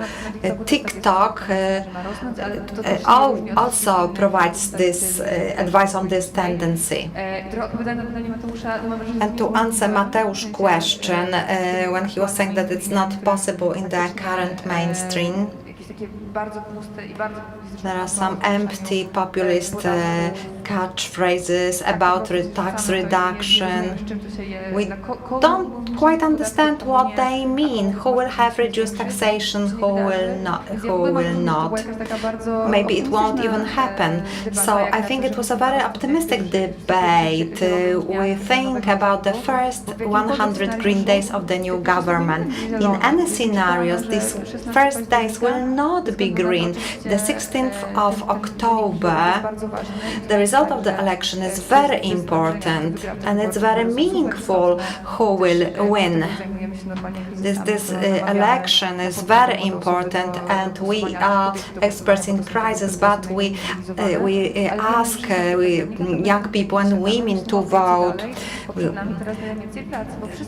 So on the 16th of October, there will be a lot of work because everybody will have to discuss this responsibility. One sentence to answer, because we need to finish. At the beginning of the transition, we've got the funds that come from the EU. These are the funds that could come from a changed structure of taxation for corporation. There is still a huge debate on how much we want to pay for living in relative comfort in places where we live. And we should combat smog, coming to the lady's question, and we shouldn't sell plastic bottles. I do believe that this conversation is going to continue informally, and it will lead to new synergies, to new alliances, and work for a common cause, which is essential nowadays. There is no more important topic. All the aspects blend together. Strategic thinking about migration, about what is happening on the planet, and this is what matters. Antoni Bielewicz, Wiktoria Jędroszkowicz, Edwin Bendyk, Anna Kornecka, Mirosław Pope, and Katarzyna Kasia. Thank you.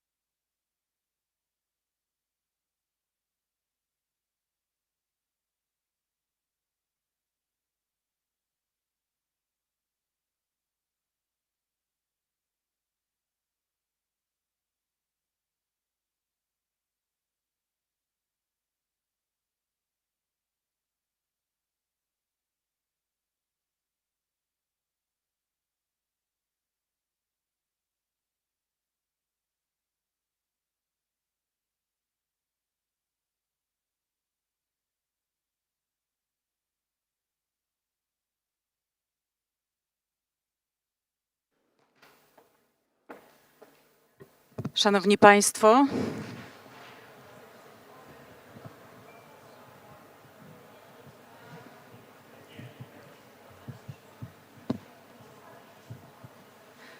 Szanowni Państwo, Ladies and gentlemen,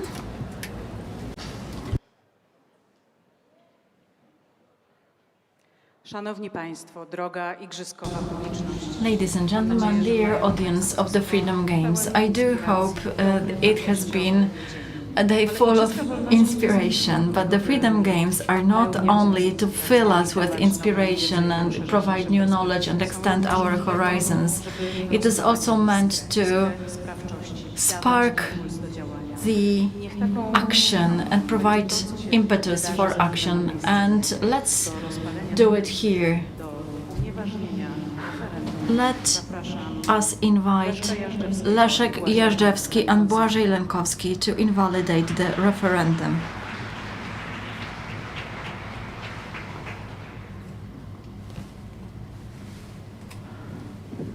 Szanowni Państwo, Ladies and gentlemen, tego wieczora welcome again. We have carried out a number of discussions and now civic exercises in practice. We are here to present the most important component of election attendance. And the Freedom Games is a part of this campaign. We hope to develop it for the next month. That's the campaign called The Turning Point. Symbolically, we would like to invalidate the pseudo-referendum proposed by the ruling party, which is supposed to be carried out together with the election. The questions are formulated in such a way to distract people's attention from the issues that are important for us and that the ruling party is not able to handle. We need to invite Poles to the discussion on the significant matters. If we do understand that the election is the key decision, I suppose we'll be able to move forward. Leszek, could you please tell us more about the campaign? Ladies and gentlemen, you survived until evening, although we only mentioned we are going to invalidate the pseudo-referendum. If you don't like the topic of the conversation, you should change it, and this is what we want to do. In the time of the internet, the conversation about what we don't like, it doesn't work. We do not feed trolls. We should not chase in the discussion whether these questions make or do not make sense. The answer is obvious and we do not participate. We have 4 proposals of civic referendum, real referendum. I'm not going to tell you what questions these are. You will see them in a moment. We are going to invite 4 experts. But before we do that, I would like to tell you one thing. A few weeks ago, Donald Tusk said he would invalidate the referendum. Our referendum questions is the referendum over the rule of the law and justice, and law and justice is going to fail. I can say, Prime Minister Tusk, the task is completed. But the initiative was independent. The first question will be asked by Alicja Defratyka. Ciekawe liczby.pl.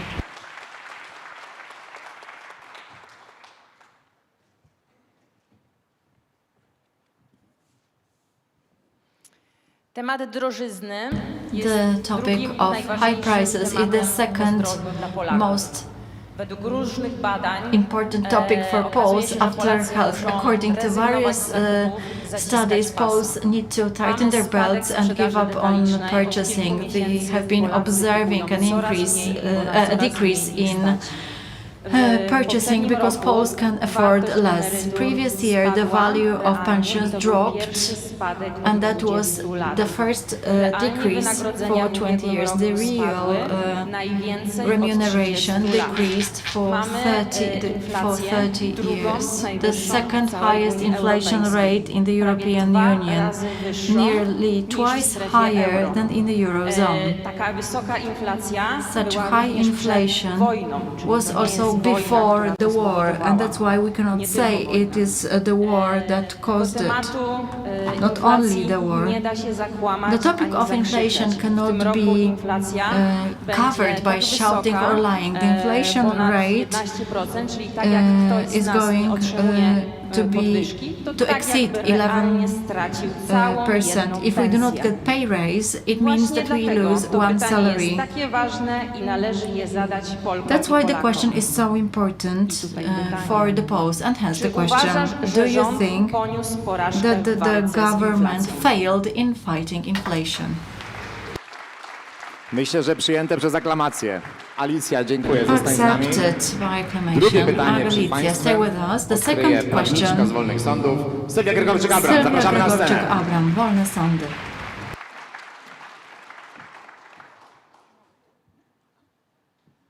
Jak zawsze po swojemu. Dobry wieczór. I'll do it my way. Ja uważam, że nad fundamentalnymi prawami I suppose that the fundamental human rights should not be voted for, especially the rights on which the democratic world has ended the debate. And this is the right for every woman to decide about themselves and the right for safe abortion. But the world in Poland does not look like that. Our reality does not look like that. We, the females, have been brutally forced to join this dirty political game when our rights, women's rights, are bargained and when they are used for own political purposes.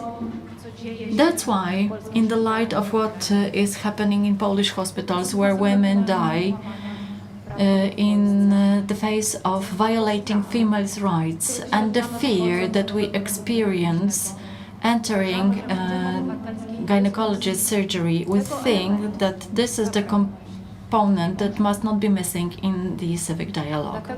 That's why the question I'm going to read is so important, and we should ask it to all Poles.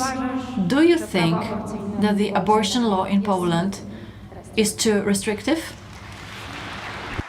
Proszę Państwa, to jest jedno z niewielu pytań, które może pogodzić Szymona Hołownię i Partię Razem. Sylwia Gregorczyk-Abram. Be shared by Szymon Hołownia and Razem. And the third question will be read by the lawyer Maria Eichhardt, zapraszam na scenę. Wolne Sądy, Maria Eichhardt. Ladies and gentlemen, Poland is not religious country, it's a lay country. Each one of us, it's a good joke. It wasn't a question. Everyone can believe in what they want, and authorities should be impartial when it comes to religion and outlook. Poland is the most religious country in Europe. Over 200 religious associations and churches are registered, but only one of these churches uses public money. Only one of these churches uses the privilege of teaching schools in children in public schools. Only priests of one of these churches are treated differently than citizens. Only one of them interferes in the process of establishing law and regulating human rights. So we need to ask this question. It's very important, and Polish men and women have to answer it. This is the question. Do you think that it is needed to separate the church from the state? Maria Eichhardt zadała pytanie, Maria które, jak Państwo wiecie, Eichhardt jest asked bliskie a mojemu question that is sercu. very close to my Ale heart, ostatnie as pytanie you know, również and the last question jest równie dobre jak is poprzednie also I usuwanie dla just as Państwa good. And ekonomista this z question is Fundacji going to be Marcin Zieliński. received by Marcin Zieliński, the Ford Foundation economist. According to the propaganda by Law and Justice parties, the state treasury companies are to guarantee to protect the national interest.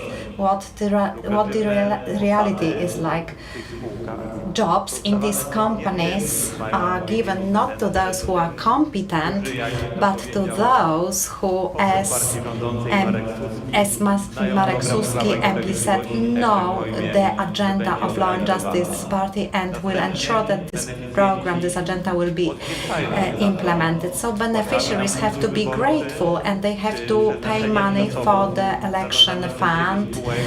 They have to give their resources for political fight. In the campaign for the pseudo-referendum, several foundations of the State Treasury foundations decided to take part in this. So the public property sector means that the resources are lost and there is the erosion of democracy. So I'm going to read the question which is very important and it should be asked to Polish men and women. Do you think that we should make political media, not political? The same question goes for the state treasury companies. They should not be involved in politics. Ladies and gentlemen, very soon you will see a presentation. Hopefully we will see this presentation.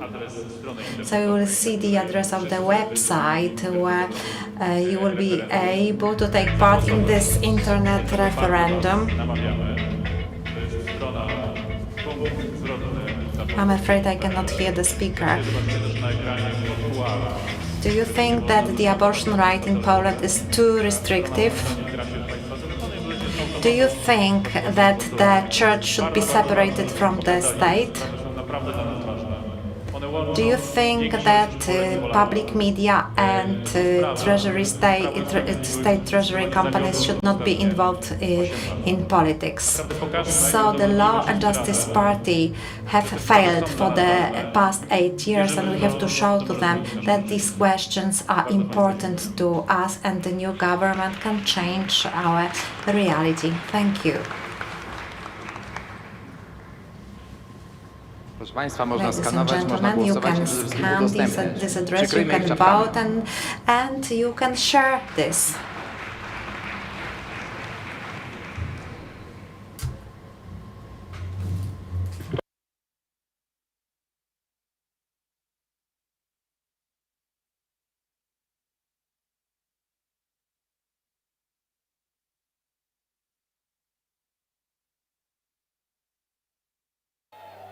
It's not always easy to recognize.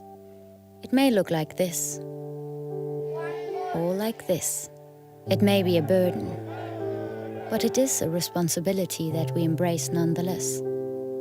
But if it means this for one person and this for someone else, maybe it ultimately means being there for one another. It isn't handed to us, but we know where to find it. And how it feels, how it tastes, and what it sounds like when we finally have it. It means different things to different people, but for many, it means everything. And if we all fight for it,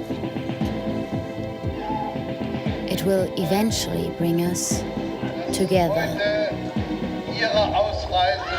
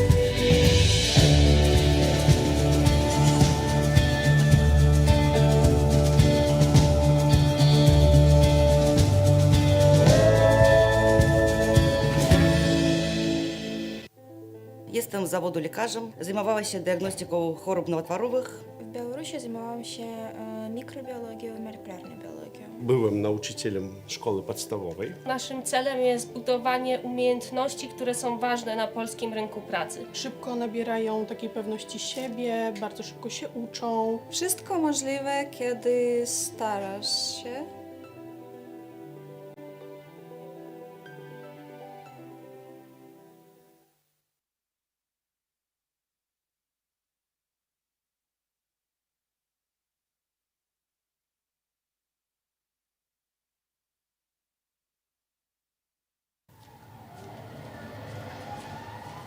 Każdy wybór ma swoje konsekwencje. Dziś na kazaniu o takich jak ty mówili, że to morderczynie. A wiesz, że ta, która ci pomogła, trafi za kraty? Trzeba mieć sumienie. Jak mogłaś to zrobić własnej matce? Aborcja to najgorsza zbrodnia. Gdybym ja podjęła taką decyzję, nie byłoby cię tutaj. Organy państwa nie będą przyglądać się temu obojętnie.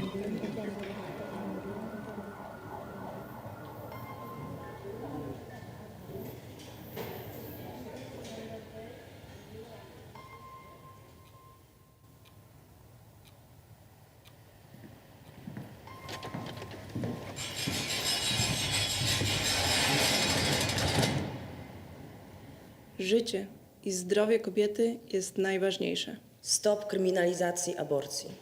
Kobieta decyduje.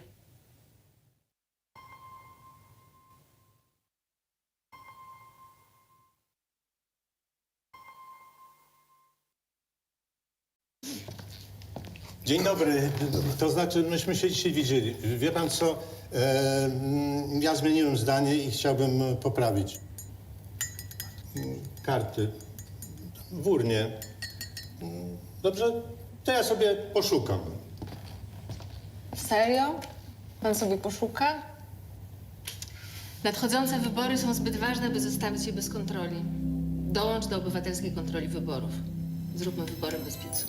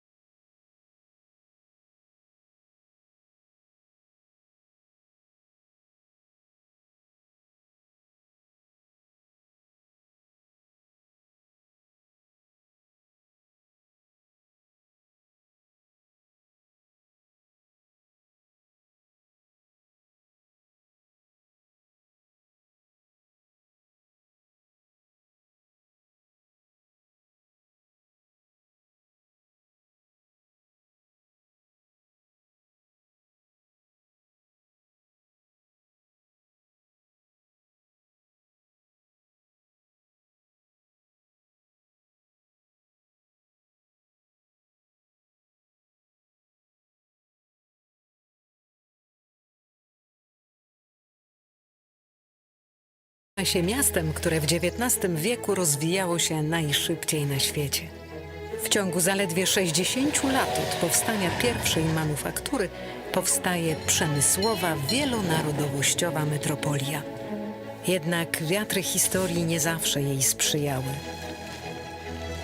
To, co zniszczył los, odbudowują łudzianie. Nasza Łódź. Miasto wielkich szans. Od 600 lat w sercu Polski i Europy. Jesteśmy Polakami. Jesteśmy niezwykłym społeczeństwem. Zawsze w obliczu wielkiego wyzwania potrafimy się mobilizować. Potrafimy stawić czoła wielkim wyzwaniom. Bo nie potrafimy stać obojętnie. Bo obchodzi nas bezpieczeństwo i przyszłość naszych dzieci. Bo wierzymy, że nadzieja zwycięża apatię, lęk i strach. Bo mimo wszelkich przeciwności nigdy się nie poddajemy. Potrafimy ciężko pracować, wspierać się i działać razem. Bo zależy nam na naszej ojczyźnie, naszym osiedlu, naszej ulicy. Bo chcemy naszych niezbywalnych praw i wolności. Bo nie oddamy naszych marzeń. Nadchodzi punkt zwrotny.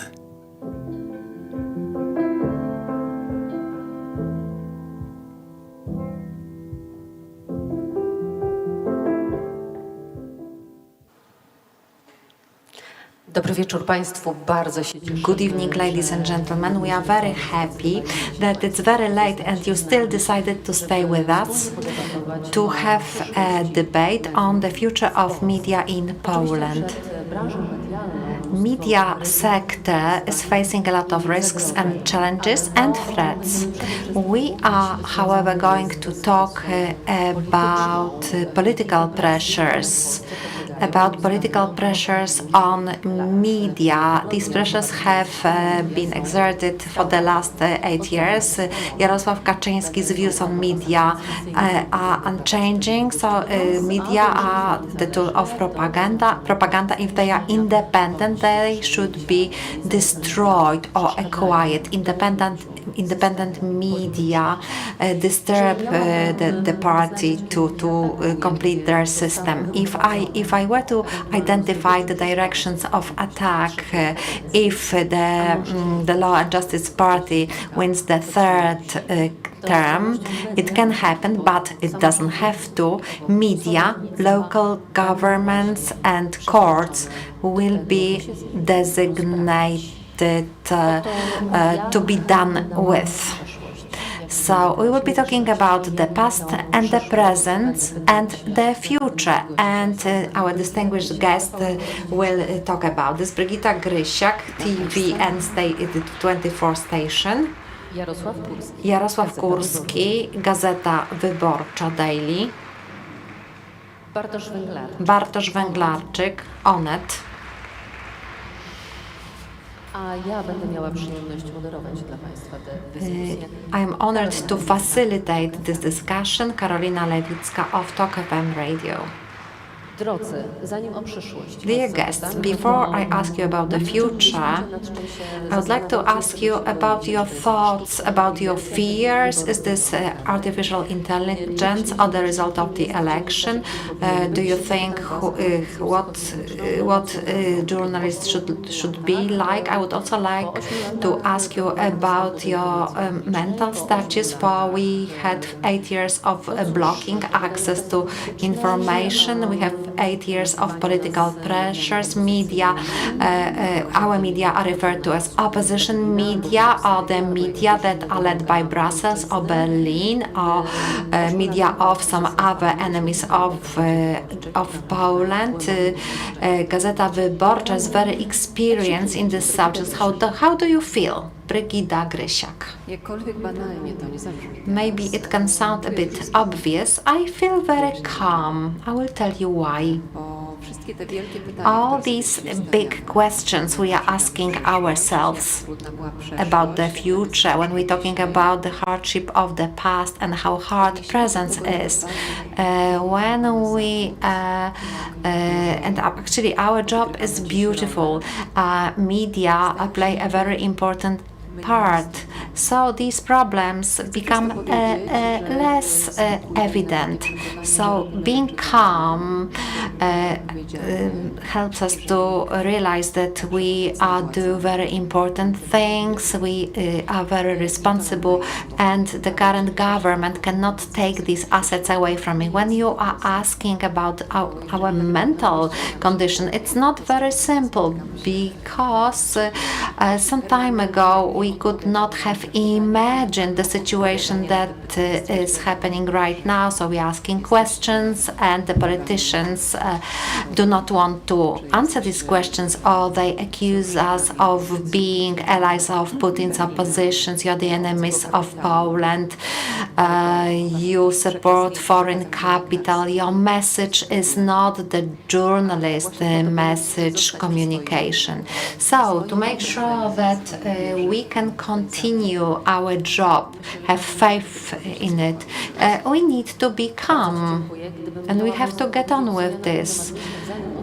So before I give the floor to Jarosław Kurski, I would like to tell you about two bright sides of what has happened during the past 8 years. The renaissance of the investigation journalism, and huge solidarity of our group, of our sector, our circles, our profession. We were together in these difficult times, and we supported one another. Talk FM radio was supporting TVN24 to keep the concession. Actually, they received their concession 4 days before the deadline. Several days ago, actually, our radio signed our license. We were going to lose it at the beginning of November. Now we're waiting for the concession for TVN station. Jarek Kurski. Well, you've delivered a very good introduction. You have synthesized the problem of today's current media. So you said everything that is most important. So that's why Karolina was made redundant by Minister Gliński very soon after he took this office. I would like to share the emotions of Brigida. Unfortunately, I am not calm. And I cannot sleep because actually Law and Justice Party invalidated the public opinion. So we are working in the free media. We can do whatever we like. We can disclose different problems. But Law and Justice Party is a Teflon party. They do not care. And why do they behave like this? Because they are allowed to do this.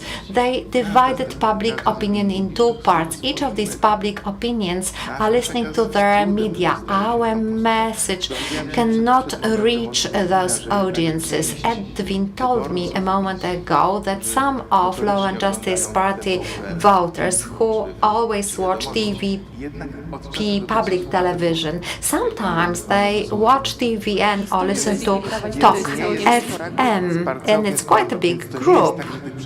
So it's not that this information is not disseminated. I will just take another example, the Visa Gate. The spokesperson Marshall decides to go to the public TV. He gives the speech, and Minister Ziobro is waiting for him, and he's explaining everything. So there is narrative and counter narrative. So there are two truths. So we are not, there is no normal mechanism of Watergate. It's not that there are articles to exert some pressure on the public opinion, but they pretend nothing has happened. They invalidate the public opinion. And What Brigida has said. I do not believe in being calm in the sense that the United States have their different interests. Will the United States fight for Polish democracy if the Law and Justice Party wins for the third time, if Poles cannot defend democracy, and if somebody comes and offers more money than in the United States would think? Good American businessmen will always want to have a good deal. So, our freedoms now, the freedom of speech, is really, it depends on business. So, I have some doubts. I think that we must be calm. We will survive if we are calm. We have to do our jobs. You mentioned the Teflon nature of the Law and Justice Party. It's not about us. When I look at the audience, I can see great journalists who every day change our world. But what they do not always results in dismissals. It's not about us. It's about the fall of institutions, not about the fall or degradation of journalism. Paradoxically, the recent years have helped us to do the conscious, good, responsible journalism work. And I think that now everything will change. Nothing will stay the same. Every day in our office we have some discussions that we cannot stop being calm. If we lose our calm, we will lose. I believe in the journalism, and I hope that we will be journalists for many years to come. I will quote the Mumin offers. The future is uncertain, and it makes me calm. The situation can be bad, but it doesn't have to be bad. It can be good. Bartosz Węglarczyk. So when there was this issue of business of interest, I would like to quote your reporter Kamil Dziubka of Onet. In his book Kulisy PiS-u, he's writing about the media issues. So a politician says, you know, sometimes, some time ago we were considering the purchase of TVN24. We wanted to nationalize the Rzeczpospolita. Then somebody wanted to acquire partial control of Agora. So we either have all the media or there will be no media. We will buy it out, we will starve it, we will not grant the license. So Bartosz Węglarczyk, being calm or stress. I agree both with Brigida and with Jarek. Brigida, of course, is right when she says that the last 8 years is the best period of Polish journalism. There were a lot of great articles, investigations, radio podcasts and programs, television podcast. It's a flood of fantastic contents in different formats. So I do agree with Brigida. I also agree with Jarek. Actually, our profession is at risk, and if there is no change in the government on the 15th of October, it's hard for me to imagine good future. So for media, we won't have the Hungarian example. I agree, Poland is not Hungary, and we won't have Viktor Orban here. Although the media ruled by Jarosław Kaczyński is very similar.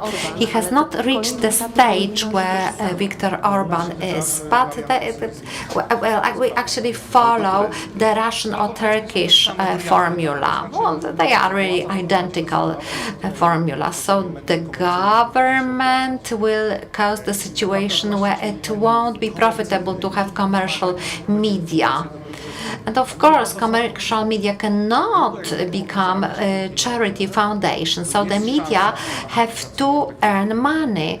I work for the company where owners deeply believe in the journalism-based values, but when they have to pay money and they are not Poles, it's not, they do not live in this country, it's not their democracy, they will not feel any reason to do this. So what will happen in the third term of the Law and Justice Party when somebody approaches the owner of TVN and will propose 150% of the value of the stations? This is Polska Press case. Germans sold the station. It was a great business, great deal, because they earned a lot of money, and the fine for Radio Z for fake news. So Świrski asked Kamiński said it was a fake news, so Świrski imposed the fine. So this is the way to destroy media.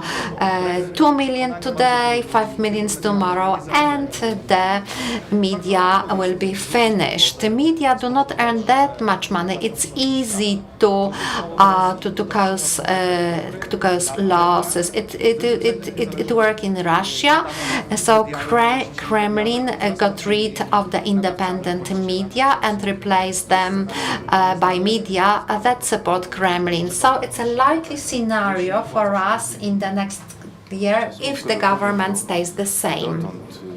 I would like to add that previously, when we talked about taking over the whole press, it was like a carrot, but if they win, that would be rather sticks than carrots. The fact that we are we have over 30 cases. Recently, someone visited me and submitted a letter from Obajtek again. That's an unpleasant situation, and it's about making us go bankrupt. If they take over the courts, well, nobody will keep us away from such an idea. That's the idea, to kill the fourth power. Some dangerous processes are taking place. We've got an excellent lawyer who has a small legal office. 3 people work 24/7. But my point is that some people think we shouldn't publish this article because then he will simply drown with these claims. What does it mean? It means at the back of our head we've got the chilling effect. But that's the point. Very dangerous. We do not fall into this trap, but perhaps there are no other media that are as brave as Gazeta Wyborcza. What would happen? This will happen. My student wrote an MA on slaps, namely Daniel Obajtek's attack on Gazeta Wyborcza. I was reading this thesis, and I have to say that this shows how you can try to push independent media into the corner, and this is the same here. We get some applications for correction or even only comments or claims against issues that have been published or not published. You have not mentioned this and that. It takes time, huge money. I remember our owners saying that the values, meaning the freedom of speech and media independence, are key for us. I do respect the scenarios you write here. They can become true, although I hope they won't in the next future. But what links us with the American owner are the values. What spreads us apart. I refer to our American journalists, that they have strong institutions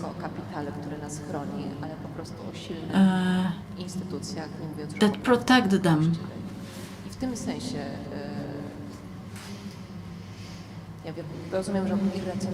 I know it may sound irrational that I am so calm, but I feel it has got its power.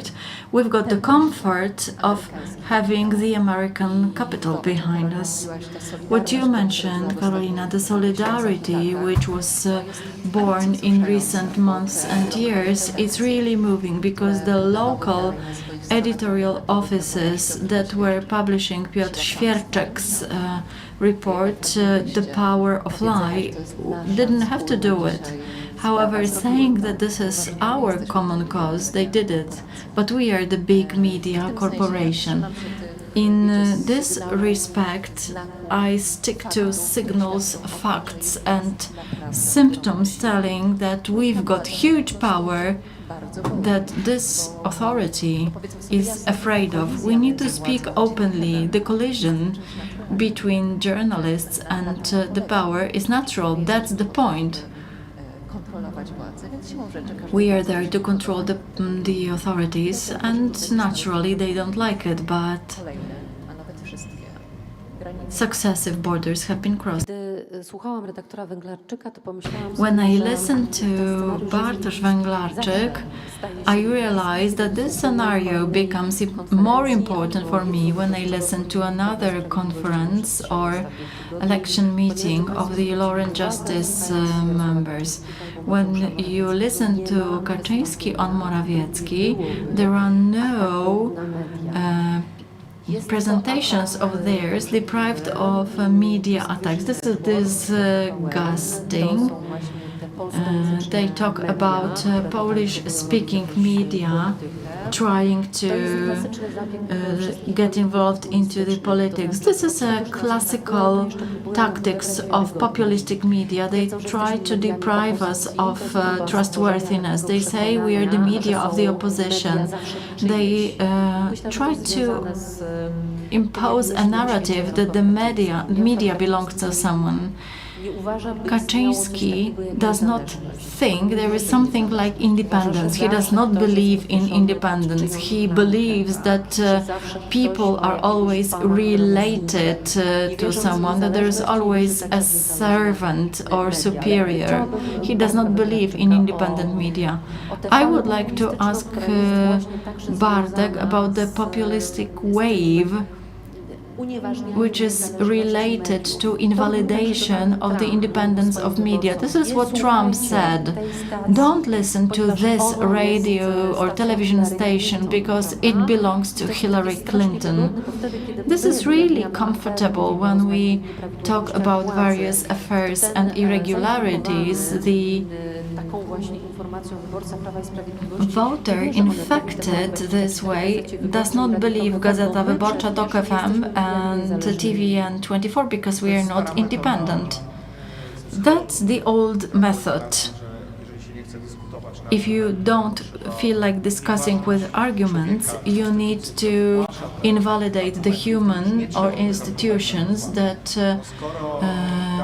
voice the arguments. If the medium is in the hands of the opposition or foreign hands, we do not have to listen to what they are talking about. That's the old but effective method. In recent years, we have been convinced that all these old methods and psychological wars are effective. If you repeat a lie 1,000 times, it is no longer a lie. That's true.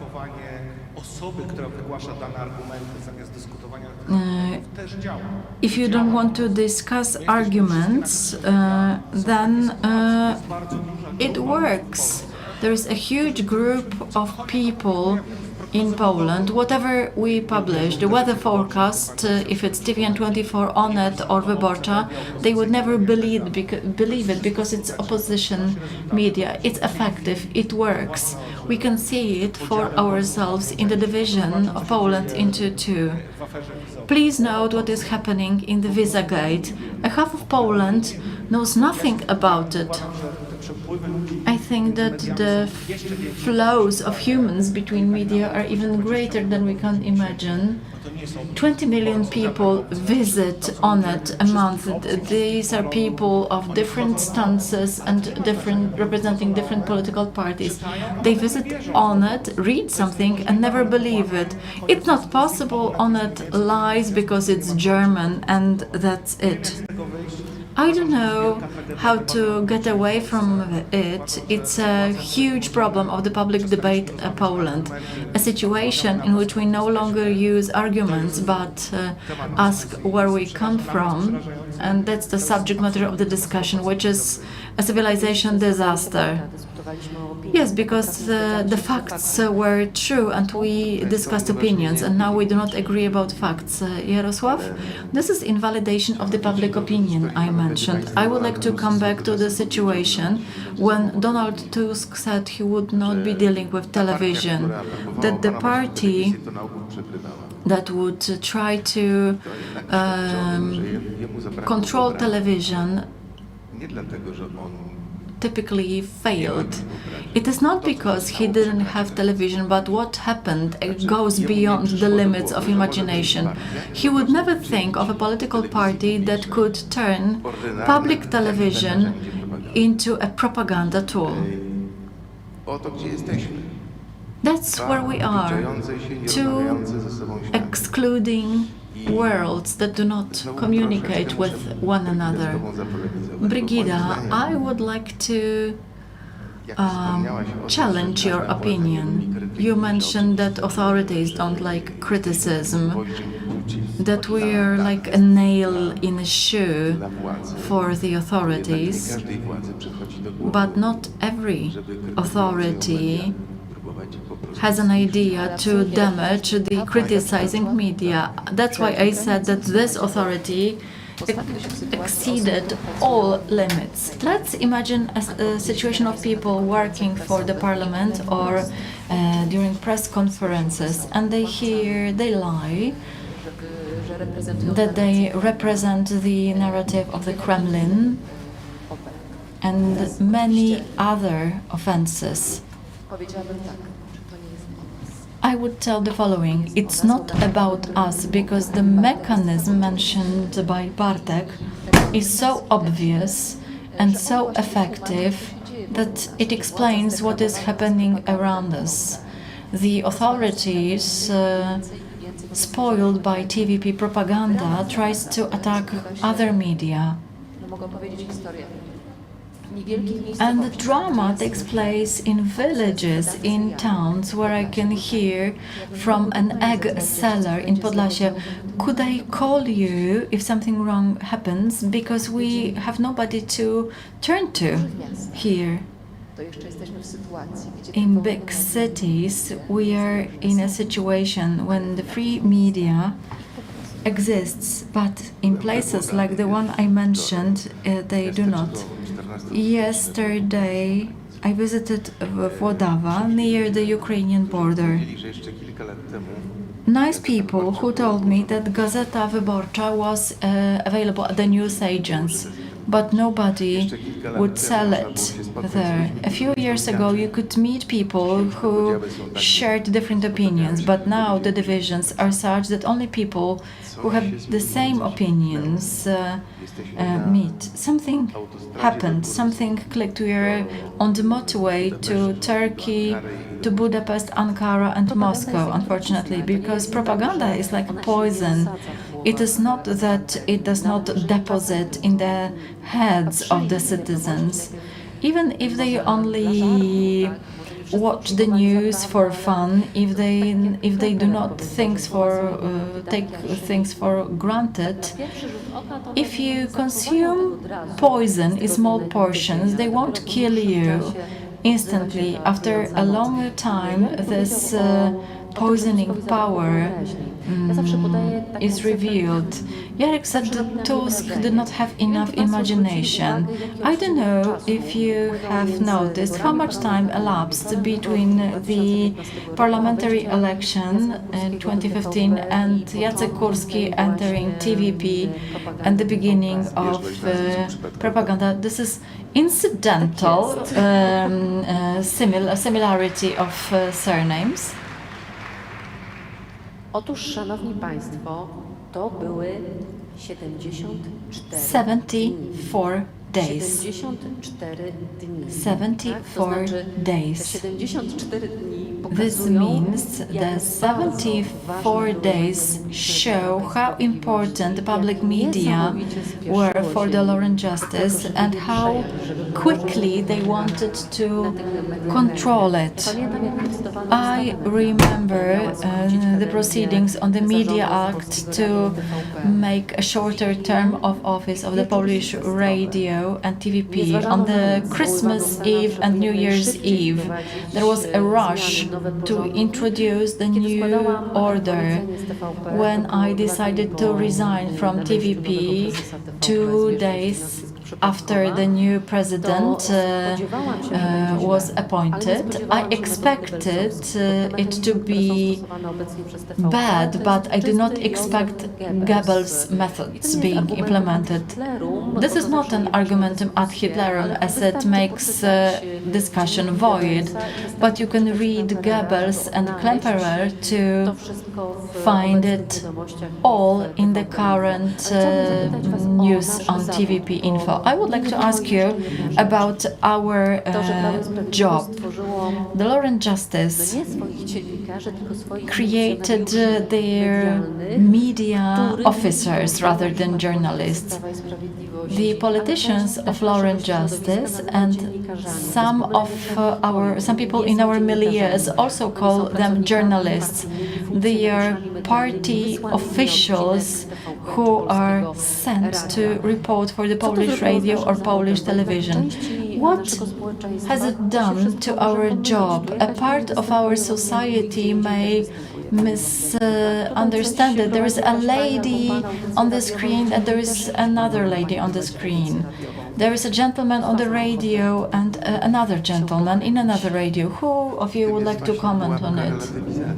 That's the trap of relativization. Some say one thing, others say something else, and the trap is somewhere in between. The truth is where it lies and not in between. That's what Bartoszewski mentioned.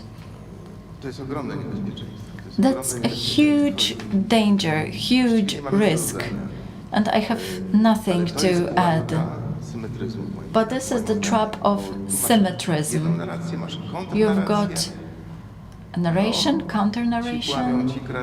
These people lie, those people lie. It can all be made relative, but the game is about something different, not about who will win in the pitch, but on what the rules of the game are going to be. Will we have 7 players with their eyes covered, or will we have 11 players like the opponents? Brigida?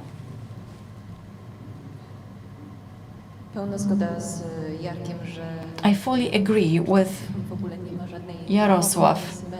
There is no symmetry at all if we juxtapose the news headlines on TVP to start the discussion. I would stick to the statement that this is not about us, although I may sound naive.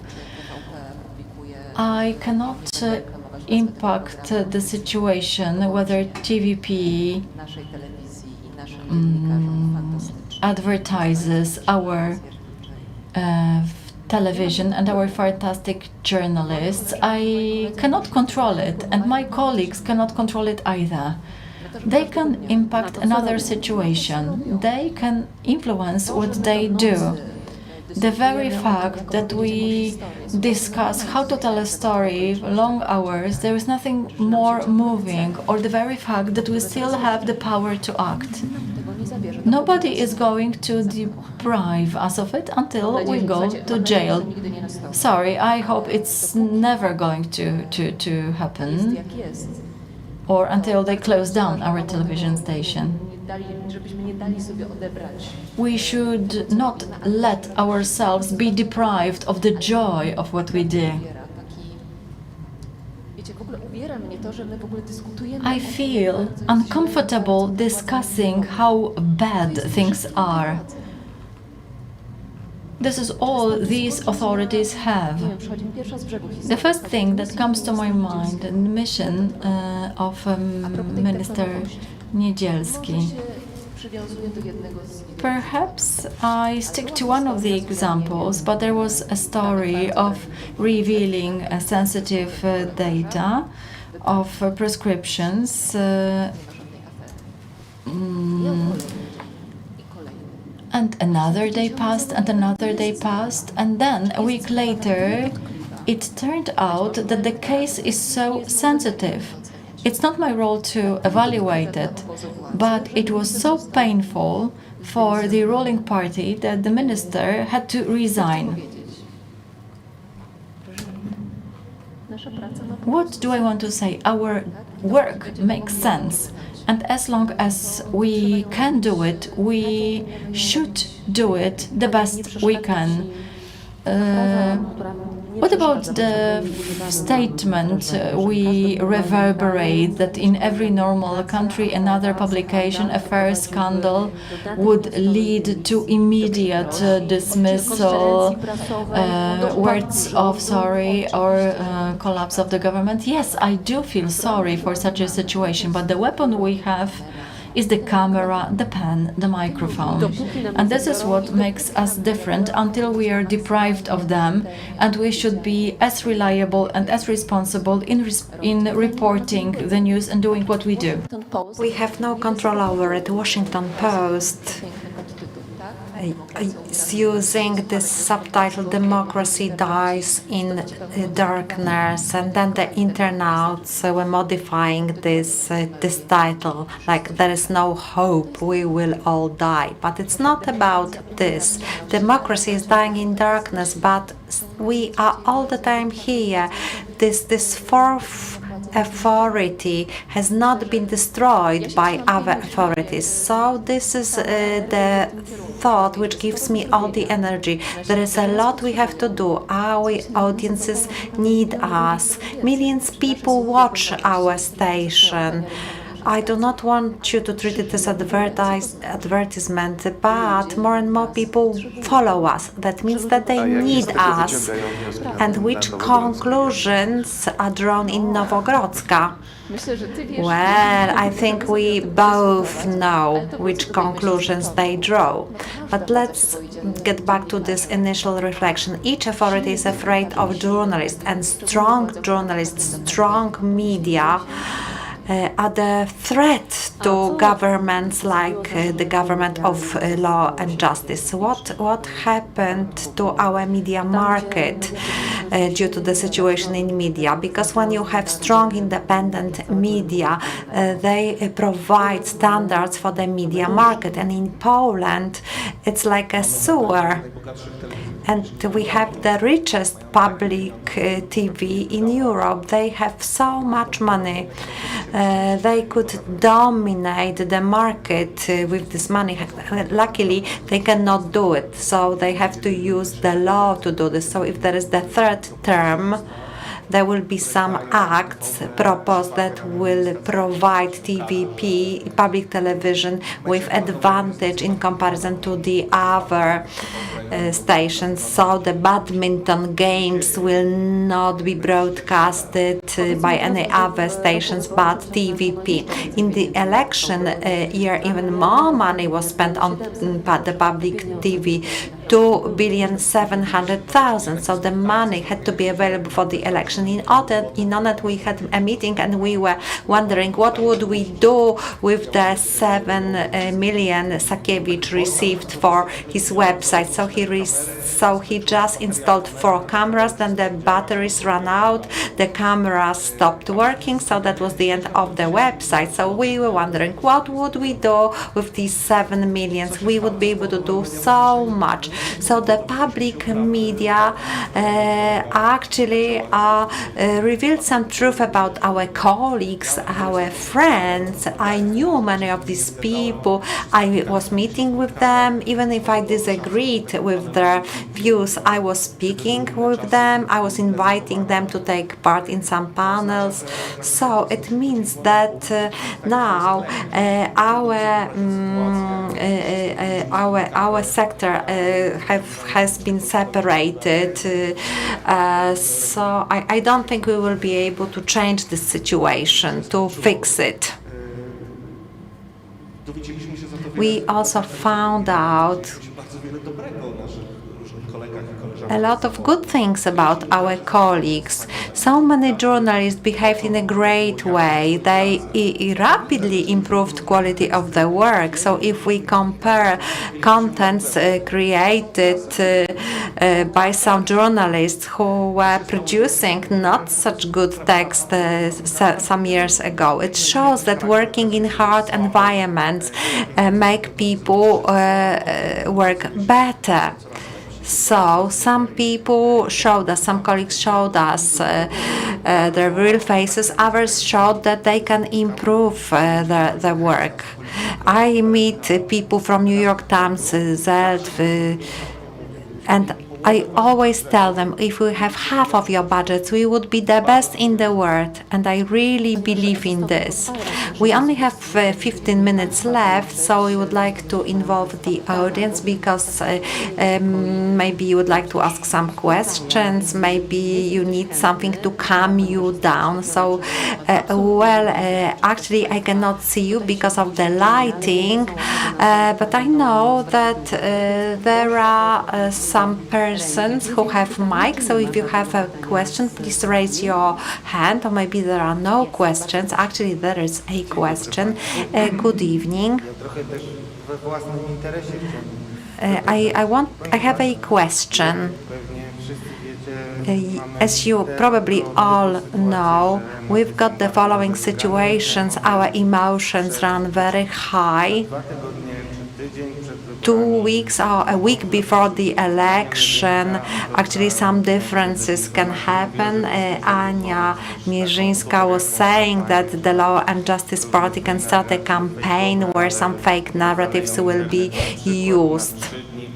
So, for example, they will be delivered 3 days before the election, and these contents will not be able to be clarified, because there won't be time, just like yesterday when Tomasz Grodzki had a speech, and then Ziobro was correcting what he had said, what Grodzki had said. Many informers are waiting with different recordings, proofs, documents. They had been hiding for a long time to use them 2 weeks before the election. So I'm thinking about one thing. I think everyone should think about it. What will happen if all of a sudden, all of us, 2 weeks before, we will disseminate great news? Maybe it will be a situation more convenient to propaganda, the propaganda that I have to be sincere. These are the times. Actually, last year I would have never expected that I would have produced so many contents. So we, as free media, should consider how to act, because I'm sure that before the election we will hear lots of news. A lot of scandals actually have been revealed for the past 8 years, before Christmas, after Christmas, during summer season, all the time. There is so much news we need to address, we need to consume them. So this affluence of news is a response to the previous scandals. So this is a factor of invalidating the public opinion. I agree with you. Before the election, the Law and Justice will be using any means and tools We have already witnessed micro-targeting. Huge money is spent on the internet, and we know that the money is not provided by parties, but it's donated by state treasury companies and other donors. So it's incredible. This advertising is mainly done through public media and social media. I do not understand one thing. You're saying that we are having some news we are going to publish just 2 weeks before the election? What did you mean? It's not that we keep this news, but maybe we'll have the situation that in the last week there will be people who before were afraid and they will provide some evidence. If they come in the last week, it will be too late to verify such news. I only wanted to say that if somebody thinks that it functions in the way that somebody comes to the publishers and then it is published, well, it doesn't happen like this.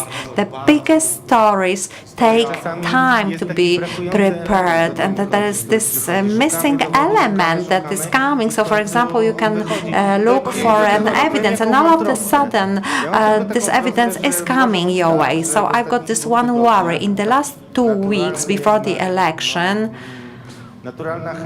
there will be this natural willingness to compete. So if we have some great news, how to agree this?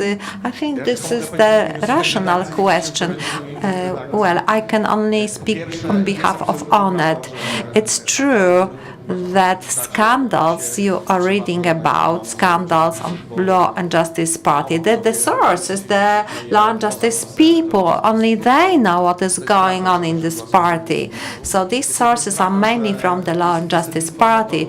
There are also a lot of informers. There's lots of news from the party. There's the third element. Writing these stories is very difficult. We really have to be ready for each comma in each text, so that we know that the government's lawyers will verify each comma hundreds of times. So I don't know what I should do. If the story is ready, you publish it. 2 weeks before the election or 2 days before the election, then there will be pre-election silence. So it doesn't matter. When the text is ready, it will be published. And it will be published after the election. It will be published when it's ready. You cannot process each story before the election. Some of them are super difficult. You need months to prepare them. Some stories will never be published because we do not have sufficient evidence to publish some stories. It's about the agenda, in fact. Propaganda creators cannot believe that the journalists have their own agendas, not the guidelines from the government, from the politicians. So these are good questions. So once the text is ready, once the story is ready, then you publish it. If it's not ready, you cannot publish. And there is another important issue addressed by Bartek. It's a lengthy process. It also means that it's expensive. So we're getting back to the starting point. If the government wants us to starve, the attempts are taking place all the time. I think it was ONET. I'm afraid I cannot hear that. So this huge money.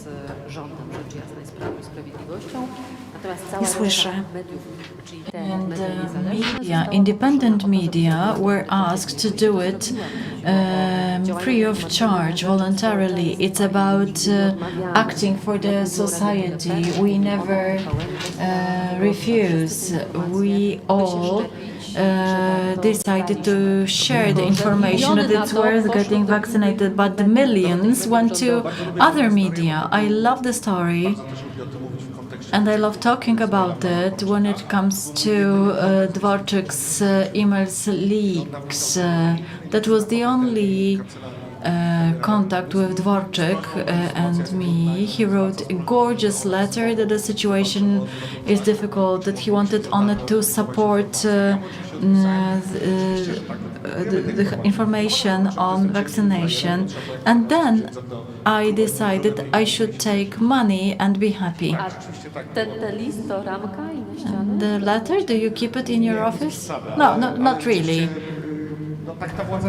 But that's how this authority works. 7 million for 4 cameras in Białowieża. Great business. Gazeta Wyborcza did not get a single advertisement from state treasury companies, not to mention administration. We didn't get an obituary. We haven't got an obituary for 8 years. So it's like ridiculous and humorous for us. Gazeta Wyborcza still is doing well. We are condemned economically, but together with our readers, we have established a kind of commitment and trust. We are the medium which is maintained by digital subscriptions. This is also optimistic in my opinion. We said not all our colleagues were doing well. Well, we know about ourselves how much we proved. And this is really positive. I would like to ask the following question. Have you ever wondered if Law and Justice loses the power on the 15th of October and the politicians of the new government will have to find themselves in the media space, which is the ordinary, normal media space? You know this joke that everyone would like to have the situation that somebody looks at them in the way Danuta Holecka looks at Jarosław Kaczyński. So they are approaching public media for 8 years and they are completely comfortable. They never come to us. The 8th category politicians come to us. We cannot have interview with Mateusz Morawiecki, Jarosław Kaczyński or many other, especially the ones to whom we would like to ask questions. So Michał Dworczyk will never come to TOK FM, to Gazeta Wyborcza, to Onet. So how will they function once they will have to start contacting society not through the government media? Can you imagine this? Can you imagine Mariusz Błaszczak or Michał Dworczyk or Mateusz Morawiecki? Oh, we have become so dreamy.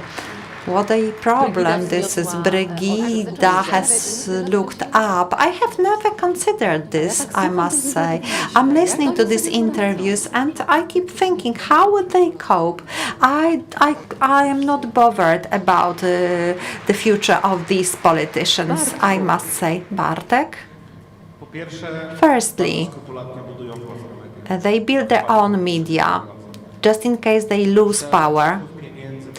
These flows of money from the state budget, from our money, this money is transferred to the media, to the government media. So if they lose power, they will have media prepared for such circumstances. And then we will find out that these small TV stations nobody watches nowadays. Tomek Sakiewicz was very happy that there were more and more viewers of Republika TV stations. From the increase was by 20%. So we will see that they've got great technological and technical resources, that they are completely ready if TVP is not longer theirs. Even Robert Bąkiewicz is ready for that. We will be learning about new projects, about super modern audio recording TV studios. I think they will manage, they will be all right. But Law and Justice Party, if they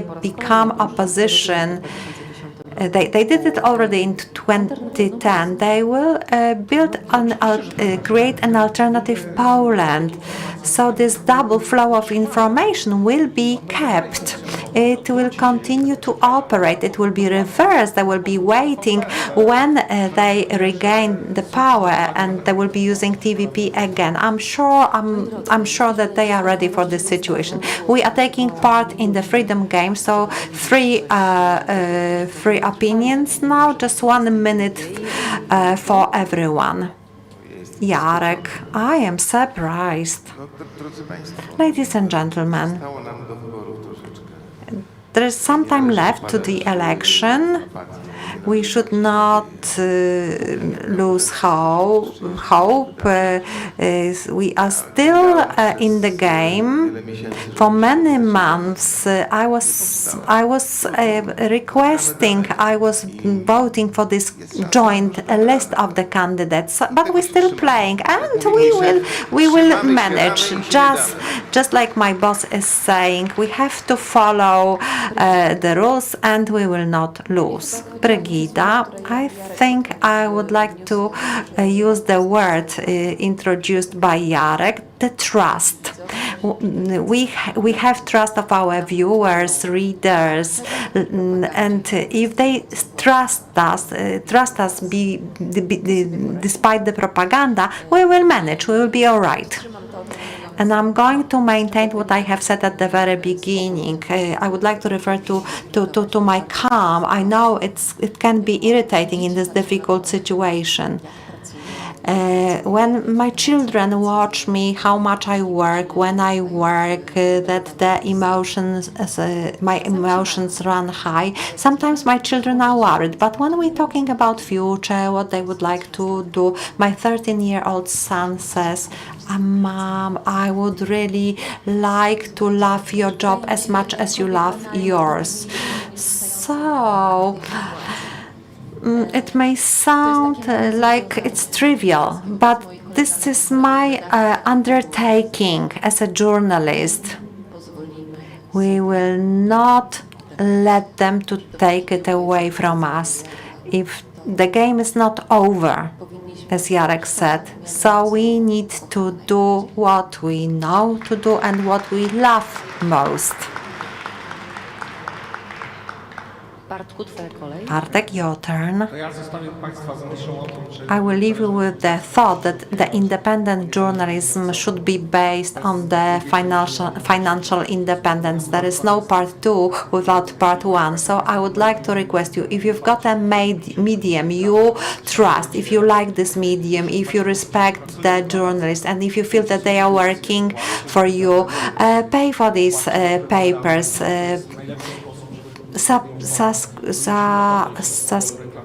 Subscribe.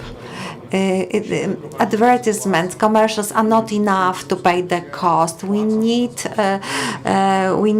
you to pay our salaries. We need you to pay not advertisers, but need to pay for our work. So this is the thought I would like to leave you with. Thank you. So let's do our job, because it's always worth it at any time. Bartosz Węglarski, Jarosław Kurski, Karolina Lewisiak, and Brigida, thank you. I have to tell you that the radio timing, actually 7 seconds left. Thank you very much. Have a great evening. It's not always easy to recognize. It may look like this, or like this. It may be a burden, but it is a responsibility that we embrace nonetheless. But if it means this for one person and this for someone else, maybe it ultimately means being there for one another. It isn't handed to us, but we know where to find it and how it feels, how it tastes, and what it sounds like when we finally have it. It means different things to different people, but for many, it means everything. And if we all fight for it, will eventually bring us together. Ihre Ausreise.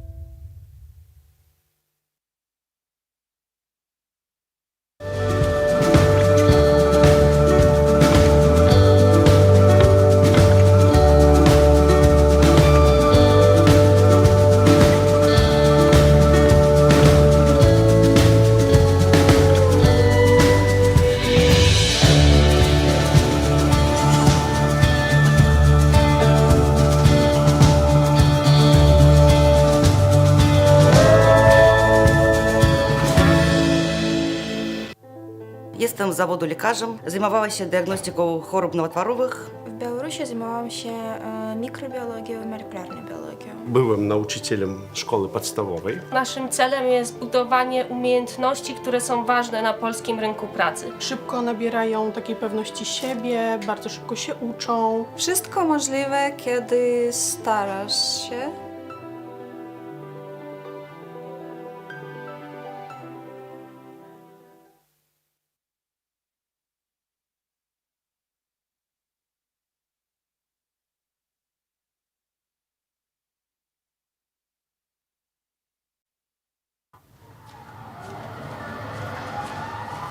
Każdy wybór ma swoje konsekwencje. Dziś na kazaniu o takich jak ty mówili, że to morderczynie. A wiesz, że ta, która ci pomogła, trafi za kraty? Trzeba mieć sumienie. Jak mogłaś to zrobić własnej matce? Aborcja to najgorsza zbrodnia. Gdybym ja podjęła taką decyzję, nie byłoby cię tutaj. Organy państwa nie będą przyglądać się temu obojętnie.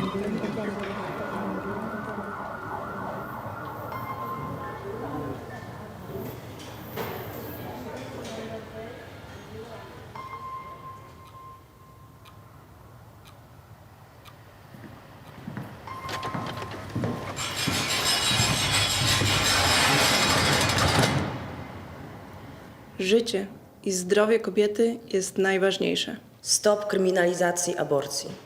Kobieta decyduje.